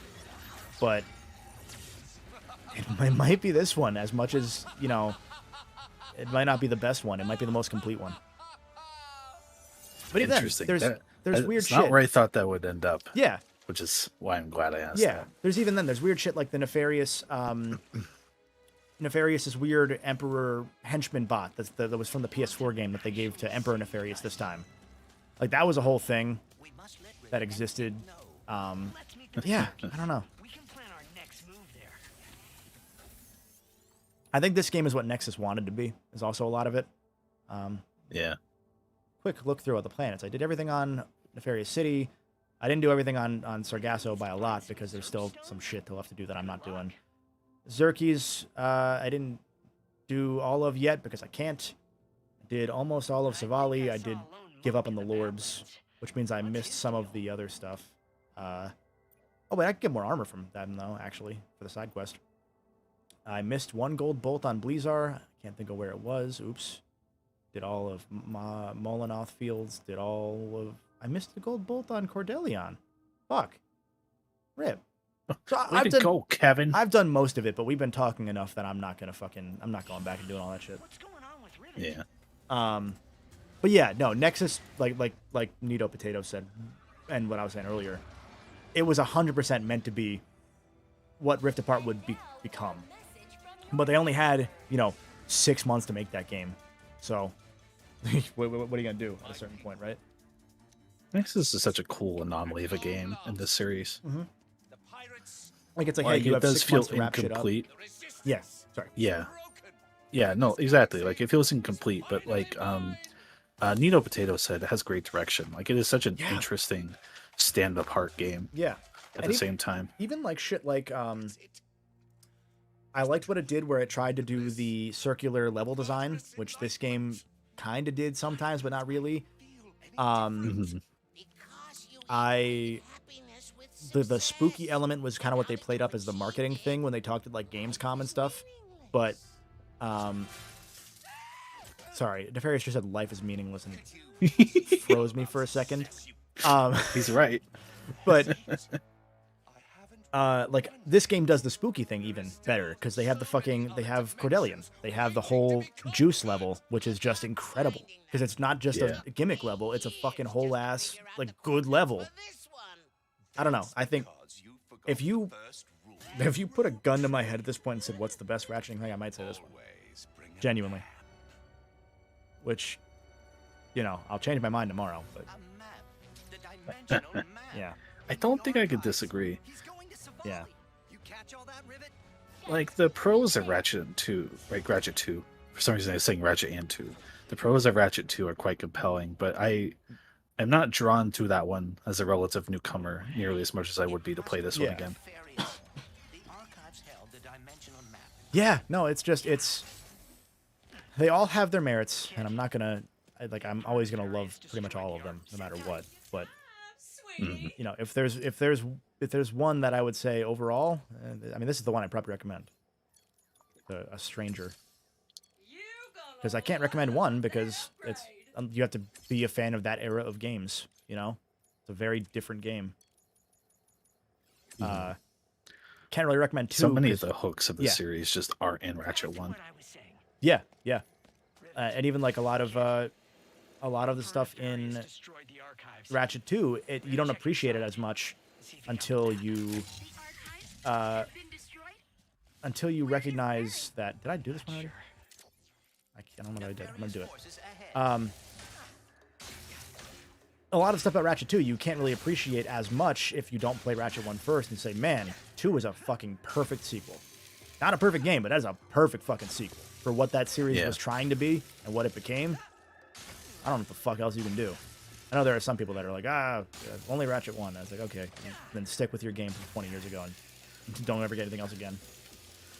I don't know what to tell you at a certain point.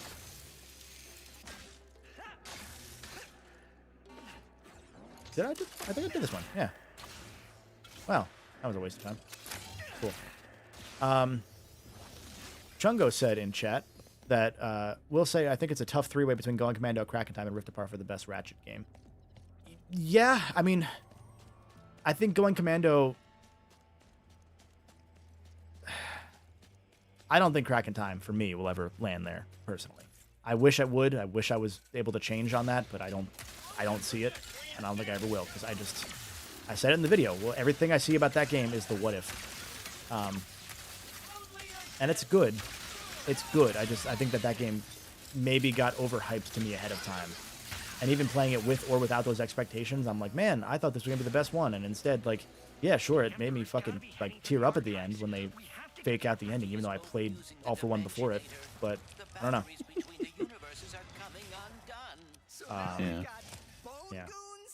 Reminds me about the ending of Sonic Unleashed, will always, without fail, get me emotional for some reason. Yeah. And then I'll be like, man, I didn't like that as much as I did the last time. Oh well. Yeah, no, it's just, I don't know. But then even then, like, one with the randomizer, that completely changed how I see that game. And that's one of my favorite Ratchet experiences ever, because it turned Ratchet 1 to a fucking full-on Metroidvania, and I love that shit. Like, I get it, you know? Oh, I don't have ammo for that gun. It's a fun conversation to have, because I will always have a different answer for you. It's when we're even in the fan base, I feel like a lot of people have a lot of different answers, and I can generally always see where they're coming from, right? Yeah, 100%. Like, liking Ratchet 3 the most, I'm like, I can see it, though, right? Like, it kind of does its own thing in subtle ways compared to the other games that I could see you liking more than the others, One of the things I loved about, like, Deadlocked is I wish they would go back to it, but it is more complex than maybe they want to do. I think that the weapon modding system and the level ups, giving you up to level 10 for each gun because they had fewer guns, it made me use guns more and more consistently, and because you could level them up to fucking level 99 in challenge mode, there was no reason to stop using guns. You just kind of found new ways to bust the game open, and that's what this game was always about. So I love that, and like I like how this game does its Raritanium stuff, but it's still kind of a closed loop at the end, like you're not getting like, once you're done, you're done. And so I don't really have a personal reason anymore to play a Ratchet game from start to finish 4 times in a row, which I'm thankful for. One, but goes both ways. Also, Get Out There Yo donated another $7.99. Thank you again. Who in that message they mentioned the helipack seemed unimportant in Rift Apart. It's kind of a shame because it was such an iconic part of the original moveset. Thoughts on newer movement versus old? Yeah, I think that plays into this game's story because they wanted it to feel like, because Kit couldn't have a helipack, 'cause why would she? And Clank is meant to be broken. And so the whole thing is like, that's part of Clank's arc in this game, is to give him a new character arc. They needed to break him in half,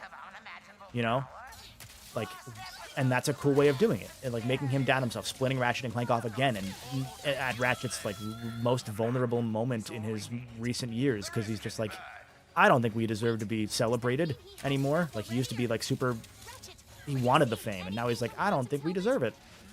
Like, that's something that everybody can feel at some point. Everyone feels like an imposter. So for them to sacrifice the helipack for that in the name of some of the gameplay stuff they ran into, I understand it. And with the hover boots, Clank was already kind of pointless in Crack Time anyway. So at least this game made a use for it that made sense, you know? Or made what you touched on there. Yeah. About, oh, sorry, please. No, made an explanation for it is what I was going to say. But that was all. You touched on like wanting the fame and versus not wanting anymore, and like you even see that with Emperor Nefarious like a bit ago. Like he finally got what he wanted. He's like, "Where's the bliss? Where's all the satisfaction of being the villain?" Yeah, like he had this little party dance thing going on. He's like, "This is not fulfilling, actually. Now that I have it." Yeah, what the fuck? I just want to point out that I knocked that boss off the floating platform, and he just fucking died, and so I just finished that level early. Also, I want to point out, I love the recurring thing. Every fucking game, not every game, most games, have a thing where Ratchet and Clank have to turn a chair around, and there's either no villain in it, or it's Clank, or it's somebody else like this. I love that in this game, Ratchet doesn't do that, because he's about to, but he knows it's nefarious, and he like gets discovered in it in the moment. Whereas this one, it's scary, and so Rivet falls for it because she's not used to it anymore, whereas Ratchet's so used to it. Griffin said that Clank doesn't have a character arc.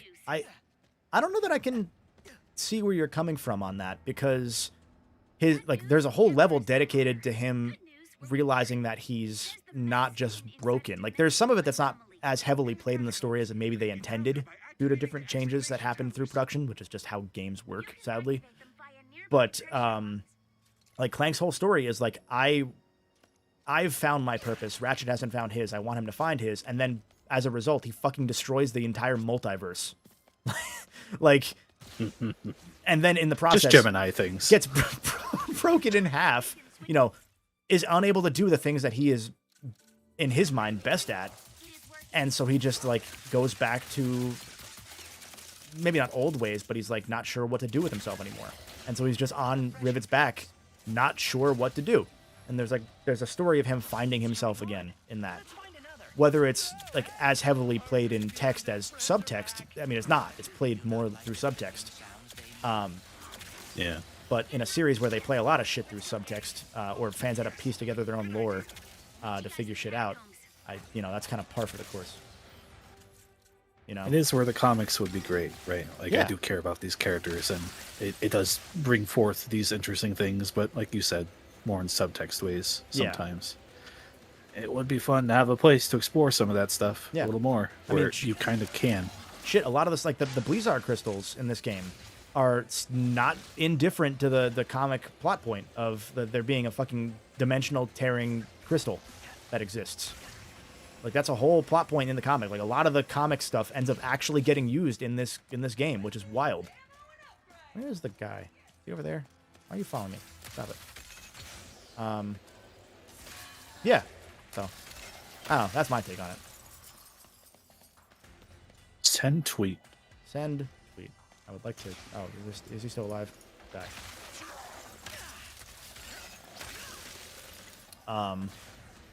But yeah. Anyway, going back to the helipack thing. That's. I don't know. I think. I think it's tough. I think that if there's any game to do it in, this one is like the way that they do it right. I don't know how you make Clank useful in future games because the hover boots exist. They just gave you the hover boots, so you got to give Clank something else. And that's always been the perennial problem of Clank is power scaling. What do you do with him? He's a giant robot. He's God. He's a dimensional traveling being. What the fuck else do you do? Where is this platform? I went off the beaten path now. I gotta figure out where I'm going. Whatever. I'm going over to the objective. Here. What was I going to say? I don't remember now. What is chat saying? A retrospective that covers every game before All for One, I would say, was the definitive one before my series. Well, thank you, first off, for that. I don't know that I ever caught that one. I consumed a lot of Ratchet and Clank content in my days before I got sick of it ahead of time. Ahead of my own videos on them, but that's how Chris and I met, actually. Fun fact. It is how we met, yeah. There's an interesting thing there. Like once you start making it, it does become like, hey, I don't want to watch anyone else's in case I accidentally crib from them. Yep. In a bad way, right? And then it's like, oh god, I just want to think about anything that isn't this thing I've thought so much about now. Like I don't watch Sonic content. Yeah. I cannot anymore. Yeah. Like I would love to watch Ratchet videos, but now I fucking can't. Like I'm like, no, I'm good. Thanks, fam. This shit was as fun as it was, a year of my life that I'm not getting back. Can't wait for you to be on the golden deathbed. God. Like I did that for how long? Holy God. I also can't wait to be on the golden deathbed. Oops, I died. I want to do concurrent Ratchet and Clank puzzle stuff. Yeah, and Charles said, too, co-op stuff. Like, co-op is kind of how you can do it, but then you have to make Clank Giant Clank, or Alpha Clank, rather. Which, to be fair, he was always a Sigma, so I get it. But... Jesus. Yeah, like that's how you do it, but now you have Rivet. So now you have to have Rivet and make Kit an Alpha Kit and make Ratchet and Clank equal. Like now you got to do it so many different ways. I am completely out of whack on this level now. I don't normally do it where I go and look for the fucking guy, the sage, to give me the armor. But I did that for some reason right now, and it's thrown off my path to this level, even though it tells you where to go. There we go. 3. Oh, that was it. Cool. We're done. Bring back the jetpack. Yeah, no, the jetpack was a really good way to use Clank in a unique way. It made his utility more useful. That was a bad sentence, but that's fine. Honestly, though, Ratchet and Clank levels with verticality and doing like a good flood from sunshine to get around.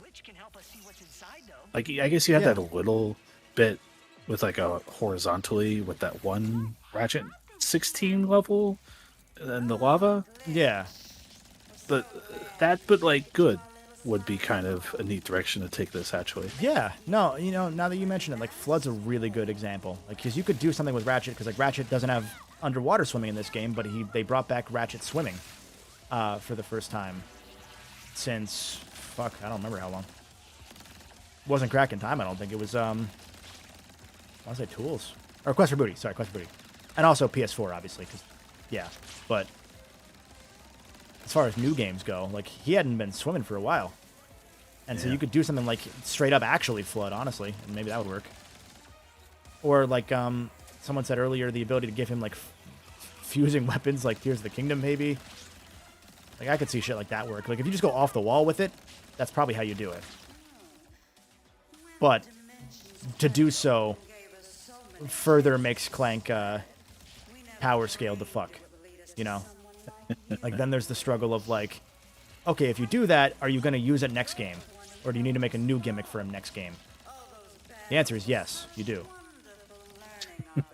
But, okay, this level throws me out of whack every time.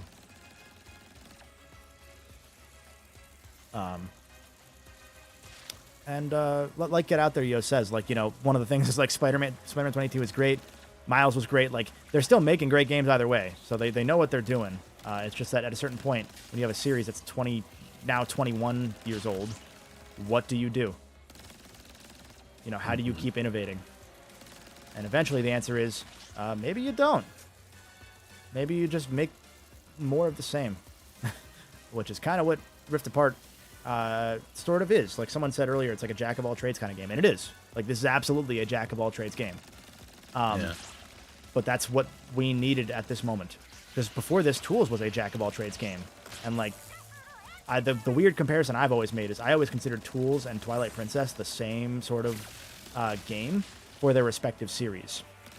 In that, for classic 3D Zelda and for Ratchet and Clank, they were quietly the most complete games in their field. Because... Twilight Princess is just Ocarina of Time, but like with some pretty cool, fun dungeons, like side dungeony areas that are pretty rad. It's got new, unique ideas for dungeons on top of what you would expect from the usual Ocarina of Time stuff. I don't think it's the best one. I think it's the most complete one.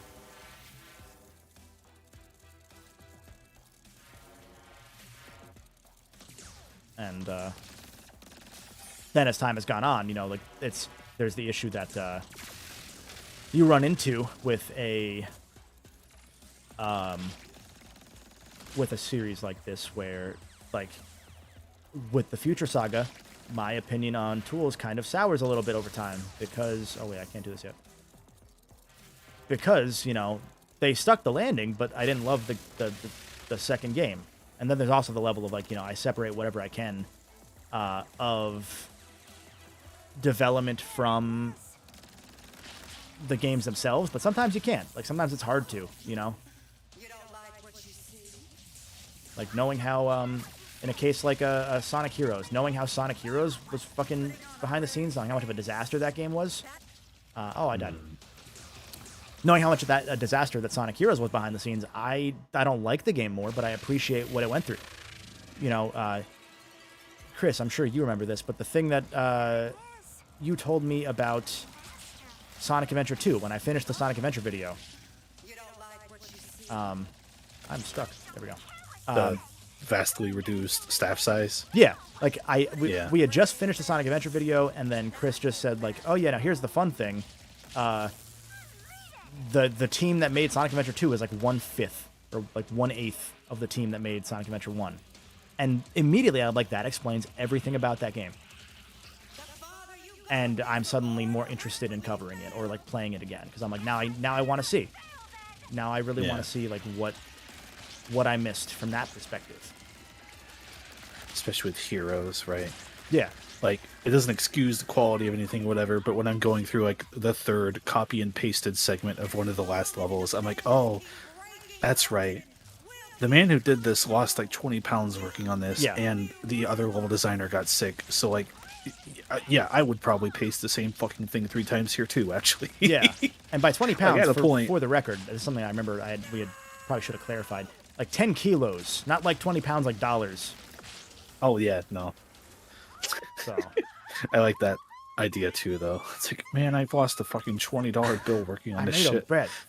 But yeah, so the reason I bring up those Sonic things is like I have a new appreciation for those games because of the struggles that the team went through to make them. Doesn't mean I like them more. Doesn't mean I like Crack in Time less. That I know and respect how much of a fucking struggle they went through to make that game. It's more like, man, I can't help but think about what that game could have been if they were just slightly better at keeping their mouth shut and not overpromising. Especially when the one of the people that was part of the overpromising was allegedly an asshole at the time. Better now, from what I've heard, but a lot of bad reviews of that person. Yeah. Make the giant Clank segments play like Armored Core. Don't tell Nico. God. If you can get us there, I will be able to get inside and find that map. Someone asked about an open world Ratchet and Clank game. That was one of the ideas for the original Ratchet and Clank Nexus, I believe, was to have like one interconnected world, which is why they then brought that idea back in All for One. That wasn't open world, obviously. That was still level based, but you could do it, but it's so much more work. And now that what's funny is when they made Resistance 3, they went through and like had to craft a completely new engine at that point because they were in the middle of doing that anyway. And so what happened was the guy who was like the lead engine tech said, okay, it's done. This engine is like, you know, we're good. Everything's good. This can't do open worlds though. So don't pitch an open world game. And the next game they pitched was Sunset Overdrive. So they immediately had to make a pivot. And now that they have now that they have that experience, they could do that. I just don't know how well it would work for Ratchet because it take a lot more time is part of the problem. Also, best line in the game coming up real quick.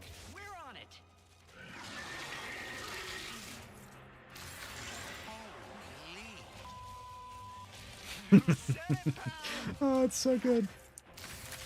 It's a conundrum, right? I feel like if Ratchet went open world, there is a weird part of it where it would probably break out and more people would try it and like it, right? Like it'd be a new exciting thing that would bring more people in, which is a good thing, right? But A, also all the stuff you said, for one, about development demands, and B, it's like I think they've made consistently solid games like this, but I'd like to see them at least do the one that knocks it out of the park. And I'm like, oh, that's what it was all building toward, right? Yeah. Like, this is an amazing, fantastic Ratchet Clank game. I just like to see what that looks like before we potentially leave that behind for a while. Yeah, and then that's, if that were to happen. That's very fair. It's also tough because it's like one of the things that Insomniac runs into is that like it's always the bridesmaid type situation. Like this game's coming out, or not this game, sorry, Spider-Man is coming out, and any other year might be the game of the year. Not this year. You know, doesn't matter what you do with that game. There's no fucking way it's gonna pass Tears of the Kingdom in general discourse. Sorry. Yeah. It just can't, because you don't get a conversation like game developers are fucking shocked that a game like Tears of the Kingdom can even exist. Like, that doesn't happen. You know, Spider-Man can't do anything to lead to that. People were already fucking baffled at how good this game was with like its SSD work, for lack of a better term. But even then there are some people that like misinterpreted what that one Traveler's Tales guy said. Because he was like, yeah, you know, you could have done the Portal stuff on, I almost had him too, on PS3. And it's like, yeah, you could have. That's what Crack in Time was, because they had portals that you could go through, and the reason they didn't do it is because the levels had to be fucking tiny, because they only had so much memory to do it in. So yes, you could do what this game did with like having you go through portals, but you would have to like make that part of one level, not like in this game where if you load into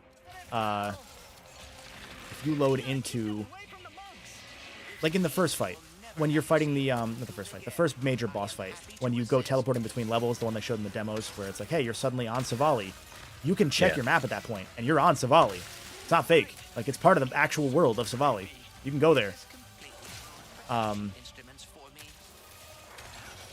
And yeah, anyway, point is, then people who don't really, and not to say I know game development, but people who don't know game development quote people who do, but who do so out of context. And it's a whole mess. Don't know where I was going at that point, but more tweets. One thing I'm surprised you can't do in this, considering how much that was touted as a marketing feature, which, granted, marketing isn't necessarily game design, so who knows, right? Yeah. That might have been just something they ran with. It relates back to the issue you're having on Sargasso, I guess, a little bit. I'm surprised at any point you can't just say, call my ship to me and instantly go to another planet. Like, I feel like that would have been the ultimate way to pay that off of, like, at any point I can just load in somewhere else. Especially with, like, the Affiliate existed at a point, you know? Like, that was a, that was a thing. They would just pick you up in the middle of the level sometimes. I'm going to step out for a second, though. I'll be right back. Yeah, of course. I was going to say something else related to that, but I forgot what it was. Shit. One thing that I think that this game could do, or could lead from this game to a stronger future game, I suppose, is that... There we go. One of those. A lot of these weapons in this game are like... It's like meticulously put together in such a way where you have a lightning gun. There's like 5 pistols that are all like rapid fire pistol type weapons, you know. And I appreciate that they had it designed in such a way where every time you max out your pistol, you would get another one right away. Like, that's cool. I'm fine with that. But in the same breath, it's also, what do I need to do here? Hold on. Sorry. Brain bad. How do I turn you? Do I turn you with... That's not what I meant to do. This? Can I turn this? That's not going to do anything, is it? No. Okay. Anyway, they give you so many different weapons. And the weapons each have, like, one effect. But they don't give you... They don't give you an ability to, like, sort of like a Tears of the Kingdom or Breath of the Wild, where the you can make those different effects stack. Oh, I see what I did. I fucked up. I wanted to put this back, and I didn't. And I think That, not that. Is it that? That would be interesting to have, like, you have the ice gun, you have the lightning gun. I want to see those effects stack in some unique way. Sorry, my brain is not letting me do this puzzle. I want to send them straight, which I do if I take that one away. Is that what it is? No. What am I stupid with? And this would take us there.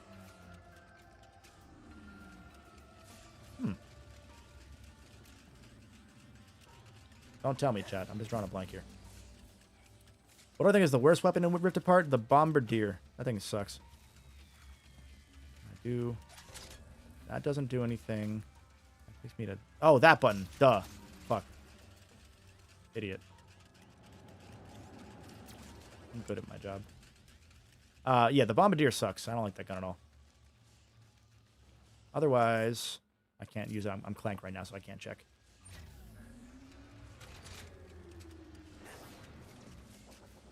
Let me finish this puzzle, and then I'll think again. I think having bigger maps, like wide open maps like Sargasso, was nice. Yeah, no, I think Savali does it really, really, really well. I really like what Savali does. So if I do that, and then I take... I want that to go, and then I think we're done. There we go. Okay, cool. I'm back in time for a Clank section. Let's go. You did it. Remember devices? Yeah, devices were interesting. I liked the idea, but then I was like, why just not have them be weapons, you know? I was saying a moment ago, Chris, the thing that I wanted from like a future Ratchet game is like have the weapons that you have that are all like these different status effects, have them be able to stack in some way like a Breath of the Wild styled game where there are systems and you can interact with those systems in a unique way. I would really like that. That'd be fun too, right? Because it would make you think a little bit like, oh, I used the cold snap. Oh, I switched to the fire one and negated the cold. I'm an idiot. Yeah. Like, you could do some interesting stuff with that, yeah. I mean, because again, the best weapon combo in this game is cold snap plus wrench slam. Like, that's a really cool use of systems, you know? But that's really the one. There we go. That could affect like the level design too, right? Like trying to think about what elements or ways to use weapons on environmental things, maybe. And even then, like that was one of the things that the Gelinator was really cool with. Was it fucking broke the game? Like it straight up broke the game. Because you could throw down gel and bounce anywhere. Design an open world level that's that. You know? That'd be something. Like, that would work. I think it worked really well. Okay, so now I need Especially in a post Tears of the Kingdom world where you can just pull shit out of your backpack and fuck around. Yeah. No, exactly. So now I need to do this. Yes. Okay, so then they do that. I don't know if you answered it, but Crub Incorporated is an LLC company. No doubt about it. Oh, did someone ask that? Gareth. Oh, God. Yeah, no, it is real. It is a real company. You're filed. Yeah. Okay, so then I send you, green, and then you go up and down and all around. And then I send you, so you go flying over, and then I send... Oh my God, that was a Sonic Adventure reference. Oh. Will that work if I do that? There we go. No, I didn't. I want to throw... Okay. Give me that back. You know what else is fucked up about that PlayStation Showcase? I'm watching this and for some reason thought of it. They didn't show off a new Astrobot game. What are we doing? You know, you're right, actually. There we go. Wouldn't attach before. No, I need another Astrobot. Just fucking make Rescue Mission VR again, but make it either on PSVR 2 or just PS5. Just make that game playable. That game is like... I don't want to say as good as Mario Galaxy, but it's really fucking good as a Mario Galaxy-esque game. And I was watching all these little Clanks. I'm like, Clank kind of looks like Astrobot if you don't look at the details. And I was like, oh, I miss Astrobot. No. Yeah. Astrobot's fucking incredible. I don't care. What a cute little dude. There's another one? Why? This may be it. The final puzzle. You're goddamn right this may be it. The back of my mind. Okay, so... Do I even need to fucking... I'm just gonna do this. Fuck your platforming. This is where Ratchet would tell himself to take a deep breath. I must keep in mind that I have gotten this far, and statistically speaking, I am just as likely to succeed now. Go. There we go. Okay, cool. I've done it. I see... Ratchet is right for some procedural generation stuff. Yeah, I mean, even as far back as Crack in Time, they had a procedural arena idea, which I think would be fucking rad. I don't know... I don't know how you do it other than, like, I always had the idea of, like, in Rift Apart, or not Rift Apart, in a Rivet and Kick game, if they did it. Make it like a $40, $50, you know, little game. Make the arenas procedural so that you can then just have infinite arenas. And then that's how you get replay value out of it, you know? That'd be cool. I'd be into that. Okay, now, I want you to go fast. And then you go flying. And then you get... And then I want to make you... Lightning bolt there, because you're going to fall off the edge. No. Make you big. I can't see what I'm doing from this far away. It's fine. It's not that either. Oh, I see. I need to get there first. Okay. I missed one. Dun, dun, dun, dun, dun, dun, dun. There we go. I did it. Thank you for hanging out, by the way, Chris. I've enjoyed the conversation. Oh, yeah. My pleasure. We had a good time today, I thought. Still an hour left for things to go wrong, but so far, so God. good. We're 8 hours in. Jesus. Yeah, when I walked away a few seconds ago, I was like, I wonder what I'll do after the stream. And I realized it was like 10 o'clock. Tomorrow.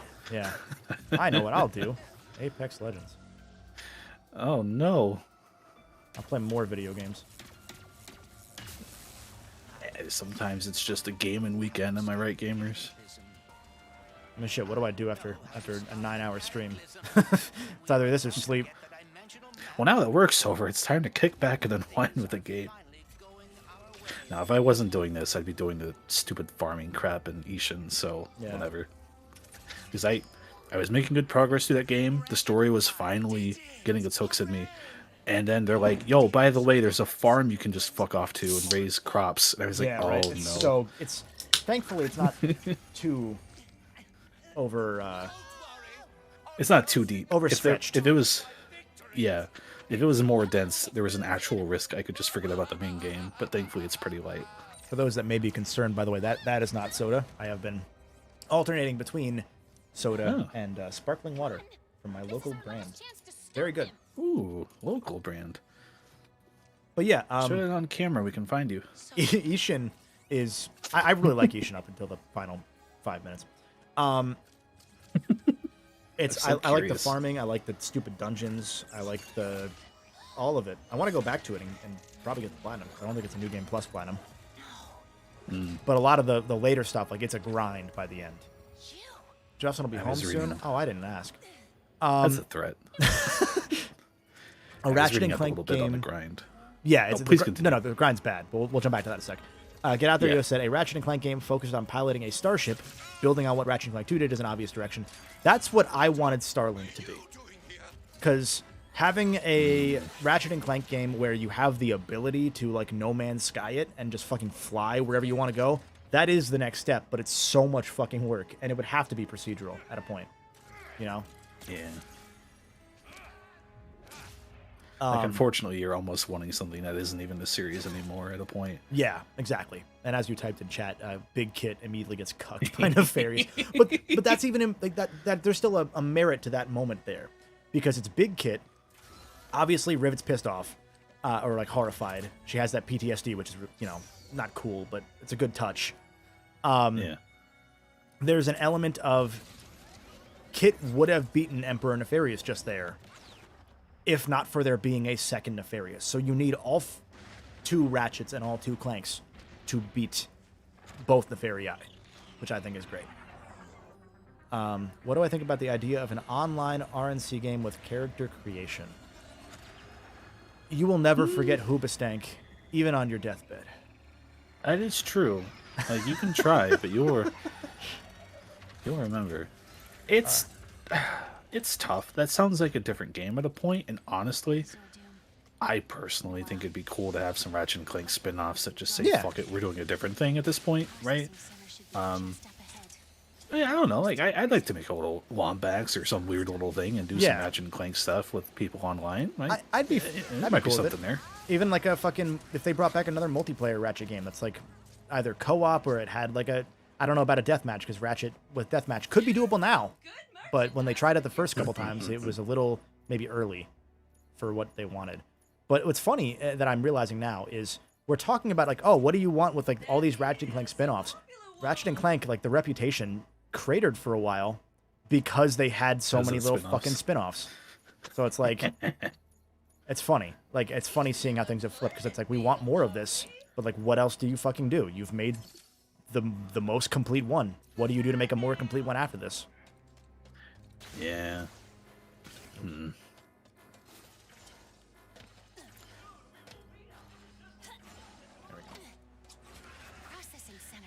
It's rough, yeah. I guess it's less that I want a Ratchet and Clank spin-off or something, and more that I just like a little more of the series now and then.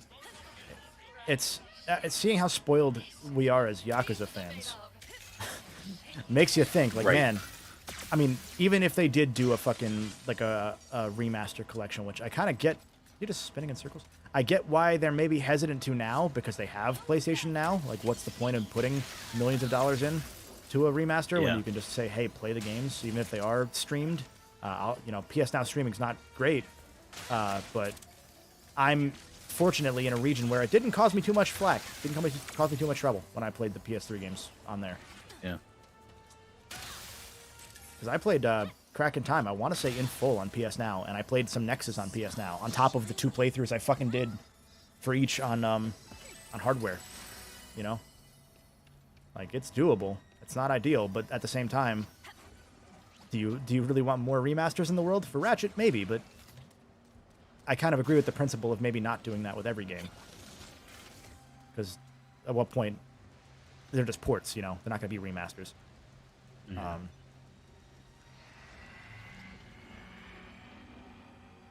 Electric Remix, that was PlayStation Move Heroes, as Dwayne just got. He beat you to it. And New Rad said, by extension, is the onset of Sony's new 15-plus live service games concerning to the health of the whole industry. I will level with you. Yes, except that if that Last of Us 1 is actually as much of a disaster as is rumored, I'm no longer worried about the 15-plus live service games, because I think that they're going to recognize and pivot quickly. Because, I mean, as it is, I'm fine with, like, these games having multiplayer components. Ghost of Tsushima Legends is fucking stellar for what it is. Like, that's just what I want out of a Ratchet and Clank multiplayer game. You know? It doesn't get talked about a lot, but that Ghost of Tsushima multiplayer is really fun. Every time we played that, we had a good time. Yeah, like, I would love to go back to that at some point. And it's also free now, which is rad. Yeah. But yeah, no, it's, I'm fine with them having each of these studios making multiplayer stuff, because like Horizon 3 is probably going to be co-op, unless it's a separate game, and I'm fine with either. Frankly, I really don't care. I'm cool with it, because I think Horizon's a great game to do. Like a, hey, what if we did Monster Hunter but with giant robot dinosaurs instead of fleshy dinosaurs or scaly? I guess scaly. I don't care. No offense to Monster Hunter fans, but maybe you can get a Monster Hunter without the Monster Hunterisms at a point.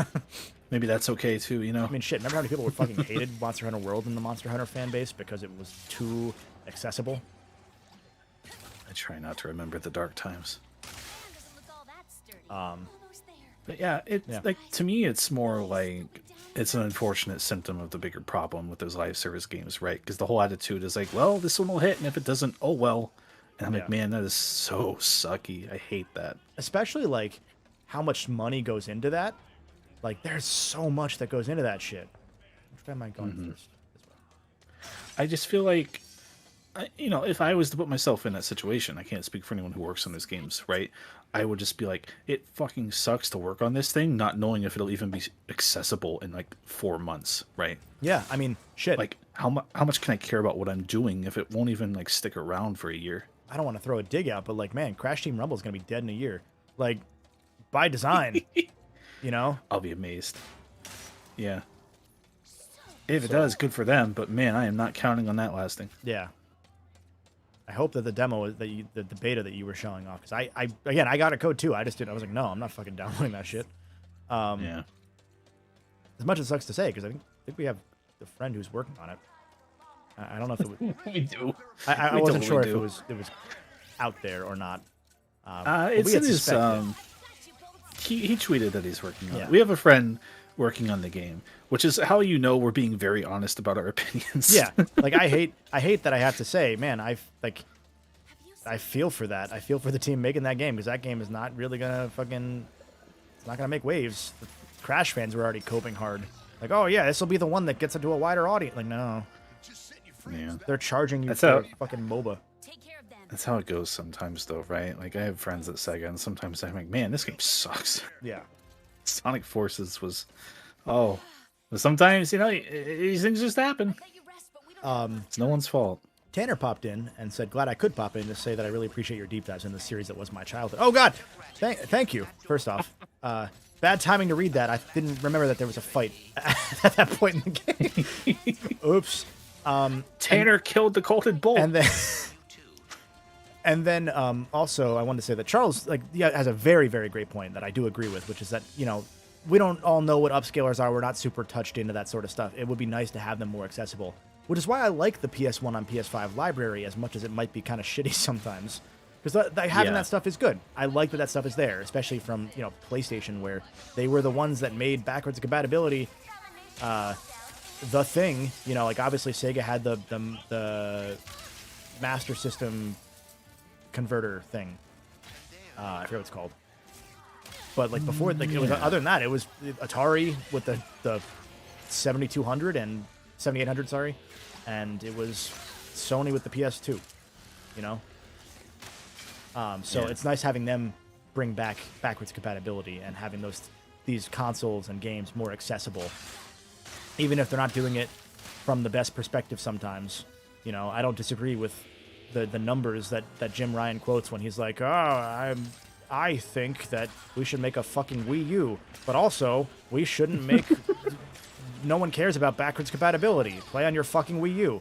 I don't agree with the fact that that's your reason. Like, there are some things that do need to be loss leaders, but the fact is, like, you know, it is like 3% of players that are playing backwards compatibility ever to begin with. Like, it was like 3% of PS3 players used the backwards compatibility and then never used it again.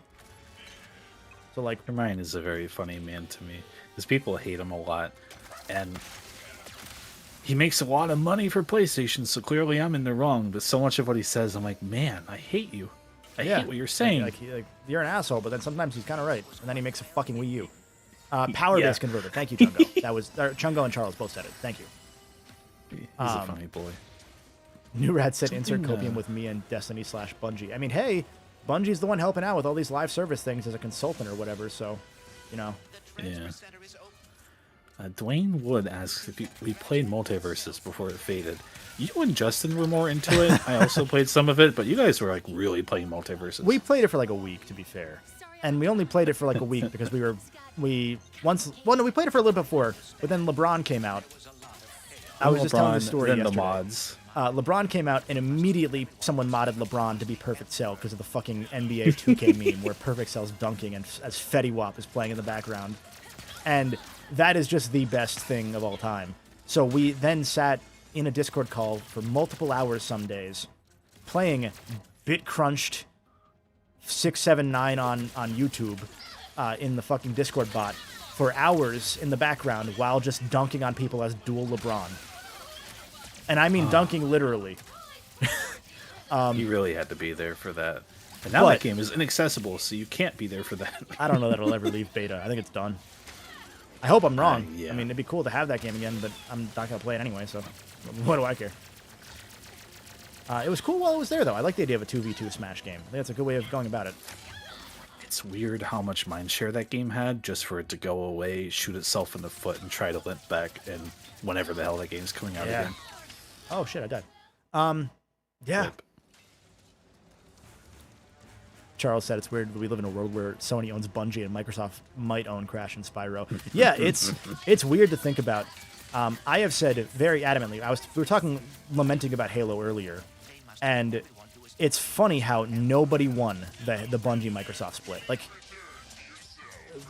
Bungie made Destiny, obviously is still making money, but they had to buy the rights to Destiny back from Activision because of how Activision was, like, treating them, I guess, as a developer. They were like, we want to do it our way.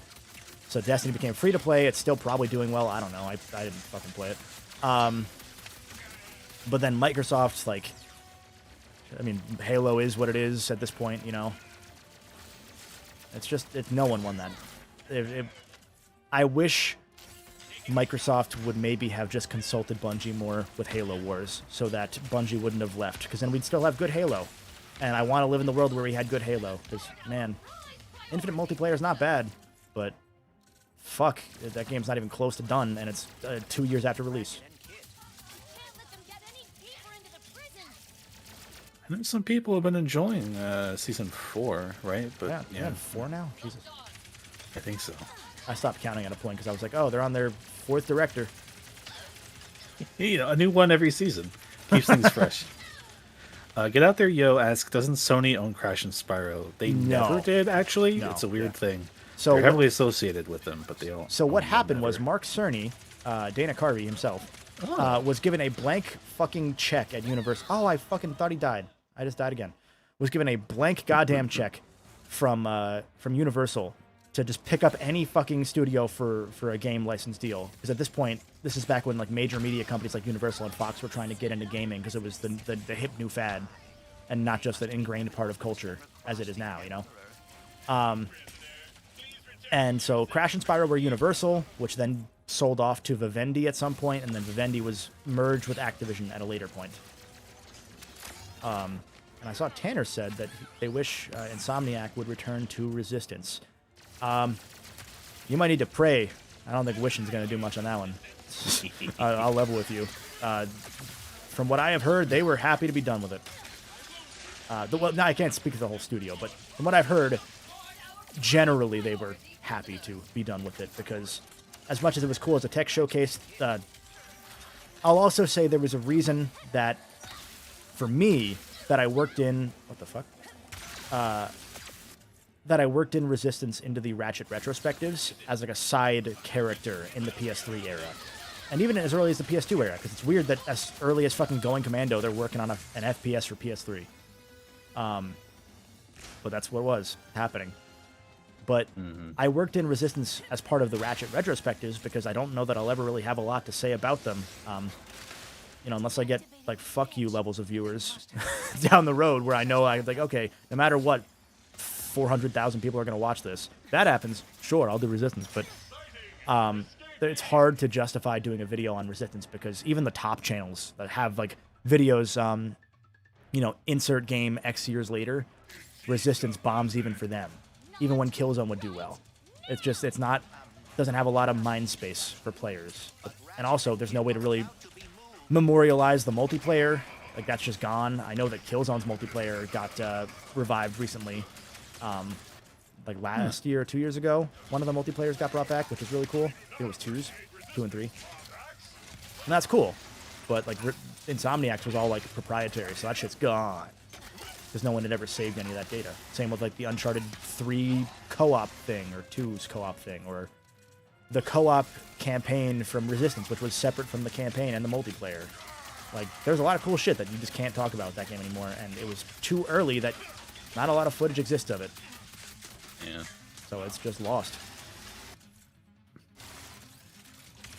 And there's a reason that right after Resistance, Insomniac, for the first time ever, was like, you know what?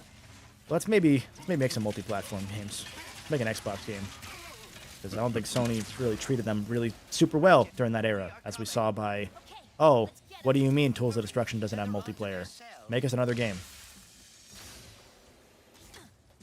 all the time. Yeah. I feel for Resistance players, right? Like the people who do like that series. Holding on to a lot of hope there for something that probably isn't going to happen. I remember the fucking community manager at Insomniac, like the lead one. Oh God, right. At one point, there was a stream that I had to rewatch for Crack in Time, and someone in the chat I think it was literally hashtag Remaster Resistance 4, and the community director on stream was like, "Keep dreaming, buddy." Like that's when you know it's bad. Like it's done. Even when someone would press someone high up at Insomniac about Spyro, they're like, "Oh, we love Spyro. Like, we're not going to, but it'd be interesting to do one someday." You know, they at least entertained it as a thought experiment. But Resistance Remaster, oh, keep dreaming, buddy. Yeah. And even the amount of times they reference Resistance like randomly on Twitter now, I honestly think is the new community guy, who was originally a moderator for the forums. Fun fact. So moderating can get you somewhere in life. Finally, nice dude. A career path for me. But I think it's because he's big Insomniac fan before even being an employee. So I'm sure he's just tweeting like, "I like these games, so I'm gonna make sure you don't forget them." I don't think it's anything more than that, you know. Oh God, I need more ammo. It's weird to think of Resistance as something like a Spyro or like a Dragon. Anthony just mentions Jack and Daxter, where it's this weird thing where people are just wishing for it to come back. Yeah. But I guess it would be in that space now where it's like nostalgic for some people. I'll level with you, Anthony. I don't think that you want Naughty Dog to touch Jack and Daxter. Not because they wouldn't be able to do it, but because they tried with what would have been a Jack 4 treatment, and it was just super realistic and gross. So, like, at a point, are you like, do you really want them to do it, or you want somebody else to do it? And because if you want them to do it, you're basically asking for someone else to do it at this point. Yeah. Like, that's the thing. It's Is not the same studio. Yeah, we take a lot of these studios. Like, Insomniac's one of the few where the studio is kind of still similar to what it was makeup-wise back then. Like, there was a recruiting video they made in, like, 2014. It was the weird one where they had the 80s music video. And it was, like, 95% of people or something like that that were there in 2009 were still there 5 years later. And that's an incredible retention rate for employees in any industry, let alone games, you know? Like the games industry has like a retail level of turnover. Yeah. And unless you're Nintendo, where people apparently stick around quite a while, but yeah, like the that's top very level rare. people can stick around for life, but like even then, like you got to be very good at your job and very lucky and very good at communicating with people and mingling for that to happen in most industries or most studios in the industry, rather. Yeah, because like I'm trying to think about it. Like Druckmann came on for Jack the Lost Frontier, a great Jack and Daxter game. I made that joke in one of the Ratchet videos, and I kind of regret doing it because it immediately got the weird anti-Druckmann people involved, where they were like, "Oh, yeah, that says a lot about this one." Where's my sniper? There it is. That one was only bad because he worked on it. Yeah, so he wrote the treatment for the original script for Lost Frontier, and I made a joke about that at one point, and people took it and ran. And I don't think I got too far outside of this community, thankfully, but you never know which shit gets shared on Twitter or Reddit or whatever. Yeah. The only way I would take any of that for people who are still around is like, oh, they eventually got to make the things they wanted to make, you know? Yeah. I don't think any of them are like, oh man, we gotta make like an actual Jack 4. It's probably like, well, what other new things can we make? As much as it sucks to... I spent so long thinking Insomniac would get to make another Spyro. Like, that kept me through my teenage years. Yeah. It was foundationless, but I just hoped and wanted, and eventually I had to be like, you know what? It's not going to happen. Yeah. And no one there wants to make it. Exactly. It's like, even with people who were staying there, they're like, we've done everything we wanted to, which is kind of what makes... Am I supposed to talk to you? Oh, yeah. It's what makes Ratchet so interesting, is that that's such a part of their DNA, and they're so adamant that is a part of their DNA, that they want it to stick around and they want to keep making these games, even when they stopped with Spyro, in part because they didn't own it. But, you know, even if they did, I think they would have been done with Spyro. But then Ratchet just continues to stay. I remember having a silly little resentment toward Ratchet for so long. And I was like, well, why did they keep using him? Yeah. Like, what's so good about Ratchet? Shit looks dumb. Why don't I finally they want played me? it. I was like, oh, it's fun, but Yeah. why don't they want me to be happy? But yeah. Also, why do they keep Gamer saying thoughts. these games?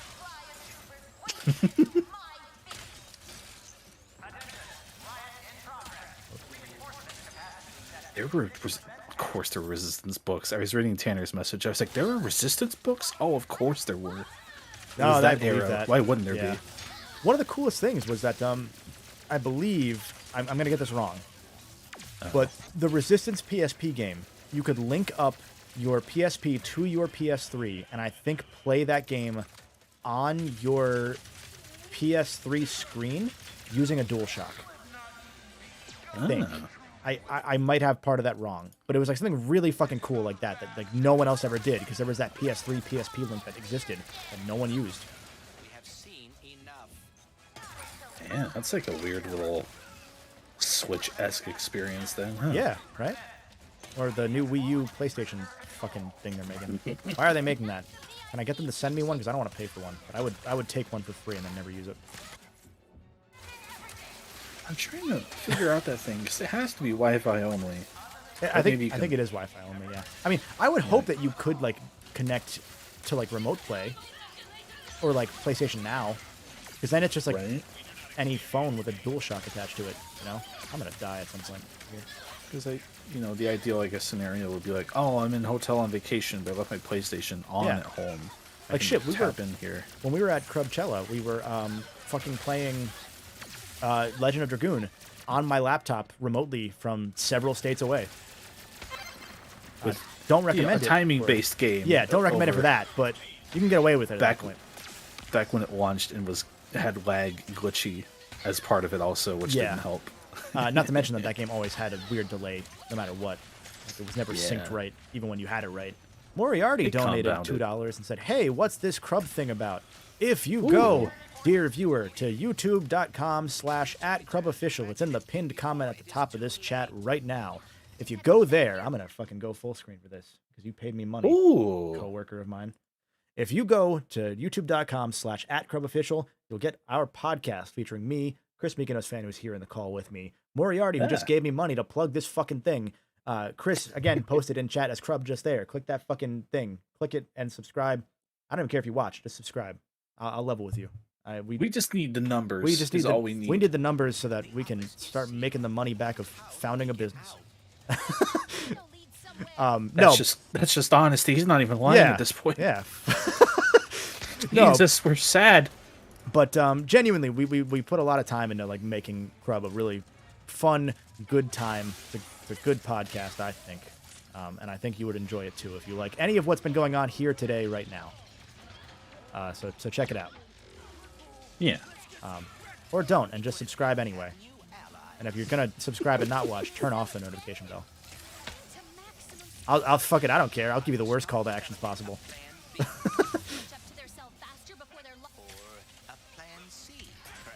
Click subscribe and then hit not interested in all of our videos when they pop up. If you get a survey, give us a bad review. Crub is also, by the way, on all podcast platforms except for Stitcher, we found out. But it will, it will be on Stitcher soon. I got a level. No offense to that person. I didn't know anyone used Stitcher, so I looked at it. I was like, I could set this up, but I'm not going to. Honestly, it's fair. I didn't know anyone used Stitcher either. I can't even fucking lie to you. I thought it was all Spotify and Apple at this point. Because even Google Podcasts fucking sucks. Like, YouTube's going to kill that shit real quick. Mm-hmm. Oh, you're about to get the Joker gases. Rivet. I like that bit. I think it's a good bit. Like, take a really serious moment and work in a joke. That's very Ratchet of them. Yeah. Thomas says, Crub. What did I miss? Such a versatile word. Tanner asked if the PSP game, if the PSP games are worth it to emulate. So I would play the PSP games on Vita, because on Vita you can map the right control stick to be a camera control, which is what makes those games worse. The PS2 versions suck. The PSP versions are fine if you have a second analog stick. So, yeah, Vita or PlayStation TV, more accurately. So if you have a $500 Vita, but you can plug it into a TV, that's the way to play. Oh, boy. Do you want some more transparent business inside baseball? Yeah. Well, we're being blunt and honest. This whole stream, there were only 2 subscribers to Crub, but as soon as you gave that really shitty plug, we got 3 more. So Let's apparently that fucking works. So we have 400 now. Thank you, everybody. We're at 400 subscribers. I will continue plugging until we get to 1,000 and then stop. Yeah, then we just don't talk about it anymore. No, I'll probably still keep plugging it.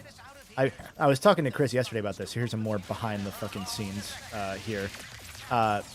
I saw the analytics on community posts, and I was like, man, I should just treat this like Twitter, because it doesn't seem like anybody gets upset if I just make a post, because it's not going to notify you. It's just going to be like, hey, look, here's a post that might show up if I open on mobile only. That's kind of cool. I'll click like and engage with that. And so the follow-up to that was that I might just plug Crub more in community posts than I was going to, because I was trying to avoid it, because I was like, I want to plug Crub, obviously. I'm very proud of what we've been doing so far. But same. The other side of it is, like, I don't want to annoy people and wear out that goodwill, because I don't plug things often. But now that I've seen that poster just kind of like no one cares, I'm like, you know what? Maybe I just will treat it like no one fucking cares and just plug it every time something comes out. That was my fear with them for a long time, right? Like, I want to shitpost on it, but I don't want to bother anyone. Yeah. But yeah, no one seems to care. So, Yeah. hey, fuck it. No one likes Twitter anyway. If you care, don't let me know. I'm going to do it anyway. Yeah, we don't. We want to run with our own info on this. We don't want to be told otherwise. I don't need actually. data. Yeah. Shadow said, need I was data. 400. Thank you, Shadow. Shadow. I'm going to do the stupid Shadow the Hedgehog hover boots thing right now to celebrate. I did The it. human race must be punished. You guys want to hear Bentley get his spine broken? Oh, please. And if you're going to subscribe to Crub, Ring the bell and follow him. Glad I could help. I love that you have these useful call to action utilities. I've heard them once in the stream and 3,000 times in us hanging out. I haven't been on stream enough to hit the ring the bell button, and the soundboards are off limits for Crub. That was our one rule. I get fired if I hit the soundboard. That's probably not true. I think we'd have to vote. And I think you would still have a vote, maybe. I'm not sure how that That's true. works, I would actually. vote to fire myself. Subscribe to the podcast that I'm now actively saying I would leave. You know, I'd leave it too. Crub, take it or leave it. Yeah. I spent $2 on that plug. I don't know what he expected, but hopefully it was that. You know, if he was here, he'd probably be like, well, it was an investment, right? And I don't know, whatever he would talk about next. Like Justin Timberlake, I don't know why he brought that up. That was weird. Yeah, it was kind of weird that he brought that up.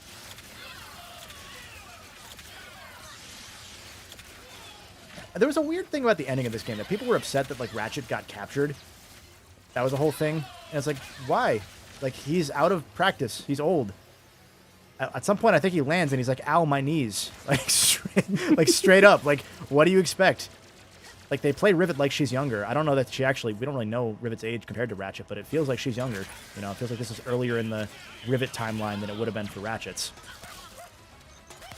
So, it makes sense that she gets a bit of spotlight, considering that fucking Ratchet has the coolest fight in the game in the final boss, which is a whole-ass citywide final boss. Which, by the way, is pretty much the same thing as what they were doing in Nexus, but they did it completely here.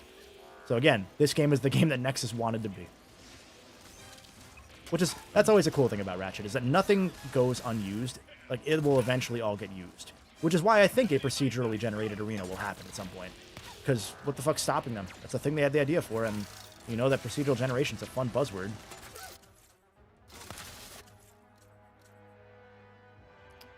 Tanner said, I don't mind community posts, but if I see shorts, I unsub. I have done one short. I have pushed it not to subscribers, and I don't really intend on putting any to subscribers. Probably ever. if there's a good reason to do one to subscribers, I would. But my shorts would generally be providing some level of content if they're going to subscribers that would make it make sense for you guys. Like something that's not in a video, or like a super short 1-minute video. Yeah. Where's the last? Oh, there he is. I like that they give you the option to not push it to subscribers, right? Yeah. It is like I can cater something else to this other thing that people who subscribe to one thing may not warrant. Like, you want to hear some shit? Oh, yes. That just reminded me of the YouTubers reference that I was making earlier 4 hours ago on stream. So if you've been watching, it was actually intentional, and it was a tie-in reference. I've seen people on YouTubers be like, oh, I've hit 400,000 subscribers, AMA, and then it's like a shorts channel. And like, I'm like, oh, so you really didn't reach that many subscribers. I see. There was a channel that Justin sent me, which was really like a guy eating really gross food. Like eating food in the grossest way. Yeah, it's a very Justin moment. And he sent it to me, and it was a guy with like 3 million subscribers. And I was like, man, that's wild. Then I looked at his views, and I was like, man, I make more money than him. Like, he had like so many views, but they were on shorts, so you don't make money on those. So I was like, man. I guess that ties back, to that thing we were saying to the Crazy Even earlier, right? He's like, I don't really see why you need to ask for subscribers. Subscribers matter, but they don't really matter that much. Yeah, like subscribers are not anyone personally. No, you all matter subscribe specifically. But if you have an aspiration of a channel and you're like, oh, I need subscribers, like, that's where you don't need them. Subscribers are a guarantee of how many views you can estimate per video, minimum. So, like, here's a secret for you. The 2000... Oh, I died. The 2000 year in games video and the 2001 version of that video, those videos I put out every now and then. When I... Don't clip this. When I have a sponsor that I never intend to work with again, that I can just make some quick money off of, I'll level with you. Fuck it. I gotta get the bag. So that, because also I think everyone enjoys the idea of fleecing sponsors as a moral thing. But B, because every now and then I like to test my guaranteed subscriber viewership. Because then I know what my absolute floor is if I did something like a Dig Dug, and that's why I did Dig Dug, because I was like, look, if I can get 70,000 people to watch Dig Dug, I can get 70,000 people to watch fucking anything. It's fucking Dig Dug. Come on. And that's kind of part of the game you got to play, is like stuff like that. And so I always test that sort of stuff, and that lets me know, like, subscribers are, like, again, a reliable estimate of viewership, which is useful. It doesn't mean that you need them on their own, because most of your views aren't going to come from subscribers. Like, most of my views and most of any YouTube channel's views... Will you stop shooting at me? Stop. Get out of here. I'm done with you. I was going to let you live, and then you did that. Most of views for any channel, it's like 75-80% come from non-subscribers. Like, that's just how it is. Anthony said, totally gotta clip this. Look, I can't stop you. So what we're saying is become a shorts channel. That's become a shorts channel. You'll definitely make money on it. Like, the only way you do it with a shorts channel or a TikTok is, like, you get the sponsorships, you get that bag. But even then, like, I vet my sponsors very heavily. I think about them for way too long.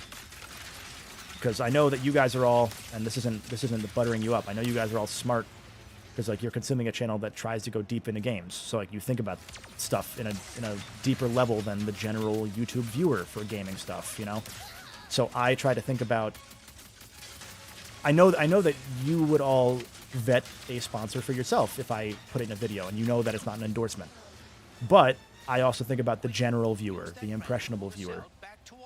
And so I keep that shit in mind when I pick sponsors, because I've gotten sponsors. Like, I get raid ads raid ad offers every week, and I know how much they pay, and they're not offering me what I know they pay. So once there will be a raid ad on the Golden Bolt at some point, and when that happens, they paid my mortgage for a year. I don't have a house, so they paid my mortgage for a year at that point, because they pay a lot if you know what you're getting. If you don't let them work you, basically. Why is Phantom here? But yeah.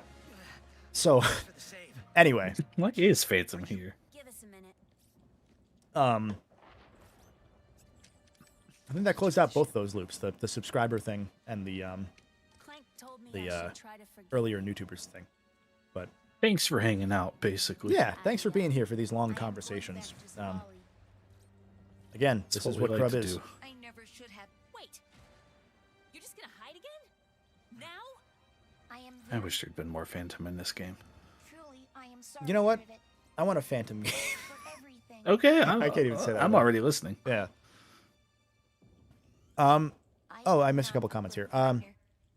Get Out There Yo said, narratively with Kit meeting Rivet to stop a big, strong foe, it makes sense that this is Rivet's analog to Ratchet 1. That's kind of what I've always said, but then when you think about it, it's hard to make sense of it because, like, she's supposed to be an analog to Ratchet, which would mean that she's been doing these journeys for a long time. We know that Drek exists, so, like, this is her Ratchet 1, but the timeline of Ratchet 1 happening in this universe already happened because Nefarious stopped Drek ahead of time and was presumably a scientist for that. So it's a whole thing that's kind of messy. And the more you think about it, they didn't explain a lot of it, which is why if you take ownership of this character, maybe should have done a better job writing the plots for the character. But what do I know? I'm just an asshole. I love you too, Electric Remus. Don't make that a parasocial thing, though. I was imagining like Patrick going, "I love you." That's what I assumed it was. A-Double's going to sleep. Thanks but for we're hanging out, almost bud. done. I appreciate it. Now you'll never know how this game ends. Ever. There's no way to find out. Have a good night. I was about to say the lip syncing was shit here, and then I realized I'm watching it at a prelay. Sorry. Bye, Phantom. See you later, bud. Never to be mentioned again. Can you imagine the plot of this game if they had gone through with they're in each other's dimension and they flipped? Because it'd been a fucking disaster. That was the whole reason they made it just one, because they were like, what do we, how do we make the guns transfer? Do we give only one character one item and the other the other? It sounds like a fucking mess. Yeah, I don't like thinking about that already. Yeah. Which is why, like, from what I understand, the character of Rivet and the stuff that was done by the early writing work, I'm going to make her do the gritty. Hold on. Oh, no. Do the dance. Yeah. Alright, that's enough of that. Someone did that. That was a passion one, though. Someone was like, I did this a week before the game came out, and I didn't tell anybody. Like, cool. Great for you. But what was I saying? Shit. The multiverse swapping, what if they're in each other's dimension? Yeah, so the original plot before 2020, when they called it a 2020 reboot of the game, was very different. So by the time the game was revealed, the entire plot had changed, essentially, from what I understand. And they had tightened it up with the new writer, who was then rewarded for all of that struggle by becoming the lead for Spider-Man, which is a pretty good fucking reward, if you ask me. Yeah. Would have been a lot harder. I guess potentially it would have been a lot harder to keep things easy for a newcomer too if they were in each other's dimensions outright. I guess, because what does that mean if you're new or lapsed? Excuse me. Sorry. There's kind of like an ambiguity, or we're just in a dimension with some of these planets that I think helps it out a lot. Yeah, and there's Or also at least I'm dumb and I don't know. Yeah. There's also a level of then Rivet would have had to interact with Quark probably, which is also another problem that comes that I hadn't thought about till now. Because then you have to give Quark more than just one line. Someone knew the trick. Oh god. Okay. Yeah. No, it just would have been a total mess. And I was gonna say something else, but I forgot what I was gonna say. So never mind. Send tweet. Oh snap! Crub plays Ratchet and Clank. You're goddamn right. Also, Ramus said that the interpretation of Patrick was correct for the "I love you." But no, thank you. I'm glad that this gives you a good distraction while at work or something to pay attention to while doing mindless work if it's like that kind of work. Because I mean, I've been there. Shit. Yep. I'm glad to be able to provide that sort of shit. And it's also why like most of my content is talking rather than like having so many visual gags. Because I know a lot of people consume this shit as a podcast. That's why I have a podcast. Yeah. Wow, you have a podcast? These crub Wait. plugs are just getting out of hand at this point. It's fucking... Now it's excessive. Tell me more! We're ramming it down your throats at the end of the stream here. But... Yeah. We could start plugging other things indiscriminately and horribly. I could be like, wow, this feels like at the charity room stream. If you want to see... You know, I could announce a thing. Uh-oh. Because who's going to stop me? You? NDA break. So this summer, in the next month and change or so, I have a stream with... I have many streams with the charity room. But I have one where I'm going to be playing the Ratchet Clank randomizer. And I have to do it in under 3 hours' time. So if you want to enjoy that for charity and raise money for a wonderful cause that we probably should have actually expressed publicly soon, because we didn't do that yet. It's a good cause. It's a really good cause that that Chris and I actually vetted pretty heavily because we found it by way of a friend. We gave him a lot of research, yes. And I actually I'm pretty fond of their mission statement and their apparent efficacy at achieving that. Anyway, later this summer, the Charity Room, stay tuned. Follow at the Charity Room on YouTube or Twitter for more info on that. Also, you can see me do the Peggle 2. If you want to see me do the Peggle 2 announcement, but for the event. Oh, yes. 'Cause I did do that in full Scott Steiner outfit. And honestly, if you can't be bothered, just follow Kevin on social media. He'll tweet when he's doing it. Yeah, I tweet everything. Oh, I died again. Oops. They'll have creators like, some call me Johnny. Maybe Ant Dude. Did we confirm Ant Dude? Ant Dude? Ant Dude should be there. He said he would. Oh, man, Ant Dude might be there. He knows the dates, so... Yeah. As well Derek, as... Good Vibes Gaming. Cat Icarus is scheduled to be there. As long as nothing comes up, obviously. He's a busy man. But he was very excited because he liked it last year. So he joined us, and we gave him some really cool ideas for stuff this year. There's some big names. Maybe even Scott the Waz. He won't be there, but maybe he won't. But maybe there's an outside chance Scott the Waz. If he's there, I'm bringing Nico on that episode or that stream. For those that want the full story of that one, here's another fucking plug for Crub. First episode, we talk about how Nico blew up a fucking Moe's bathroom, and Scott the Waz had to go into it afterwards. My ideal scenario for Trav will that be there, confrontation is in person, and I just need Scott to actually recognize Nico authentically and be like, "Oh, it's you." Oh, it'd be so good. It'd be so good. Tanner said after my video on weird Sims 2 games, I went and tried the GBA one. Didn't hold up as well as I remembered. Yeah, so I've gotten a lot of requests to do the GBA games or the DS games. There's a really, really loud contingent that really wants people to cover Sims 2 DS. Mini me has never heard the fucking end of it. The only way that I think I will cover any of the Sims Game Boy or DS things is by way of I told Minnie that if he gets around to that one, I am specifically going to sneak onto that episode because then I can get that out of the way and say, hey, I did it. Shut up.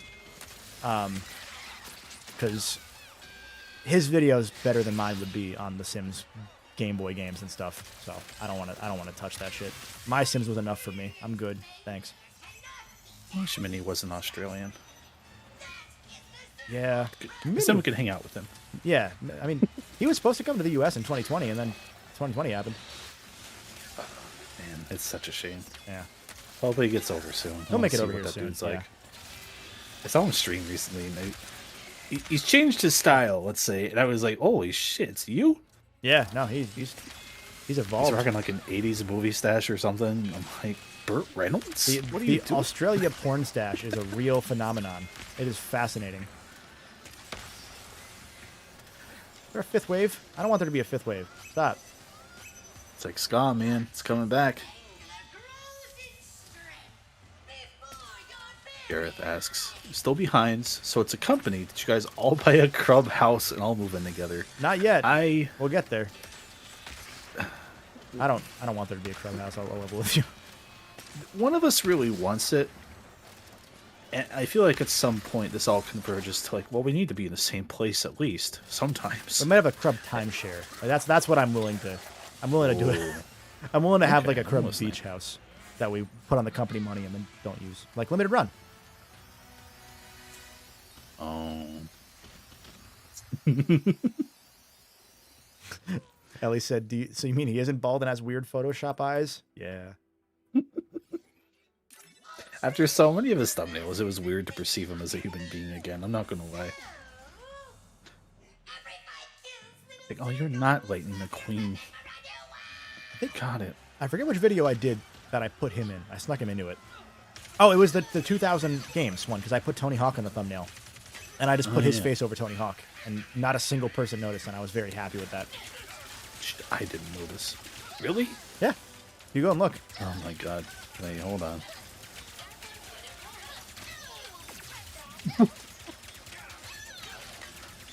I didn't even notice. Oh god. Oh, that's good.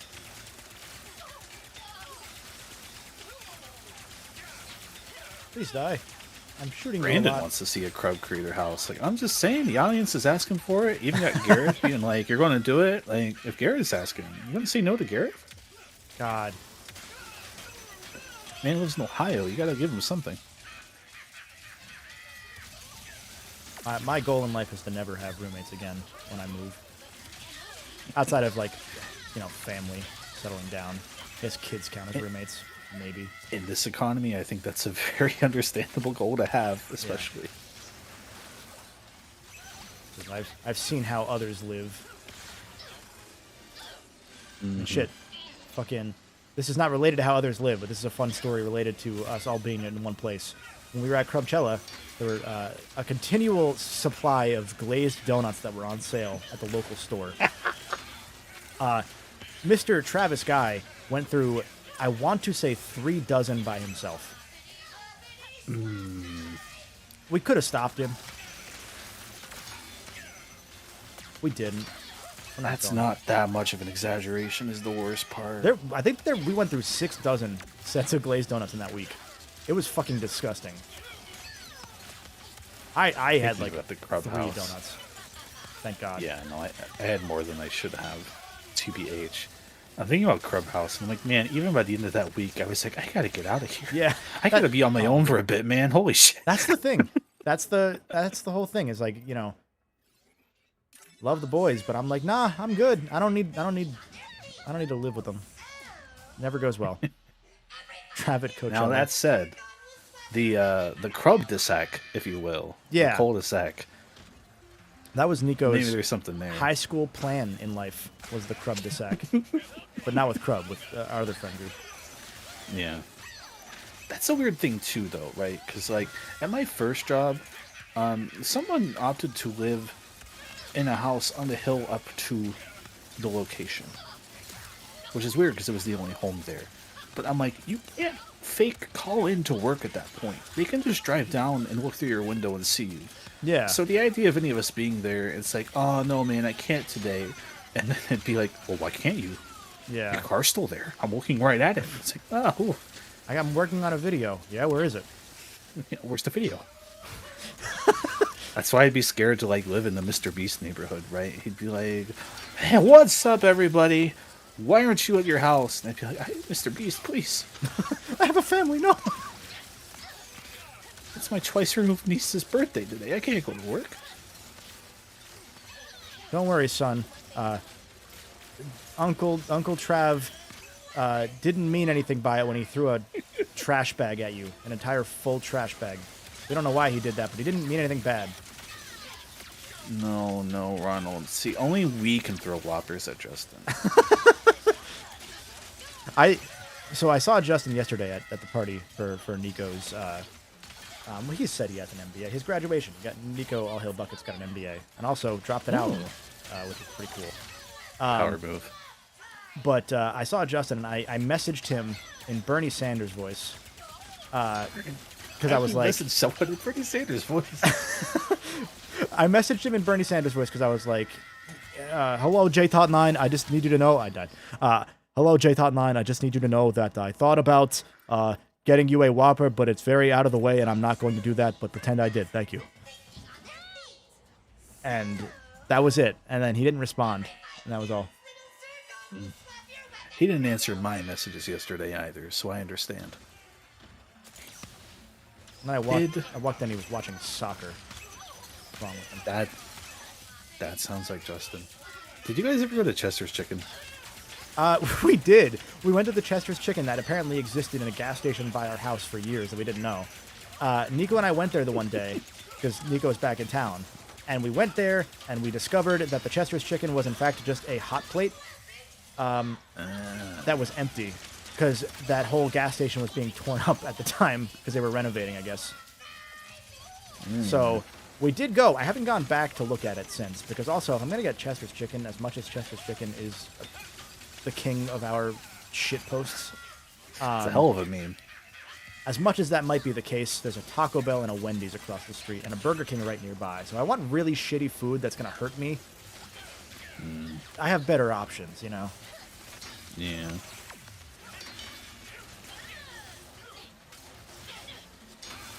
I'm going to set up a good question from Tanner that'll let you speak while I go use the restroom.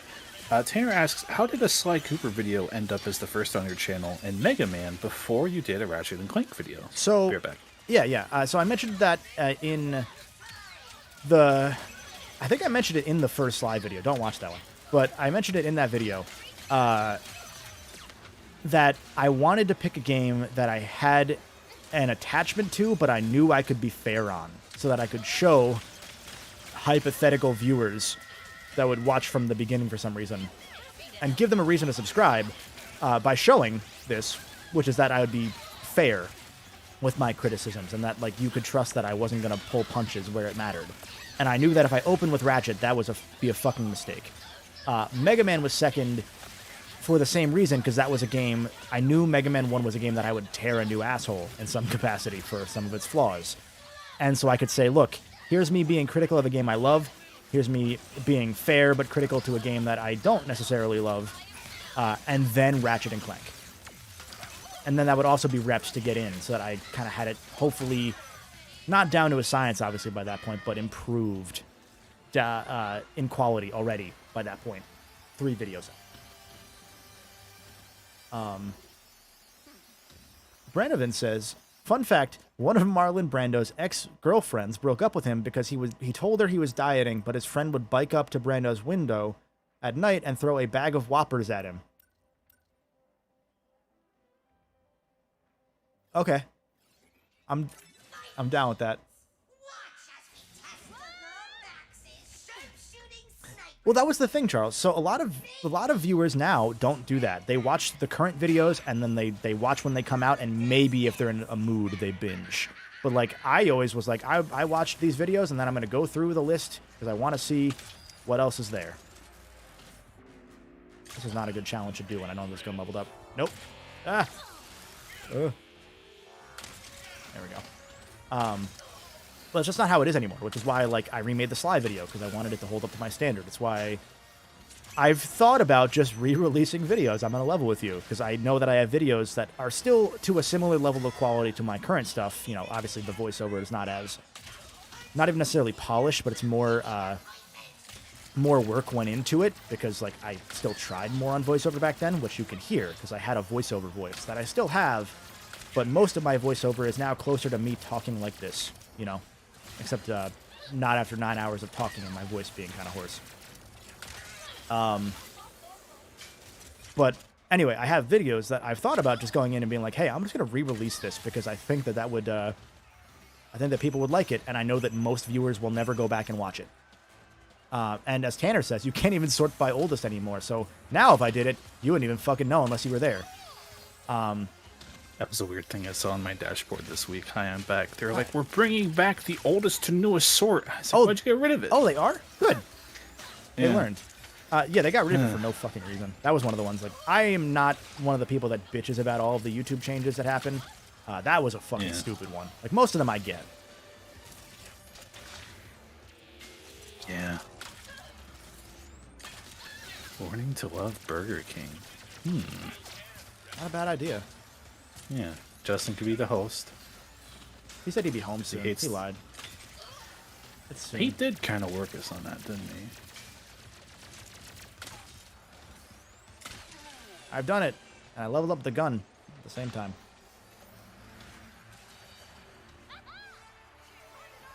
I forget the name of the headhunter when fully leveled up. So please do feel free to elaborate, because I fucking don't remember it, and I'm not going to get to level 5 by the end of this game. Brandon says, bring back the star ratings. No, honestly, you know what? I don't even need the star ratings. Like, I don't need this to be Uber. I don't want that shit. I even defend the removal of the dislike as a tracked measurement, because people just bully the shit out of people with dislikes. And, like, as a small creator, like, someone who... I'm not a small creator.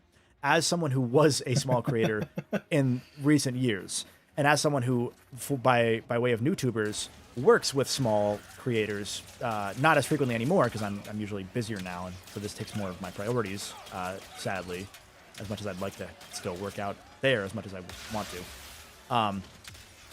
I've seen creators up and fucking quit because some random person thought they were mean on anywhere or didn't like what they said and decided to dislike every video they made. And that can genuinely harm a channel. Not by way of the dislikes themselves, but by way of them watching for 1 second. I mean, Moriarty had that with his Doom Eternal video, where he expressed an opinion on Doom Eternal based on the early preview. As a longtime Doom fan, he just didn't like what it looked like, and that got dogpiled so much that he almost fucking quit. Somebody who, like, has not quit anything that I've ever known. You know? I was always surprised, and I guess they circumvented the issue by just circumventing the issue, but I was always surprised there weren't better protections in place to ward that stuff off, even if it was as simple as, like, oh, this user has disliked 10 videos from X channel in the space of, like, 3 minutes. We're not going to count them. Yeah, you would think even that. Something as simple as that. Especially now, because views fewer than, like, 20 seconds don't even count, usually, as watch time. Which is useful. It's like that, and like, oh, this channel is getting a lot of dislikes randomly. Let's but not count those. Like Ian said, right? The trade-off is that tutorials are now significantly worse because of that. And I agree with that, and I think that there should be some sort of system for a separate tutorial category of content. I think that would be helpful in that sort of case. But other than that, I think that removing dislikes is a tracked thing. Shit. People say it's because the YouTube Rewind got disliked so many times, as if they fucking care. It's just that, like, fucking, you don't want people to stare at numbers all day. And, like, seeing the dislike numbers, both as a viewer, makes you think, oh, I'm not going to click this video because, God forbid, it has 20% dislikes. That means that it's bad by default, even though that means that 80% of people liked it. Not even counting, the fact that only, like, 0.5% of people even use the fucking button. Like, if you look at the metrics of it, so you don't even know how many people like or dislike because most people don't do it. It's like 1% of people comment. It was 10%, I'm sorry, of people like or dislike. So, at a point, it's like, okay, it's not really used. It's not being used as intended. So the dislike can become an untracked externally, harder to track internally. That's not helpful button, or I don't want to see this, which is what I think it should be used for. Because then if you hit the dislike button and you just leave, you're not going to get recommended that channel again, usually. If you dislike the video and then continue watching for an hour and then don't leave, you're going to get more videos from that person. Like, if it's me, that's how it's going to happen. If you dislike and then comment, like someone left a comment that they thought was going to affect me, which was like, I'm going to leave a dislike just because you said hit the like button twice. Mind you, I don't say it out loud ever. I fucking say it via a little fucking pop-up lower third. And it's usually just don't forget to hit the like button and subscribe or else, because that's the one I have made that I lost the other one. So I like that one a lot. The subscribe or else is funny to me, because I'm a fucking degenerate. But they specifically disliked the video and then commented to say I disliked this video, which then meant that they would be recommended my content more because they commented. Because a comment will outweigh pretty much everything else in terms of engagement. We had a fun one on the Crub TikTok, which is just clips. We're just seeing what's up with it, basically. Yeah. Kind of dipping our toe in the water. It was the one about blackmailing with nudes or whatever the fuck you and Trav were talking about in the first episode. And some guy was like, I went and subscribed to your YouTube just to unsubscribe. And I was like, yo, thanks for the engagement. He's like, it's more than you got in all your other videos. And as he was commenting back, I was just seeing like more and more likes coming in on this one TikTok he was commenting on. And I was like, yes, keep going. It's clearly working for you. Like I don't like hate watches, but hate watches, they make me the same amount of money, so fucking do it if you want to. I don't care. At the end of the day, who's the one watching and who's the one profiting off it, you know? I don't love thinking that way, but if you're gonna be a dick about it, fuck off. I don't care. I don't need to be nice. I'll fucking be mean right back.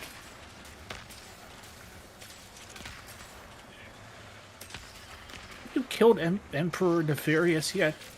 This is the final thing that I can do before that, so then we finish the arena, and we haven't done all the gold bolts, but that's going to be where we're going to call it, because we're going to get to 10 hours just about. Which is longer than I expected. A testament to the length of this game, mind you.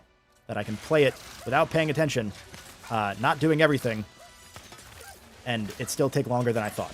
Because I thought this would be like a 6 or 7 hour stream if I like sped through. Maybe 8. Not 10. It's about to be an asshole and cheekily be like, so how many super chats would it take for you to finish it all the way? And it's like, I can't do that to Kevin because someone will do it. Oh, fuck. That's funny.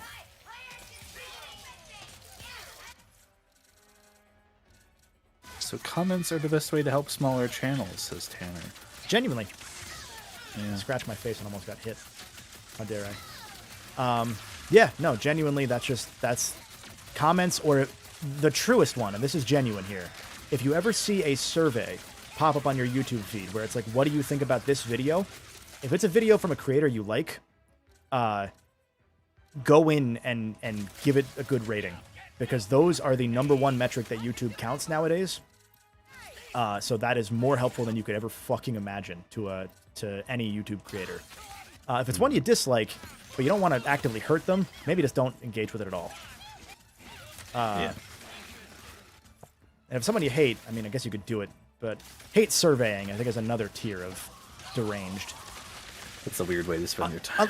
Given, if it's misleading info, if they're telling you, like, flat-out wrong shit, or they're, like, being outright offensive for the sake of being offensive, you know, like, shit like that, that's different. You know, then, yeah, fuck them. You know, they're profiting off of being a dick.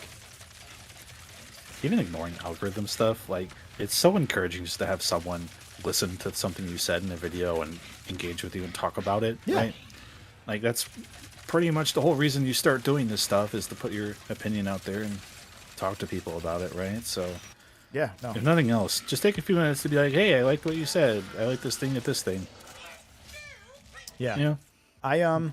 No, very much time so. to do. I mean, even here today, like I've enjoyed, like, obviously the nice things are nice. You know, I like those. Those are cool, and I appreciate those a lot.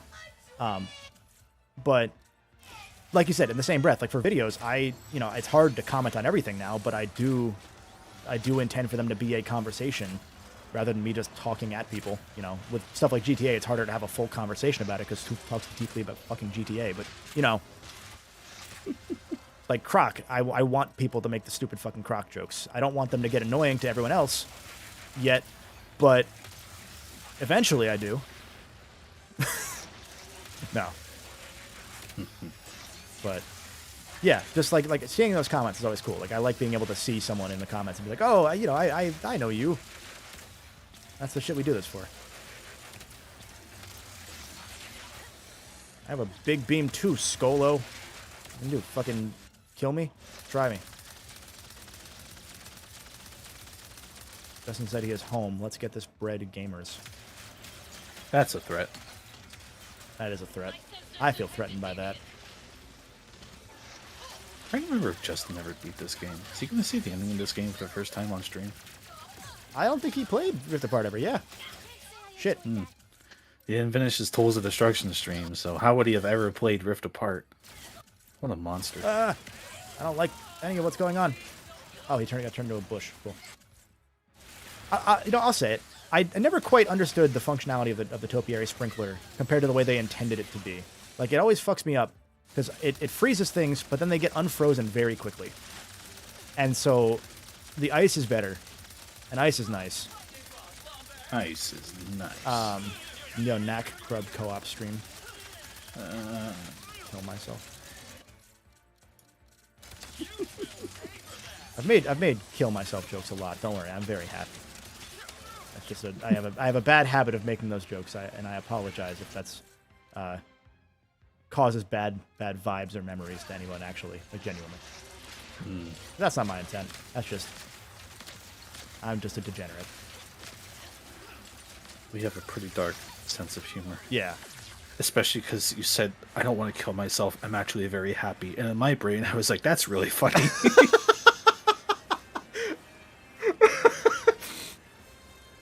And then you went and gave the actual detail. And I was like, oh, he's right. But God, I'm still laughing. So Charles said in the chat here, with the mobility we have now, do you think they could make the original concept for the Revolver Raider work? It's been tough for them to make any melee weapons that actually feel good. It took until fucking Nexus for them to make a decent one. That said, if you look at the fucking dog gun, the drill though, what's that called? Drill pack.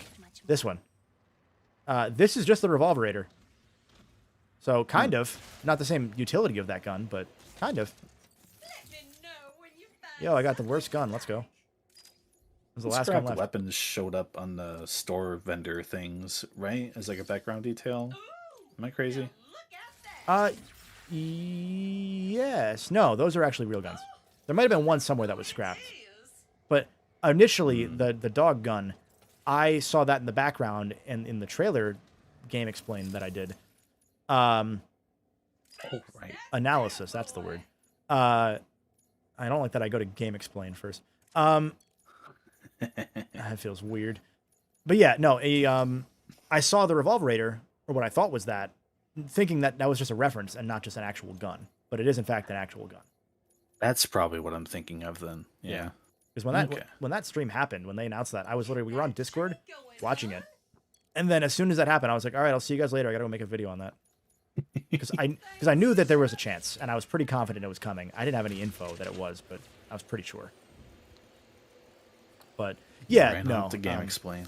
God. Yeah, it is kind of a secret gun. That's a good point. I never thought of it that way, but it is. Oh, well, I'm not gonna finish that fandom conversation. Okay. So how do we find the Emperor? I never changed Rivet's armor. I just realized. Oh yeah. Oops. I'm usually boring. I like the default armor for most characters. Understandable. Having the deadlock armor, I'm cool with it. Like for me, especially with Rivet, she was a new character. Like I just want to get used to her design and stuff as I was playing. Yeah. Because she looks pretty cool. I just think she's cool looking. They did a really great job with her. Yeah. Like she is adorable. It is one of the most seamless introductions of a new character to a long-running franchise I can remember, where I was just instantly like, oh, yeah, she seems cool. Let's go. No, straight up. Tanner asked, any chance of a Conquer retrospective? I had an idea for a rare retrospective saga a long time ago that I probably could do now, especially since I could probably get them to respond to me. But maybe. Probably not soon, but potentially. And Temi Taza said in chat, Something Crack in Time had the best story. The acting was spot on, whereas now Ratchet appears to be very childish. See, I think having existential dread is less childish than prior games. And the weird thing with Crack in Time, to me, is that a lot of things happen around Ratchet, and a lot of the time he's not really even reacting to the things that are happening, which throws me off a little bit. But I do like his characterization in Crack in Time. I like that he's super business. It's just that it also ends up making him, ironically, the bland character that I think people think he is now. Because he just exists. And yes, Branovan, it was in fact the retrospective. So you got the name right. Kongumentary coming soon. Not really. That's a joke. You don't get that joke, but it's a joke. I'm realizing the world's converging of Justin referencing the Grant Kirkhope incident, but also Garrett's and it was his basement. It was going to happen. Oh, we were just going to drink and see what happened. Do you want to tell that story? I don't think the main Golden Bolt at some point has heard. Gareth in chat, former member of FTCR, if anyone knows FTCR. At some point, we were trying to get in contact with Grant Kirkhope because he was going to be in the area for some gaming convention thing. And we were like, it'd be so cool to get Grant Kirkhope on the channel and do a Let's Play with us or something. Reach out to him. So I think I messaged him on Facebook, or maybe someone else did. I think it was me. And we very horribly and awkward tried to set this up. And we did get a response. And he was like, hey, I'll keep it in mind, see what would happen kind of deal. And I was like, oh, man, we can get Grant Kirkhope in the Garrett's basement. That'd be awesome. And then he kind of ghosted us because we were trying to check back in. It's like, hey, you're in town? How's it going? He didn't answer at all, which is very understandable. But in telling this story to Kevin, Justin, and others later, I said the words that led to an assumption which sounded bad, which was, we were just going to drink and see what happened, which is a bit of a leading statement that it has some implications that weren't quite what I intended, but those are now going to be etched into my tombstone, so... Oh, it's so good. Yeah, he likes a drink. I just thought we could see what happened. I miss having ambition. I don't think I can ever speak to that man, though. We're going to get him on the podcast and make you tell. Do you remember that one guy that just weirdly asked you to come to his basement? We're going to get him to the over Facebook Facebook and see what happens. Oh, that's so stupid. Come to the Clubhouse basement. It's time for the sequel. The Clubhouse basement should be our second channel. The Crub. If we ever need one.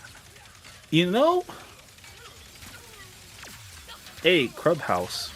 That rolls off the tongue. But Clubhouse basement, that has the right vibe to it. We may need to keep that one in mind to at least build from.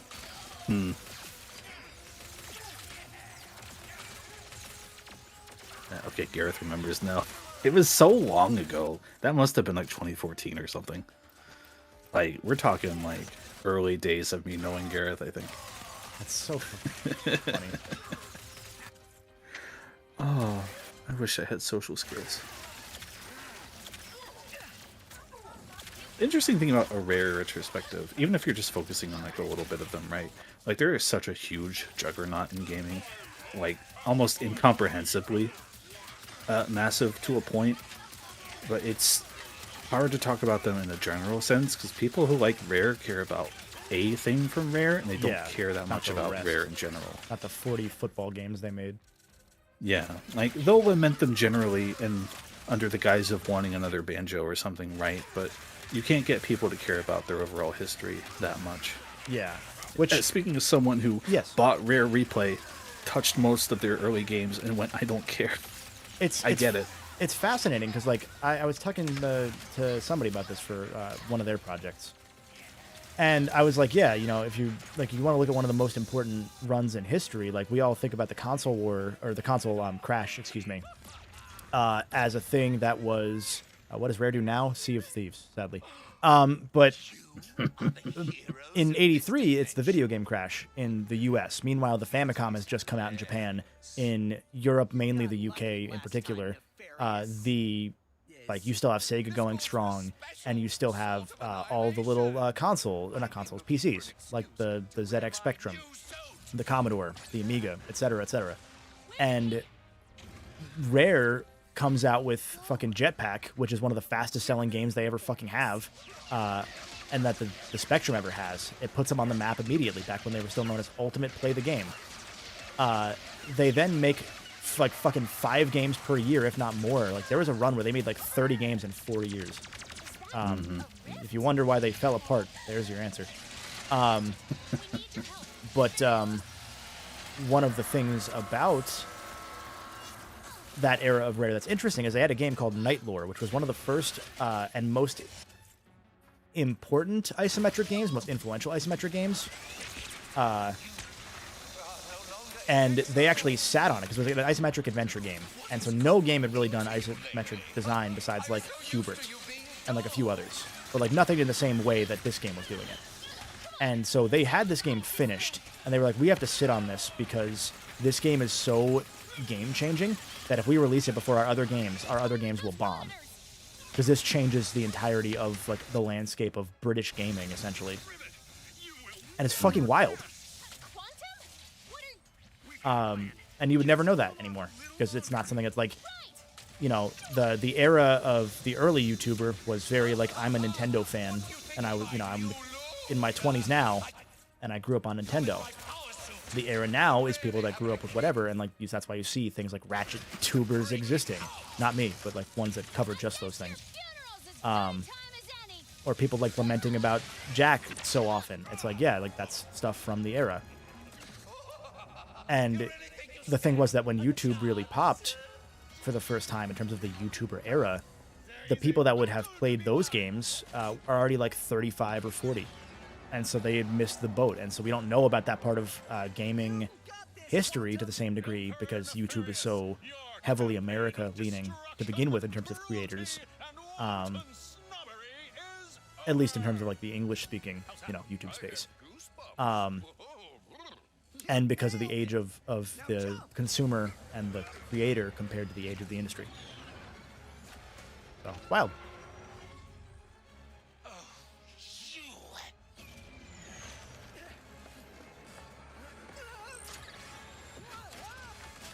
Banjo-Kazooie, good. Oh, wait, hold on. Banjo-Kazooie. Good. I'm talking about a 3D platformer. It's time to put in the Mumbo's Mountain music. God. I just started making a folder of game music I like using as background music recently. I'm glad that I didn't have this prior. But mine's like Final Fantasy VII Jazz. Like the fucking jazz soundtrack they made that you can't find anymore. Yeah. That shit's bomb. A lot of mine is like Yakuza bar music and Gran Turismo jazz music. Yeah. Mine is currently a couple Ratchet songs I still had on my downloads folder. The Final Fantasy VII Jazz soundtrack and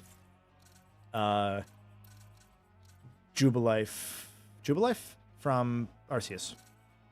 Yeah, yeah. That song's fucking fire. I forgot about Big Emperor Nefarious. It's similar to the giant fight against fucking Mr. I, horrible name, from Nexus, but it's like we take this and make an actual citywide fight. Because Nexus's fight is really grand in scale for a PS3 game. Obviously not to this degree, because holy shit. What? He's playing ARMS. Who plays ARMS? You know? Just our one friend, and I think that's it, yeah. Yeah, like one person. I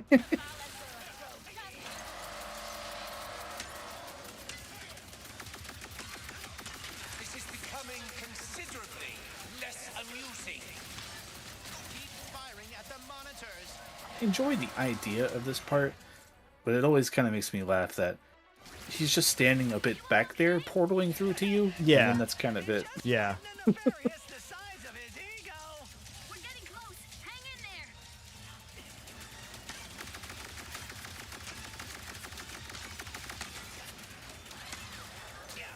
I need ammo. Is there ammo? There's ammo. I need ammo. We can answer that earlier question of can he run out of ammo? No, it wasn't I can run out of ammo. I just ran out of ammo that was good. Classic. Because like the fucking blast pistol is hot garbage for this section.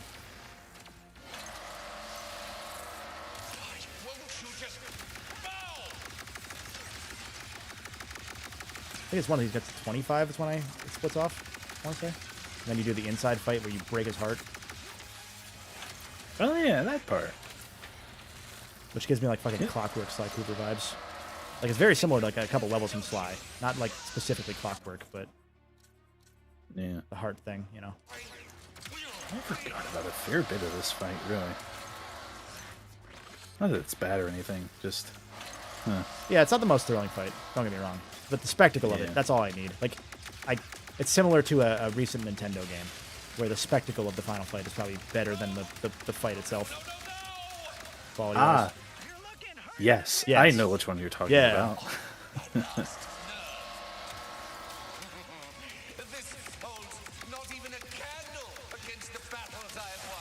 Oh, is it 20%? Maybe it's 20%. Or do I fucking straight up kill this guy? I thought it was only. Okay, whatever. But even then, I like this part because it's like Ratchet and Clank are finally fully back together. They're fucking kicking ass. And they fight the majority of this boss fight against giant fucking Nefarious. And then meanwhile, like Rivet gets the final boss fight, but it's the same boss fight she already did against regular Nefarious, just Emperor instead. And like, so she gets her ending. So she gets the final thing, because like the new character should have the final thing. But Ratchet and Clank get the fucking the cool fight. You know?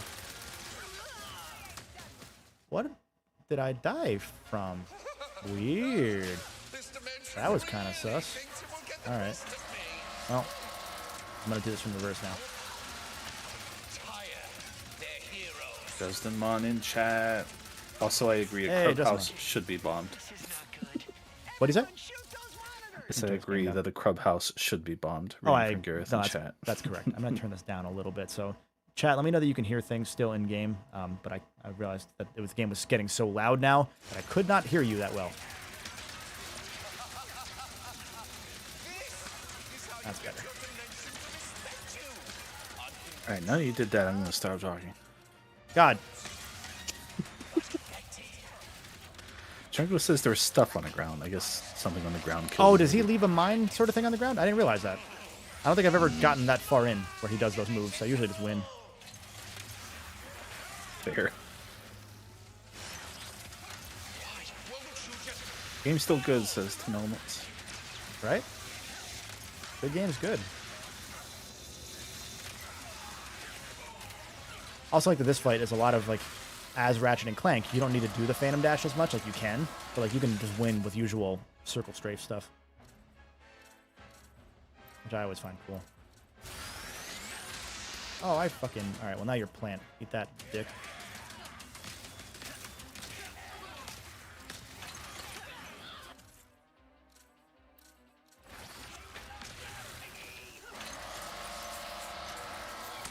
Remember at the end of the Ratchet and Clank movie when they did the post-credits tease of Doc and Nefarious becoming a robot? Yeah. That was really presumptive. I think that was just like so that you could see like if it did tie into the games. I don't think it was really meant as a thing, you know? I hope not. I don't think they ever had any fucking expectation of there being another one.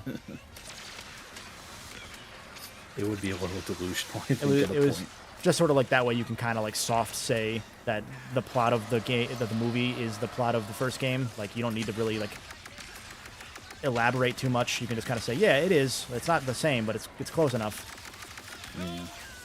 Which I'm fine with. Oh, that's the stuff on the ground. That's not good. The health over there? No. I'm gonna go over here. I never fight over here that often.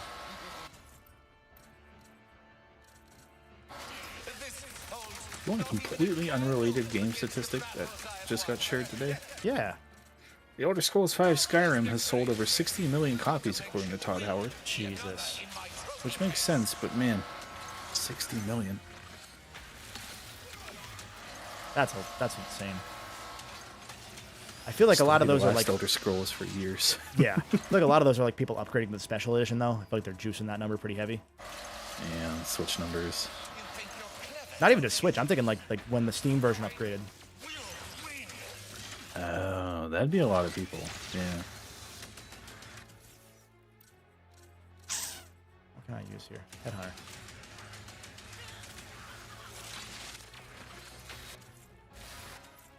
Nope. Do the thing. The other thing.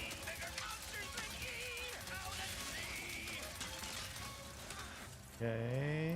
Where is my sniper? You. Die. Almost.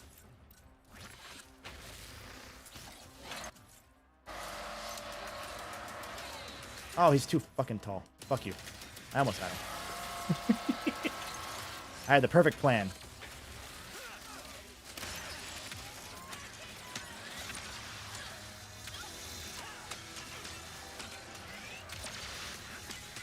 Come on. There we go. I'm trying to get out of here 10 hours into the stream, so we'll see if I can do it in time. The death kind of slowed me up pretty bad, so we'll see. Yeah. It's weird thinking about Skyrim selling 60 when you consider fucking... hello, famous Twitch streamer JTart9. It's weird thinking about Skyrim selling 60 million copies when Oblivion sold like 4. Right. It's a different world. Justin. Okay, he's clearly muted or something. What an amateur! Why it's not working? Hey, there's Justin quietly. Please don't do that voice mod. Hello. Hola.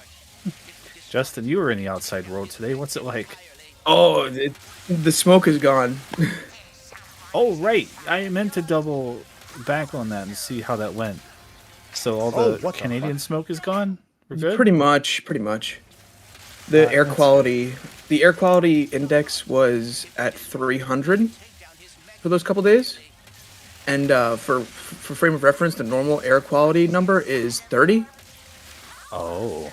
So it was really, really, really bad. I've been in the fortunate position of never having to know an air quality index number. So you said 300, and I was like, yeah, 300. Yeah. That's Like, pretty good. It's like, yeah. Above 50 is like technically dangerous, but not like yeah, it's like 50 is like, okay, there's a risk here. Something could happen. It's not likely, but there's something that could happen. Like long term, you shouldn't work out here, sort of stuff. Good night, Kamimun. Oh, thank you, Kamimun. They Have a heard good Justin night. and dipped. And thank you for those. Yeah, they seriously. That's the right move, though, to leave when he shows up. When I shows up, yeah. downhill. Thomas Kuzma, you better friggin' believe it. It is me. Thank you, I am Taylor, for famous. Sorry, I'm catching up on chat. Justinmon, if you work out 2 times a week, then you can one day be famous, just like me. Follow the JTart9. Yeah, follow the JTart9 workout plan, and it's to sit in your bed for a lot of time and play like Genshin Impact. Jesus Christ. You want to see some shit? I just did 8 damage with the Warmonger, Peacemaker, and then I just did 3 with the wrench. Oh. That is incorrect. That is not the way it should be. Yeah, the wrench is like the most powerful fucking gun. And I think they made it so that the throw is as powerful as the slam in this one, I want to say. I think. Oh, boy. If anyone's just tuning in, we are obviously near the end of this game. Hi. We are 9 hours and 49 minutes into this game. So, yeah, or into this stream, rather. I was going to say, it's not bad considering you started like 40 minutes in earnest actually playing. Yeah, it's like an 8-hour playthrough, probably, all things considered, with breaks and pausing and usual stream stuff. Yeah, stream Pretty healthy upkeep. playtime. That's like just right, in my opinion. Yeah, like it lasts like I as want long more as of it this needs to. game. Yeah, but that is just about right, I think. I thought it would have been funnier if I was watching the stream and then as like you killed the final boss, I'd be like, "Hey guys, what'd I miss?" I was honestly waiting on you to do that at the point. Yeah, because I made it back. I made it back home. Why? I don't know. Hanging out with Nico is cool. He's a cool dude. That's a good point, Charles. When they say the other side of the city, what does that mean? But that kind of explains it better, because that was a weird way to write Ratchet out for this part of the game, is I got blasted away, I'll be there soon. But if it's like blasted across the fucking planet, that's fair. Especially with all these rift tethers around. It's like, all right, pull yourself over then, Ratchet. Also, the monks just helped you, like a moment ago. Yeah, don't think about that.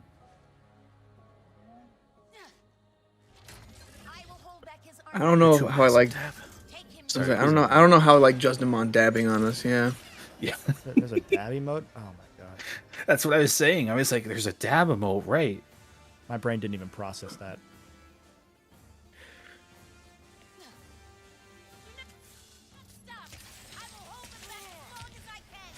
Oops.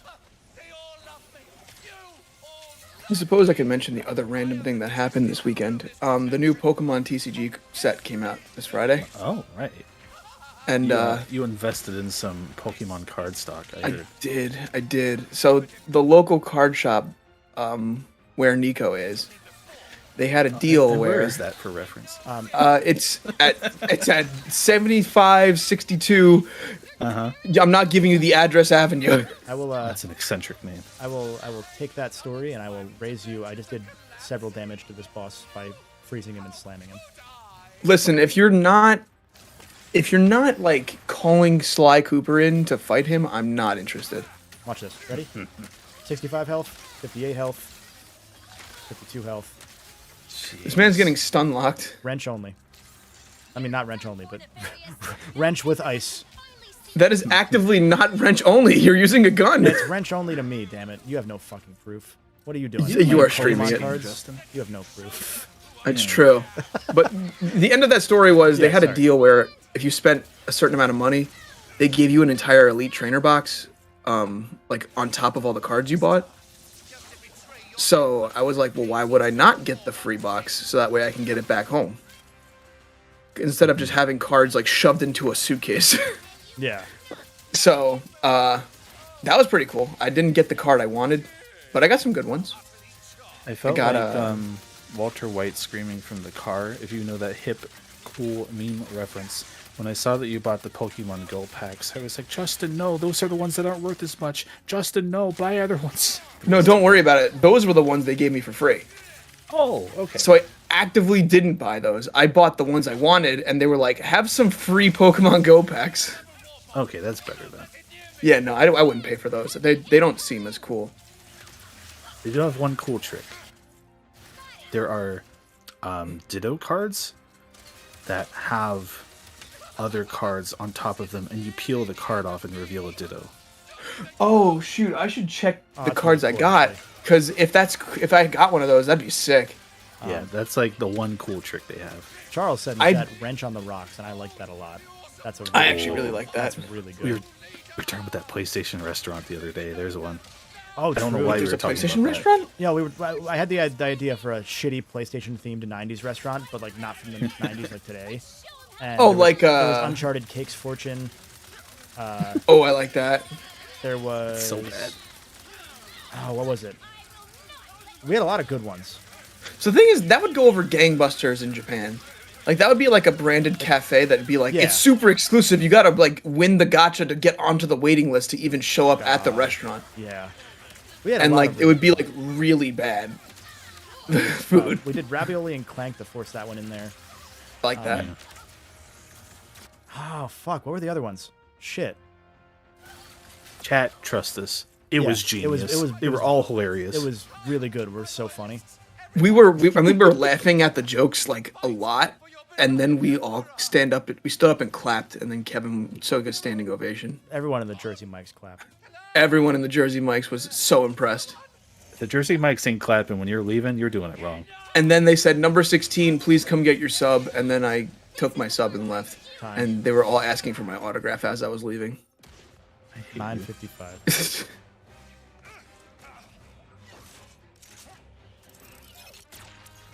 Kevin beat the game. I did it. I You beat did the it? game for the 6th time. Only 6 times, and you call yourself a Ratchet and Clank Ooh. fan game? Charles says Jack Daniels and Daxter. That's great. Fuck, I that's work good. with. I'm good with that. Fuck. There were some really good ones. What are some PlayStation characters? The Sir Daniel Fortescue burger. What? You just said a name. You're fucking terrible at this. Oh, okay, but what about the infamous cheeseburger? The Cole McGrath chicken sandwich. It was the coal-fired McGrath as the grill. Ooh, that works. But the thing is, like, Burger King just calls it the Spider-Man burger. Like, they don't call it anything fancy. So what do I have to try? They have fuck you money, though. We're a poor, struggling indie company that doesn't exist yet. That somehow has the blessing of all of the Sony properties. That somehow got the PlayStation license. Like, you could have like a sweet tooth sundae or something like Yeah, that. something Sweet Tooth related. That's sure. That's for sure. And, like, Will Arnett is like the cashier. God, Sweet tooth and sour chicken. I should have started writing these down. I don't remember what they were. And we did this twice where we forgot, and then they came to us. Look, man, when we're desperate for content, Crubcast episode 732. We opened a PlayStation restaurant. Here where our idea Oh, is. I think that you should have a Bentley Berry Blast, and that should be like a smoothie. But like the bottom half of the glass is broken. Yeah. Yeah, the bottom of it is like granola. The top half is like yogurt. Every time you get it, your wife cheats on you. God. Oh, Charles says Poor coleslaw Bentley. McGrath, followed by that's Sir good. Flaniel Fortescue. Flaniel, that's I like good. That. I like that. We just need to Intelligence cube crowdsource from cheese. There we go. these people. Oh, what were some fucking PlayStation ones? There was something. There was solid cake for Solid Snake. There was liquid cake. That's good. There was Liquid punished cake. And the only reason we went that far is for punished cake because that's fucking great. Some of them were like titles of games as well. But I'm looking down through names now. Oh, there was Chips Aloy for dessert. I like yes, that. I remember this. This is the one that popped up in my head. Do you know how they call some like custard desserts concrete? Well, yes, they do. So you can have like a cookies and cream concrete genie. Okay. Oh, now Yeah. that's a way to celebrate that studio's closure. God. Oh, you can have the the Pollo Loco Roco. Okay, I'm listening. Okay, Oh, that's all right. There was was it just gin sake? Was that what we did, or was it something else? I think that's just what you did. Okay. Gin sake. Okay, Yeah, that's fair. There's something. There might have been another one. There might have been a different version of that, but that was one of them. Something like that. If you're you know how they turn over your sundae at Dairy Queen and they're like, look, it doesn't fall out of the cup. If it does fall out of the cup, would you call that a gravity rush? Charles is on fire with these. I don't care what you just said. There's the silent fill that he says, which is stellar. Ooh. Not bad. These credits are cute. It's Lawrence. I like these. They have a studio now that does credits for PlayStation. Like it's a separate studio that goes in and does these animated things. Oh, I did not know that. That's why they kinda all. neat. That's why they're all so fancy now. I Or like usually, that a lot. at least. We should do something like that. There's a few for the Crubcast. There's a few others that I can't remember, but that was most of them. Fine.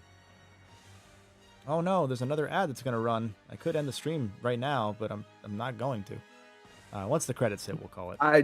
Yeah. Oh man. What are more PlayStation properties? Shout out to everyone who has hung out for the entire stream. Shout out to Tanner for doing the "Hey guys, what did I miss?" that you were gonna do, Justin. They followed up on the bit. They followed up on the bit. Krillzone seafood platter. That's fantastic. Charles, Fuck. you have a bright future in the Yeah. licensed PlayStation You are- restauranteering business. You are gonna be their fucking first hire. Goddamn. But yeah, no. Shout out and special thanks to everyone who's hung out the entire time. I know Ellie, you've been here the whole time. Shit. There are a few others that have been here the whole time. I But definitely haven't, but I'll take the thanks. hey. But yeah, no. Thanks to anyone who's tuned in general. Thanks to those of you that are watching this after the fact somewhere. I think we've had a few 3,000 or 4,000 unique viewers already. Apparently, is what it said, which is wild. Hell yeah. So that's pretty rad. If you liked the Grape Escape with fruit and banana focus smoothie. That's fucking. I hate that. That's so good. It's great. That's pretty great. That's stellar. What's the name of that rabbit one? You can have like a rabbit dish with like the rabbit one. That's like the first 3D platformer. Jumping Flash, the first 3D platformer. Yeah, Jumping Flash. No, I mean, Ellie, you missed the first 40 minutes, but I didn't play until minute 41, so that counts. You can have all. Damn it! Don't talk yourself out of it. I feel like the restaurant should have like a dartboard in there, just for Legend of Dragoon. Oh my god. Yeah. No, that's valid. Parappa the platter. I appreciate what Insomniac did there in the credits too, because they have a separate category now for like eternal insomniacs for anyone from the studio who's like passed away, and they just have them there in credits forever. And I really like that. It's very genuine. Oh. I dig that as hell. Yeah, I dig that super hard. There are 3 Jumping Flash games, fun fact. Because Chungo said that they need to get around to Jumping Flash sometime. Shout out to Chungo for being here. I'm pretty sure since Moment 1 as well, actually. But yeah, you can make sure everything. There was a Jumping Flash 1 and 2 that both came out in English, and then a third one that never came out outside of Japan. So, the more you know. We need a remake trilogy of Jumping Flash. Jim Ryan, what are you doing? Jim Ryan is too busy trying to get your ears for Mark Cerny. He's still working on that. That's like why they're this releasing. Yeah, that's why we're releasing the PlayStation earbuds, so that way we can get your ears. Like, finally, you haven't sent us your pictures. Oh, so Justin Mon said something Patapon related. You could do Patapon, but pon is bread. Panapane Gonzalo. I heard the PSP game called WTF. I don't think I do, actually. Ooh, well, you can have like a super spicy wing that's called like Feel the Pain. Pain. Pain. Oh, for that PS3 game, Warrior 64 would post every fucking time a PS5 was in stock. Yep. Oh god. Or fucking everything was on sale every time. That's a good bit. Every time I see that, I laugh. Well, so we have done it. We're here. We've unlocked We did it. challenge mode for the 40th time. Let's fucking go. Yeah, Papoose thanks to the everyone who's rapper. tuned out. Oh, here's the the special credits thing, where they had both Nefarii singing a song together, which was pretty cute. Yeah. Did they sing hit song Peaches from the Mario movie? Actually, yeah, it was kind of weird. Ooh, maybe I should unmute the stream right now. Yo, Apex Access, let's go. They consulted 2 different firms for accessibility stuff. Neat. Sly Scooper. I'm a level with you. We're not gonna watch these. I want to go home. So Why? that's pretty cool. Yeah. So An ice cream called Sly Scooper. I like that. Sorry. we're gonna call it right here. Thanks to everyone who's tuned in. Thanks to everyone who maybe just popped in just now. If you have missed it from our incessant plugging of it, at the very top of this pinned message, you can see the podcast that the 3 of us here are on, as well as Moriarty, who joined earlier, and Nico, who joined earlier. So check out that podcast. It'll be a good time. You'll get more of this, but in podcast form, available everywhere where podcasts can be found, except Stitcher for now. So subscribe to that, and you'll see good content like that. We're gonna leave. We're gonna call it here. So thanks for hanging out. Hope you had a good time. Maybe we'll do it again the soon. attention we needed. Ellie, it's 5 a.m. where you are. Go to sleep. Yeah, go to sleep, Ellie. All right, bye.